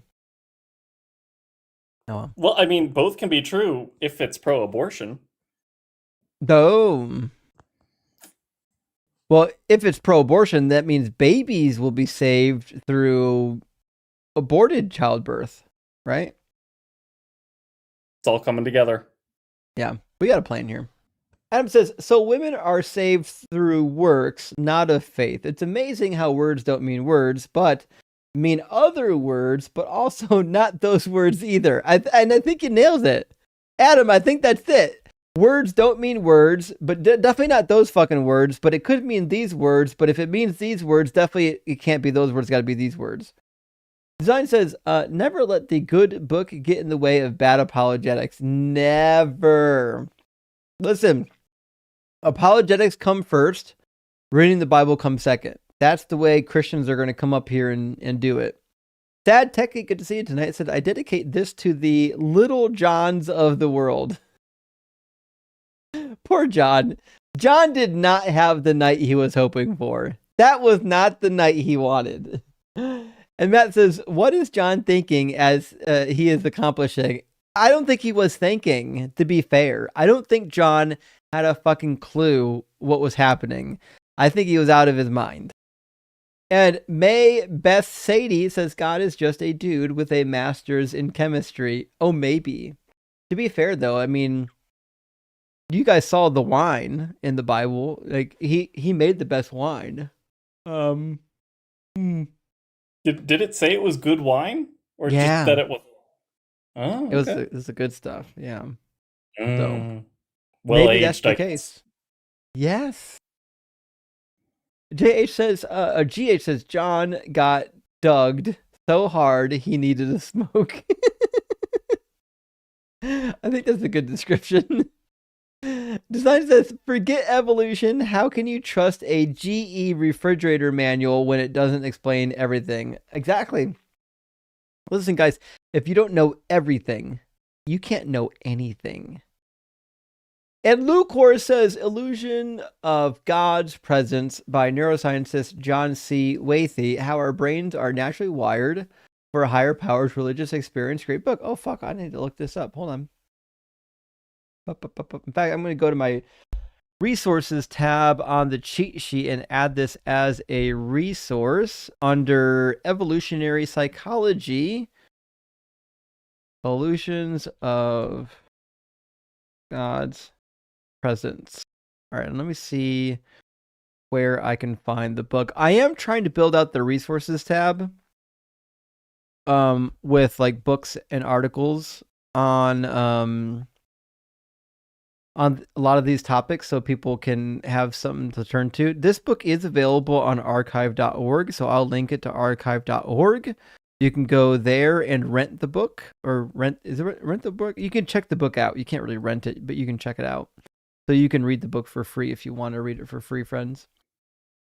Zet says rapidly. You can always find a way to read academic books for free. I mean, there's always a hypothetically. Hypothetically. I can't tell you how, but there are ways.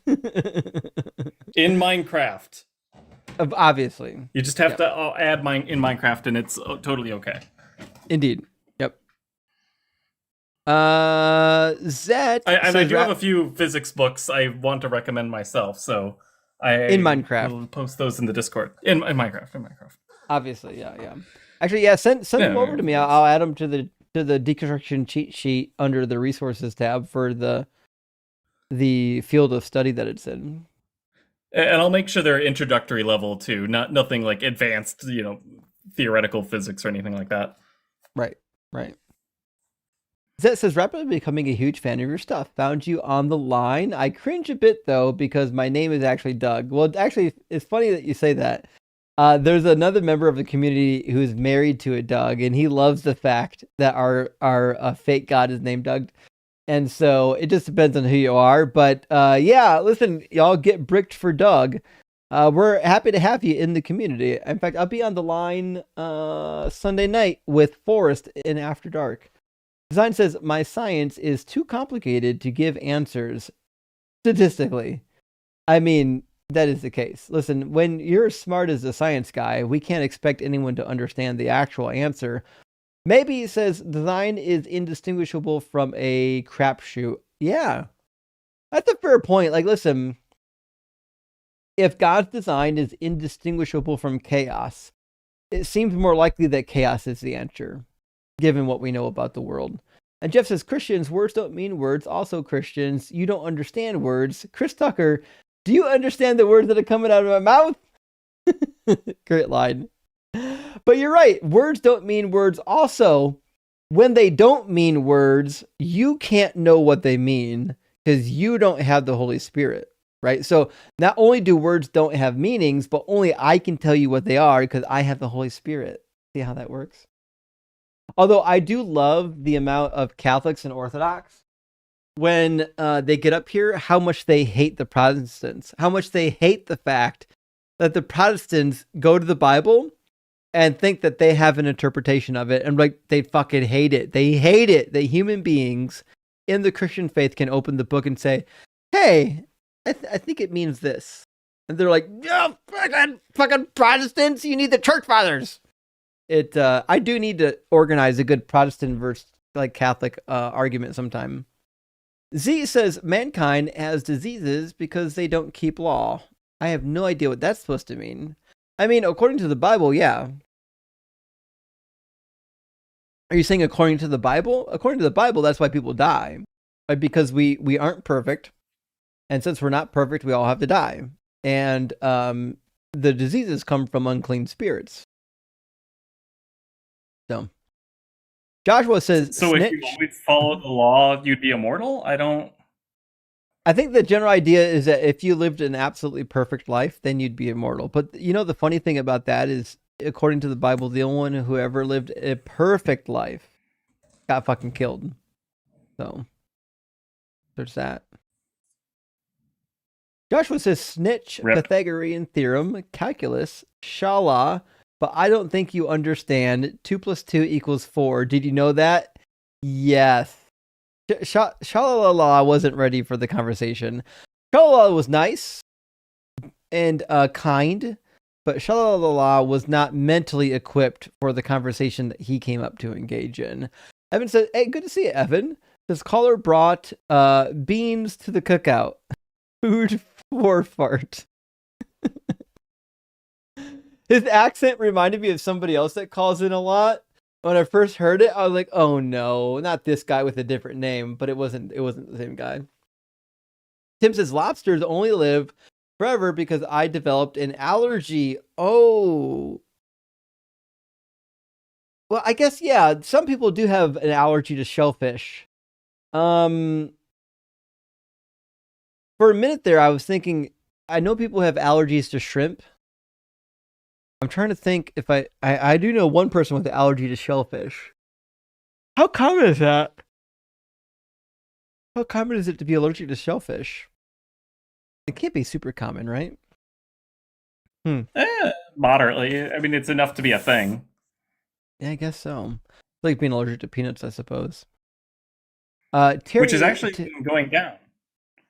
Is it really? Peanut allergies have been going. Yeah, because I think we understand better. Probably Snitch could explain this better than I could, but we understand now that if you expose children to peanuts at an appropriate age, they're less likely to develop peanut allergies. And it spiked up because we were actually avoiding giving peanuts to young kids, which caused more peanut allergies. And so we stopped that, and it's now going back down. That makes sense. Terry Harda says, I loathe nothing more than insistence on mystery. It's the height of arrogance for him to demand we always wonder and never know. I agree.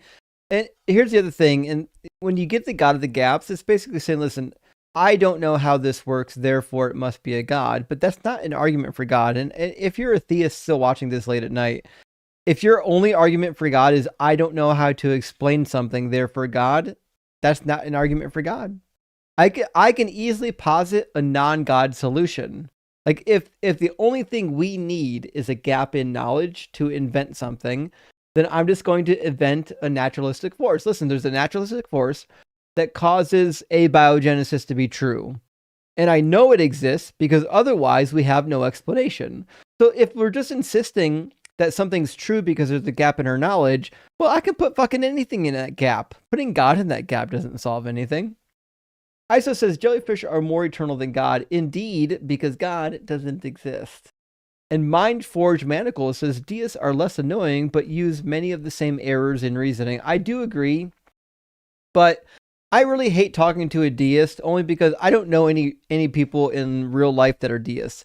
In fact, I suspect the people that are up here that really truly are deists are only that for the sake of fucking argument, not because they really are convinced by it. It's just that's the only argument they feel compelled that they can give without embarrassing themselves. I do know one person in real life who's a Unitarian, and that's kind of similar. From what I understand, I'm not entirely sure if there's a significant difference between the two. Well, so a Unitarian typically believes, and it's hard because Unitarians have a whole varied array of beliefs, but most Unitarians do believe in like a more of a theistic God that created humanity, that loves humanity, and everyone gets to heaven. I have met some that were deists, and I've met some that were fucking atheists, like legit atheists. Okay, so like interesting. The Unitarian church is part of why I was having such a difficult time. I was having a discussion with this person trying to figure out what they believe, and it was I could not quite pin down what it is that they actually believed. That's the problem, is they don't really have a set of core beliefs. In fact, there is an organization literally called the Atheists and Agnostic Unitarian Universalists. So, I know. It's hard to know what they believe because there's so many of them. It's like asking, what do Christians believe? Well, fucking no Christian believes the same thing. Yes, sure. Yeah, it's a tough one. It's a tough one. But I tell you what, none of them believe in hell. I know that much. Right. Okay. Yeah. Tim says horseshoe crabs have made it 2.25 turns around the galaxy without changing. Yeah, listen, horseshoe crabs. So I talked about this not that long ago. Like the rate of evolutionary change is somewhat driven by how quickly you mate, but also there are some animals where their DNA is really resistant to change, and the horseshoe crab seems to be one of them. So I'm not entirely sure it's that, because they still do experience genetic drift. Like if you took a modern day horseshoe crab and an ancient horseshoe crab, I don't think they would be able to actually mate with each other. The genetics are actually too different, but they carved out an ecological niche so finely. They've optimized this design so well that any deviation from that body plan is just worse at surviving, and so it just keeps converging to the same solution. So I mean, that's part of it. That's like we have people making tongue-in-cheek references today that everything's evolving in the crabs, but sure.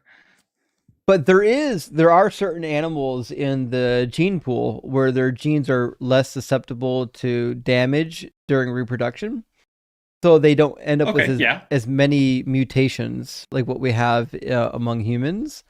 And so what we find is the mutations that are caused by just genetic copying are less with some animals and higher with other animals. And it seems that there are a couple like trilobites and horseshoe crabs and things like that where it seems like their genes may have been aided by not just their environment, but also the fact that they don't mutate quite as easy, if that makes sense. It looks like Skog in the comments is elaborating a little bit more on this. And he'll know more than I do on this. Okay. Yeah. It's certainly an interesting topic. He's a friend of mine. He's another scientist. Okay. I read an article on it probably 6 months ago or so, and I didn't revisit it, but it was a really interesting argument because I was curious myself, hey, why is it that some animals seem to be stuck very similar to their prehistoric versions of themselves, Ice Cream Assassin, good to see you. It says, these are not the results of a divine being. These are the results you'd expect from a temp worker with a bad attitude, George Carlin. I love George Carlin. I'm new to that one. I haven't heard that quote. That's a really good one. Yeah. If God designed this, he's not really, he had no idea what he's doing. Mindforge says, Rock Hard for Doug is saying, why didn't the gospel writers just write a fake history for Jesus to make him fit the prophecies, I think? So this is a fair question, and this is one of the reasons why I'm not a mythicist, right? If they were just going to invent a story, they could have invented a story that didn't fuck up Judaism. He could have legitimately fulfilled real prophecies. You see what I'm saying? If they were just going to invent a story, it wouldn't have problems like Jesus being from Nazareth. They could have invented a story about him being from fucking Bethlehem right from the beginning. So it's just one of those difficult things where there's too many elements of the Gospels to think that they were just invented out of whole cloth because they don't read like stories that are invented out of whole cloth. But you never know. Maybe they were. Kevin says, have you heard Monty Python's Drunken Philosopher song? 3 philosophers need to listen and have a drink. These philosophers, here we go. I haven't heard the song. Here's where I'm at. I love Monty Python. I'm not crazy about their music. I've never found their music to be all that enticing. So I haven't heard the song. I apologize. That being said, I love Monty Python and the Holy Grail. I love The Life of Brian and some of the other movies. What's the other one I'm thinking of? Meaning of Life? Meaning of Life. And there's one more. Hold on, there's one more that's really good. Gosh, I'm forgetting now too. I gotta look it up. Hold on. I clicked the wrong button on my keyboard.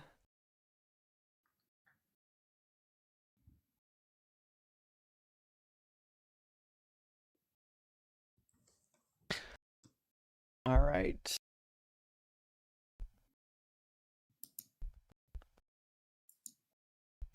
No, it didn't come up with a search. I'll have to think of it later. There's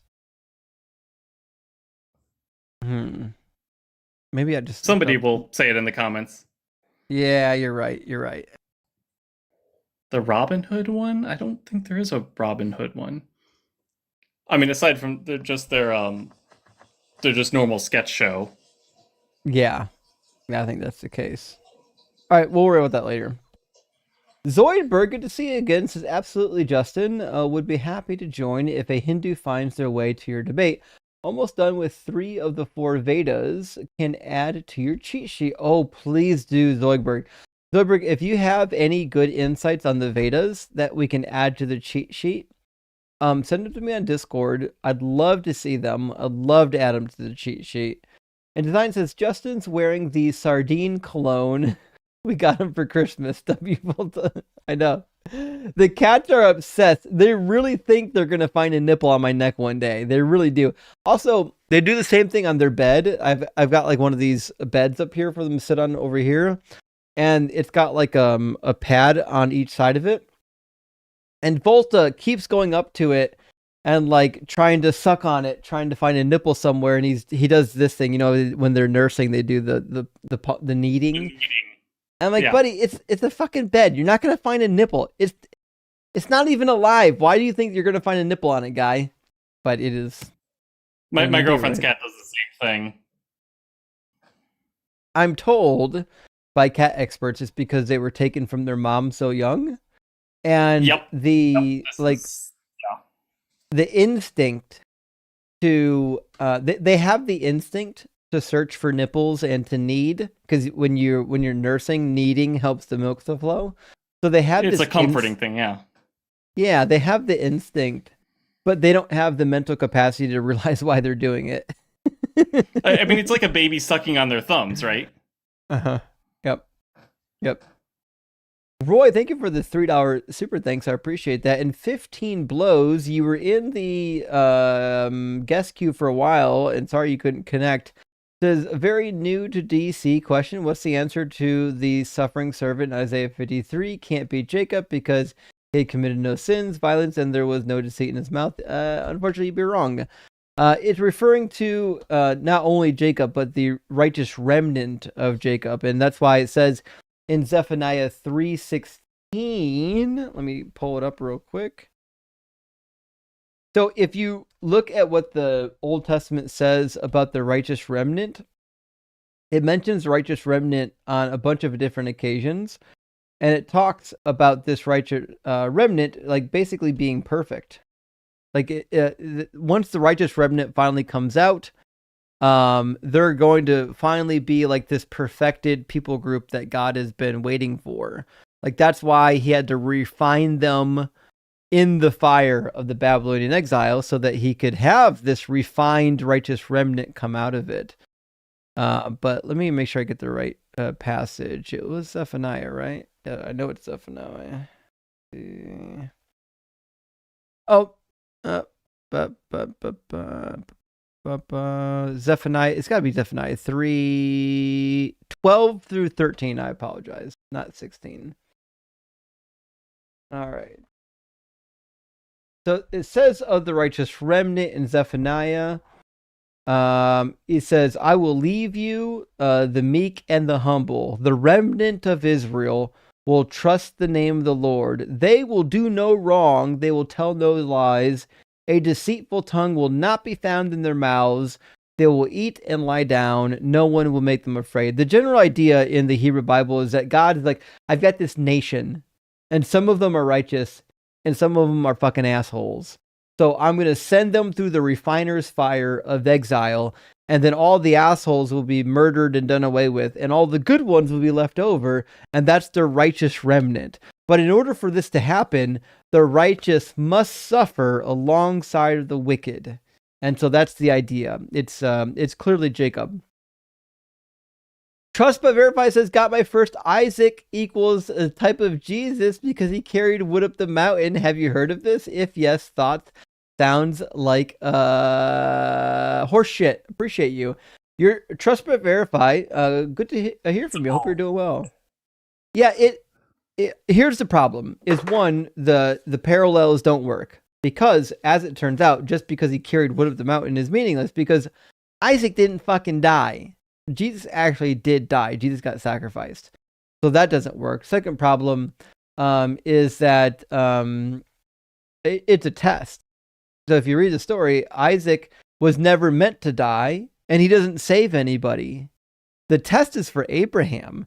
So is God fucking testing himself? Like what a weird thing. Also, Jesus can't be the sacrifice because the ram caught in the thicket is a ram and not a lamb, and Jesus is supposed to be the Passover lamb. Like nothing in the story makes sense. Like anyone could take two stories and put them side by side and say, oh, look, here's an interesting point of comparison. What about that? That doesn't make it a typology. I could fucking do that with anything. In fact, I have done that with me. I've taken biblical stories about me and about Doug and said, oh, it's fucking typology, right? Because it mentions something. Like, for example, I've had one of my hands and one of my feet pierced before, right? Does that mean every passage in the Bible about being pierced is about me? No, fucking of course not. It's just preposterous. It's silly. Percy says, tread lightly. I don't know what you mean by tread lightly, Percy. Need context. I can only assume you're a Christian. 15 Blows says, also love what you're doing. And I see Dalton says he's editing all the time. 17 years in editing myself. If he ever needs an extra hand, would love to volunteer. So actually, 15 Blows, I appreciate this. I have one rule against volunteers. I don't take them. And here's why. I worked in church ministry for a long time. I worked for some small churches and some big churches. And when you have an organization that requires work to be done, right? Meaning there is work that has to be done every single week, no matter what. If you rely on volunteers, it won't get done. You'll burn them out. They won't do good work. And eventually they'll want to get paid for their labor. So it's just easier. In fact, I worked at this big Lutheran church once, and I asked the church pastor once, I said, why is it that all of your Sunday school teachers, all of them get paid, even if they only work like one day a month? He goes, two reasons. One, if you pay them, they show up because they feel like it's a job. Number two, they don't get burned out because they feel like they're getting something for their labor. I still believe this is the best philosophy in any organization. If I want something done, I'm just going to pay someone to do it. I don't mind. So I pay Dalton to edit and clip my videos, and I'm perfectly okay with that. I pay him more than enough to cover his services, way more than what he was working before he was clipping for me. And it frees up my time. It allows me to actually get fucking working on this book. So for me, it's a win-win. Dalton gets to make some money while he's building his channel. I don't have to waste time clipping videos. And also, he's fucking good at it, by the way. I don't know if you've noticed, his thumbnails and titles are fucking hilarious. Dalton's great. We love Dalton. So, that being said, I don't take volunteers, although I love and appreciate everybody who is willing to volunteer for the cause. I get it. I understand. People want to volunteer, but from a business standpoint, I hope you understand why I don't take volunteers, because I don't want to take advantage of people in the community. I don't want to burn anybody out, and I want to make sure that people take the role seriously. Make sense? That's a good take. Yeah. Dr. Joe, thank you for the $5 super chat, says, for Tulip and others, the free Deconstruction Journal workbook is pinned in the Discord. I forgot about this, actually. I appreciate the reminder, Dr. Joe. So, Dr. Joe has a free Deconstruction Journal workbook that's pinned in our Discord. If you don't know where it's at, you can follow her channel and you can find it through Dr. Joe. But please do get a hold of that. Dr. Joe is a phenomenal resource. And Not the Bible Jason says that was the story of how he died. You owe me $5. Wait, who died? Now I got to go back. Hold on. Last one says, okay, so this is how the philosopher died. He got drunk one night, belly laughing at a donkey eating a fig, and died telling a slave to give donkey wine to wash down the fig. No shot he didn't get a vision about how stupid the Jesus Christ story would be. And then you said the story was about how he died. JMR, also the artist formerly known as JMR, now known as Not the Bible Jason. I love you. I have no idea what the super chat was saying, even the second time around. I'm sorry. I actually remember the story. Yes, I can kind of explain it a little bit more. Okay. Yeah, there's this ancient philosopher guy. The whole point is that he died laughing about how like he should like, give a donkey some wine. Like, it's not even really that funny, but for some reason this guy thought it was so funny that he laughed so hard that he died. Oh. That's the whole thing. Interesting. Okay. Well, JMR... I'm still not entirely sure what that has to do with Jesus, though, but I do know the story that it's referring to. I don't see the connection either. I'm sorry. Here's a chat, though. It says, donkey, fig, wine, slave, laughing. Listen, JMR, I know this makes sense to you. It still doesn't make sense to me. I don't know what you mean. What are we talking about? That again, I know the story that they're referencing, but I don't see how that relates. I know, I don't see what that has to do with Jesus. Are you saying it's a typology? It's a weird story. It came after Jesus. I don't know. Good question says, are these the best verses to show that the law is forever, Yahweh and Jesus, and temporary for Paul? Numbers 15:15. Matthew 5:18, Romans 7:6. So I don't think Romans 7:6 is a good one, but I do agree that Matthew 5:18 is really good. I would add Matthew 5:19 as well. I think 18 is one, but if you leave 19 out of it, I think you're going to miss it. That being said, Numbers 15:15 I haven't considered to be part of this repertoire. I would have included Deuteronomy 30:6-9. I would include Deuteronomy 29:29. I'd include Deuteronomy 12:28. I would include Deuteronomy 11:1 and Deuteronomy 12:1. But Numbers 15:15, let me pull this one up. It says the community is to have the same rules for you and for the foreigner residing among you. This is the lasting ordinance for the generations to come. You and the foreigner shall be the same before the Lord. So this is a tough one because the verbiage that you'll find in the Hebrew Bible for lasting and perpetual shifts, it changes. And so it's difficult sometimes to make a good case that it means forever until you have a text that literally says like doing this thing forever. Like 2 Kings, I think 17 has one. Hold on. So maybe 16 or 17. Let me double check.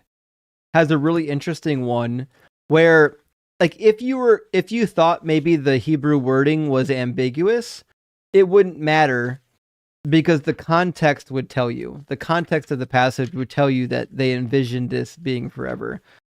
Let me grab it real quick. Yeah, so this is 2 Kings 17:37. It says, you must be careful always to observe the statutes and ordinances of the law and the commandments which he wrote for you. You must not venerate other gods. The covenant I made with you, you must not forget. You must not venerate other gods, so on and so forth.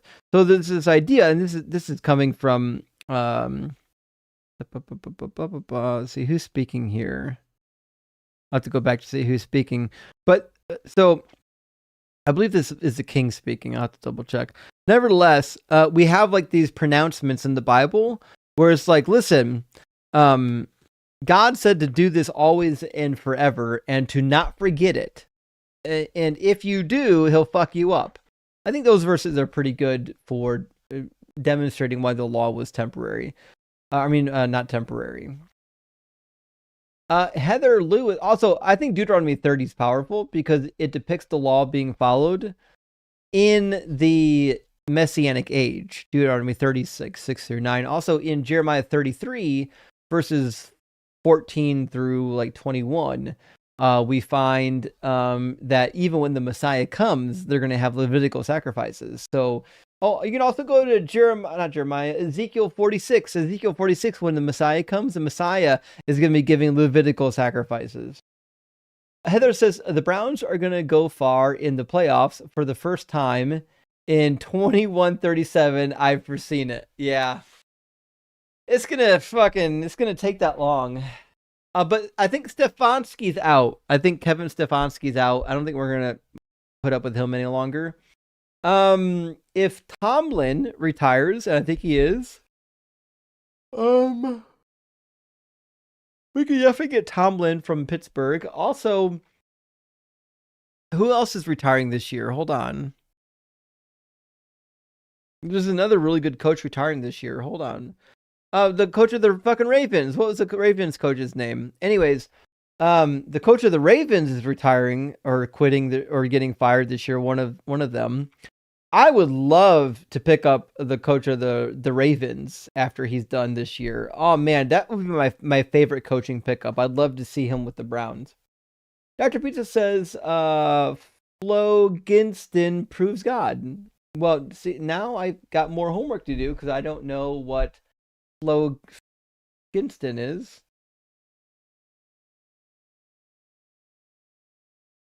A substance supposed by an 18th century chemist to exist in all combustible bodies and to be released upon combustion. Oh, I've heard of this. Yeah. This is sort of an alchemy concept, I think. Yeah. But again, doesn't actually correlate to reality. It reminds me, the next time someone thinks that just because you're smart you know everything, remember Isaac fucking Newton believed in alchemy. So, Yep. We got that. Marcus says weird guy. He was goofy as hell. In his he wrote a commentary on Daniel. It's horseshit, the worst commentary ever. He also poked needles in his eyes and drank mercury. Dude was wild. That's crazy. Yeah, no wonder he was crazy. He was drinking mercury. LMFAO, not the band, says, I left science, my best proof for God, telescopes. These people are so goofy. I swear Hadassah made better arguments than that. To be sure, my God is true because telescopes is a weaker argument than what Hadassah brought. Hadassah at least brought prophecy, or tried to. Adam says bespoke woo is an ether or proposition. I love that. I still have no idea what he was trying to get at with the whole telescope thing. He doesn't know. He's just shouting words into the void, Stream of consciousness, I think. Yeah. Reverend 8 says, how many licks does it take to get to the bonding material of the center of a Tootsie Pop? You know what? We never did ask him what the material was made out of, just that he believed that it existed. Is what it is. Hank says, basement goofs with theories of everything have nothing. It's the first law of Hank as written in my holy super chat, and now it is written, thus it must be so. And Carrie says, Science Man's superpower is dodging arguments, avoiding having to listen. And that is the case. His only real power was not listening, especially when women were talking for some reason. And Redmond says, words don't mean words. Facts don't mean facts. This is the only way to believe in faith-based logic. Happy 47th birthday to me. Bless you, Doug and Charitable Redmond. Happy fucking birthday. I'll drink to that.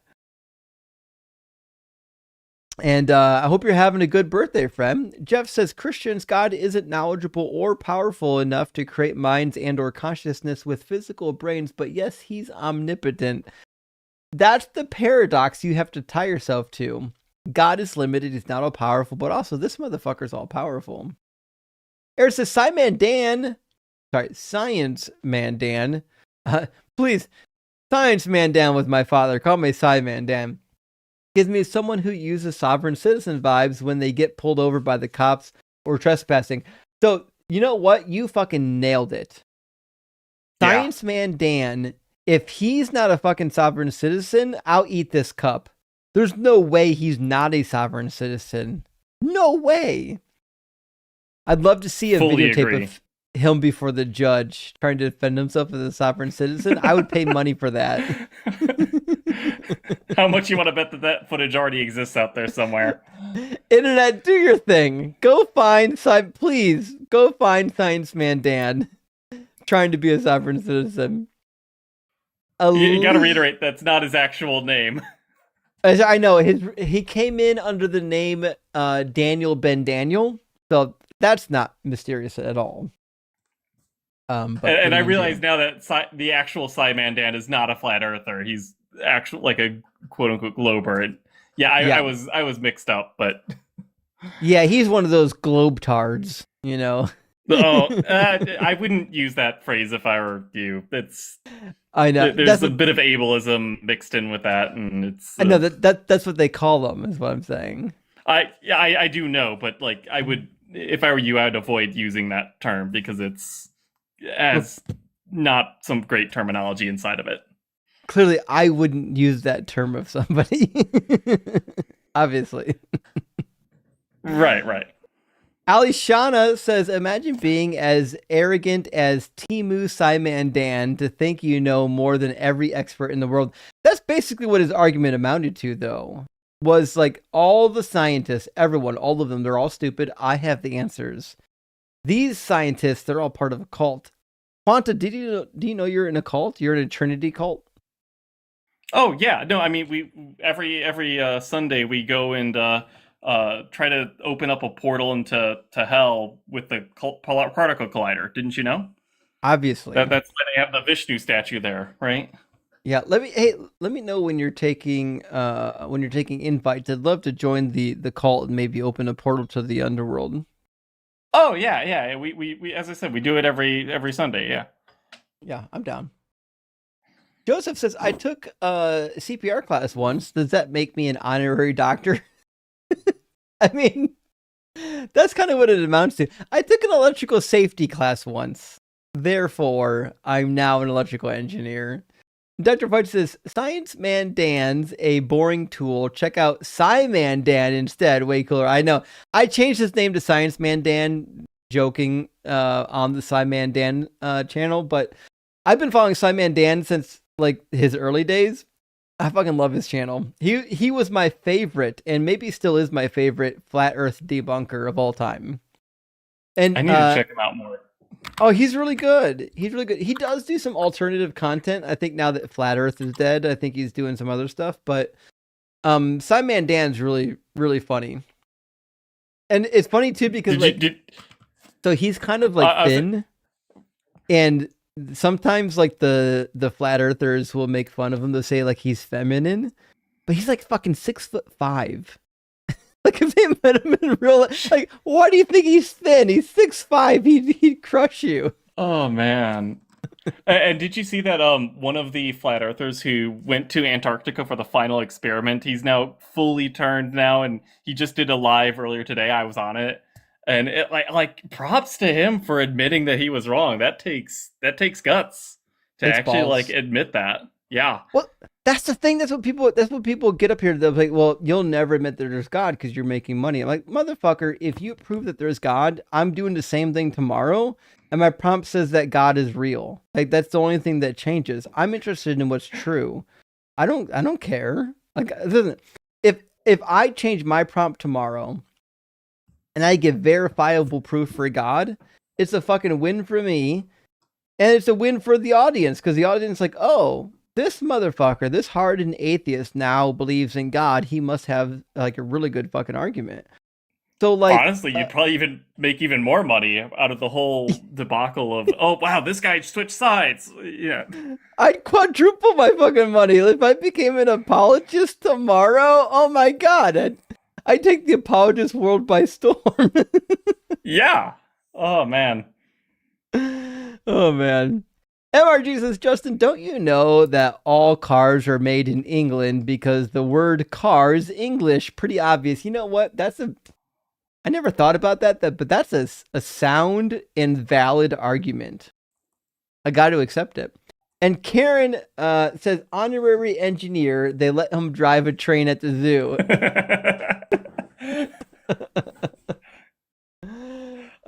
I mean, that is the case. Surprised he's not banned. You know what? We'll see. Maybe he'll come back. Mo says, please ask Ems to say the following phrase. Oh, I'm sorry, Mo. I didn't see this in time. Post Fruity Pebbles are part of a nutritious breakfast. Yabba dabba delicious. I took a screenshot. I'll send it to him. Thank you. That's a crazy line for Ems to repeat, but if we get it, I want to hear it. Colonel of Truth says Sly and the Family Stone. Doug's church band. Yes. Obviously, that's Doug's church band. It's a holy and anointed church band of Doug. Colonel of Truth said, remember Douchey John? Science Man is the new King Douche. Made me limp. I don't know what it means to make you limp, but I assume it means you're not rock hard anymore. And John was something. Science Man Dan, though, he was entertaining. Well, fuck, actually, they're both a little bit entertaining. I don't know. I'm torn now. Joseph says the amount of Dunning-Kruger Science Man Dan has his own gravity. So dense, he's pulling space-time into himself. That's fucking crazy. That's a good one. Misinterpretations. Good to see you. Says Sly and the Family equals Sly and the Family Stone. Rock group. Yeah, I did. You know what? Here's the funny thing. Misinterpretations. You know I don't get references at all. Because I'm fucking nerd. For some reason, I know that one. Like, I know band references from like the 70s, 80s, and 90s. But like after that, I'm hopeless. Like I didn't keep up with anything, you know. And that's on me. I'm sorry. Rando says, so tired of these armchair scientists. What's that? That's why us youths are here. To help you out with that. These Utes. That's another movie reference for the 80s. I do know that reference. Okay.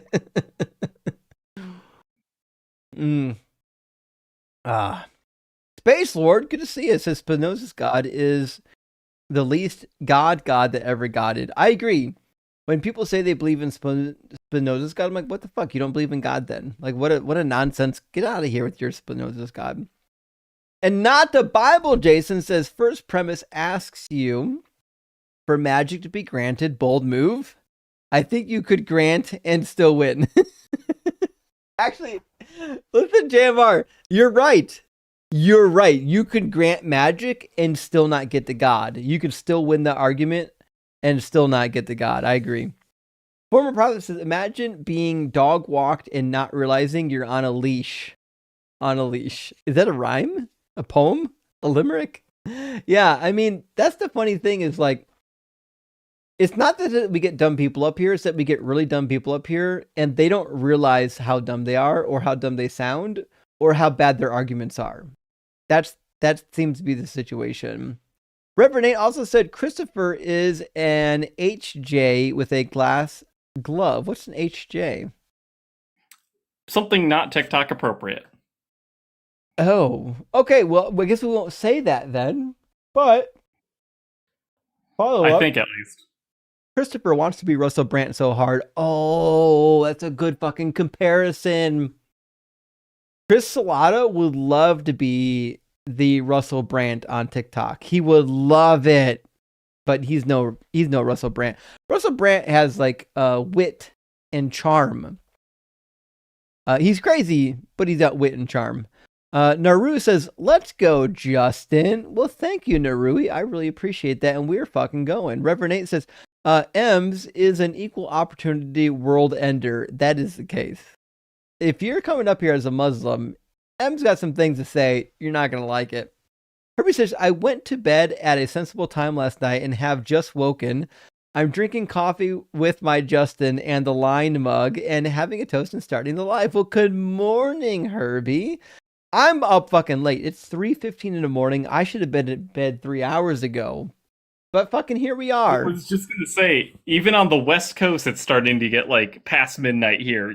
You're crazy, man. You're crazy. Listen, I've got a problem, friends. I've got a problem. I don't know. I can't help myself. I get caught up in these live streams and I can't stop myself. It's now been 9 hours and 16 minutes.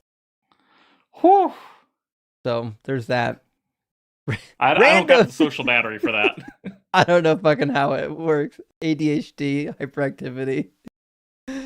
I have no idea what you're talking about, and don't worry, it's not critical. This is referring to the conversation between Ems and the young lady, but it's fine. A lot of us don't know the ins and outs of Islam. Aaron says, the real Simon Dan is a great debunker of flirfs. I agree. The real Simon Dan is dope.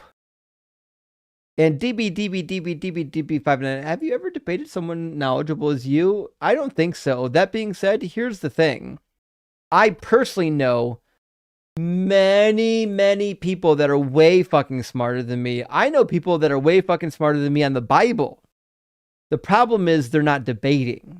See, the reality is I appear smart because smartness is relative. So, like, compared to the other people debating these topics, I'm smart. Compared to what real smart people are, I'm not that smart, friends. I went to school with some really fucking intelligent people. I can't explain to you how intelligent some of the people I went to school with are. That being said, internet sometimes is kind of a low bar. So, you're stuck with me. That's all you fucking got, guys. You're stuck with this guy. But I appreciate it. I try. I'm not stupid. I get it. I'm not stupid. From Mezzo? Oh, fuck. Mezzo finally went to bed? He's in California. Okay.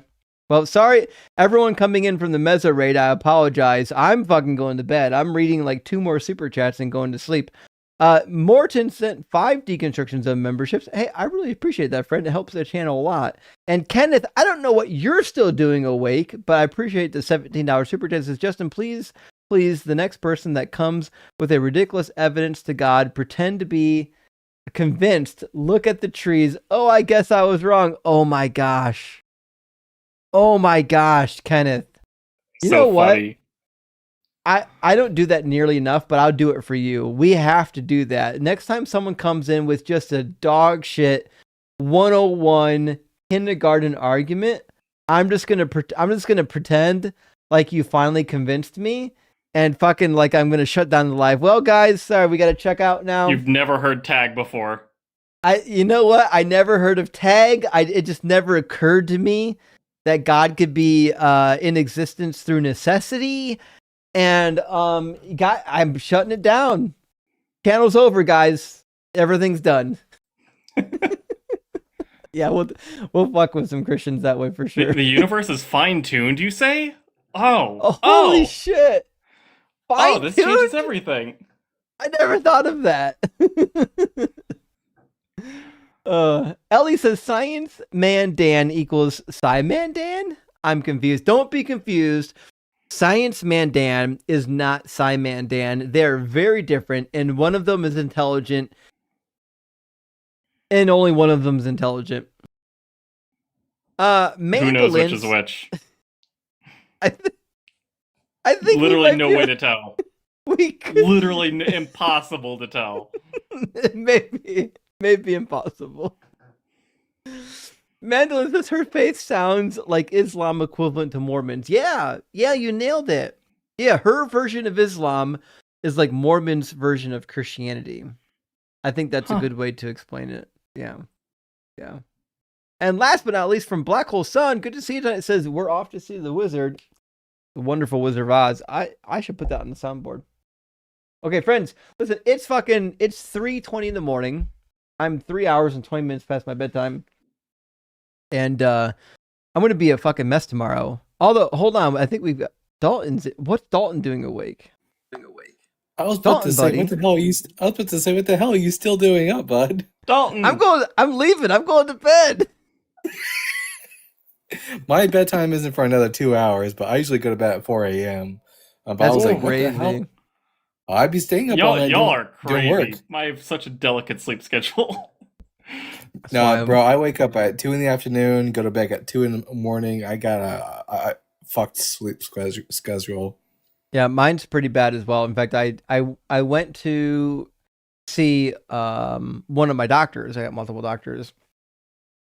And because I usually take like a medication to sleep at night because I'm so high energy. That's why I can go so long, is because I got some form of like ADD or something, and my brain never shuts off.